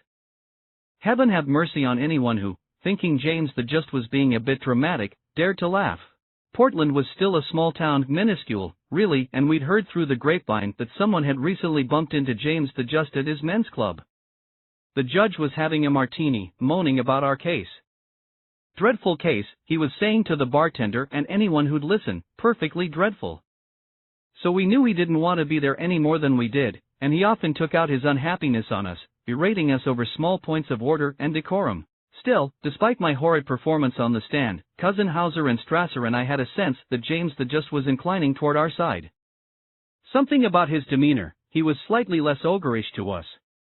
On a hunch, therefore, Cousin Hauser told the opposing counsel that, if they were still considering our original settlement, forget it, the offer was no longer on the table. That same day, James the Just called a halt to the trial and admonished both sides. He was perturbed, he said, by all he was reading about this case in the local newspapers. He was damned if he was going to preside over a media circus. He ordered us to cease and desist discussing the case outside the courthouse. We nodded. Yes, Your Honor. Johnson sat behind our table, often sending notes to Cousin Hauser, and always reading a novel during sidebars and breaks. After court adjourned each day, he'd unwind by taking a stroll around downtown, visiting different sporting goods stores, checking on our sales. He also did this every time he found himself in a new city. Early on he reported back that Nikes were selling like crazy, thanks to Bowerman's waffle trainer. The shoe had just hit the market, and it was sold out everywhere, meaning we were outpacing Onitsuka, even Puma. The shoe was such a hit that we could envision, for the first time, one day approaching Adidas's sales numbers. Johnson got to talking with one store manager, an old friend, who knew the trial was underway. "How's it going?" the store manager said. "Going well," Johnson said. So well, in fact, we withdrew our settlement offer. First thing the next morning, as we gathered in the courtroom, each of us sipping our coffee, we noticed an unfamiliar face at the defense table. There were the 5 lawyers, and one new guy? Johnson turned, saw, and went white. "Oh, shit," he said. In a frantic whisper he told us that the new guy was the store manager, with whom he'd inadvertently discussed the trial. Now Cousin Hauser and Strasser went white. The three of us looked at each other, and looked at Johnson, and in unison we turned and looked at James the Just. He was banging his gavel and clearly about to explode. He stopped banging. Silence filled the courtroom. Now he started yelling. He spent a full 20 minutes tearing into us. One day after his gag order, he said, one day, someone on Team Blue Ribbon had walked into a local store and run his mouth. We stared straight ahead, like naughty children, wondering if we were about to be a mistrial. But as the judge wound down his tirade, I thought I detected the tiniest twinkle in his eye. Maybe, I thought, just maybe, James the Just is more performer than ogre. Johnson redeemed himself with his testimony. Articulate, dazzlingly anal about the tiniest details, he described the Boston and the Cortez better than anyone else in the world could, including me. Hilliard tried and tried to break him, and couldn't. What a pleasure it was to watch Hilliard bang his head against that cement like Johnson unflappability. Stretch versus the Crab was less of a mismatch. Next we called Bowerman to the stand. I had high hopes for my old coach, but he just wasn't himself that day. It was the first time I ever saw him flustered, even a bit intimidated, and the reasons quickly became obvious. He hadn't prepared. Out of contempt for Onitsuka, and disdain for the whole sordid business, he decided to wing it. I was saddened. Cousin Hauser was annoyed. Bowerman's testimony could have put us over the top. Ah well. We consoled ourselves with the knowledge that at least he hadn't done anything to hurt us. Next Cousin Hauser read into the record the deposition of Iwano, the young assistant who'd accompanied Kidami on his 2 trips to the United States. Happily, Iwano proved to be as guileless, as pure of heart, as he'd first seemed to me in Penny. He'd told the truth, the whole truth, and it flatly contradicted Kidami. Iwano testified that there was a firm, fixed plan in place to break our contract, to abandon us, to replace us, and that Kidami had discussed it openly many times. We then called a noted orthopedist, an expert on the impact of running shoes on feet, joints, and the spine, who explained the differences among the many brands and models on the market, and described how the Cortez in Boston differed from anything Onitsuka ever made. Essentially, he said, the Cortez was the first shoe ever that took pressure off the Achilles. Revolutionary, he said. Game-changing. While testifying, he spread out dozens of shoes, and pulled them apart, and tossed them around, which agitated James the Just. Apparently, the judge was OCD. He liked his courtroom neat, always. Repeatedly he asked our orthopedist to stop making a mess, to keep the shoes in orderly pairs, and repeatedly our orthopedist ignored him. I started to hyperventilate, thinking James the Just was going to find our expert witness in contempt. Lastly we called Waddell. I watched him wheel his chair slowly to the stand. It was the first time I'd ever seen him in a coat and tie. He'd recently met a woman, and gotten married, and now, when he told me that he was happy, I believed him. I took a moment to enjoy how far he'd come since we'd first met at that Beaverton sandwich shop. Then I immediately felt awful, because I was the cause of his being dragged through this muck. He looked more nervous up there than I'd been, more intimidated than Bowerman. James the Just asked him to spell his name and Waddell paused as if he couldn't remember.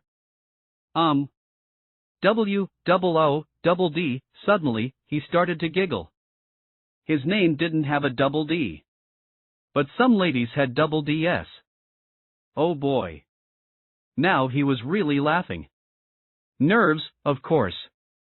But James the Just thought Waddell was mocking the proceedings. He reminded Waddell that he was in the courtroom of James the Just, which only made Waddell giggle more. I put a hand over my eyes. When Onitsuka presented their case, they called as their first witness Mr. Onitsuka. He didn't testify long. He said that he'd known nothing about my conflict with Kitami, nor about Kitami's plans to stab us in the back. Kitami interviewing other distributors? I never informed, Mr. Onitsuka said. Kitami planning to cut us out? I not know. Next up was Kitami. As he walked to the stand, the Onitsuka lawyers rose and told the judge they would need a translator. I cupped my ear. A what? Kitami spoke perfect English. I recalled him boasting about learning his English from a record. I turned to Cousin Hauser, my eyes bulging, but he only extended his hands, palms facing the floor. Easy. In 2 days on the stand, Kitami lied, again and again, through his translator, through his teeth.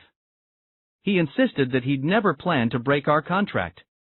He'd only decided to do so when he discovered we'd done so by making Nikes. Yes, he said, he'd been in touch with other distributors before we manufactured the first Nike, but he was just doing market research. Yes, he said, there was some discussion of Onitsuka's buying Blue Ribbon, but the idea was initiated by Phil Knight. After Hilliard and Cousin Hauser had given their closing arguments, I turned and thanked many of the spectators for coming. Then Cousin Hauser and Strasser and I went to a bar around the corner and loosened our neckties and drank several ice-cold beers. And several more. We discussed different ways it might have gone, different things we might have done. Oh, the things we might have done, we said. And then we all went back to work. It was weeks later. Early morning. Cousin Hauser phoned me at the office. James the Just is going to rule at 11 o'clock, he said. I raced to the courthouse and met him and Strasser at our old table. Oddly, the courtroom was empty. No spectators. No opposing counsel, except Hilliard. His fellow lawyers had been unable to get here on such short notice. James the Just came barging through the side door and ascended the bench. He shuffled some papers and began speaking in a low monotone, as if to himself. He said favorable things about both sides. I shook my head. How could he have favorable things to say about Onitsuka? Bad sign. Bad, bad, bad. If only Bowerman had been more prepared. If only I hadn't melted under pressure. If only the orthopedist had kept his shoes in order. The judge looked down at us, his protruding eyebrows longer and shaggier than when the trial began. He would not rule on the matter of the contract between Onitsuka and Blue Ribbon, he said. I slumped forward. Instead, he would rule solely on the issue of trademarks. It seemed clear to him that this was a case of he said. We have here two conflicting stories, he said, and it's the opinion of this court that Blue Ribbon's is the more convincing. Blue Ribbon has been more truthful, he said, not only throughout the dispute, as evidenced by documents, but in this courtroom. Truthfulness, he said, is ultimately all I have to go on, to gauge this case. He noted Iwano's testimony. Compelling, the judge said. It would seem Kitami had lied. He then noted Kitami's use of a translator. During the course of Mr. Kitami's testimony, on more than one occasion, he interrupted the translator to correct him. Each time Mr. Kitami corrected him in perfect English. Pause. James the Just looked through his papers. So, he declared, it's therefore my ruling that Blue Ribbon will retain all rights to the names Boston and Cortez. Further, he said, there are clearly damages here. Loss of business. Misappropriation of trademark. The question is, how to assign a dollar figure for those damages. The normal course is to name a special master to determine what the damages are. This I will do in the coming days. He slammed down his gavel. I turned to Cousin Hauser and Strasser. We won? Oh my, we won. I shook hands with Cousin Hauser and Strasser, then clapped their shoulders, then hugged them both. I allowed myself one delicious sidelong look at Hilliard. But to my disappointment he had no reaction. He was staring straight ahead, perfectly still. It had never really been his fight. He was just a mercenary.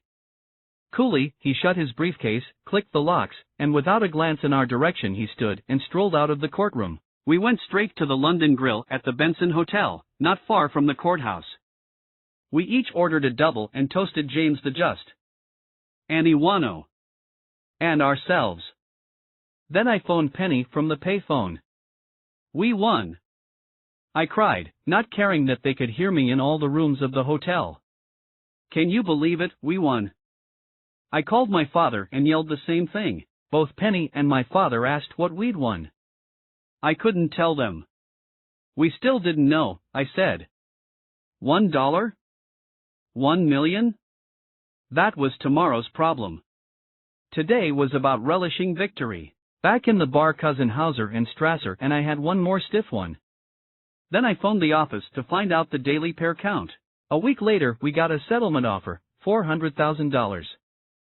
Onitsuka knew full well that a special master might come up with any kind of number, so they were seeking to move preemptively, contain their losses. But $400,000 seemed low to me.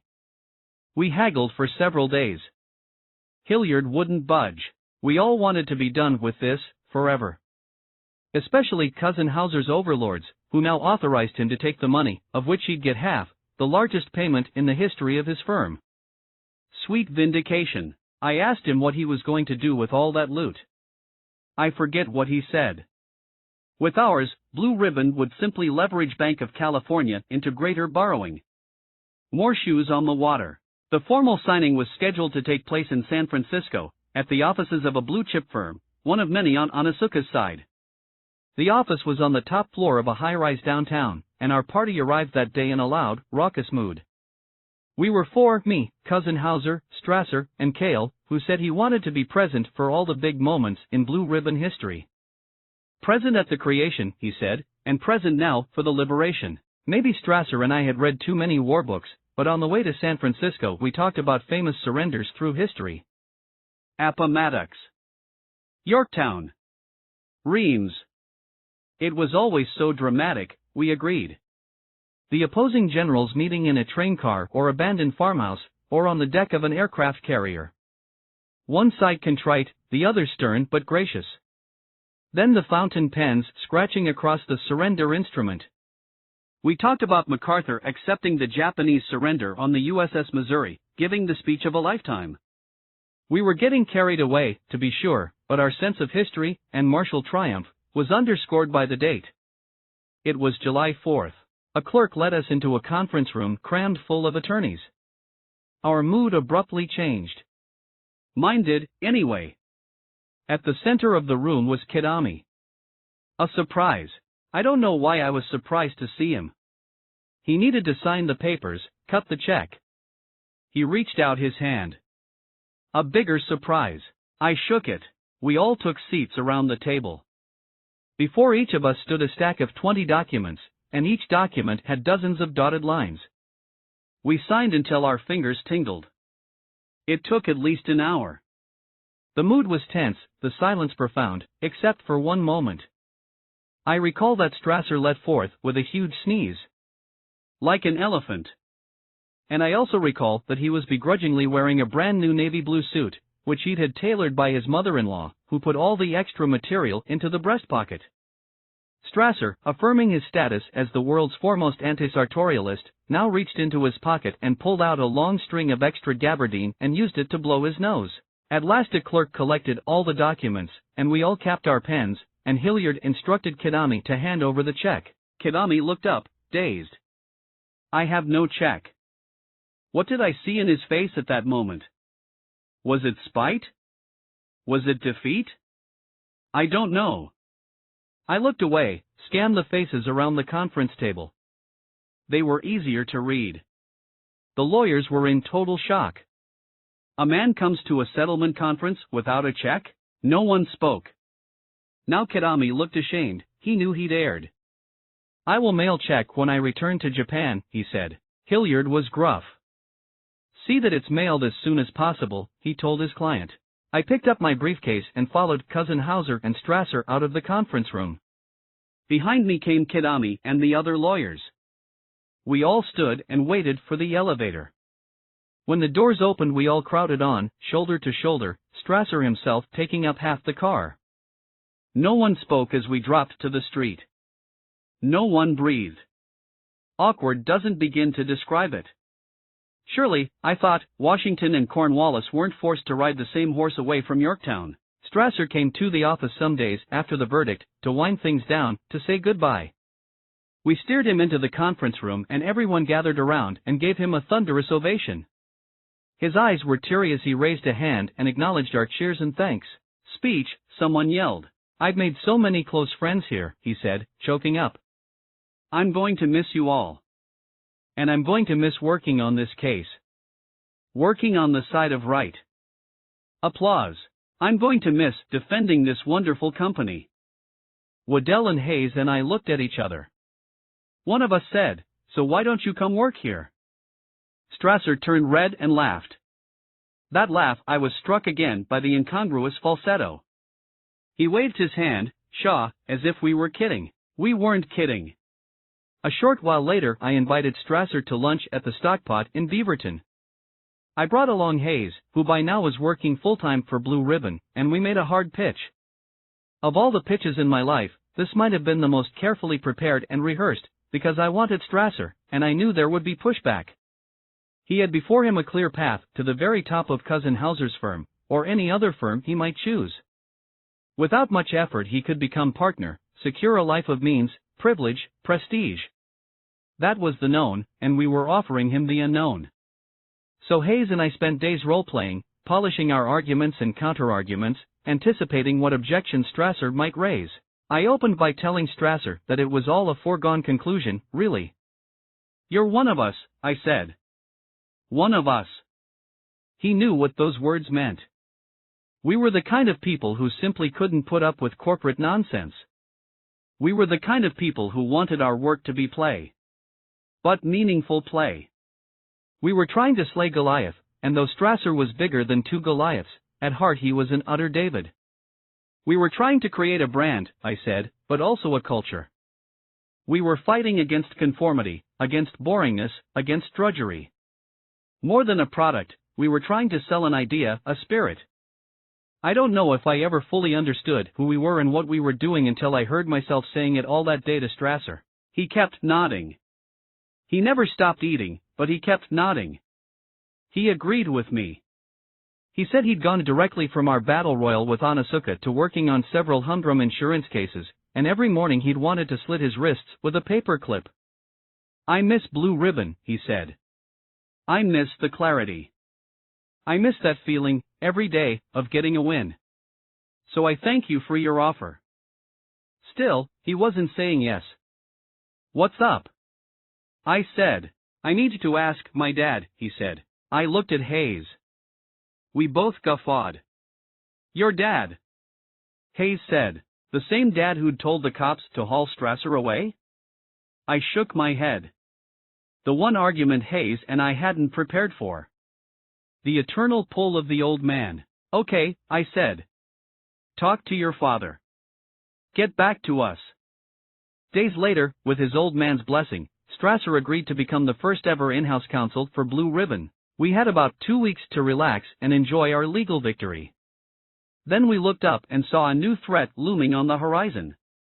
The yen. It was fluctuating wildly, and if it continued to do so it would spell certain doom. Before 1972 the yen-to-dollar rate had been pegged, constant, unvarying. $1 was always worth 360 yen, and vice versa. You could count on that rate, every day, as sure as you could count on the sun rising. President Nixon, however, felt the yen was undervalued. He feared America was sending all its gold to Japan, so he cut the yen loose, let it float, and now the yen-to-dollar rate was like the weather. Every day different. Consequently, no one doing business in Japan could possibly plan for tomorrow.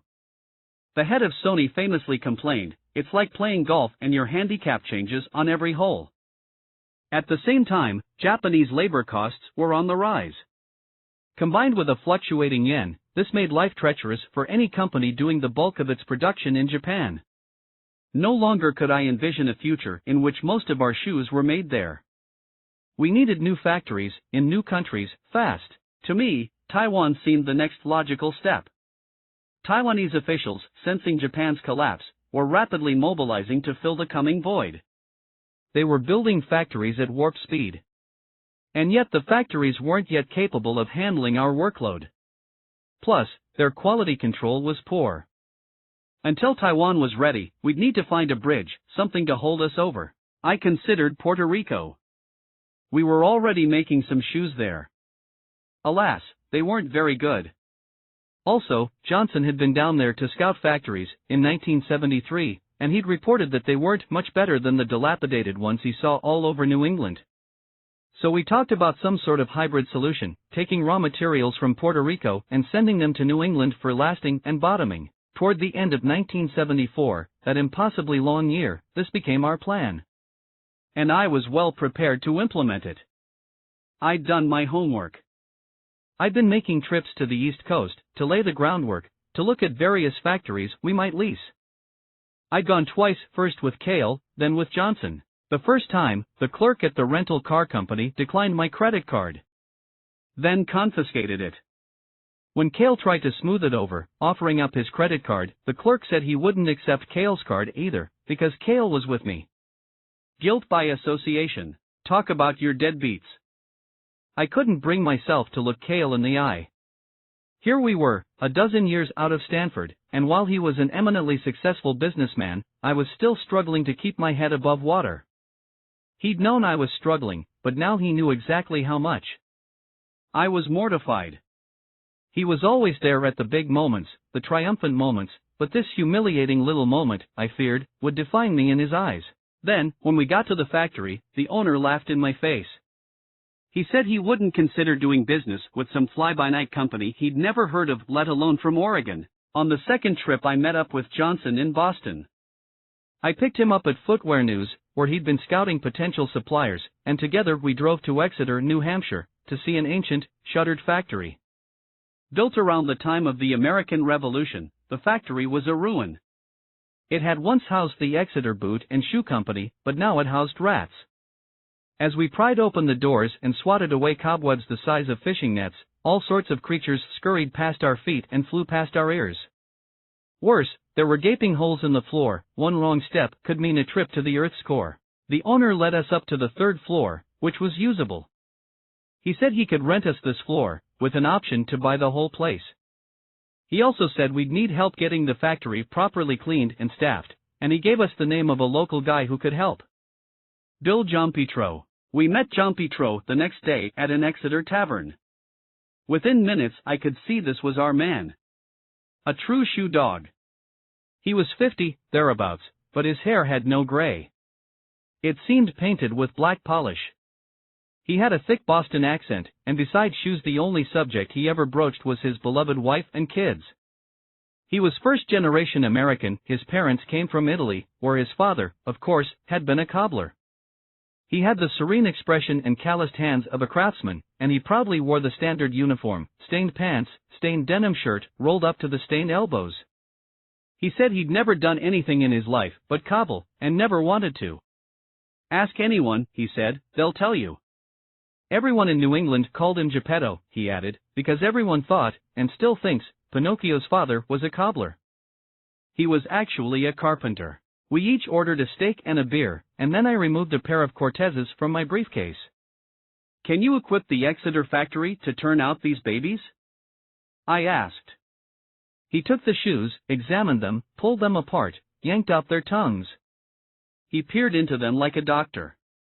No fucking problem, he said, dropping them on the table. The cost? He did the math in his head. Renting and fixing up the Exeter factory, plus workers, materials, sundries, he guessed $250,000. Let's do it, I said. Later, while Johnson and I were on a run, he asked me how we were going to pay $250,000 for a factory when we could barely pay for Giampetro's steak. I told him calmly, in fact with the calm of a madman, that I was going to have Nisho pay for it. Why on earth is Nisho going to give you money to run a factory? He asked. Simple, I said, I'm not going to tell them.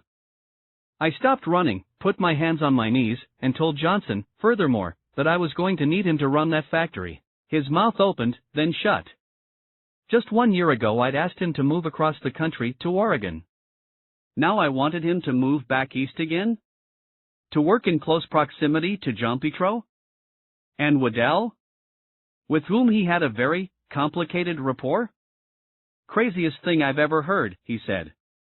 Never mind the inconvenience, never mind the insanity of schlepping all the way back to the East Coast. What do I know about running a factory? I'd be in completely over my head. I laughed. I laughed and laughed. Over your head? I said. Over your head. We're all in over our heads. Way over. He moaned. He sounded like a car trying to start on a cold morning. I waited. Just give it a second, I thought. He denied, fumed, bargained, got depressed, then accepted. The 5 stages of Jeff. At last he let out a long sigh and said he knew this was a big job, and, like me, he didn't trust anyone else to handle it. He said he knew that, when it came to Blue Ribbon, each of us was willing to do whatever was necessary to win, and if whatever was necessary fell outside our area of expertise, hey, as Jean-Petro would say, no fucking problem. He didn't know anything about running a factory, but he was willing to try. To learn.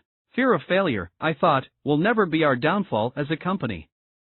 Not that any of us thought we wouldn't fail, in fact we had every expectation that we would. But when we did fail, we had faith that we'd do it fast, learn from it, and be better for it. Johnson frowned, nodded. Okay, he said. Deal. And so, as we entered the final days of 1974, Johnson was firmly ensconced in Exeter, and often, late at night, thinking of him back there, I'd smile and say under my breath, Godspeed, old friend. You're Jean-Petro's problem now. Our contact at the Bank of California, a man named Perry Holland, was very much like Harry White at First National. Agreeable, friendly, loyal, but absolutely feckless, because he had rigid loan limits that were always well below our requests. And his bosses, like White's, were always pressing us to slow down. We responded in 1974 by mashing the accelerator. We were on pace for $8 million in sales, and nothing, but nothing, was going to stop us from hitting that number.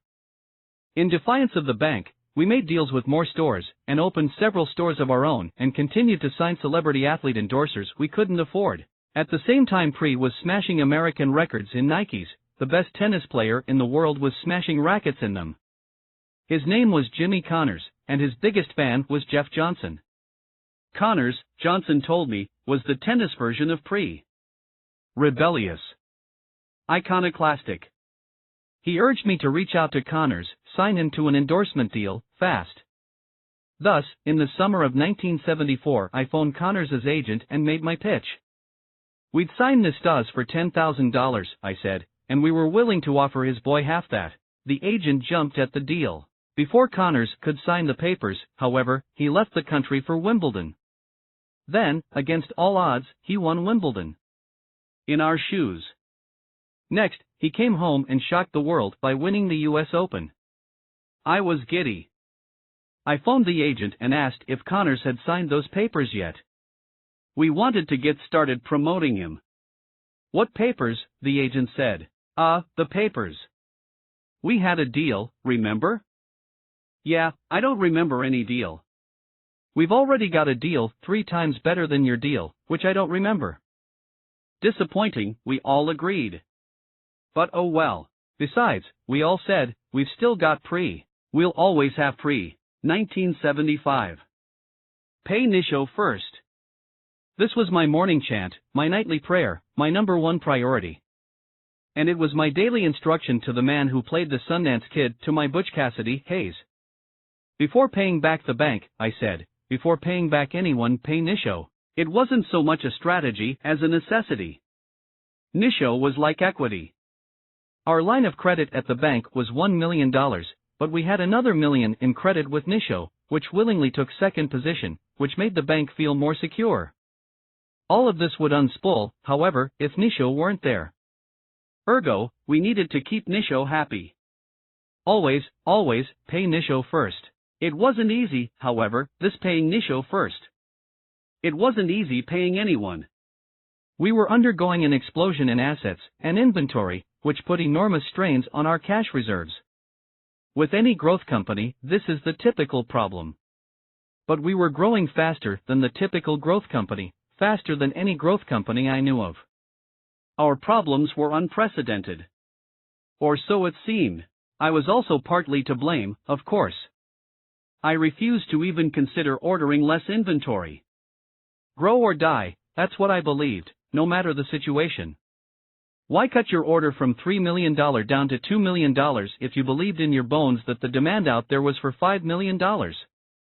So I was forever pushing my conservative bankers to the brink, forcing them into a game of chicken.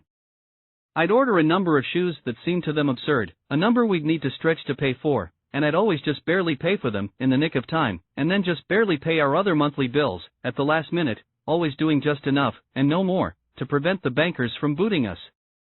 And then, at the end of the month, I'd empty our accounts to pay Nisho and start from zero again. To most observers this would have seemed a brazenly reckless, dangerous way of doing business, but I believe the demand for our shoes was always greater than our annual sales.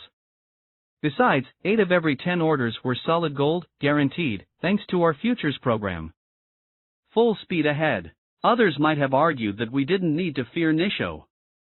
The company was our ally, after all. We were making them money, how mad could they get? Also, I had a strong personal relationship with Sumeragi, but suddenly in 1975 Sumeragi was no longer running things. Our account had grown too big for him, our credit was no longer his call alone. We were now overseen by the West Coast credit manager, Chio Suzuki, who was based in Los Angeles, and even more directly by the financial manager of the Portland office, Tadayuki Ito. Whereas Sumeragi was warm and approachable, Ito was congenitally aloof.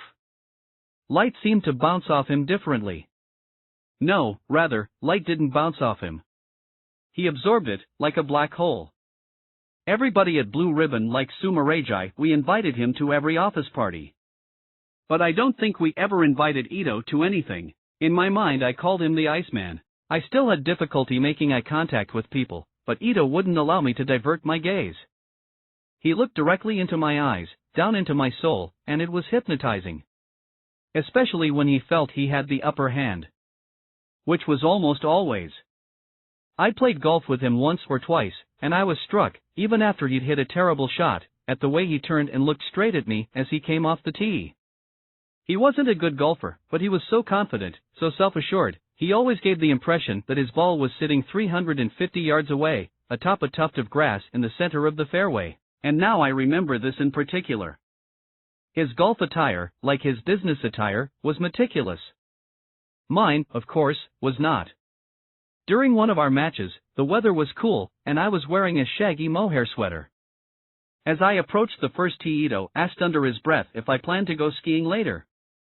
I stopped, wheeled. He gave me a half smile. It was the first time I'd ever known the Iceman to try humor. And the last. This was the man I needed to keep happy. It wouldn't be easy. But I thought, always do well in his eyes, and credit will continue to expand, thus enabling Blue Ribbon to expand. Stay in his good graces and all will be well. Otherwise, my obsession with keeping Nisho happy, with keeping Ito happy, combined with my refusal to ease up on growth, created a frantic atmosphere around the office. We struggled to make every payment, to Bank of California, to all our other creditors, but that Nisho payment at the end of the month was like passing a kidney stone. As we began scraping together our available cash, writing checks with barely enough to cover them, we'd start to sweat. The Nisho payment was sometimes so big that we'd be dead broke for a day or two. Then every other creditor would have to wait. Too bad for them, I'd tell Hayes. I know, he'd say. Pay Nisho first. Hayes didn't like this state of affairs. It was hard on his nerves. So what do you want to do? I'd ask him, slow down. Which would always draw a guilty smile. Silly question. Occasionally, when our cash reserves were really stretched thin, our account at the bank wouldn't just be empty, it would be overdrawn. Then Hayes and I would have to go down to the bank and explain the situation to Holland. We'd show him our financial statements, point out that our sales were doubling, that our inventory was flying out the door. Our cash flow situation, we'd say, is merely temporary. We knew, of course, that living on the float wasn't the way to do things. But we'd always tell ourselves, it's temporary. Besides, everyone did it. Some of the biggest companies in America lived on the float.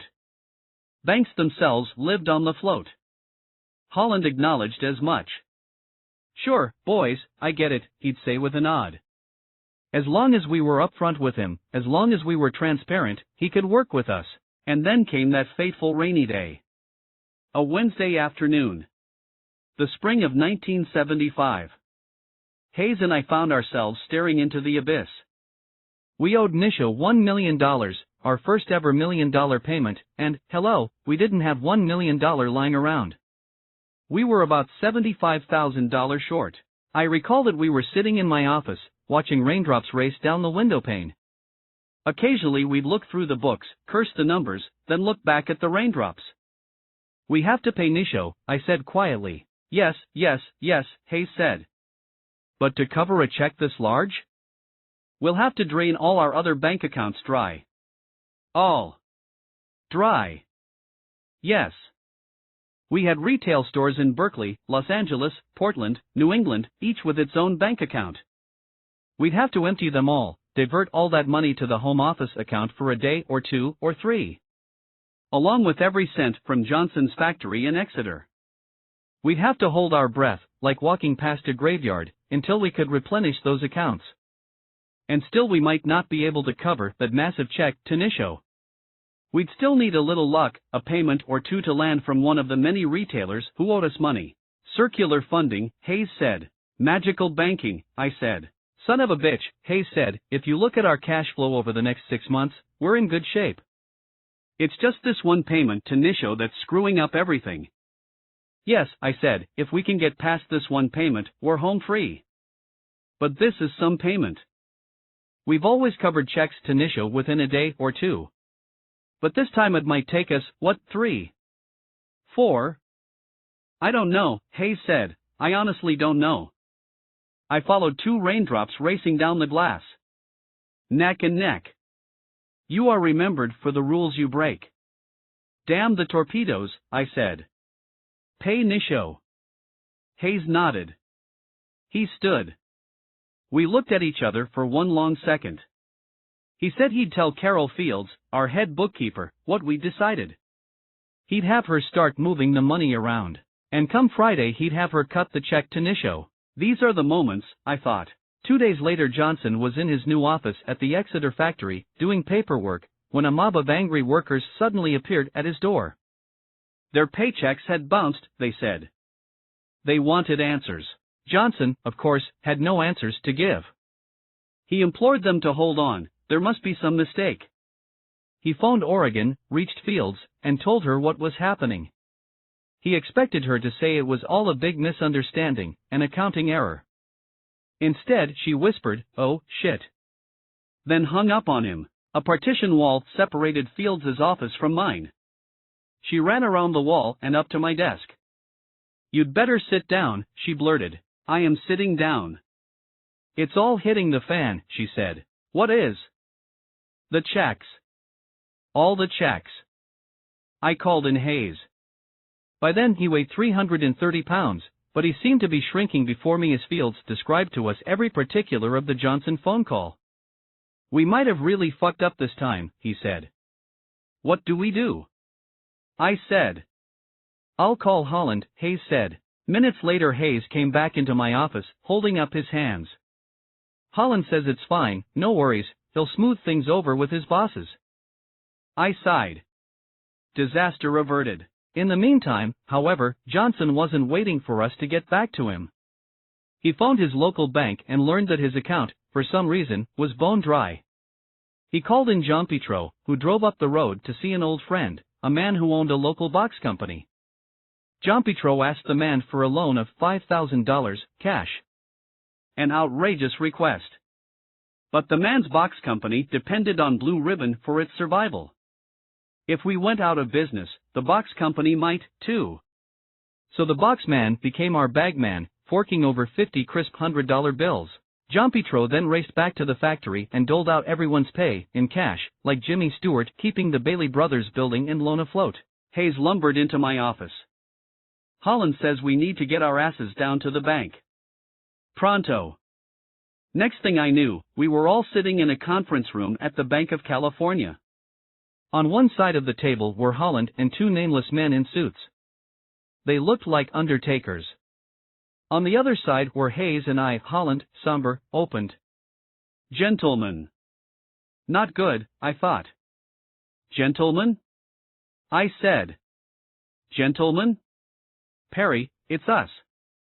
Gentlemen, we've decided we no longer want your business at this bank. Hayes and I stared. Does that mean you're throwing us out? Hayes asked.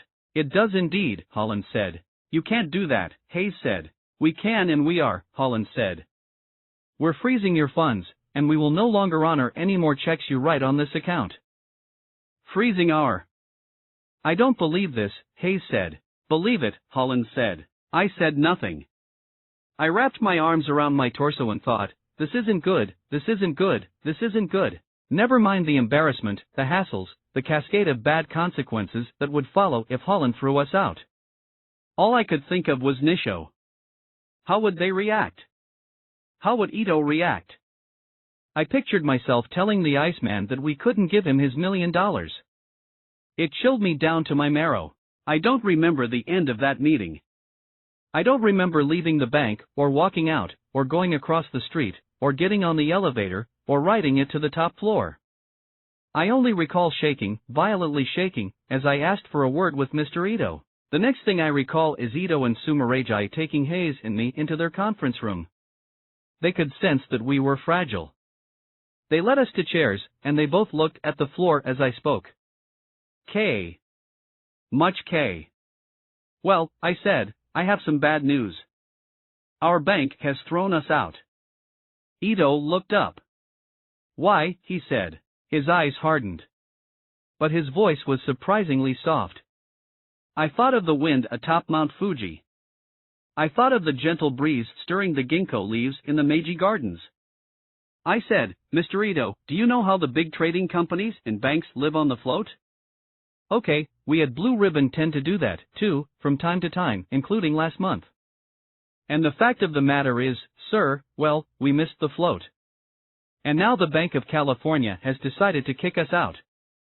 Sumarajai lit a lucky strike. 1 puff. 2. Ito did the same. 1 puff. 2. But on the exhale, the smoke didn't seem to come from his mouth.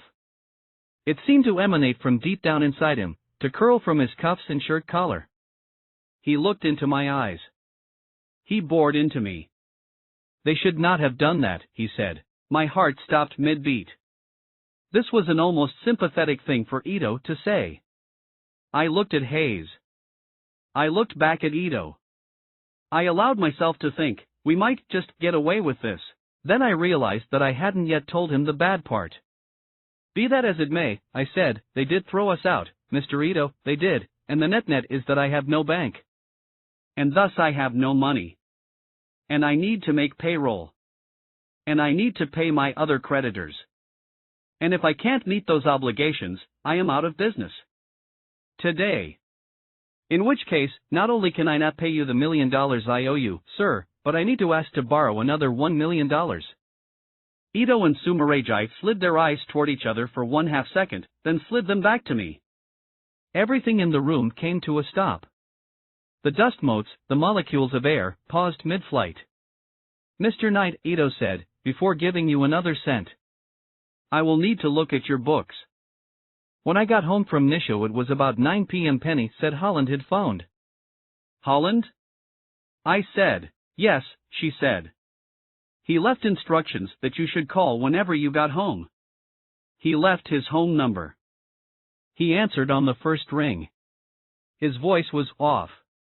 He'd been stiff earlier in the day, while carrying out orders from his bosses, but now he sounded more like a human being. A sad, stressed human being. Phil, he said, I feel I ought to tell you, we've had to notify the FBI. I gripped the phone tighter. Say that again, I whispered. Say that again, Perry. We had no choice. What are you telling me? Well, it looks to us like fraud. I went into the kitchen and fell into a chair. What is it? Penny said. I told her. Bankruptcy, scandal, ruin, the works. Is there no hope, she asked. It's all up to Nisho. Tom Sumarajai? And his bosses. No problem, then. Sumarajai loves you. She stood. She had faith. She was completely ready for whatever may come. She even managed to turn in. Not me. I sat up all night, playing out 100 different scenarios, castigating myself for taking such a risk. When I finally crawled into bed, my mind wouldn't stop. Lying in the dark, I thought over and over, am I going to jail? Me? Jail? I got up, poured myself a glass of water, checked on the boys. They were both sprawled on their tummies, dead to the world. What would they do? What would become of them? Then I went into the den and researched the homestead laws. I was relieved to learn that the feds couldn't take the house. They could take everything else, but not this little 1,600 square foot sanctuary. I sighed, but the relief didn't last. I started thinking about my life. I scrolled back years, questioning every decision I'd ever made that led to this point. If only I'd been better at selling encyclopedias, I thought. Everything would be different. I tried to give myself the standard catechism. What do you know? But I didn't know anything. Sitting in my recliner, I wanted to cry out, I know nothing. I'd always had an answer, some kind of answer, to every problem. But this moment, this night, I had no answers. I got up, found a yellow legal pad, started making lists. But my mind kept drifting. When I looked down at the pad, there were only doodles. Check marks, squiggles, lightning bolts. In the eerie glow of the moon, they all looked like angry, defiant swooshes. Don't go to sleep one night. What you most want will come to you then. I managed to fall asleep for an hour or two, and I spent most of that bleary Saturday morning on the phone, reaching out to people for advice. Everyone said Monday would be the critical day. Perhaps the most critical of my life. I would need to act swiftly and boldly. So, to prepare, I organized a summit for Sunday afternoon. We all gathered in the conference room at Blue Ribbon. There was Waddell, who must have caught the first flight out of Boston, and Hayes, and Strasser, and Cale flew up from Los Angeles. Someone brought donuts. Someone sent out for pizzas. Someone dialed Johnson and put him on the speakerphone. The mood in the room, at first, was somber, because that was my mood. But having my friends around, my team, made me feel better, and as I lightened up, they did, too. We talked long into the evening, and if we agreed on anything, we agreed there wasn't an easy solution. There usually isn't when the FBI has been notified. Or when you've been ousted by your bank for the second time in 5 years. As the summit drew to a close, the mood shifted again. The air in the room grew stale, heavy. The pizza looked like poison. A consensus formed. The resolution of this crisis, whatever it might be, is in the hands of others. And of all those others, Nisho was our best hope. We discussed tactics for Monday morning. That's when the men from Nisho were due to arrive. Ito and Sumarajai were going to pour through our books, and while there was no telling what they might think of our finances, one thing was pretty much preordained. They were going to see right away that we'd used a big chunk of their financing not to purchase shoes from overseas but to run a secret factory in Exeter. Best case, this would make them mad. Worst case, it would make them lose their minds. If they considered our accounting sleight of hand a full-fledged betrayal, they would abandon us faster than the bank had, in which case we'd be out of business. Simple as that. We talked about hiding the factory from them. But everyone around the table agreed that we needed to play this one straight. As in the Onitsuka trial, full disclosure, total transparency was the only course. It made sense, strategically and morally. Throughout this summit, the phones rang constantly. Creditors from coast to coast were trying to find out what was going on, why our checks were bouncing like super balls. 2 creditors in particular were livid. One was Bill Shiskai, head of Bostonian Shoes. We owed him a cool $500,000, and he wanted to let us know that he was boarding a plane and coming to Oregon to get it. The second was Bill Manowitz, head of Mano International, a trading company in New York. We owed him $100,000, and he, too, was coming to Oregon to force a showdown. And to cash out. After the summit adjourned, I was the last to leave. Alone, I staggered out to my car. In my lifetime I had finished many races on sore legs, gimpy knees, zero energy, but that night I wasn't altogether sure I had the strength to drive home. Ito and Sumarajai were right on time. Monday morning, 9 a.m. sharp, they pulled up to the building, each wearing a dark suit and dark tie, each carrying a black briefcase. I thought of all the samurai movies I'd seen, all the books I'd read about ninjas. This was how it always looked before the ritual killing of the bad shogun. They walked straight through our lobby and into our conference room and sat down. Without a word of small talk we stacked our books in front of them. Sumarajai lit a cigarette, Ito uncapped a fountain pen. They commenced. Pecking at calculators, scratching at legal pads, drinking bottomless cups of coffee and green tea, they slowly peeled back the layers of our operation and peered inside. I walked in and out, every 15 minutes or so, to ask if they needed anything. They never did. The bank auditor arrived soon after to collect all our cash receipts. A $50,000 check from United Sporting Goods really had been in the mail. We showed him, it was right on Carol Fields' desk. This was the late check that set all the dominoes in motion. This, plus the normal day's receipts, covered our shortfall. The bank auditor telephoned United Sporting Goods Bank in Los Angeles and asked that their account be charged immediately, the funds transferred to our account at Bank of California. The Los Angeles bank said no. There were insufficient funds in the United Sporting Goods account. United Sporting Goods had also been playing the float. Already feeling a splitting headache coming on, I walked back into the conference room. I could smell it in the air. We'd reached that fateful moment. Leaning over the books, Ito realized what he was looking at and did a slow double take. Exeter. Secret Factory. Then I saw the realization dawn that he was the sucker who'd paid for it. He looked up at me and pushed his head forward on his neck, as if to say, "Really?" I nodded, and then, he smiled.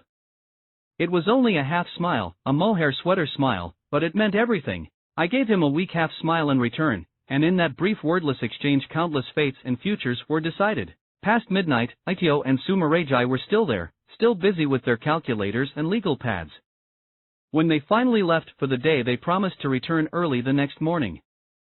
I drove home and found Penny waiting up. We sat in the dining room, talking. I gave her an update. We agreed that Nisha was done with their audit, they'd known everything they needed to know before lunch. What followed, and was yet to follow, was simply punishment. "Don't let them push you around like this," Penny said. "Are you kidding?" I said. "Right now they can push me around all they want. They're my only hope." "At least there are no more surprises," she said. "Yes," I said. "No more shoes to drop." Ito and Sumarajai were back at 9 a.m. the next morning, and took up their places in the conference room. I went around the office and told everyone, "It's almost over. Just hang on. Just a little longer. There's nothing else for them to find." Not long after they'd arrived, Sumarajai stood, stretched, and looked as if he was going to step outside for a smoke. He motioned to me. "A word?" We walked down the hall to my office. "I fear this audit is worse than you realize," he said. "What, why?" I said. "Because," he said, "I delayed. I sometimes did not put invoices through right away." "You did what now?" I said. "Hangdog," Sumarajai explained that he'd been worried about us, that he'd tried to help us manage our credit problems by hiding Nisho's invoices in a drawer. He'd held them back, not sent them on through to his accounting people, until he felt we had enough cash to pay them, which in turn made it appear on the Nisho books that their credit exposure to us was much lower than it actually was. In other words, all this time we'd been stressing about paying Nisho on time, and we were never paying them on time, because Sumarajai wasn't invoicing us on time, thinking he was helping. "This is bad," I said to Sumarajai. "Yes," he said, relighting a lucky strike, "is bad, Buck. Is very, very bad." I marched him back to the conference room and together we told Ito, who was, of course, appalled. At first he suspected Sumarajai of acting at our behest. I couldn't blame him. A conspiracy was the most logical explanation. In his place I would have thought the same thing. But Sumarajai, who looked as if he was about to prostrate himself before Ito, swore on his life that he'd been acting independently, that he'd gone rogue. Why you do such a thing? Ito demanded. Because I think Blue Ribbon could be great success, Sumarajai said, maybe $20 million account. I shake hands many times with Mr. Steve Prefontaine. I shake hands with Mr. Bill Bowerman. I go many times to Trailblazer game with Mr. Phil Knight. I even pack orders at warehouse. Nike is my business child. Always it is nice to see one's business child grow. So then, Ito said, you hide invoices because you like these men? Deeply ashamed, Sumarajai bowed his head. Hi, he said. Hi. I had no idea what Ito might do. But I couldn't stick around to find out. I suddenly had another problem. My two angriest creditors had just landed. Shiskai from Bostonian and Manowitz from Mano were both on the ground, in Portland, headed our way. Quickly, I gathered everyone in my office and gave them their final orders. Folks, we're going to code red. This building, this 4,500 square foot building, is about to be swarming with people to whom we owe money. Whatever else we do today, we cannot let any of them bump into each other. Bad enough that we owe them money.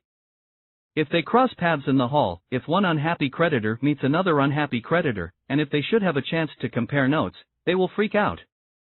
They could team up and decide on some sort of collaborative payment schedule. Which would be Armageddon. We drew up a plan. We assigned a person to each creditor, someone who would keep an eye on him at all times, even escorting him to the restroom. Then we assigned a person to coordinate everything, to be like air traffic control, making sure the creditors and their escorts were always in separate airspace. Meanwhile, I would scurry from room to room, apologizing and genuflecting. At times the tension was unbearable. At other times it was a bad Marx Brothers movie. In the end, somehow, it worked. None of the creditors met any of the others. Both Shiskai and Manowitz left the building that night feeling reassured, even murmuring nice things about Blue Ribbon. Nisho left a couple hours later. By then Ito had accepted that Sumarajai was acting unilaterally, hiding invoices on his own initiative, unbeknownst to me. And he had forgiven me my sins, including my secret factory. There are worse things, he said, than ambition. Only one problem remained. And it was the problem. All else paled by comparison. The FBI. Late the next morning Hayes and I drove downtown. We said very little in the car, very little in the elevator right up to Nisho. We met Ito in his outer office and he said nothing. He bowed. We bowed. Then the three of us rode the elevator silently down to the ground floor and walked across the street. For the second time in a week I saw Ito as a mythic samurai, wielding a jeweled sword. But this time he was preparing to defend me. If only I could count on his protection when I went to jail. We walked into the Bank of California, shoulder to shoulder, and asked to speak with Holland. A receptionist told us to have a seat. 5 minutes passed. 10. Holland came out. He shook Ito's hand. He nodded to me and Hayes and led us into the conference room in the back, the same conference room where he'd lowered the boom days before. Holland said we were going to be joined by a Mr. So-and-so and a Mr. Such-and-such. We all sat in silence and waited for Holland's cohorts to be released from whatever crypt they were kept in. Finally they arrived and sat on either side of him. No one was sure who should start. It was the ultimate high-stakes game. Only aces or better. Ito touched his chin and decided he would open. Right away he went all in. All. Fucking. Gentlemen, he said, though he was speaking only to Holland, it is my understanding that you refuse to handle Blue Ribbon's account any longer? Holland nodded. Yes, that's right, Mr. Ito. In that case, Ito said, Nisho would like to pay off the debt of Blue Ribbon in full. Holland stared. The full. Ito grunted. I glowered at Holland. I wanted to say, that's Japanese for, did I stutter? Yes, Ito said. What is the number? Holland wrote a number on his pad and slid the paper toward Ito, who glanced quickly down. Yes, Ito said. That is what your people have already told my people. And so. He opened his briefcase, removed an envelope, and slid it across the table at Holland. "Here is a check for the full amount. It will be deposited first thing in the morning," Holland said. "It will be deposited first thing today." Ito said. Holland stammered. "Okay, right, today." The cohorts looked bewildered, terrified. Ito swiveled in his chair, took them all in with a sub-zero gaze. "There is one more thing," he said. "I believe your bank has been negotiating in San Francisco to become one of Nisho's banks?" "That's right," Holland said. "Ah. I must tell you that it will be a waste of your time to pursue those negotiations any further." "Are you sure?" Holland asked. "I am quite sure. The Iceman cometh." I slid my eyes toward Hayes. I tried not to smile. I tried very hard. I failed. Then I looked right at Holland. It was all there in his unblinking eyes. He knew the bank had overplayed its hand. He knew the bank's officers had overreacted. I could see, in that moment, there would be no more FBI investigation. He and the bank wanted this matter closed, over, done with. They'd treated a good customer shabbily, and they didn't want to have to answer for their actions. We would never hear of them, or him, again. I looked at the suits on either side of Holland. "Gentlemen," I said, standing. "Gentlemen. Sometimes that's business SA4, take your FBI and shove it." When we were all outside the bank, I bowed to Ito. I wanted to kiss him, but I only bowed. Hayes bowed, too, though for a moment I thought he was pitching forward from the stress of the last 3 days. "Thank you," I said to Ito. "You will never be sorry that you defended us like that." He straightened his tie. "Such stupidity," he said. At first I thought he was talking about me. Then I realized he meant the bank. "I do not like stupidity," he said. "People pay too much attention to numbers." Part 2. "No brilliant idea was ever born in a conference room," he assured the Dane. "But a lot of silly ideas have died there," said Star. F. Scott Fitzgerald, The Last Tycoon. 1975. There was no victory party. There was no victory dance. There wasn't even a quick victory jig in the halls. There wasn't time. We still didn't have a bank, and every company needs a bank. Hayes made a list of banks with the most deposits in Oregon. They were all much smaller than First National or Bank of California, but oh well. Beggars, choosers, etc. The first 6 hung up on us. Number 7, First State Bank of Oregon, didn't. The bank was in Milwaukee, a little town half an hour up the road from Beaverton. "Come on over," said the bank president when I finally got him on the phone.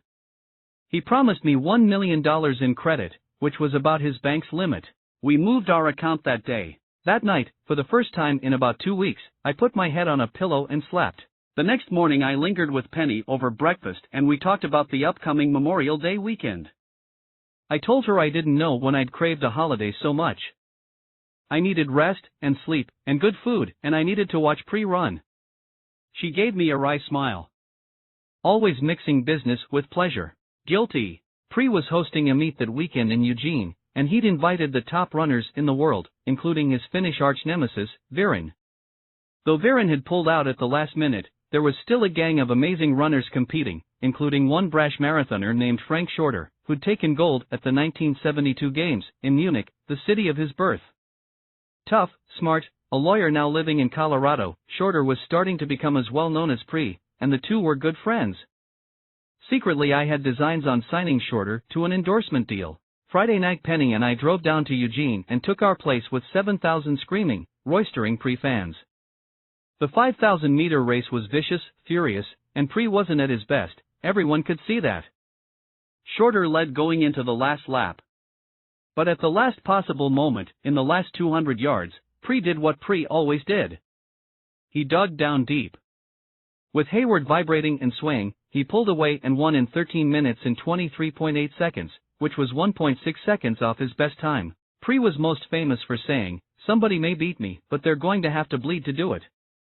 Watching him run that final weekend of May 1975, I'd never felt more admiration for him, or identified with him more closely. Somebody may beat me, I told myself, some banker or creditor or competitor may stop me, but by God they're going to have to bleed to do it. There was a post-race party at Hollister's house. Penny and I wanted to go, but we had a 2-hour drive back to Portland. The kids, we said as we waved goodbye to Pre and Shorter and Hollister. The next morning, just before dawn, the phone rang. In the dark I groped for it. Hello, Buck? Who's this? Buck, it's Ed Campbell, down at Bank of California. Bank of Cal? Calling in the middle of the night? Surely I was having a bad dream. Damn it, we don't bank with you anymore, you threw us out. He wasn't calling about money. He was calling, he said, because he'd heard Pre was dead. Dead? That's impossible. We just saw him race. Last night. Dead. Campbell kept repeating this word, bludgeoning me with it. Dead, dead, dead. Some kind of accident, he murmured. Buck, are you there? Buck? I fumbled for the light. I dialed Hollister. He reacted just as I had. No, it can't be. Pre was just here, he said. He left in fine spirits. I'll call you back.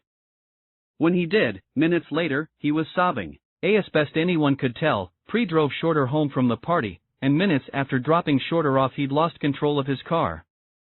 That beautiful butterscotch MG, bought with his first blue ribbon paycheck, hit some kind of boulder along the road. The car spun high into the air, and Pre flew out.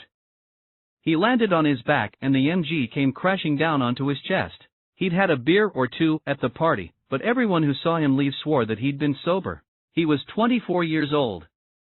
He was the exact age I'd been when I left with Carter for Hawaii. In other words, when my life began.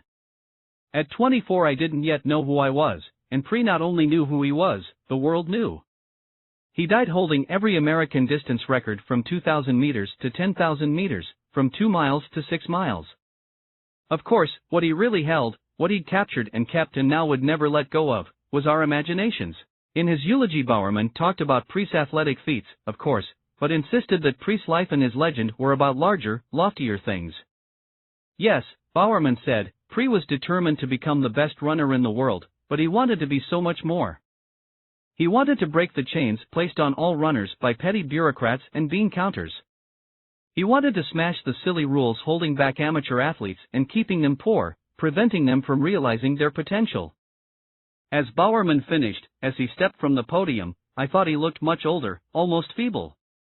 Watching him walk unsteadily back to his chair, I couldn't conceive how he'd ever found the strength to deliver those words. Penny and I didn't follow the cortege to the cemetery. We couldn't. We were too overwrought. We didn't talk to Bowerman, either, and I don't know that I ever talked to him thereafter about Pre's death. Neither of us could bear it. Later I heard that something was happening at the spot where Pre died. It was becoming a shrine. People were visiting it every day, leaving flowers, letters, notes, gifts, Nikes. Someone should collect it all, I thought, keep it in a safe place. I recalled the many holy sites I'd visited in 1962. Someone needed to curate Pre's Rock, and I decided that someone needed to be us. We didn't have money for anything like that. But I talked it over with Johnson and Waddell and we agreed that, as long as we were in business, we'd find money for things like that. 1976. Now that we'd gotten past our bank crisis, now that I was reasonably sure of not going to jail, I could go back to asking the deep questions. What are we trying to build here? What kind of company do we want to be? Like most companies, we had role models. Sony, for instance. Sony was the Apple of its day. Profitable, innovative, efficient, and it treated its workers well. When pressed, I often said I wanted to be like Sony. At root, however, I still aimed and hoped for something bigger and vaguer. I would search my mind and heart and the only thing I could come up with was this word, winning. It wasn't much, but it was far, far better than the alternative. Whatever happened, I just didn't want to lose. Losing was death. Blue Ribbon was my third child, my business child, as Sumarajai said, and I simply couldn't bear the idea of it dying. It has to live, I told myself. It just has to. That's all I know. Several times, in those first months of 1976, I huddled with Hayes and Waddell and Strasser, and over sandwiches and sodas we'd kick around this question of ultimate goals. This question of winning and losing. Money wasn't our aim, we agreed. Money wasn't our end game. But whatever our aim or end, money was the only means to get there. More money than we had on hand. Nisha was loaning us millions, and that relationship felt sound, solidified by the recent crisis. Best partners you'll ever have. Chuck Robinson had been right. But to keep up with demand, to continue growing, we needed millions more. Our new bank was loaning us money, which was good, but because they were a small bank, we'd already reached their legal limit. At some point in those 1976 Waddell-Strasser-Hayes discussions, we started to talk about the most logical arithmetical solution, which was also the most difficult one emotionally: going public. On one level, of course, the idea made perfect sense. Going public would generate a ton of money in a flash. But it would also be highly perilous, because going public often meant losing control. It could mean working for someone else, suddenly being answerable to stockholders, hundreds or maybe thousands of strangers, many of whom would be large investment firms. Going public could turn us overnight into the thing we loathed, the thing we'd spent our lives running from. For me, there was an added consideration, a semantic one. Defined by shyness, intensely private, I found that phrase itself off-putting: going public. No thank you. And yet, during my nightly run, I'd sometimes ask myself, hasn't your life been a kind of search for connection? Running for Bowerman, backpacking around the world, starting a company, marrying Penny, assembling this band of brothers at Blue Ribbon's Corps, hasn't it all been about, one way or another, going public? In the end, however, we decided, going public wasn't right. It's just not for us, I said, and we said, no way. Never. Meeting adjourned. So we set about casting for other ways to raise money. One way found us. First State Bank asked us to apply for $1 million loan, which the U.S. Small Business Administration would then guarantee. It was a loophole, a way for a small bank to gently expand its credit line, because their guaranteed loan limits were greater than their direct loan limits. So we did it, mainly to make their life easier. As is always the case, the process turned out to be more complicated than it first appeared. First State Bank and the Small Business Administration required that Bowerman and I, as majority shareholders, both personally guarantee the loan. We'd done that at First National and at Bank of California, so I didn't see a problem. I was in hock up to my neck. What was one more guarantee? Bowerman, however, balked. Retired, living on a fixed income, dispirited after the traumas of the last few years, and greatly weakened by the death of Pre, he didn't want any more risk. He feared losing his mountain. Rather than give his personal guarantee, he offered to give me 2/3 of his stake in Blue Ribbon, at a discounted price. He was bowing out. I didn't want this.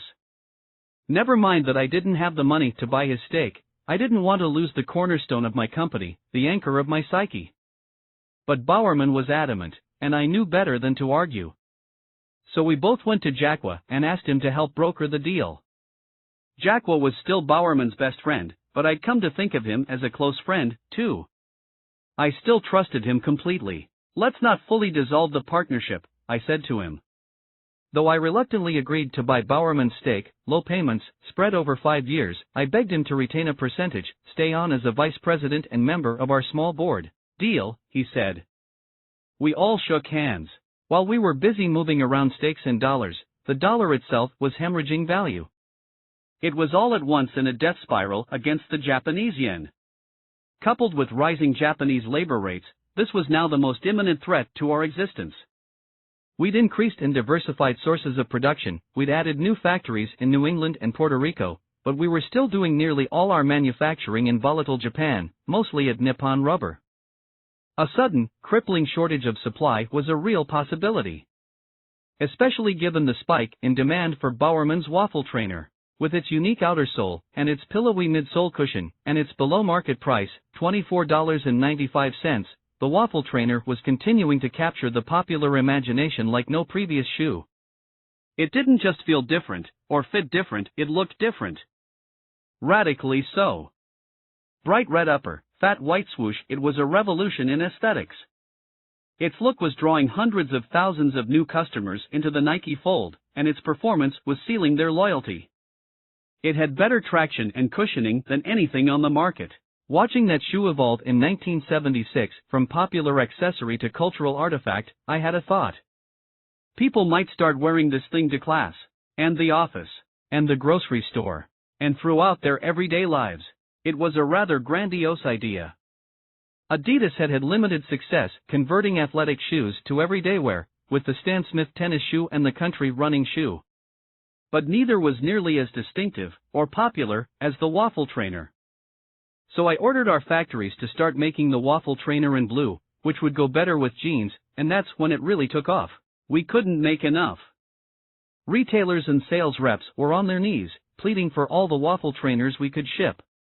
The soaring pair counts were transforming our company, not to mention the industry. We were seeing numbers that redefined our long-term goals, because they gave us something we'd always lacked: an identity. More than a brand, Nike was now becoming a household word, to such an extent that we would have to change the company name. Blue Ribbon, we decided, had run its course. We would have to incorporate as Nike Incorporated. And for this newly named entity to stay vibrant, to keep growing, to survive the declining dollar, we'd need as always to ramp up production. Sales reps on their knees, that wasn't sustainable. We'd need to find more manufacturing hubs outside Japan. Our existing factories in America and Puerto Rico would help, but they weren't nearly enough. Too old, too few, too expensive.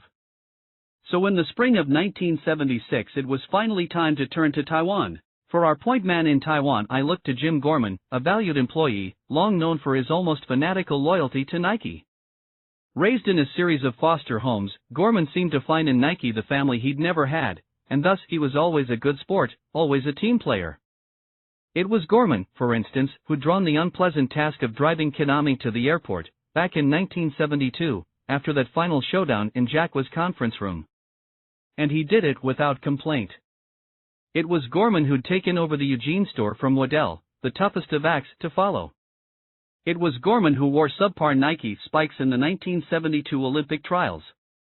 In every instance, Gorman had done a fine job and never uttered a sour word. He seemed the perfect candidate to take on the latest Mission Impossible, Taiwan. But first I'd need to give him a crash course on Asia. So I scheduled a trip, just the two of us. On the flight overseas, Gorman proved to be an avid student, a virtual sponge. He grilled me about my experiences, my opinions, my reading, and wrote down every word I said. I felt as if I was back in school, teaching at Portland State, and I liked it. I remembered that the best way to reinforce your knowledge of a subject is to share it, so we both benefited from my transferring everything I knew about Japan, Korea, China, and Taiwan to Gorman's brain. Shoe producers, I told him, are abandoning Japan en masse. And they're all landing in two places: Korea and Taiwan. Both countries specialize in low-priced footwear, but Korea has elected to go with a few giant factories, whereas Taiwan is building 100 smaller ones. So that's why we're choosing Taiwan. Our demand is too high, our volume too low, for the biggest factories. And in smaller factories we'll have the dominant position. We'll be in charge. Of course, the tougher challenge was to get any factory we chose to upgrade its quality. And then there was the constant threat of political instability. President Chiang Kai-shek had just died, I told Gorman, and after 25 years in command he was leaving a nasty power vacuum. For good measure, you always needed to account for Taiwan's ancient tensions with China. On and on I talked as we sailed over the Pacific. While taking copious notes, Gorman also came up with new, fresh ideas, which gave me new insights, things to think about. Stepping off the plane in Taichung, our first stop, I was delighted. This guy was intense, energetic, eager to get started. I was proud to be his mentor. Good choice, I told myself. By the time we reached the hotel, however, Gorman was wilting. Taichung looked and smelled like the far end of the galaxy. A vast megalopolis of smoking factories, and thousands of people per square foot, it was unlike anything I'd ever seen, and I'd been all over Asia, so of course it overwhelmed poor Gorman. I saw in his eyes that typical first-timer's reaction to Asia, that look of alienation and circuit overload. He looked exactly like Penny when she met me in Japan. Steady, I told him. Take it one day, one factory, at a time. Follow your mentor's lead. Over the next week we visited and toured about 24 factories. Most were bad. Dark, dirty, with workers going through the motions, heads bowed, vacant looks in their eyes. Just outside Taichung, however, in the small town of Dulia, we found a factory that showed promise. It was called Fengte, and it was managed by a young man named C.H. Wang. Small, but clean, it had a positive vibe, as did Wang, a shoe dog who lived for his workplace. And in it. When we noticed that one small room off the factory floor was off limits, I asked what was in there. Home, he said. That is where my wife and I and our 3 kids live. I was reminded of Johnson. I decided to make Fengte the cornerstone of our Taiwan effort. When we weren't touring factories, Gorman and I were being feted by factory owners. They stuffed us with local delicacies, some of which were actually cooked, and plied us with something called a Mao Tai, which was a Mai Tai, but apparently with shoe cream instead of rum. Jet-lagged, Gorman and I both had lost our tolerance. After 2 Mao Tais we were potted. We tried to slow down, but our hosts kept raising their glasses. To Nike! To America! At the final dinner of our Taichung visit, Gorman repeatedly excused himself and ran to the men's room, to splash cold water on his face.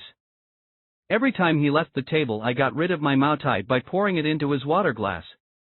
Each time he returned from the men's room there was another toast, and Gorman thought he was playing it safe by raising his water glass. To our American friends. To our 1-foot Taiwanese friends. After another huge gulp of spiked water, Gorman looked at me, panic-stricken. I think I'm going to pass out, he said. Have some more water, I said. Tastes funny. Nah. Despite offloading my booze onto Gorman, I was woozy when I got back to my room. I had trouble getting ready for bed. I had trouble finding the bed. I fell asleep while brushing my teeth. Mid-brush, I woke sometime later and tried to find my extra contact lenses. I found them. Then dropped them on the floor. There was a knock. Gorman. He walked in and asked me something about our next day's itinerary. He found me on my hands and knees, searching for my contact lenses in a pool of my own sick. Phil, you okay? Follow your mentor's lead, I mumbled. That morning we flew to Taipei, the capital, and toured a couple more factories. In the evening we strolled Xinqing South Road, with its dozens of shrines and temples, churches and mosques. The road to heaven, locals called it. Indeed, I told Gorman, Xinqing means new life. When we returned to our hotel I got a strange and unexpected phone call. Jerry C., pronounced Che, was paying his respects. I'd met C. before. In one of the shoe factories I'd visited the year before. He was working for Mitsubishi and the Great Jonas Center. He'd impressed me with his intensity and work ethic. And youth. Unlike all the other shoe dogs I'd met, he was young, 20-something, and looked much younger. Like an overgrown toddler. He said he'd heard we were in the country. Then, like a CIA operative, he added, I know why you are here. He invited us to visit him in his office, an invitation that seemed to indicate he was now working for himself, not Mitsubishi. I wrote down C's office address and grabbed Gorman. The concierge at our hotel drew us a map, which proved useless. C's office was in an unmapped part of the city. The worst part. Gorman and I walked down a series of unmarked lanes, up a series of unnumbered alleys. Do you see a street sign? I can barely see the street. We must have gotten lost a dozen times. Finally, there it was. A stout building of old red brick. Inside we found a precarious staircase. The handrail came off in our hands as we walked up to the 3rd floor, and each stone step had a deep indentation, from contact with a million shoes.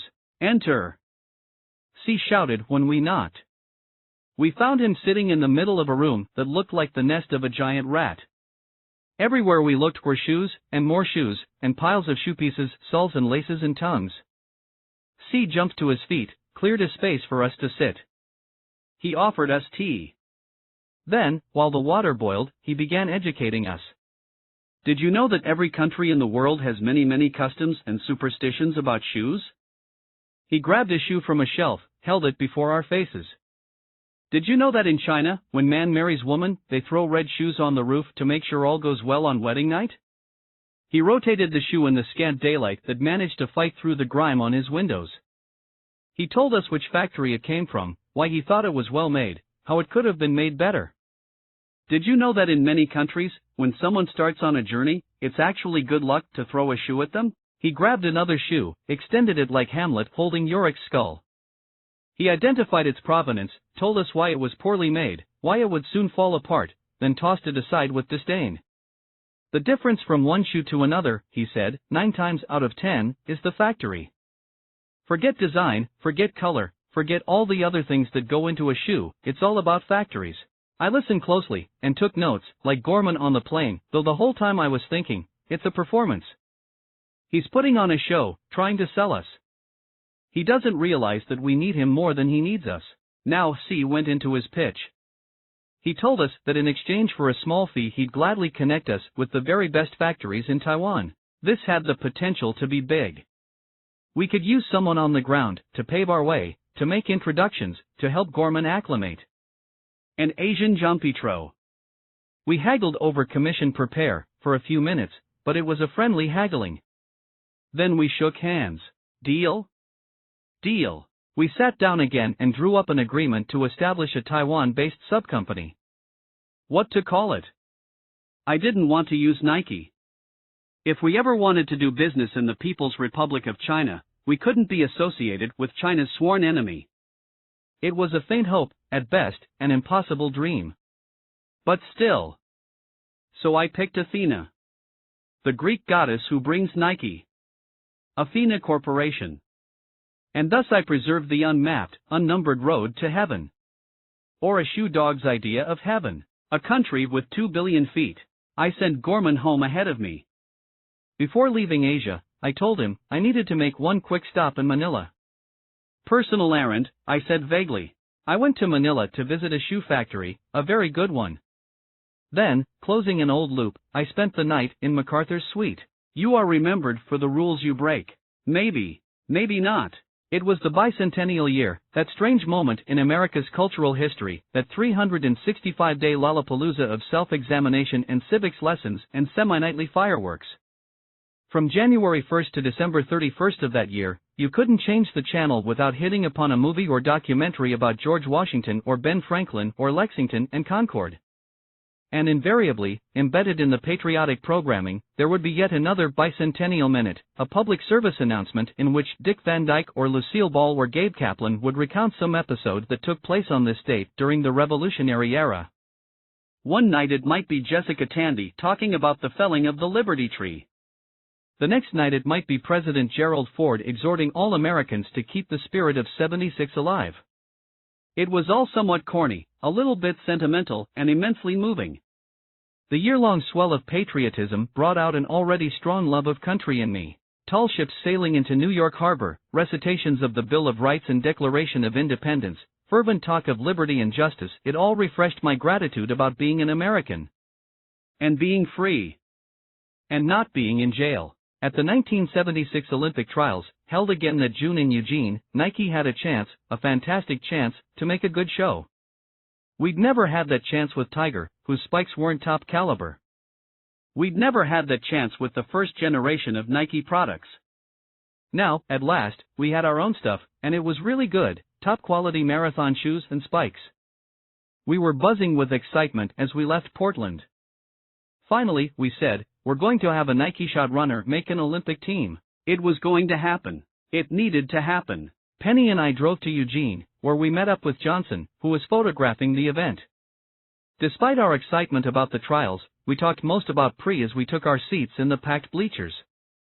It was clear that Pre was on everyone else's mind, too. We heard his name coming from every direction, and his spirit seemed to hover like the low clouds roiling above the track. And if you were tempted to forget him, even for a moment, you got another bracing reminder when you looked at the runner's feet. Many were wearing Pre-Montreals. Many more were wearing Exeter-made products like the Triumph and the Vainqueur. Hayward that day looked like a Nike showroom. It was well known that these trials would have been the start of Pre's epic comeback. After being knocked down in Munich, he'd have risen again, no doubt, and the rising would have begun right here, right now. Each race prompted the same thoughts, the same image, Pre bursting ahead of the pack. Pre diving through the tape. We could see it. We could see him flush with victory. If only, we kept saying, our voices choking, if only. At sunset the sky turned red, white, and a deep blackish blue. But it was still bright enough to read by as the runners in the 10,000 meters gathered at the starting line. Penny and I tried to clear our minds as we stood, hands clasped as if in prayer.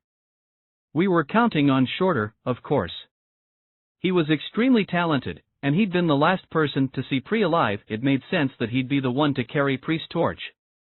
But we also had Nikes on Craig Virgin, a brilliant young runner from the University of Illinois, and on Gary Bjorklund, a lovable veteran from Minnesota, who was trying to come back from surgery to remove a loose bone in his foot.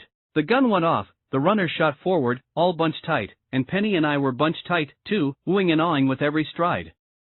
There wasn't an inch of separation in the pack until the halfway mark, when Shorter and Virgin violently pushed ahead. In the jostling, Virgin accidentally stepped on Bjorklund and sent his Nike flying. Now Bjorklund's tender, surgically repaired foot was bare, exposed, smacking the hard track with every stride. And yet Bjorklund didn't stop. He didn't falter. He didn't even slow down. He just kept running, faster and faster, and that blazing show of courage won over the crowd.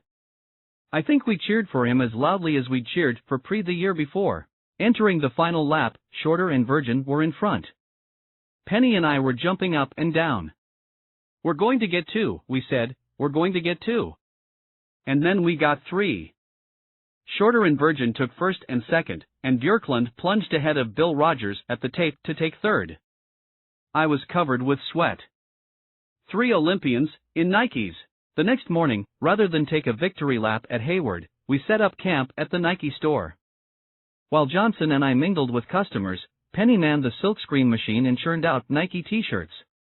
Her craftsmanship was exquisite. All day long people came in to say they'd seen someone wearing a Nike t-shirt on the street and they just had to have one for themselves. Despite our continual melancholy about Pri, we allowed ourselves to feel joy, because it was becoming clear that Nike was doing more than making a good show. Nike was dominating those trials. Virgin took the 5,000 meters in Nikes. Shorter won the marathon in Nikes. Slowly, in the shop, in the town, we heard people whispering, Nike, Nike, Nike. We heard our name more than the name of any athlete. Besides Pri. Saturday afternoon, walking into Hayward to visit Bowerman, I heard someone behind me say, geez, Nike is really kicking Adidas's ass. It might have been the highlight of the weekend, of the year, followed closely by the Puma sales rep I spotted moments later, leaning against a tree and looking suicidal. Bowerman was there strictly as a spectator, which was strange for him and us. And yet he was wearing his standard uniform, the ratty sweater, the lowball cap. At one point he formally requested a meeting in a small office under the East Grandstand. The office wasn't really an office, more like a closet, where the groundskeepers stored their rakes and brooms and a few canvas chairs. There was barely room for the coach and Johnson and me, never mind the others invited by the coach, Hollister, and Dennis Fixie, a local podiatrist who worked with Bowerman as a shoe consultant. As we shut the door, I noticed Bowerman didn't look like himself. At Pri's funeral he'd seemed old. Now he seemed lost. After a minute of small talk he started bellowing. He complained that he wasn't getting any respect anymore from Nike. We'd built him a home lab, and supplied him with a lasting machine, but he said that he was constantly asking in vain for raw materials from Exeter. Johnson looked horrified. What materials? He asked. I ask for shoe uppers, and my requests are ignored. Bowerman said. Johnson turned to Vixie. I sent you the uppers, he said. Vixie, didn't you get them? Vixie looked perplexed. Yes, I got them. Bowerman took off his ball cap, put it back on, took it off. Yeah, well, he grumbled, but you didn't send the outer soles. Johnson's face reddened. I sent those, too. Vixie? Yes, Vixie said, we got them. Now we all turned to Bowerman, who was pacing, or trying to. There was no room. The office was dark, but I could still tell that my old coach's face was turning red. Well, we didn't get them on time, he shouted, and the tines of the rakes trembled. This wasn't about uppers and outer soles. This was about retirement. And time. Like Pri, time wouldn't listen to Bowerman. Time wouldn't slow down. I'm not going to put up with this bullshit anymore, he huffed, and stormed out, leaving the door swinging open. I looked at Johnson and Vixie and Hollister. They all looked at me. It didn't matter if Bowerman was right or wrong, we'd just have to find a way to make him feel needed and useful. If Bowerman isn't happy, I said, Nike isn't happy. A few months later, muggy Montreal was the setting for Nike's grand debut, our Olympic coming-out party. As those 1976 games opened, we had athletes in several high-profile events wearing Nikes. But our highest hopes, and most of our money, were pinned on Shorter. He was the favorite to win gold, which meant that Nikes, for the first time ever, were going to cross an Olympic finish line ahead of all other shoes. This was an enormous rite of passage for a running shoe company. You really weren't a legitimate, card-carrying running shoe company until an Olympian ascended to the top medal stand in your gear. I woke up early that Saturday, July 31, 1976. Right after my morning coffee, I took up my position in my recliner. I had a sandwich at my elbow, cold sodas in the fridge. I wondered if Kidami was watching. I wondered if my former bankers were watching. I wondered if my parents and sisters were watching. I wondered if the FBI was watching. The runners approached the starting line. With them I crouched forward.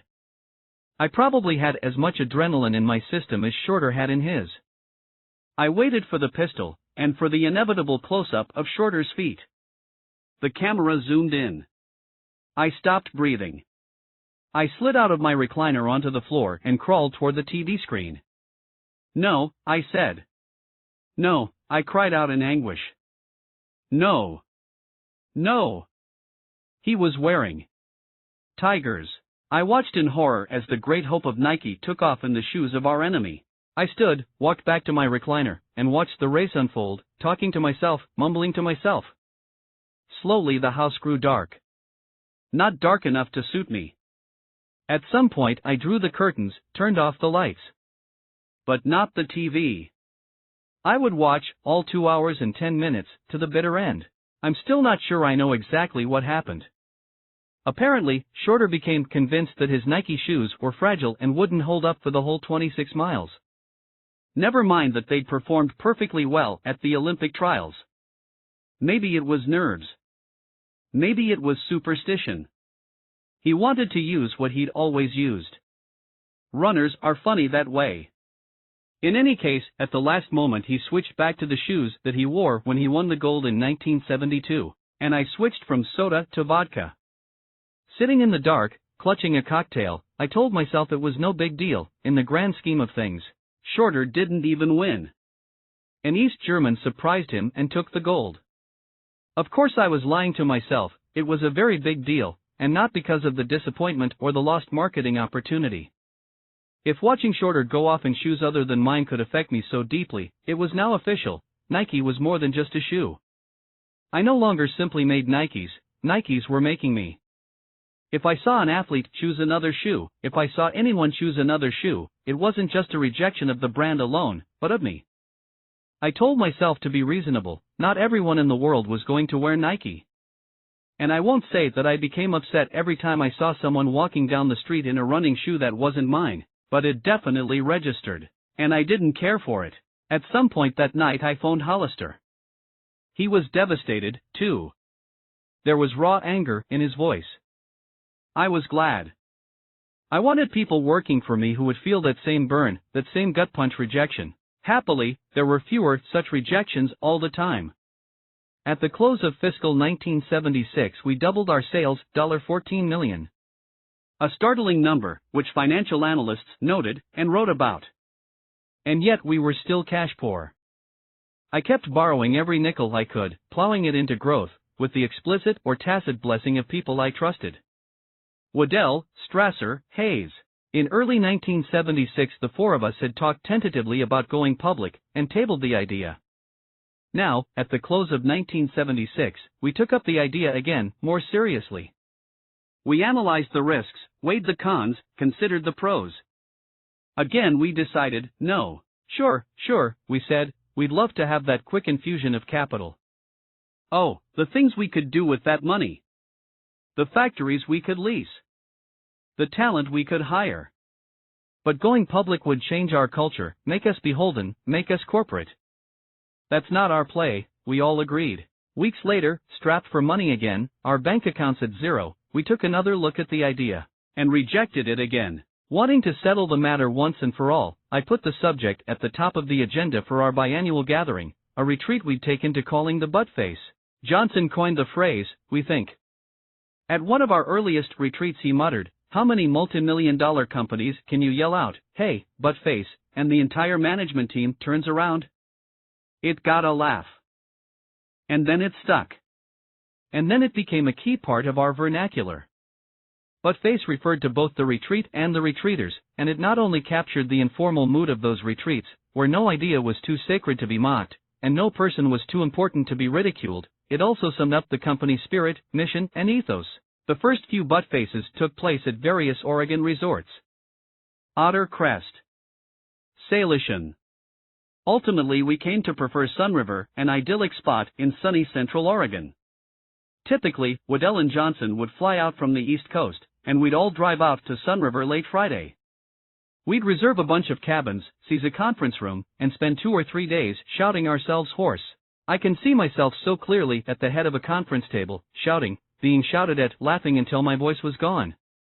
The problems confronting us were grave, complex, seemingly insurmountable, made more so by the fact we were separated from each other by 3,000 miles, at a time when communication wasn't easy or instant.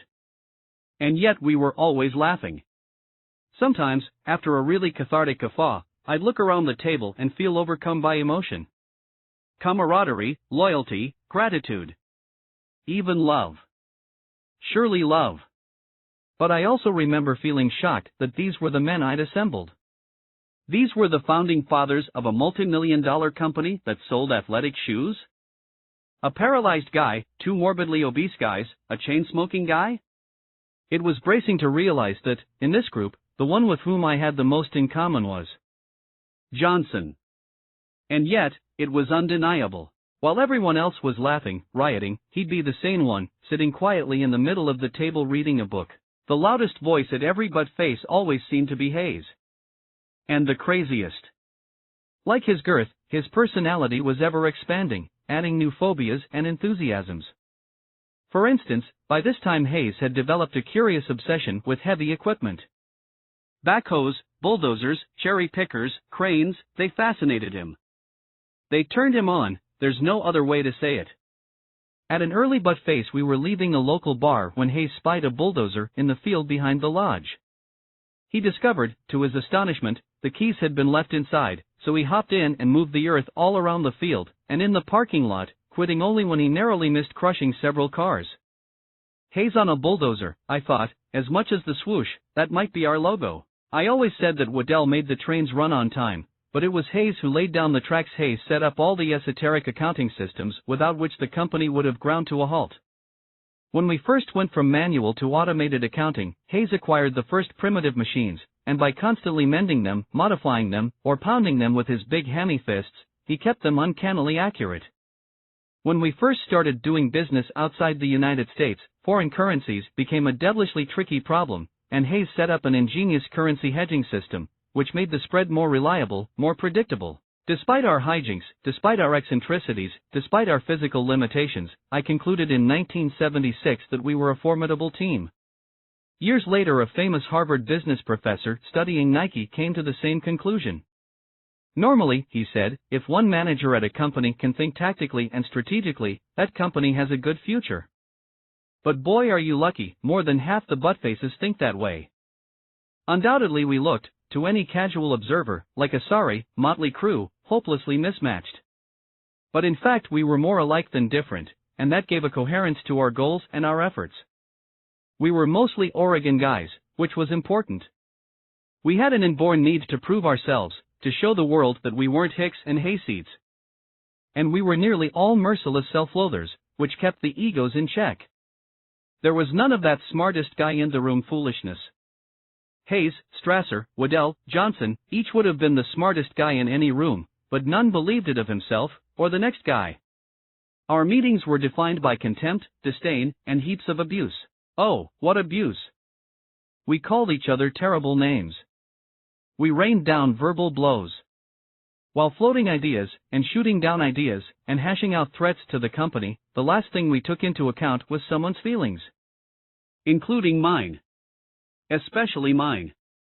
My fellow buttfaces, my employees, called me Bucky the bookkeeper, constantly. I never asked them to stop. I knew better. If you showed any weakness, any sentimentality, you were dead. I remember a buttface when Strasser decided we weren't being aggressive enough in our approach. Too many bean counters in this company, he said. So before this meeting starts, I want to interject something. I've prepared here a counter budget. He waved a big binder. This right here is what we should be doing with our money. Of course everyone wanted to see his numbers, but no one more than the numbers guy, Hayes. When we discovered that the numbers didn't add up, not one column, we started howling. Strasser took it personally. It's the essence I'm getting at, he said. Not the specifics. The essence. The howling grew louder. So Strasser picked up his binder and threw it against the wall. Fuck all you guys, he said. The binder burst open, pages flew everywhere, and the laughter was deafening. Even Strasser couldn't help himself. He had to join in. Little wonder that Strasser's nickname was Rolling Thunder. Hayes, meanwhile, was Doomsday. Waddell was weight. As in dead weight. Johnson was four-factor, because he tended to exaggerate and therefore everything he said needed to be divided by 4. No one took it personally. The only thing truly not tolerated at a buttface was a thin skin, and sobriety. At day's end, when everybody had a scratchy throat from all the abusing and laughing and problem-solving, when our yellow legal pads were filled with ideas, solutions, quotations, and lists upon lists, we'd shift ground to the bar at the lodge and continue the meeting over drinks. Many drinks. The bar was called the Owl's Nest. I love to close my eyes and remember us storming through the entrance, scattering all other patrons. Or making friends of them. We'd buy drinks for the house, then commandeer a corner and continue laying into each other about some problem or idea or harebrained scheme. Say the problem was mid-sols not getting from point A to point B, around and round we'd go, everyone speaking at once, a corral of name-calling and finger-pointing, all made louder and funnier and somehow clearer by the booze. To anyone in the Owl's Nest, to anyone in the corporate world, it would have looked inefficient, inappropriate. Even scandalous. But before the bartender gave last call, we'd know full well why those mid-sols weren't getting from point A to point B, and the person responsible would be contrite and put on notice, and we'd have ourselves a creative solution. The only person who didn't join us in these late-night revels was Johnson. He'd typically go for a head-clearing run, then retreat to his room and read in bed. I don't think he ever set foot in the Owl's Nest. Or knew where it was. We'd always have to spend the first part of the next morning updating him on what we decided in his absence. In the bicentennial year alone, we were struggling with a number of unusually stressful problems. We needed to find a larger warehouse on the East Coast. We needed to transfer our sales distribution center from Holliston, Massachusetts, to a new 40,000 square foot space in Greenland, New Hampshire, which was sure to be a logistical nightmare. We needed to hire an advertising agency to handle the increasing volume of print ads. We needed to either fix or get shut of our underperforming factories. We needed to smooth out glitches in our futures program. We needed to hire a director of promotions. We needed to form a pro club, a sort of reward system for our top NBA stars, to cement their loyalty and keep them in the Nike fold. We needed to approve new products, like the Arsenal, a soccer baseball cleat with leather upper and vinyl polyfoam tongue, and the Striker, a multi-purpose cleat good for soccer, baseball, football, softball, and field hockey. And we needed to decide on a new logo. Aside from the swoosh, we had a lowercase script name, Nike, which was problematic. Too many people thought it was like, or Mike. But it was too late in the day to change the name of the company, so making the letters more readable seemed a good idea. Denny Strickland, creative director at our advertising agency, had designed a block-lettered Nike, all caps, and nested it inside a swoosh. We spent days considering it, debating it. Above all, we needed to decide, once and for all, this going public question. In those earliest buttfaces, a consensus began to form. If we couldn't sustain growth, we couldn't survive. And despite our fears, despite the risks and downsides, going public was the best way to sustain growth. And yet, in the midst of those intense discussions, in the middle of one of the most trying years in the company's history, those butt-face meetings were nothing but a joy. Of all those hours spent at Sunriver, not 1 minute felt like work. It was us against the world, and we felt damn sorry for the world. That is, when we weren't righteously pissed off at it. Each of us had been misunderstood, misjudged, dismissed. Shunned by bosses, spurned by luck, rejected by society, shortchanged by fate when looks and other natural graces were handed out. We'd each been forged by early failure. We'd each given ourselves to some quest, some attempt at validation or meaning, and fallen short. Hayes couldn't become a partner because he was too fat. Johnson couldn't cope in the so-called normal world of 9 to 5. Strasser was an insurance lawyer who hated insurance and lawyers. Waddell lost all his youthful dreams in one fluke accident. I got cut from the baseball team. And I got my heart broken. I identified with the born loser in each buttface, and vice versa, and I knew that together we could become winners. I still didn't know exactly what winning meant, other than not losing, but we seemed to be getting closer to a defining moment when that question would be settled, or at least more sharply defined. Maybe going public would be that moment. Maybe going public would finally ensure that Nike would live on. If I had any doubts about Blue Ribbon's management team in 1976, they were mainly about me. Was I doing right by the buttfaces, giving them so little guidance? When they did well, I'd shrug and deliver my highest praise, not bad. When they erred, I'd yell for a minute or two, then shake it off. None of the buttfaces felt the least threatened by me. Was that a good thing? Don't tell people how to do things, tell them what to do and let them surprise you with their results. It was the right tack for Patton and his GIs. But did that make it right for a bunch of buttfaces? I worried. Maybe I should be more hands-on. Maybe we should be more structured. But then I'd think, whatever I'm doing, it must be working, because mutinies are few. In fact, ever since Bork, no one had thrown a genuine tantrum about anything, not even what they were paid, which is unheard of in any company, big or small. The buttfaces knew I wasn't paying myself much, and they trusted that I was paying them what I could. Clearly the buttfaces liked the culture I'd created. I trusted them, wholly, and didn't look over their shoulders, and that bred a powerful two-way loyalty. My management style wouldn't have worked for people who wanted to be guided every step, but this group found it liberating, empowering. I let them be, let them do, let them make their own mistakes, because that's how I'd always liked people to treat me. At the end of a buttface weekend, consumed with these and other thoughts, I'd drive back to Portland in a trance. Halfway there I'd come out of the trance and start thinking about Penny and the boys.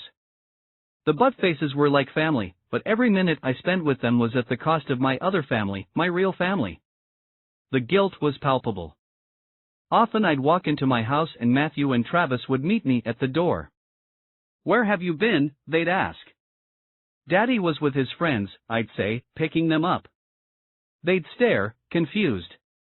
"But Mommy told us you were working." It was around this time, as Nike rolled out its first children's shoes, Wally Waffle and Robbie Road Racer, that Matthew announced he would never wear Nikes so long as he lived. His way of expressing anger about my absences, as well as other frustrations. Penny tried to make him understand that Daddy wasn't absent by choice. Daddy was trying to build something. Daddy was trying to ensure that he and Travis would one day be able to attend college. I didn't even bother to explain. I told myself it didn't matter what I said. Matthew never understood, and Travis always understood. They seemed born with these unvarying default positions. Matthew seemed to harbor some innate resentment toward me, while Travis seemed congenitally devoted. What difference would a few more words make? What difference would a few more hours make? My fatherhood style, my management style. I was forever questioning, is it good or merely good enough? Time and again I'd vow to change. Time and again I'd tell myself, I will spend more time with the boys. Time and again I'd keep that promise for a while. Then I'd fall back to my former routine, the only way I knew. Not hands off. But not hands on. This might have been the one problem I couldn't solve by brainstorming with my fellow buttfaces. Vastly trickier than how to get midsoles from point A to point B was the question of Sun A and Sun B, how to keep them happy while keeping Sun C, Nike, afloat. 1977. His name was Frank Rudy. He was a former aerospace engineer, and he was a true original. One look at him told you he was a nutty professor, though it wasn't until years later that I learned the full extent of his nuttiness. He kept a meticulous diary of his sex life and bowel movements. He had a business partner, Bob Bogert, another brainiac, and they had a crazy idea, and together they were going to pitch us. That's the sum total of what I knew that morning in March 1977 as we settled around the conference table. I wasn't even sure how these guys reached us, or how they'd arranged this meeting. "Okay, fellas," I said, "what V you got?" It was a beautiful day, I remember. The light outside the room was a buttery pale yellow, and the sky was blue for the first time in months, so I was distracted, a little spring feverish, as Rudy leaned his weight on the edge of the conference table and smiled. "Mr. Knight, we've come up with a way to inject air into a running shoe." I frowned and dropped my pencil. "Why?" I said. "For greater cushioning," he said. "For greater support. For the ride of a lifetime." I stared. "You're kidding me, right?" I'd heard a lot of silliness from a lot of different people in the shoe business, but this... Oh. Brother. Rudy handed me a pair of soles that looked as if they'd been teleported from the 22nd century. Big, clunky, they were clear thick plastic and inside were bubbles? I turned them over. "Bubbles?" I said. "Pressurized airbags," he said. I set down the soles and gave Rudy a closer look, a full head to toe. 6'3", lanky, with unruly dark hair, bottle-bottom glasses, a lopsided grin, and a severe vitamin D deficiency, I thought. Not enough sunshine. Or else a long-lost member of the Addams family. He saw me appraising him, saw my skepticism, and wasn't the least fazed. He walked to the blackboard, picked up a piece of chalk, and began writing numbers, symbols, equations. He explained at some length why an airshoe would work, why it would never go flat, why it was the next big thing. When he finished, I stared at the blackboard. As a trained accountant, I'd spent a good part of my life looking at blackboards, but this Rudy fella's scribbles were something else. Indecipherable. "Humans have been wearing shoes since the Ice Age," I said, "and the underlying design hasn't changed all that much in 40,000 years. There hadn't really been a breakthrough since the late 1800s, when cobblers started lasting left and right shoes differently, and rubber companies started making soles. It didn't seem all too likely that, at this late date in history, something so new, so revolutionary, was going to be dreamed up. Air shoes sounded to me like jetpacks and moving sidewalks. Comic book stuff." Rudy still wasn't discouraged. He kept at it, unflappable, earnest. Finally he shrugged and said that he understood. He'd tried to pitch Adidas and they'd been skeptical, too. Abracadabra. That was all I needed to hear.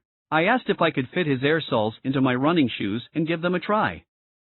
"They don't have a moderator," he said. "They'd be loose and wobbly." "I don't care about that," I said. I squeezed the soles into my shoes, slipped the shoes back on, laced them up. "Not bad," I said, bouncing up and down. I went for a 6-mile run. They were indeed unstable. But they were also one heck of a ride. I ran back to the office. Still covered with sweat, I ran straight up to Strasser and told him, "I think we might have something here." That night Strasser and I went to dinner with Rudy and Bogert. Rudy explained more of the science behind the air soles, and this second time around it started to make sense. I told him there was a possibility we could do business. Then I turned it over to Strasser to close.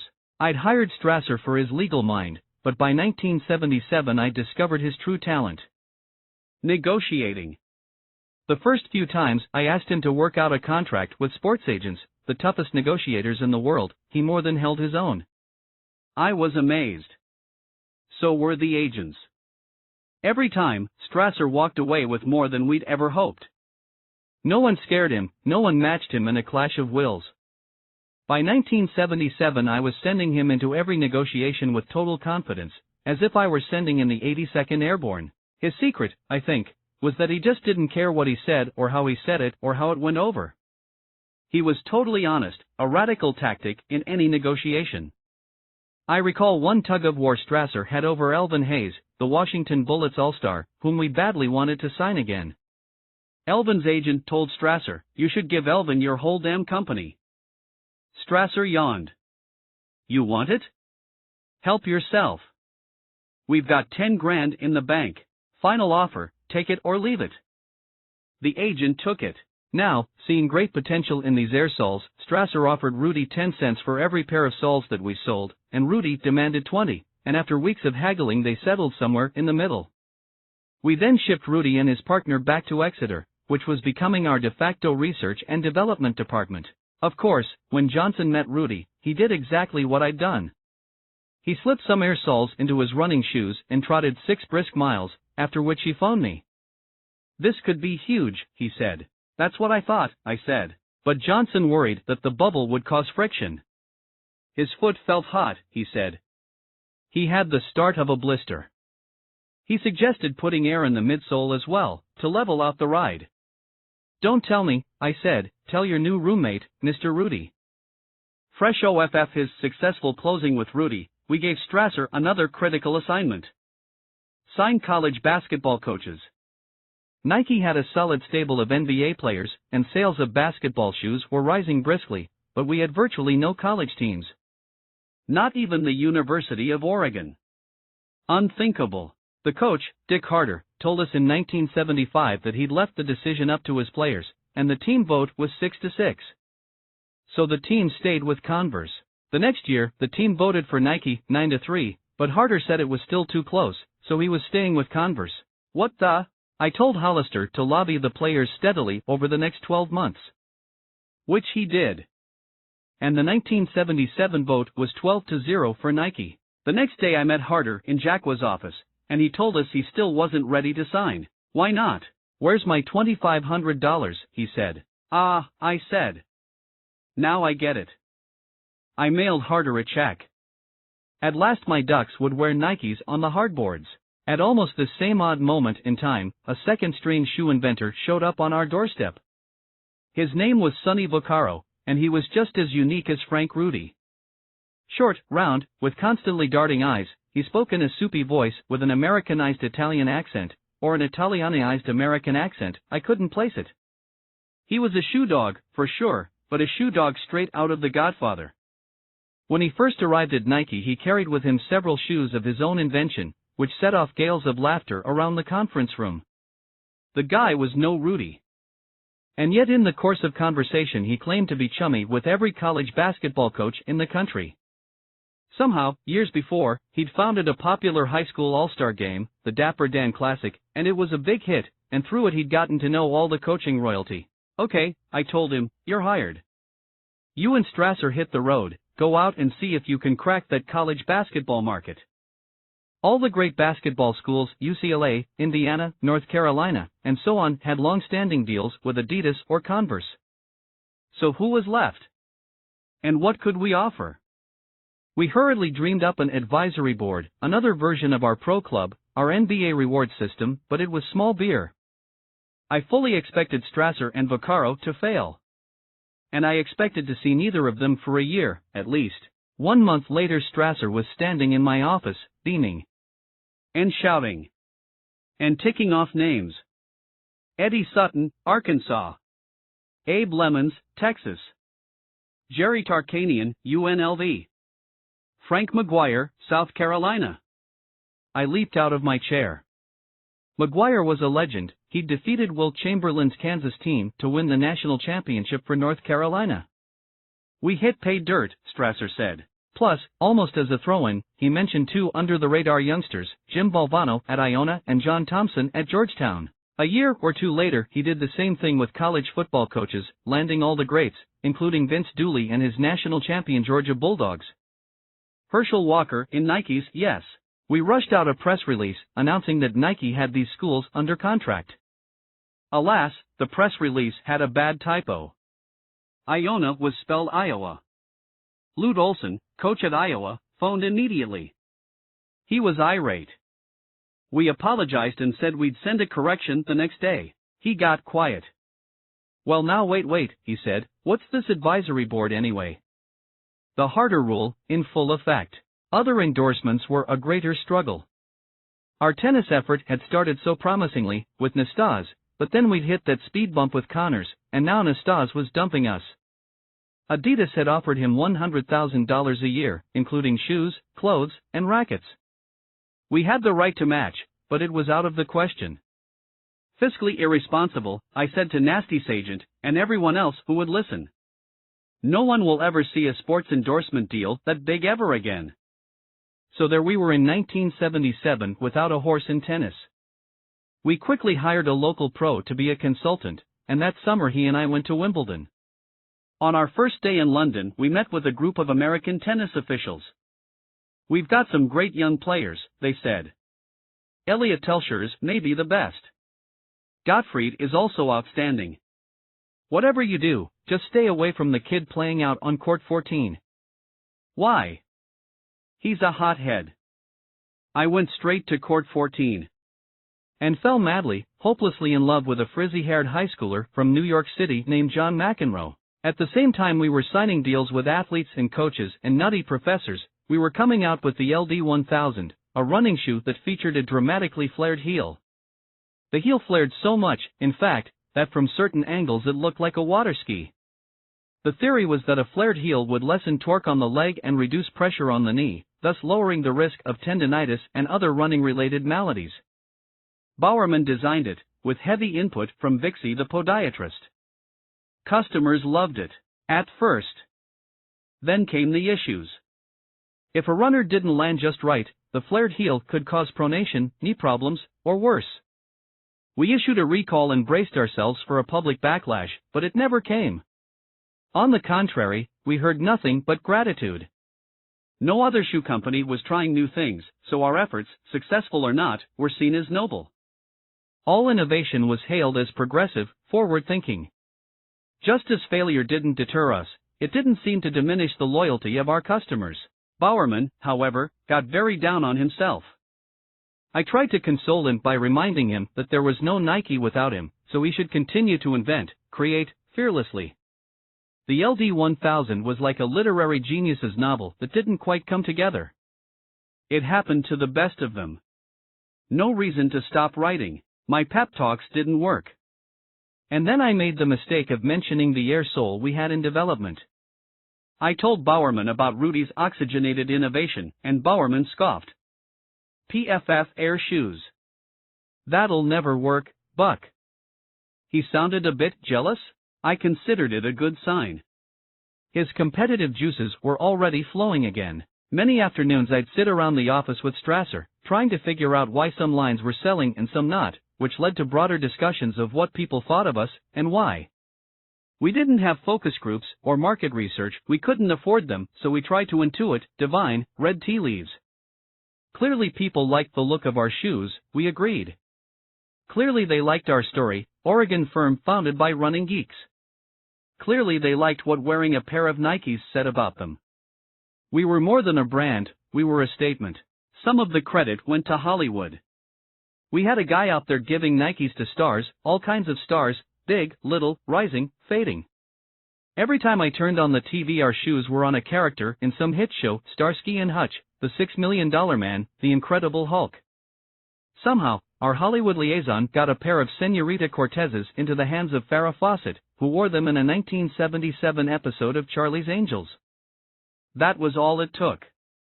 One quick shot of Farrah in Nikes and every store in the nation was sold out of Senorita Cortezes by noon the next day.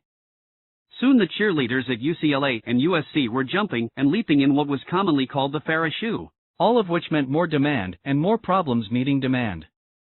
Our manufacturing base was broader. Besides Japan, we now had several factories in Taiwan and 2 smaller factories in Korea, plus Puerto Rico and Exeter, but still we couldn't keep up. Also, the more factories we brought online, the more strain it put on our cash. Occasionally, our problems had nothing to do with cash. In Korea, for instance, the 5 biggest factories were so massive, and the competition among them so cutthroat, we knew we were going to get knocked off soon. Sure enough, one day I received in the mail a perfect replica of our Nike Bruin, including the trademark swoosh. Imitation is flattery, but knockoff is theft, and this theft was diabolical. The detail and workmanship, without any input from our people, was startlingly good. I wrote the president of the factory and demanded he cease and desist or I'd have him thrown in jail for 100 years. And by the way, I added, How would you like to work with us? I signed a contract with his factory in the summer of 1977, which ended our knockoff problem for the moment. More important, it gave us the capacity to shift production in a huge way, if need be. It also ended once and for all our dependence on Japan. The problems were never going to stop, I realized, but for the moment we had more momentum than problems. To build on this momentum, we rolled out a new ad campaign with a sexy new slogan, "There is no finish line." It was the idea of our new ad agency and its CEO, John Brown. He'd just opened his own shop in Seattle, and he was young, bright, and of course the opposite of an athlete.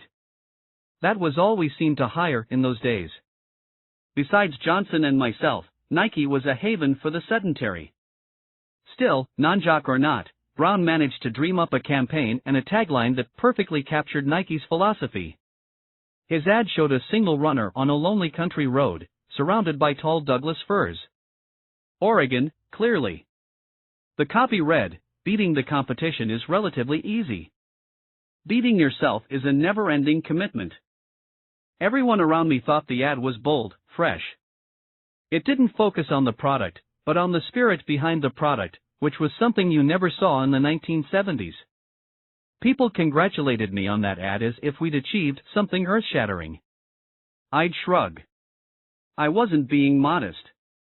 I still didn't believe in the power of advertising. At all. A product, I thought, speaks for itself, or it doesn't. In the end, it's only quality that counts. I couldn't imagine that any ad campaign would ever prove me wrong or change my mind. Our advertising people, of course, told me I was wrong, 1,000% wrong.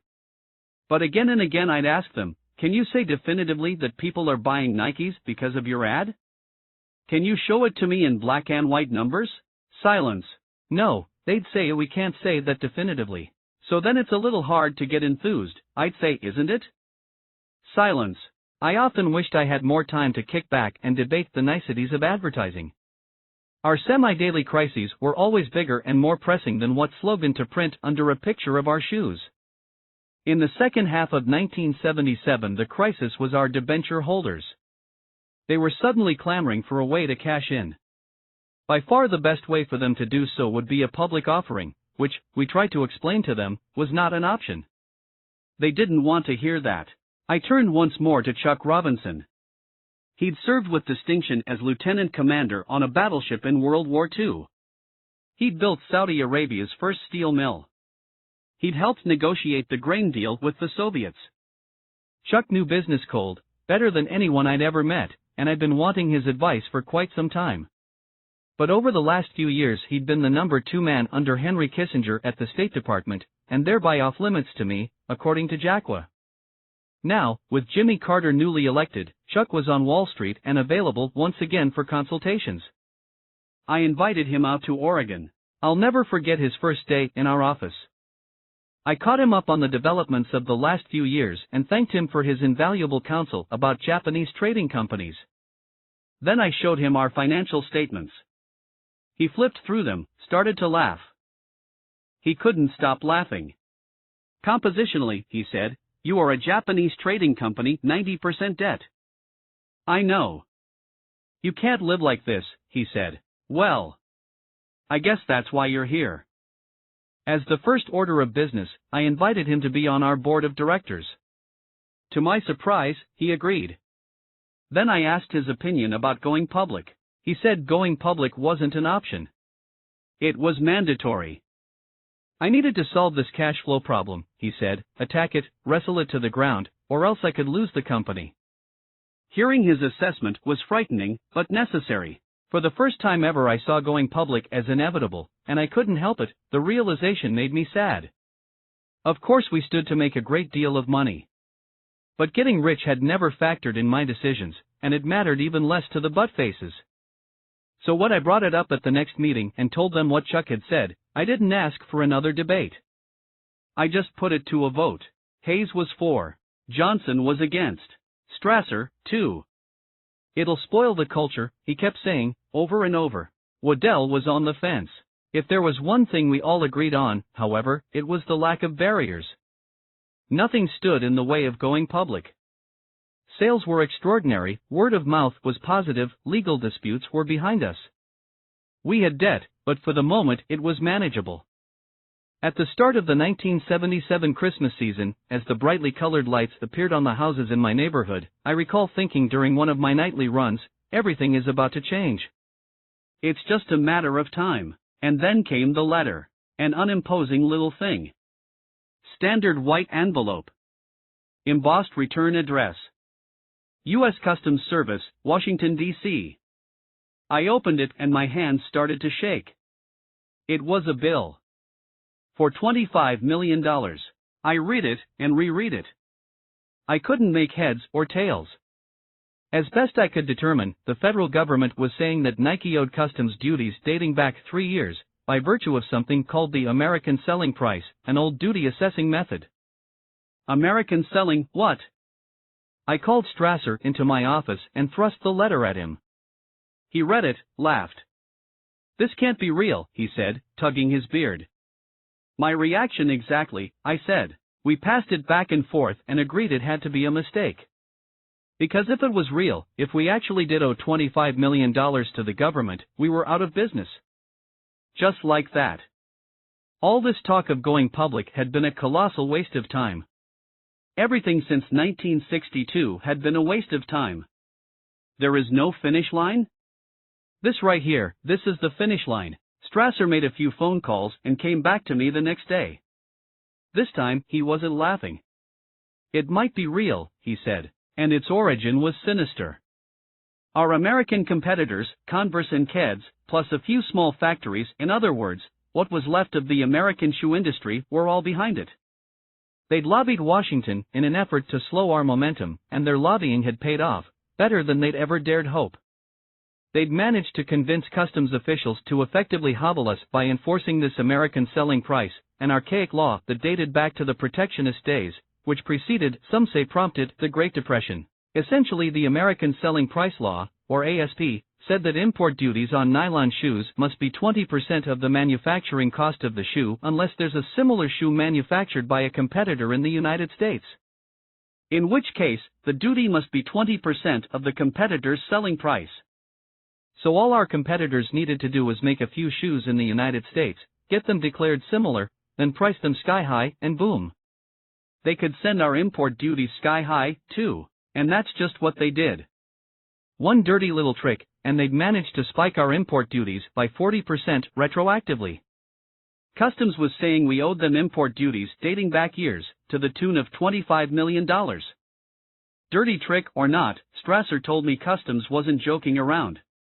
We owed them $25 million, and they wanted it. Now, I put my head on my desk. A few years earlier, when my fight had been with Onitsuka, I told myself the problem was rooted in cultural differences. Some part of me, shaped by World War II, wasn't all that surprised to be at odds with a former foe. Now I was in the position of the Japanese, at war with the United States of America. With my own government. This was one conflict I never imagined, and desperately didn't want, and yet I couldn't duck it. Losing meant annihilation. What the government was demanding, $25 million, was very nearly our sales number for all of 1977.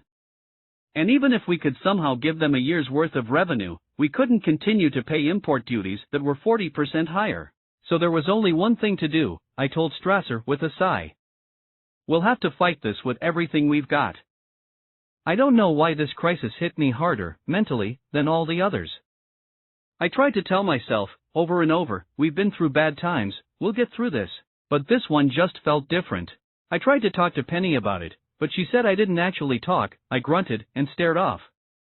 Here comes the wall, she'd say, exasperated, and a little frightened. I should have told her, that's what men do when they fight. They put up walls. They pull up the drawbridge. They fill in the moat. But from behind my rising wall I didn't know how. I lost the ability in 1977 to speak. It was either silence or rage with me. Late at night, after talking on the phone with Strasser, or Hayes, or Waddell, or my father, I couldn't see any way out. I could only see myself folding up this business I'd worked so hard to build. So I'd erupt at the telephone. Instead of hanging up, I'd slam the receiver down, then slam it down again, harder and harder, until it shattered. Several times I beat the living tar out of that telephone. After I'd done this 3 times, maybe 4, I noticed the repairman from the telephone company eyeing me. He replaced the phone, checked to make sure there was a dial tone, and as he was packing up his tools he said very softly, "This is a really immature." I nodded. "You're supposed to be a grown-up," he said. I nodded again. If a phone repairman feels the need to chastise you, I told myself, your behavior probably needs modifying. I made promises to myself that day. I vowed that from then on I'd meditate, count backward, run 12 miles a night, whatever it took to hold it together. Holding it together wasn't the same thing as being a good father. I'd always promised myself that I'd be a better father to my sons than my father had been to me, meaning I'd give them more explicit approval, more attention. But in late 1977, when I evaluated myself honestly, when I looked at how much time I was spending away from the boys, and how distant I was even when I was home, I gave myself low marks. Going strictly by the numbers, I can only say that I was 10% better than my father had been with me. At least I'm a better provider, I told myself. And at least I keep telling them their bedtime stories. Boston, April 1773. Along with scores of angry colonists, protesting the rise of import duties on their beloved tea, Matt and Travis History snuck aboard 3 ships in Boston Harbor and threw all the tea overboard. The minute their eyes were closed, I would sneak out of the room and settle into my recliner and reach for the phone. "Hey, Dad." "Yeah. How you doing?" "Me? Not so good." Over the last 10 years this had been my nightcap, my salvation. But now, more than ever, I lived for it. I craved things I could only get from my old man, though I'd have been hard-pressed to name them. Reassurance? Affirmation? Comfort? On December 9, 1977, I got them all, in a burst. Sports, of course, were the cause. The Houston Rockets were playing the Los Angeles Lakers that night. At the start of the second half, Lakers guard Norm Nixon missed a jumper, and his teammate Kevin Cunnert, a 7-foot beanpole out of Iowa, fought for the rebound with Houston's Kermit Washington. In the tussle, Washington pulled down Cunnert's shorts, and Cunnert retaliated with an elbow. Washington then socked Cunnert in the head. A fight broke out. As Houston's Rudy Tomjanovich ran over to defend his teammates, Washington turned and threw a devastating haymaker, breaking Tomjanovich's nose and jaw, and separating his skull and facial bones from his skin. Tomjanovich fell to the floor, as if hit with a shotgun blast. His massive body struck the ground with a sickening smack. The sound echoed throughout the upper reaches of the LA Forum, and for several seconds Tomjanovich lay there, motionless, in an ever-widening puddle of his own blood. I hadn't heard anything about it until I talked to my father that night. He was breathless. I was surprised that he'd watched the game, but everyone in Portland was basketball crazy that year, because our Trailblazers were the defending NBA champs. Still, it wasn't the game, per se, that had him breathless. After telling me about the fight, he cried, "Oh, Buck, it was one of the most incredible things I have ever seen." Then there was a long pause and he added, "The camera kept zooming in and you could see quite clearly on Tomjanovich's shoes the swoosh." They kept zooming in on the swoosh. I'd never heard such pride in my father's voice.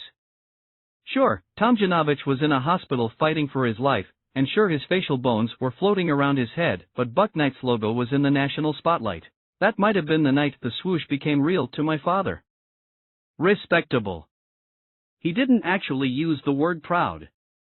But I hung up the phone feeling as if he had. It almost makes this all worthwhile, I told myself.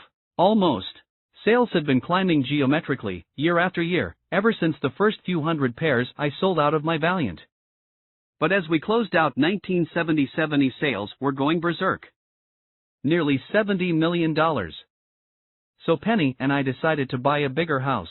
It was a strange thing to do, in the midst of an apocalyptic fight with the government. But I liked the idea of acting as if things were going to work out. Fortune favors the brave, that sort of thing. I also liked the idea of a change of scenery. Maybe, I thought, it will initiate a change of luck. We were sad to leave the old house, of course. Both boys had taken their first steps there, and Matthew had lived for that swimming pool. He was never so at peace as when frolicking in the water. I recall Penny shaking her head and saying, "One thing's for certain. That boy will never drown." But both boys were getting so big, they desperately needed more room, and the new place had plenty. It sat on 5 acres high above Hillsborough, and every room felt spacious and airy. From the first night we knew we'd found our home. There was even a built-in niche for my recliner. To honor our new address, our new start, I tried to keep a new schedule. Unless I was out of town, I tried to attend all the youth basketball games, and youth soccer games, and little league games. I spent whole weekends teaching Matthew to swing a bat, though both of us wondered why. He refused to keep his back foot still. He refused to listen. He argued with me constantly. "The ball's moving," he said, "why shouldn't I? Because it's harder to hit that way." That was never a good enough reason for him. Matthew was more than a rebel. He was, I discovered, more than a contrarian. He positively couldn't abide authority, and he perceived authority lurking in every shadow. Any opposition to his will was oppression and thus a call to arms. In soccer, for instance, he played like an anarchist. He didn't compete against the opponent so much as against the rules, the structure. If the other team's best player was coming toward him on a breakaway, Matthew would forget the game, forget the ball, and just go for the kid's shins. Down went the kid, out came the parents, and pandemonium would ensue. During one Matthew-sparked melee, I looked at him and realized he didn't want to be there any more than I did. He didn't like soccer. For that matter, he didn't care for sports.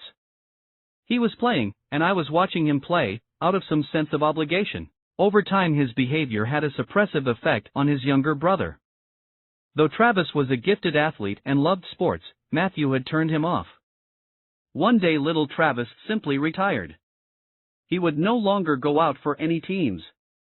I asked him to reconsider, but the only thing he had in common with Matthew, and maybe his father, was a stubborn streak. Of all the negotiations in my life, those with my sons have been the most difficult. On New Year's Eve, 1977, I went around my new house, putting out the lights, and I felt a kind of fissure deep within the bedrock of my existence. My life was about sports, my business was about sports, my bond with my father was about sports, and neither of my 2 sons wanted anything to do with sports. Like the American selling price, it all seemed so unjust. 1978. Strasser was our 5-star general, and I was ready to follow him into any fray, any fusillade. In our fight with Onizuka his outrage had comforted and sustained me, and his mind had been a formidable weapon. In this new fight with the feds he was doubly outraged. Good, I thought. He stomped around the offices like a pissed-off Viking, and his stumps were music to my ears. We both knew, however, that rage wasn't going to be enough. Nor was Strasser alone. We were taking on the United States of America. We needed a few good men. So Strasser reached out to a young Portland lawyer, a friend of his named Richard Werschel. I don't remember ever being introduced to Werschel. I don't remember anyone asking me to meet him or hire him. I just remember suddenly being aware of Werschel, extremely conscious of his presence, all the time. The way you're aware of a big woodpecker in your front yard. Or on your head. For the most part Werschel's presence was welcome. He had the kind of go-go motor we liked, and the credentials we always looked for. Stanford undergrad, University of Oregon Law. He also had a compelling personality, a presence. Dark, wiry, sarcastic, bespectacled, he possessed an uncommonly deep, plummy baritone, like Darth Vader with a head cold.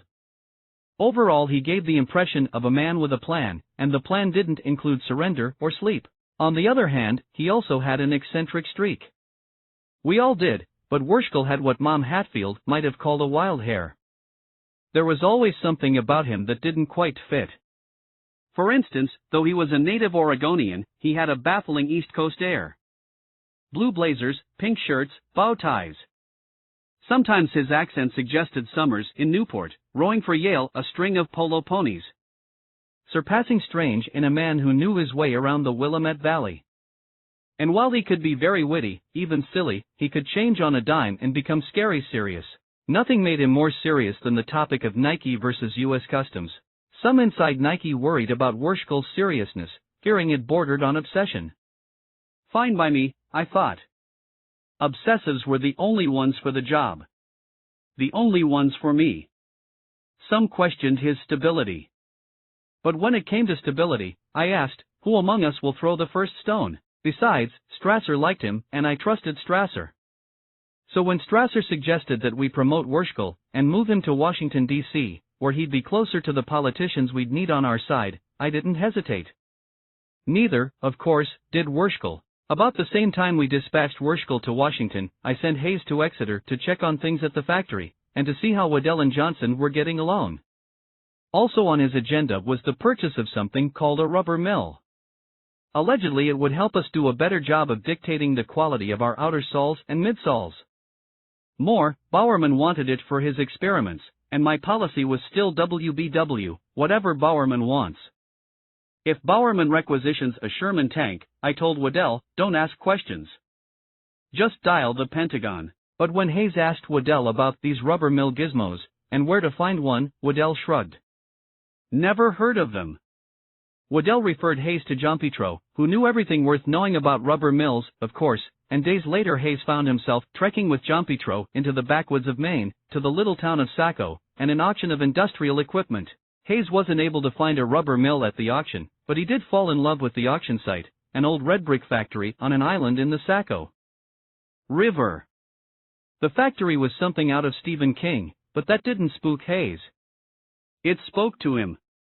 I guess it was to be expected that a man with a bulldozer fetish would become enamored of a rusted-out factory. The surprising part was, the factory happened to be for sale.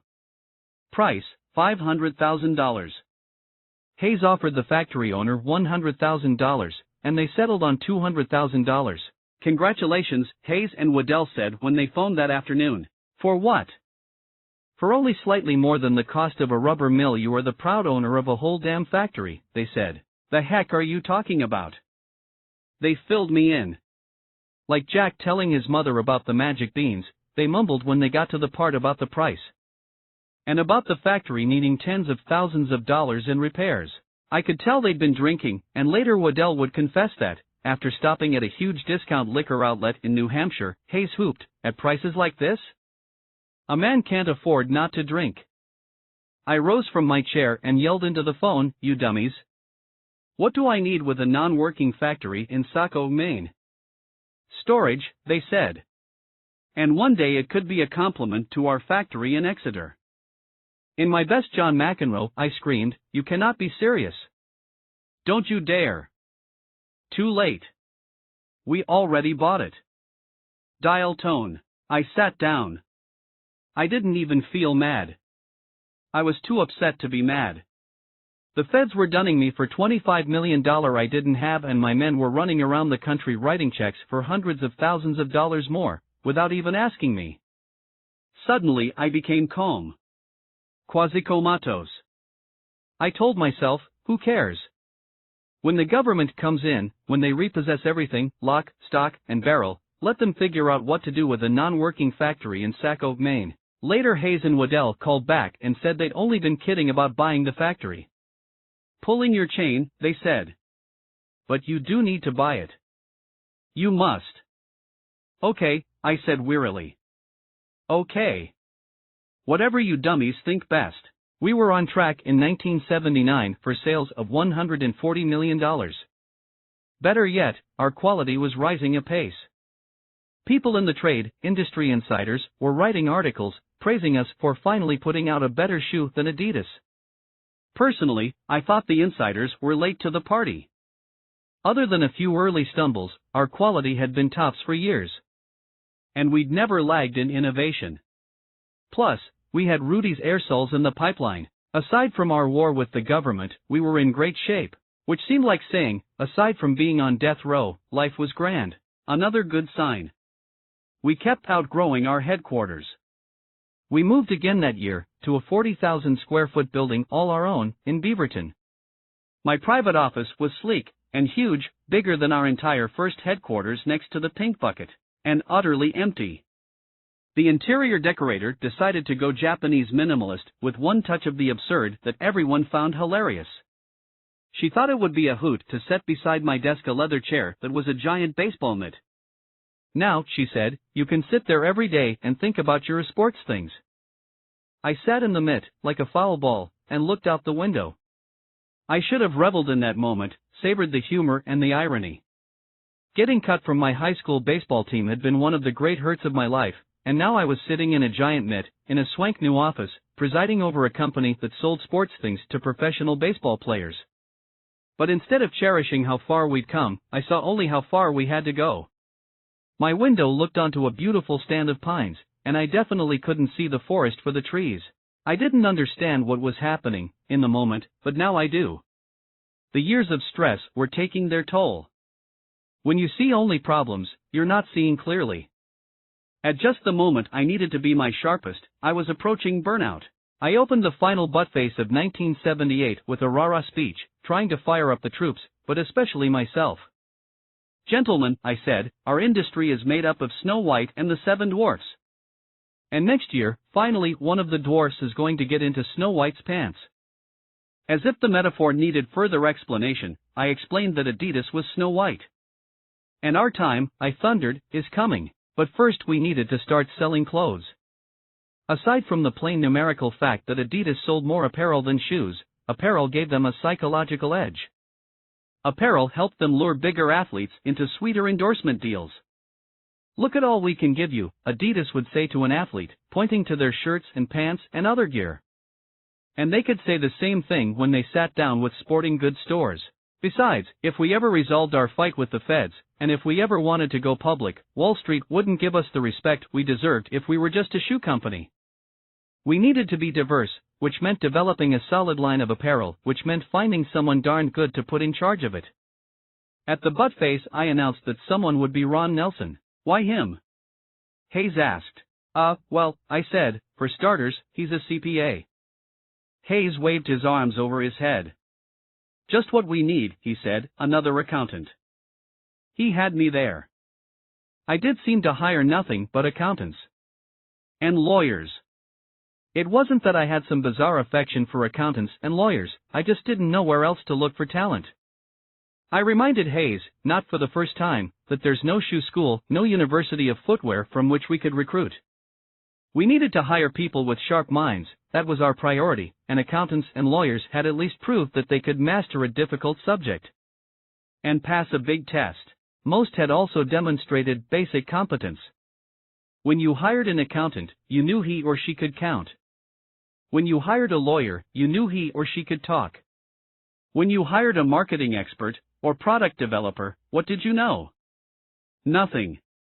You couldn't predict what he or she could do, or if he or she could do anything. And the typical business school graduate? He or she didn't want to start out with a bag selling shoes. Plus, they all had zero experience, so you were simply rolling the dice based on how well they did in an interview. We didn't have enough margin for error to roll the dice on anyone. Besides, as accountants went, Nelson was a standout. He'd become a manager in just 5 years, which was ridiculously fast. And he'd been valedictorian at his high school.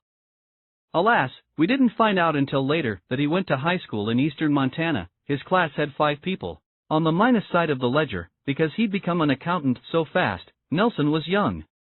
Maybe too young to handle something as big as the launch of an apparel line.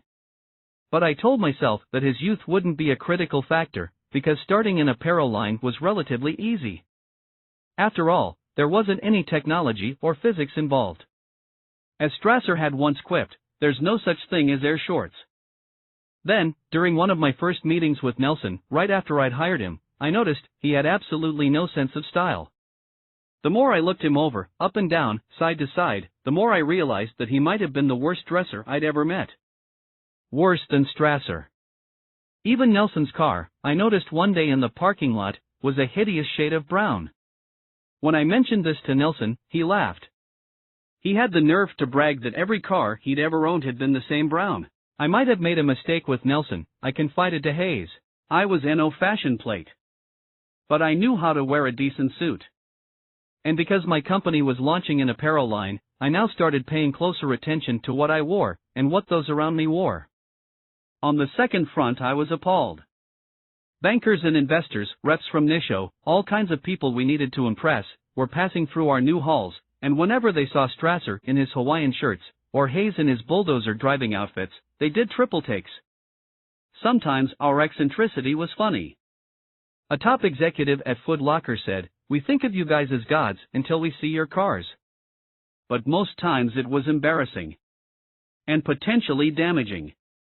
Thus, around Thanksgiving, 1978, I instituted a strict company dress code. The reaction wasn't terribly enthusiastic. Corporate bullshit, many grumbled. I was mocked. Mostly I was ignored. To even a casual observer, it became clear that Strasser started dressing worse. When he showed up to work one day in baggy-seated Bermuda shorts, as if he were walking a Geiger counter down the beach, I couldn't stand by. This was rank insubordination. I intercepted him in the halls and called him out. You need to wear a coat and tie. I said. We're not a coat and tie company, he shot back. We are now. He walked away from me. In the coming days, Strasser continued to dress with a studied, confrontational casualness. So I fined him. I instructed the bookkeeper to deduct $75 from Strasser's next paycheck. He threw a fit, of course. And he plotted. Days later, he and Hayes came to work in coats and ties. But preposterous coats and ties. Stripes and plaids, checks with polka dots, all of it rayon and polyester and burlap? They meant it as a farce, but also as a protest, a gesture of civil disobedience, and I was in no mood for two fashion Gandhis staging a dress-in. I disinvited them both from the next butt-face. Then I ordered them both to go home and not to come back until they could behave and dress like adults. And you're fined again. I yelled at Strasser. Then you're fucked, he yelled back. Just then, at that exact moment, I turned. Coming toward me was Nelson, dressed worse than the lot of them. Polyester bell-bottoms, a pink silk shirt open to his navel. Strasser and Hayes were one thing, but where the heck did this new guy get off protesting my dress code? After I just hired him? I pointed at the door and sent him home, too. From the confused, horrified look on his face, I realized he wasn't protesting. He was just naturally unstylish. My new head of apparel. I retreated that day to my baseball mitt chair and stared out the window for a long, long time. Sports things.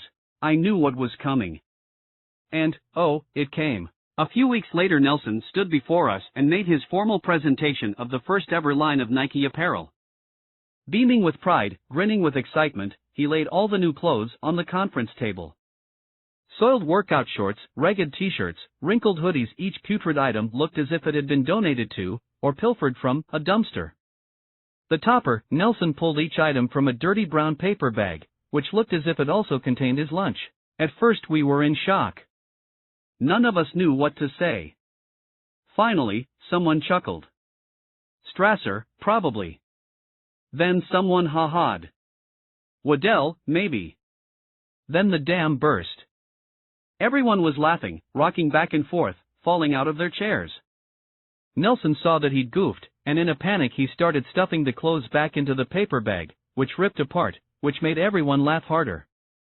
I was laughing, too, harder than anyone, but at any moment I felt as if I might start sobbing. Shortly after that day I transferred Nelson to the newly formed production department, where his considerable accounting talents helped him do a great job. Then I quietly shifted Waddell to apparel. He did his typically flawless job, assembling a line that gained immediate attention and respect in the industry. I asked myself why I didn't just let Waddell do everything, including my job. Maybe he could fly back east and get the feds off my back. Amid all this turmoil, amid all this uncertainty about the future, we needed a morale booster, and we got it at the tail end of 1978, when we finally brought out the Tailwind. Developed in Exeter, made in Japan, the brainchild of Emma Frank Rudy was more than a shoe. It was a work of postmodern art. Big, shiny, bright silver, filled with Rudy's patented aerosols, it featured 12 different product innovations. We hyped it to the heavens, with a splashy ad campaign, and tied the launch to the Honolulu Marathon, where many runners would be wearing it. Everyone flew out to Hawaii for the launch, which turned into a drunken bacchanal, and a mock coronation of Strasser. I was transitioning him from legal to marketing, moving him out of his comfort zone, as I like to do with everyone now and then, to prevent them from growing stale. Tailwind was Strasser's first big project, so he felt like Midas. Nailed it, he kept saying, and who could begrudge him a bit of chest thumping? After its wildly successful debut, Tailwind became a sales monster. Within 10 days, we thought it might have a chance of eclipsing the waffle trainer. Then the reports began to trickle in. Customers were returning the shoe to stores, in droves, complaining that the thing was blowing up, falling apart. Autopsies on the returned shoes revealed a fatal design flaw. Bits of metal in the silver paint were rubbing against the shoe's upper, acting like microscopic razors, slicing and shredding the fabric. We issued a recall, of sorts, and offered full refunds, and half of the first generation of tailwinds ended up in recycling bins. What began as a morale booster ended up being a body blow to everyone's confidence. Each person reacted in his own way. Hayes drove in frantic circles on a bulldozer. Waddell stayed longer each day at the office. I toggled dazedly between my baseball mitt and my recliner. In time we all agreed to pretend it was no big deal. We'd learned a valuable lesson. Don't put 12 innovations into one shoe. It asks too much of the shoe, to say nothing of the design team. We reminded each other that there was honor in saying, back to the drawing board. We reminded each other of the many waffle irons Bowerman had ruined. Next year, we all said. You'll see. Next year. The dwarf is going to get Snow White, but Strasser couldn't get past it. He started drinking, showing up late to work. His mode of dress was now the least of my problems. This might have been his first real failure, ever, and I'll always remember those dreary winter mornings, seeing him shamble into my office with the latest bad news about his tailwind. I recognized the signs. He, too, was approaching burnout. The only person who wasn't depressed about the tailwind was Bowerman. In fact, its catastrophic debut helped pull him out of the slump in which he'd been mired since retiring. How he loved being able to tell me, to tell us all, told you so. Our factories in Taiwan and Korea were humming along, and we opened new ones that year in Heckmondwike, England, and Ireland. Industry watchers pointed to our new factories and our sales and said we were unstoppable. Few imagined we were broke. Or that our head of marketing was wallowing in a depression. Or that our founder and president was sitting in a giant baseball mitt with a long face. The burnout spread around the office like mono. And while we were all burning out, our man in Washington was flaming out. Wurschel had done everything we'd asked of him. He'd buttonholed politicians. He'd petitioned, lobbied, pleaded our cause with passion, if not always with sanity. Day after day he'd run up and down the halls of Congress, handing out free pairs of Nikes. Swag, with a side of swoosh. Knowing that representatives were legally bound to report gifts worth more than $35, Wurschel always included an invoice for $34.99. But every poll told Wurschel the same thing. Give me something in writing, son, something I can study.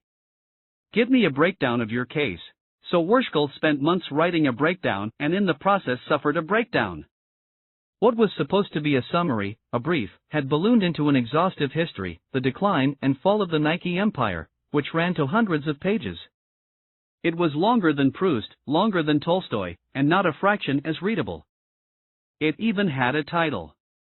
Without a shred of irony, Wurschel called it, Wurschel on American Selling Price, Volume 1. When you thought about it, when you really thought about it, what really scared you was that Volume 1. I sent Strasser back east to rein in Wurschel, check him into a psych ward if necessary. Just calm the kid down, I said. That first night they went to a local pub in Georgetown for a cocktail or three, and at the end of the night Wurschel wasn't any calmer. On the contrary. He got up on a table and delivered his stump speech to the patrons. He went full Patrick Henry. Give me Nike or give me death. The patrons were ready to vote for the latter. Strasser tried to coax Wurschel down off the chair, but Wurschel was just getting warmed up. Don't you people realize, he shouted, that freedom is on trial here? Freedom! Did you know that Hitler's father was a customs inspector? On the plus side, I think Wurschel scared Strasser straight. He seemed like the old Strasser when he returned and told me about Wurschel's mental condition. We had a good laugh, a healing laugh. Then he handed me a copy of Wurschel on American Selling Price, Volume 1. Wurschel had even had it bound in leather. I looked at the title, Wasp. How perfect. How Wurschel. Are you going to read it? Strasser said. I'll wait for the movie, I said, plopping it on my desk. I knew right then that I'd have to start flying back to Washington, D.C., take on this fight myself. There was no other way, and maybe it would cure my burnout. Maybe the cure for any burnout, I thought, is to just work harder. 1979. He occupied a teeny office at the Treasury Department, a space about the size of my mother's linen closet. There was barely room for his government-issued gunmetal gray desk, let alone the matching chair for infrequent visitors. He pointed to this chair. "Sit," he said. I sat.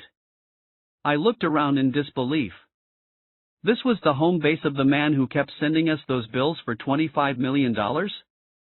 I looked now at him, this beady-eyed bureaucrat. What creature did he remind me of? Not a worm. No, he was bigger than that. Not a snake. He was less simple than that. Then I had it. Johnson's pet octopus. I recalled Stretch dragging the helpless crab back to its lair. Yes, this bureaucrat was a kraken. A micro-kraken. A bureau-kraken. Smothering these thoughts, burying all my hostility and fear, I screwed a fake smile onto my face and tried in a friendly tone to explain that this whole thing was a gigantic misunderstanding. Even the bureau-kraken's colleagues within the Treasury Department sided with our position. I handed him a document. "You have right here," I said, "a memo stating that the American selling price does not apply to Nike shoes. The memo comes from Treasury." The bureau-kraken said. He looked it over, pushed it back at me. "That's not binding on customs." Not binding? I gritted my teeth. "But this whole case," I said, "is nothing but the result of a dirty trick played by our competitors. We're being penalized for our success." "We don't see it that way." "By we, who do you mean?" "The U.S. government." I found it hard to believe this man was speaking for the U.S. government, but I didn't say that. "I find it hard to believe that the U.S. government would want to stifle free enterprise," I said. "That the U.S. government would want to be a party to this kind of deceit and trickery. That the U.S. government, my government, would want to bully a little company in Oregon. Sir, with all respect, I've been all over the world, I've seen corrupt governments in undeveloped countries act this way. I've seen thugs push around businesses, with arrogance, with impunity, and I can't believe my own government would behave in such a fashion." The bureau-kraken said nothing. A faint smirk flickered across his thin lips. It struck me all at once that he was grotesquely unhappy, as all functionaries are. When I started to speak again, his unhappiness manifested itself in a restless, manic energy. He jumped up and paced. Back and forth he danced behind his desk. Then he sat down. Then he did it again. It wasn't the pacing of a thinker, but the agitation of a caged animal. 3 mincing steps left, 3 halting limps right. Sitting again, he cut me off mid-sentence. He explained that he didn't care what I said, or what I thought, or whether any of this was fair, or American. He made air quotes with his bony fingers. He just wanted his money. His money? I wrapped my arms around myself. Ever since the onset of burnout, this old habit was becoming more pronounced. I often looked in 1979 as if I were trying to keep myself from flying apart, trying to keep my contents from spilling out. I wanted to make another point, to rebut something the bureau-kraken had just said, but I didn't trust myself to speak. I feared that my limbs might go flailing, that I might begin screaming. That I might beat the living tar out of his telephone.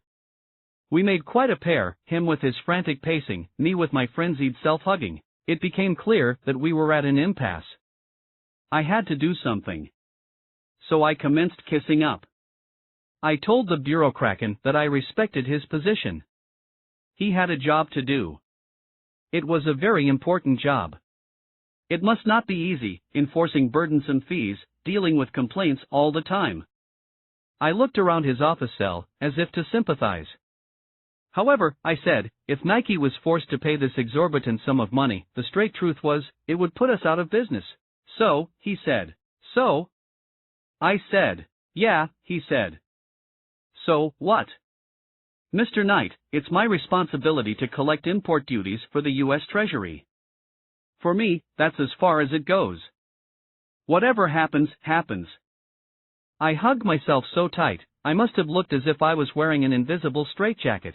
Then I released myself, stood. Gingerly, I picked up my briefcase. I told the bureaucrat that I wasn't going to accept his decision, and I wasn't going to give up. If necessary, I would visit every congressman and senator and privately plead my case. I suddenly had the greatest sympathy for Wurschel. No wonder he'd come unhinged. Don't you know that Hitler's father was a customs inspector? Do what you gotta do, the bureaucrat said. Good day. He turned back to his files. He checked his watch. Getting close to 5. Not much time before the workday ended to ruin someone else's life. I began, more or less, commuting to Washington. Every month I'd meet with politicians, lobbyists, consultants, bureaucrats, anyone who might help. I immersed myself in that strange political underworld, and read everything I could about customs. I even skimmed WASP, Volume 1. Nothing was working. Late in the summer of 1979, Wurschel got me an appointment with one of Oregon's senators, Mark O. Hatfield. Well-respected, well-connected, Hatfield was chairman of the Senate Appropriations Committee. With one phone call he might be able to get the bureaucrat's bosses to clear up that $25 million discrepancy.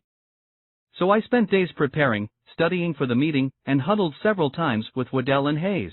Hatfield's just got to see it our way, Hayes said. He's respected on both sides of the aisle. St. Mark, some call him. He has no truck with abuse of power. He went toe-to-toe with Nixon on Watergate. And he fought like a tiger to get funding for dams on the Columbia.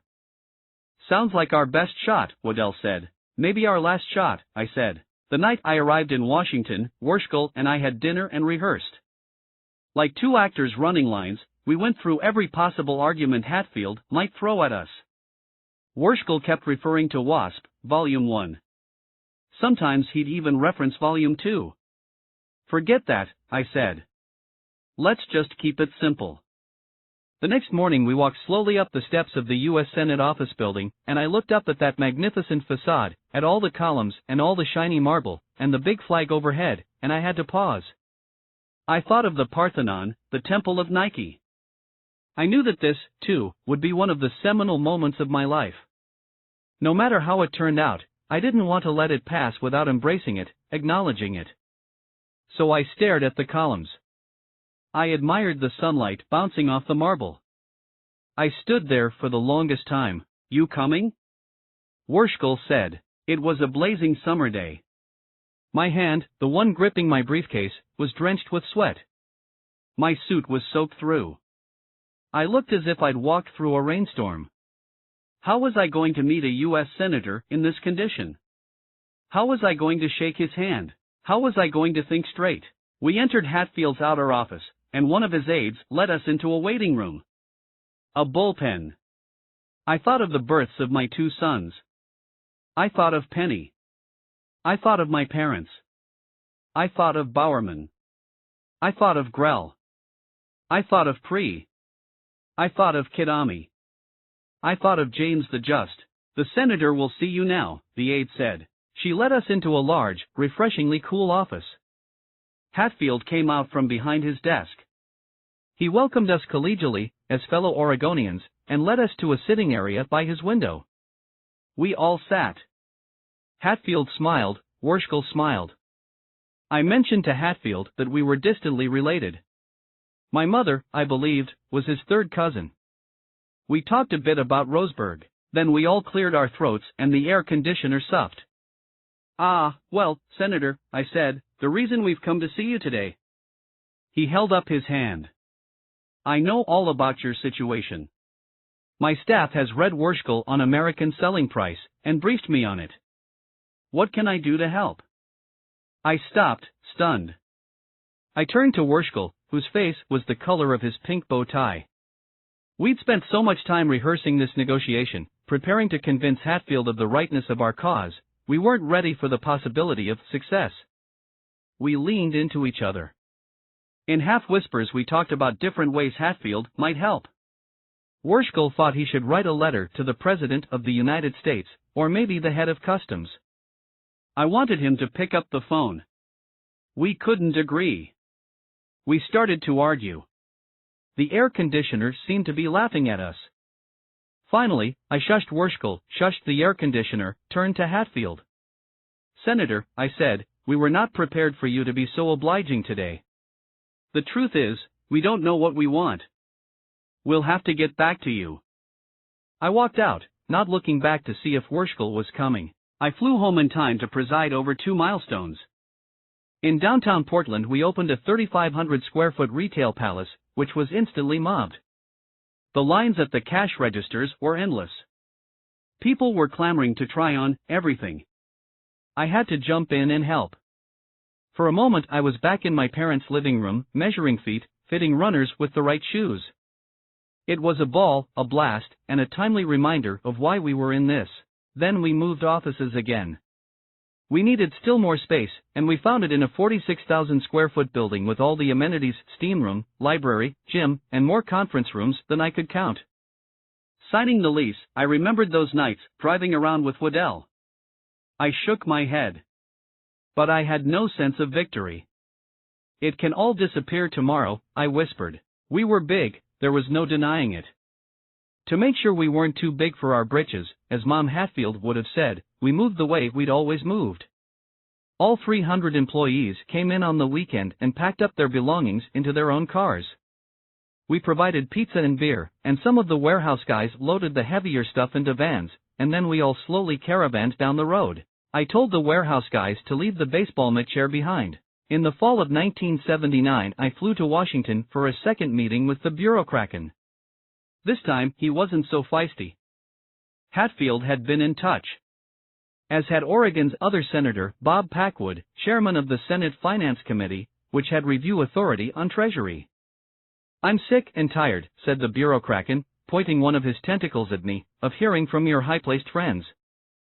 Oh, sorry, I said. That mustn't be any fun. But you'll be hearing from them until this situation is resolved. Do you realize, he hissed, that I don't need this job? Do you know that my wife has money? I don't need to work, you know. Good for you. And her.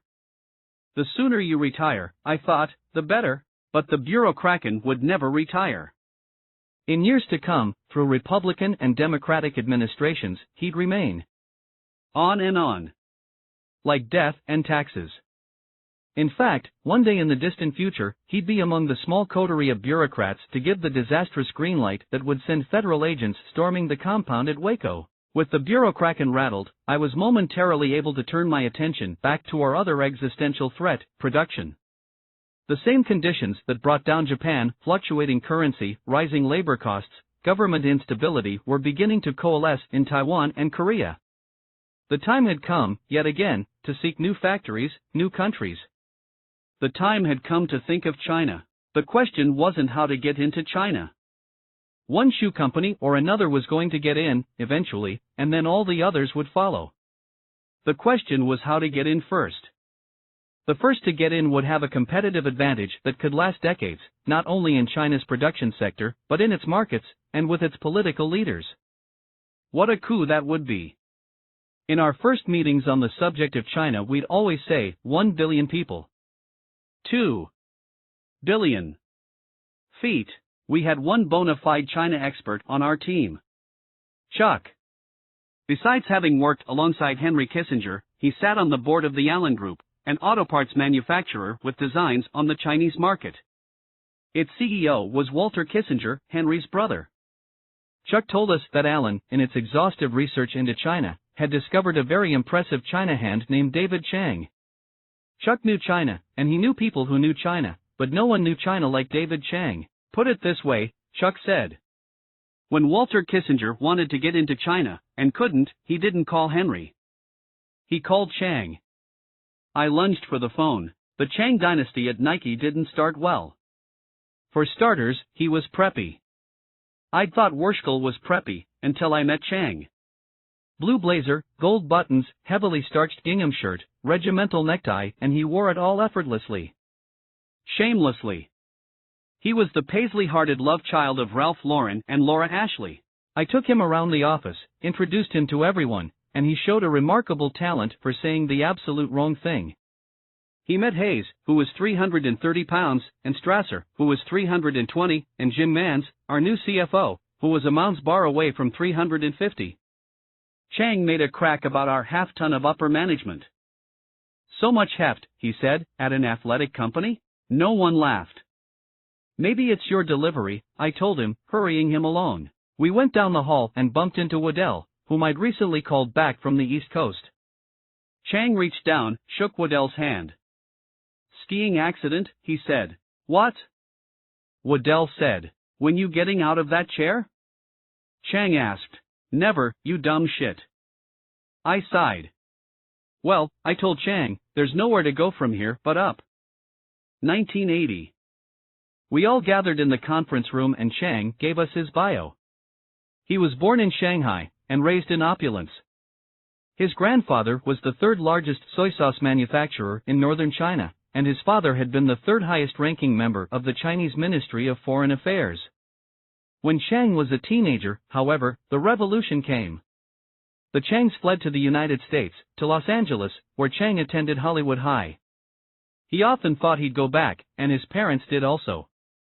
They kept in close touch with friends and family in China, and his mother remained extremely close with Song Qingling, the godmother of the revolution. In the meantime, Chang attended Princeton and studied architecture and moved to New York. He landed a job at a good architectural firm, where he worked on the Levittown project. Then he set up his own firm. He was making decent money, doing good work, but bored stiff. He wasn't having any fun, and he didn't feel he was accomplishing anything real. One day a Princeton friend complained about being unable to get a visa for Shanghai. Chang helped his friend get the visa, and helped him set up appointments with business contacts, and found that he enjoyed it. Being an emissary, a go-between, was a better use of his time and talents. Even with his help, Chang cautioned, getting into China was extremely difficult. The process was laborious. You can't just apply for permission to visit China, he said. You have to formally request that the Chinese government invite you. Bureaucracy doesn't begin to describe it. I closed my eyes and pictured, somewhere on the other side of the world, a Chinese version of the bureaucraken. I also thought of the ex-GIs who'd explained Japanese business practices to me when I was 24. I'd followed their advice, to the letter, and never regretted it. So, under Chang's direction, we put together a written presentation. It was long. It was almost as long as Wurschkel on American Selling Price, Volume 1. We, too, had it bound. Often we asked each other, is anyone actually going to read this thing? Oh well, we said. This is how Chang says it's done. We sent it off to Beijing without hope. At the first buttface of 1980, I announced that, though we'd gained the upper hand with the feds, it might go on forever if we didn't do something bold, something outrageous. I've given this a lot of thought, I said, and I think what we need to do is American Selling Price ourselves. The buttfaces laughed. Then they stopped laughing and looked at each other. We spent the rest of the weekend kicking it around. Was it possible? Nah, it couldn't be. Could we? Oh, no way. But, maybe? We decided to give it a try. We launched a new shoe, a running shoe with nylon uppers, and called it One Line. It was a knockoff, dirt cheap, with a simple logo, and we manufactured it in Saco, at Hayes's ancient factory. We priced it low, just above cost. Now customs officials would have to use this competitor's shoe as a new reference point in deciding our import duty. That was the jab. That was just to get their attention. Then we threw the left hook. We produced a TV commercial telling the story of a little company in Oregon, fighting the big bad government. It opened on a runner doing his lonely road work, as a deep voice extolled the ideals of patriotism, liberty, the American way, and fighting tyranny. It got people pretty fired up. Then we threw the haymaker. On February 29, 1980, we filed a $25 million antitrust suit in the U.S. District Court for the Southern District of New York, alleging that our competitors, and assorted rubber companies, through underhanded business practices, had conspired to take us out. We sat back, waited. We knew it wouldn't take long, and indeed it didn't. The bureaucraken cracked up. He threatened to go nuclear, whatever that meant. It didn't matter. He didn't matter. His bosses, and his boss's bosses, didn't want this fight anymore. Our competitors, and their accomplices in the government, realized that they'd underestimated our will. Immediately, they initiated settlement talks. Day in, day out, our lawyers would phone. From some government office, some blue-chip law firm, some conference room on the East Coast, meeting with the other side, they'd tell me the latest settlement offer being floated, and I'd reject it out of hand. One day the lawyers said we could settle the whole thing, with no fuss, no courtroom drama, for the tidy sum of $20 million. Not a chance, I said. Another day they phoned and said we could settle for $15 million. Don't make me laugh, I said. As the number crept lower, I had several heated conversations with Hayes, and Strasser, and my father. They wanted me to settle, be done with this. What's your ideal number, they'd ask. 0, I'd say. I didn't want to pay 1 penny. Even 1 penny would be unfair. But Jacqua, and Cousin Hauser, and Chuck, who were all consulting on the case, sat me down one day and explained that the government needed something to save face. They couldn't walk away from this fight with nothing. As negotiations ground to a halt, I met one-on-one with Chuck. He reminded me that until this fight was behind us, we couldn't think about going public, and if we didn't go public we continued to risk losing everything. I became petulant. I moaned about fairness. I talked about holding out. I said maybe I didn't want to go public ever. Yet again I expressed my fear that going public would change Nike, ruin it, by turning over control to others. What would happen to the culture of Oregon Track, for instance, if it was subject to shareholder votes or corporate raider demands? We'd gotten a little taste of that scenario with the small group of debenture holders. Scaling up and letting in thousands of shareholders, it would be 1,000 times worse. Above all, I couldn't bear the thought of one titan buying up shares, becoming a behemoth on the board. I don't want to lose control, I said to Chuck. That's my greatest fear. Well, there might be a way to go public without losing any control, he said. What? You could issue 2 classes of stock, Class A and Class B. The public would get Class BS, which would carry 1 vote per share. The founders and inner circle, and your convertible debenture holders, would get Class As, which would entitle them to name 3/4 of the board of directors. In other words, you raise enormous sums of money, turbocharge your growth, but ensure that you keep control. I looked at him, dumbstruck. Can we really do that? It's not easy. But the New York Times and the Washington Post and a couple of others have done it. I think you can do it. Maybe it wasn't Satori or Kensho, but it was instant enlightenment. In a flash. The breakthrough I'd been seeking for years. Chuck, I said, that sounds like the answer. At the next buttface I explained the concept of Class A and Class B, and everyone had the same reaction. At long last. But I cautioned the buttfaces, whether or not this was the solution, we needed to do something, right now, fix our cash flow problem once and for all, because our window was closing. I could suddenly see a recession on the horizon. 6 months, a year, at the max. If we waited, tried to go public then, the market would give us far less than we were worth. I asked for a show of hands. Going public, all in favor? It was unanimous. The moment we resolved our long-standing Cold War with our competitors and the feds, we would initiate a public offering. The spring flowers were up by the time our lawyers and government officials had settled on a number, $9 million. It still sounded way too high, but everyone told me to pay it. Take the deal, they kept saying. I spent an hour staring out my window, mulling. The flowers in the calendar said it was spring, but that day the clouds were eye-level, dishwater gray, and the wind was cold. I groaned. I grabbed the phone and dialed Werschel, who had taken the role of lead negotiator. Let's do it. I told Carol Fields to cut the check. She brought it to me for my signature. We looked at each other and of course we were both thinking about the time I'd written that check for $1 million, which I couldn't cover. Now I was writing a check for $9 million, and there was no way it was going to bounce. I looked at the signature line. 9 million, I whispered. I could still remember selling my 1960 milligrams with racing tires and a twin cam for $1,100. Like yesterday. Lead me from the unreal to the real. The letter arrived at the start of summer. The Chinese government requests the pleasure of a visit. I spent a month deciding who would go. It has to be the A team, I thought, so I sat with a yellow legal pad in my lap, making lists of names, scratching them out, making new lists. Chang, of course. Strasser, naturally. Hayes, surely.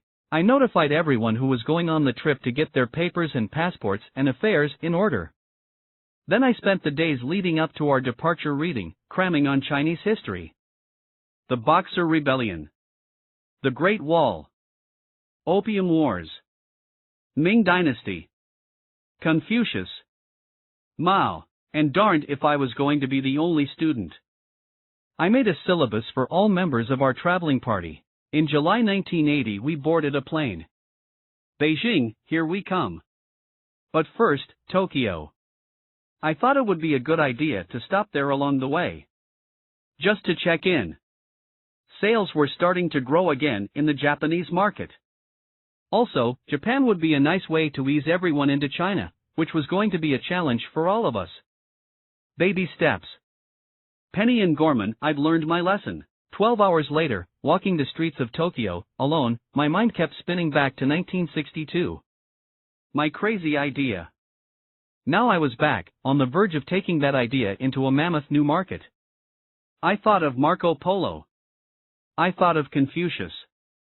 But I also thought of all the games I'd seen through the years, football, basketball, baseball, when one team had a big lead in the final seconds, or innings, and relaxed.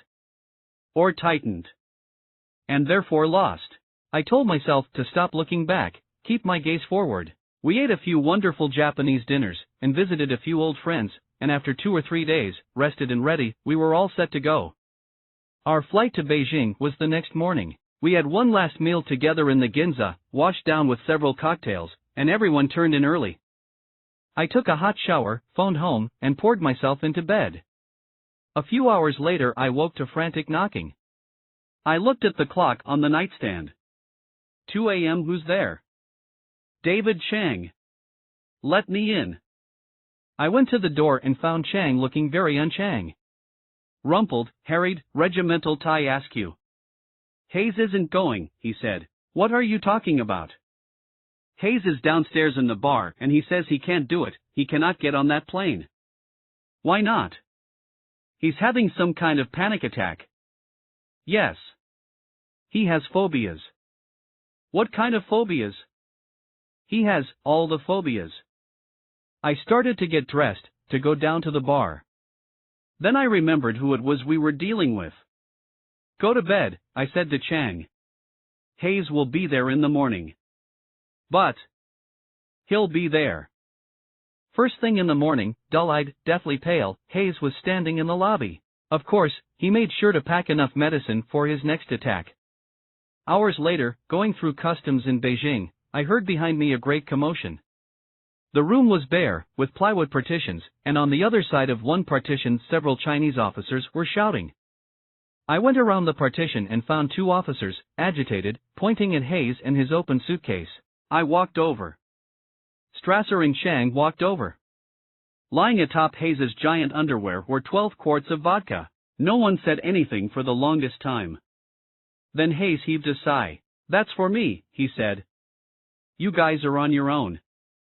Over the next 12 days we traveled all over China, in the company of government handlers. They took us to Tiananmen Square and made sure we stopped a long time in front of the giant portrait of Chairman Mao, who had died 4 years earlier. They took us to the Forbidden City. They took us to the Ming tombs. We were fascinated, of course, and curious, too curious. We made our handlers excruciatingly uncomfortable with all our questions. At one stop I looked around and saw hundreds of people in Mao suits and flimsy black shoes, which seemed made of construction paper. But a few children were wearing canvas sneakers. That gave me hope. What we wanted to see, of course, were factories. Our handlers reluctantly agreed. They took us by train to remote towns, far from Beijing, where we saw vast and terrifying industrial complexes, small metropolises of factories, each one more outdated than the last. Old, rusted, decrepit, these factories made Hayes's ancient Sako ruin look state-of-the-art. Above all, they were filthy. A shoe would roll off the assembly line with a stain, a swath of grime, and nothing would be done. There was no overarching sense of cleanliness, no real quality control. When we pointed out a defective shoe, the officials running the factories would shrug and say, perfectly functional. Never mind aesthetics. The Chinese didn't see why the nylon or canvas in a pair of shoes needed to be the same shade in the left shoe and the right. It was common practice for a left shoe to be light blue and a right shoe to be dark blue. We met with scores of factory officials, and local politicians, and assorted dignitaries. We were toasted, feted, queried, monitored, talked at, and almost always welcomed warmly. We ate pounds of sea urchin and roasted duck, and at many stops we were treated to 1,000-year-old eggs. I could taste every one of those 1,000 years. Of course we were served many Mao Tais. After all my trips to Taiwan, I was prepared. My liver was seasoned.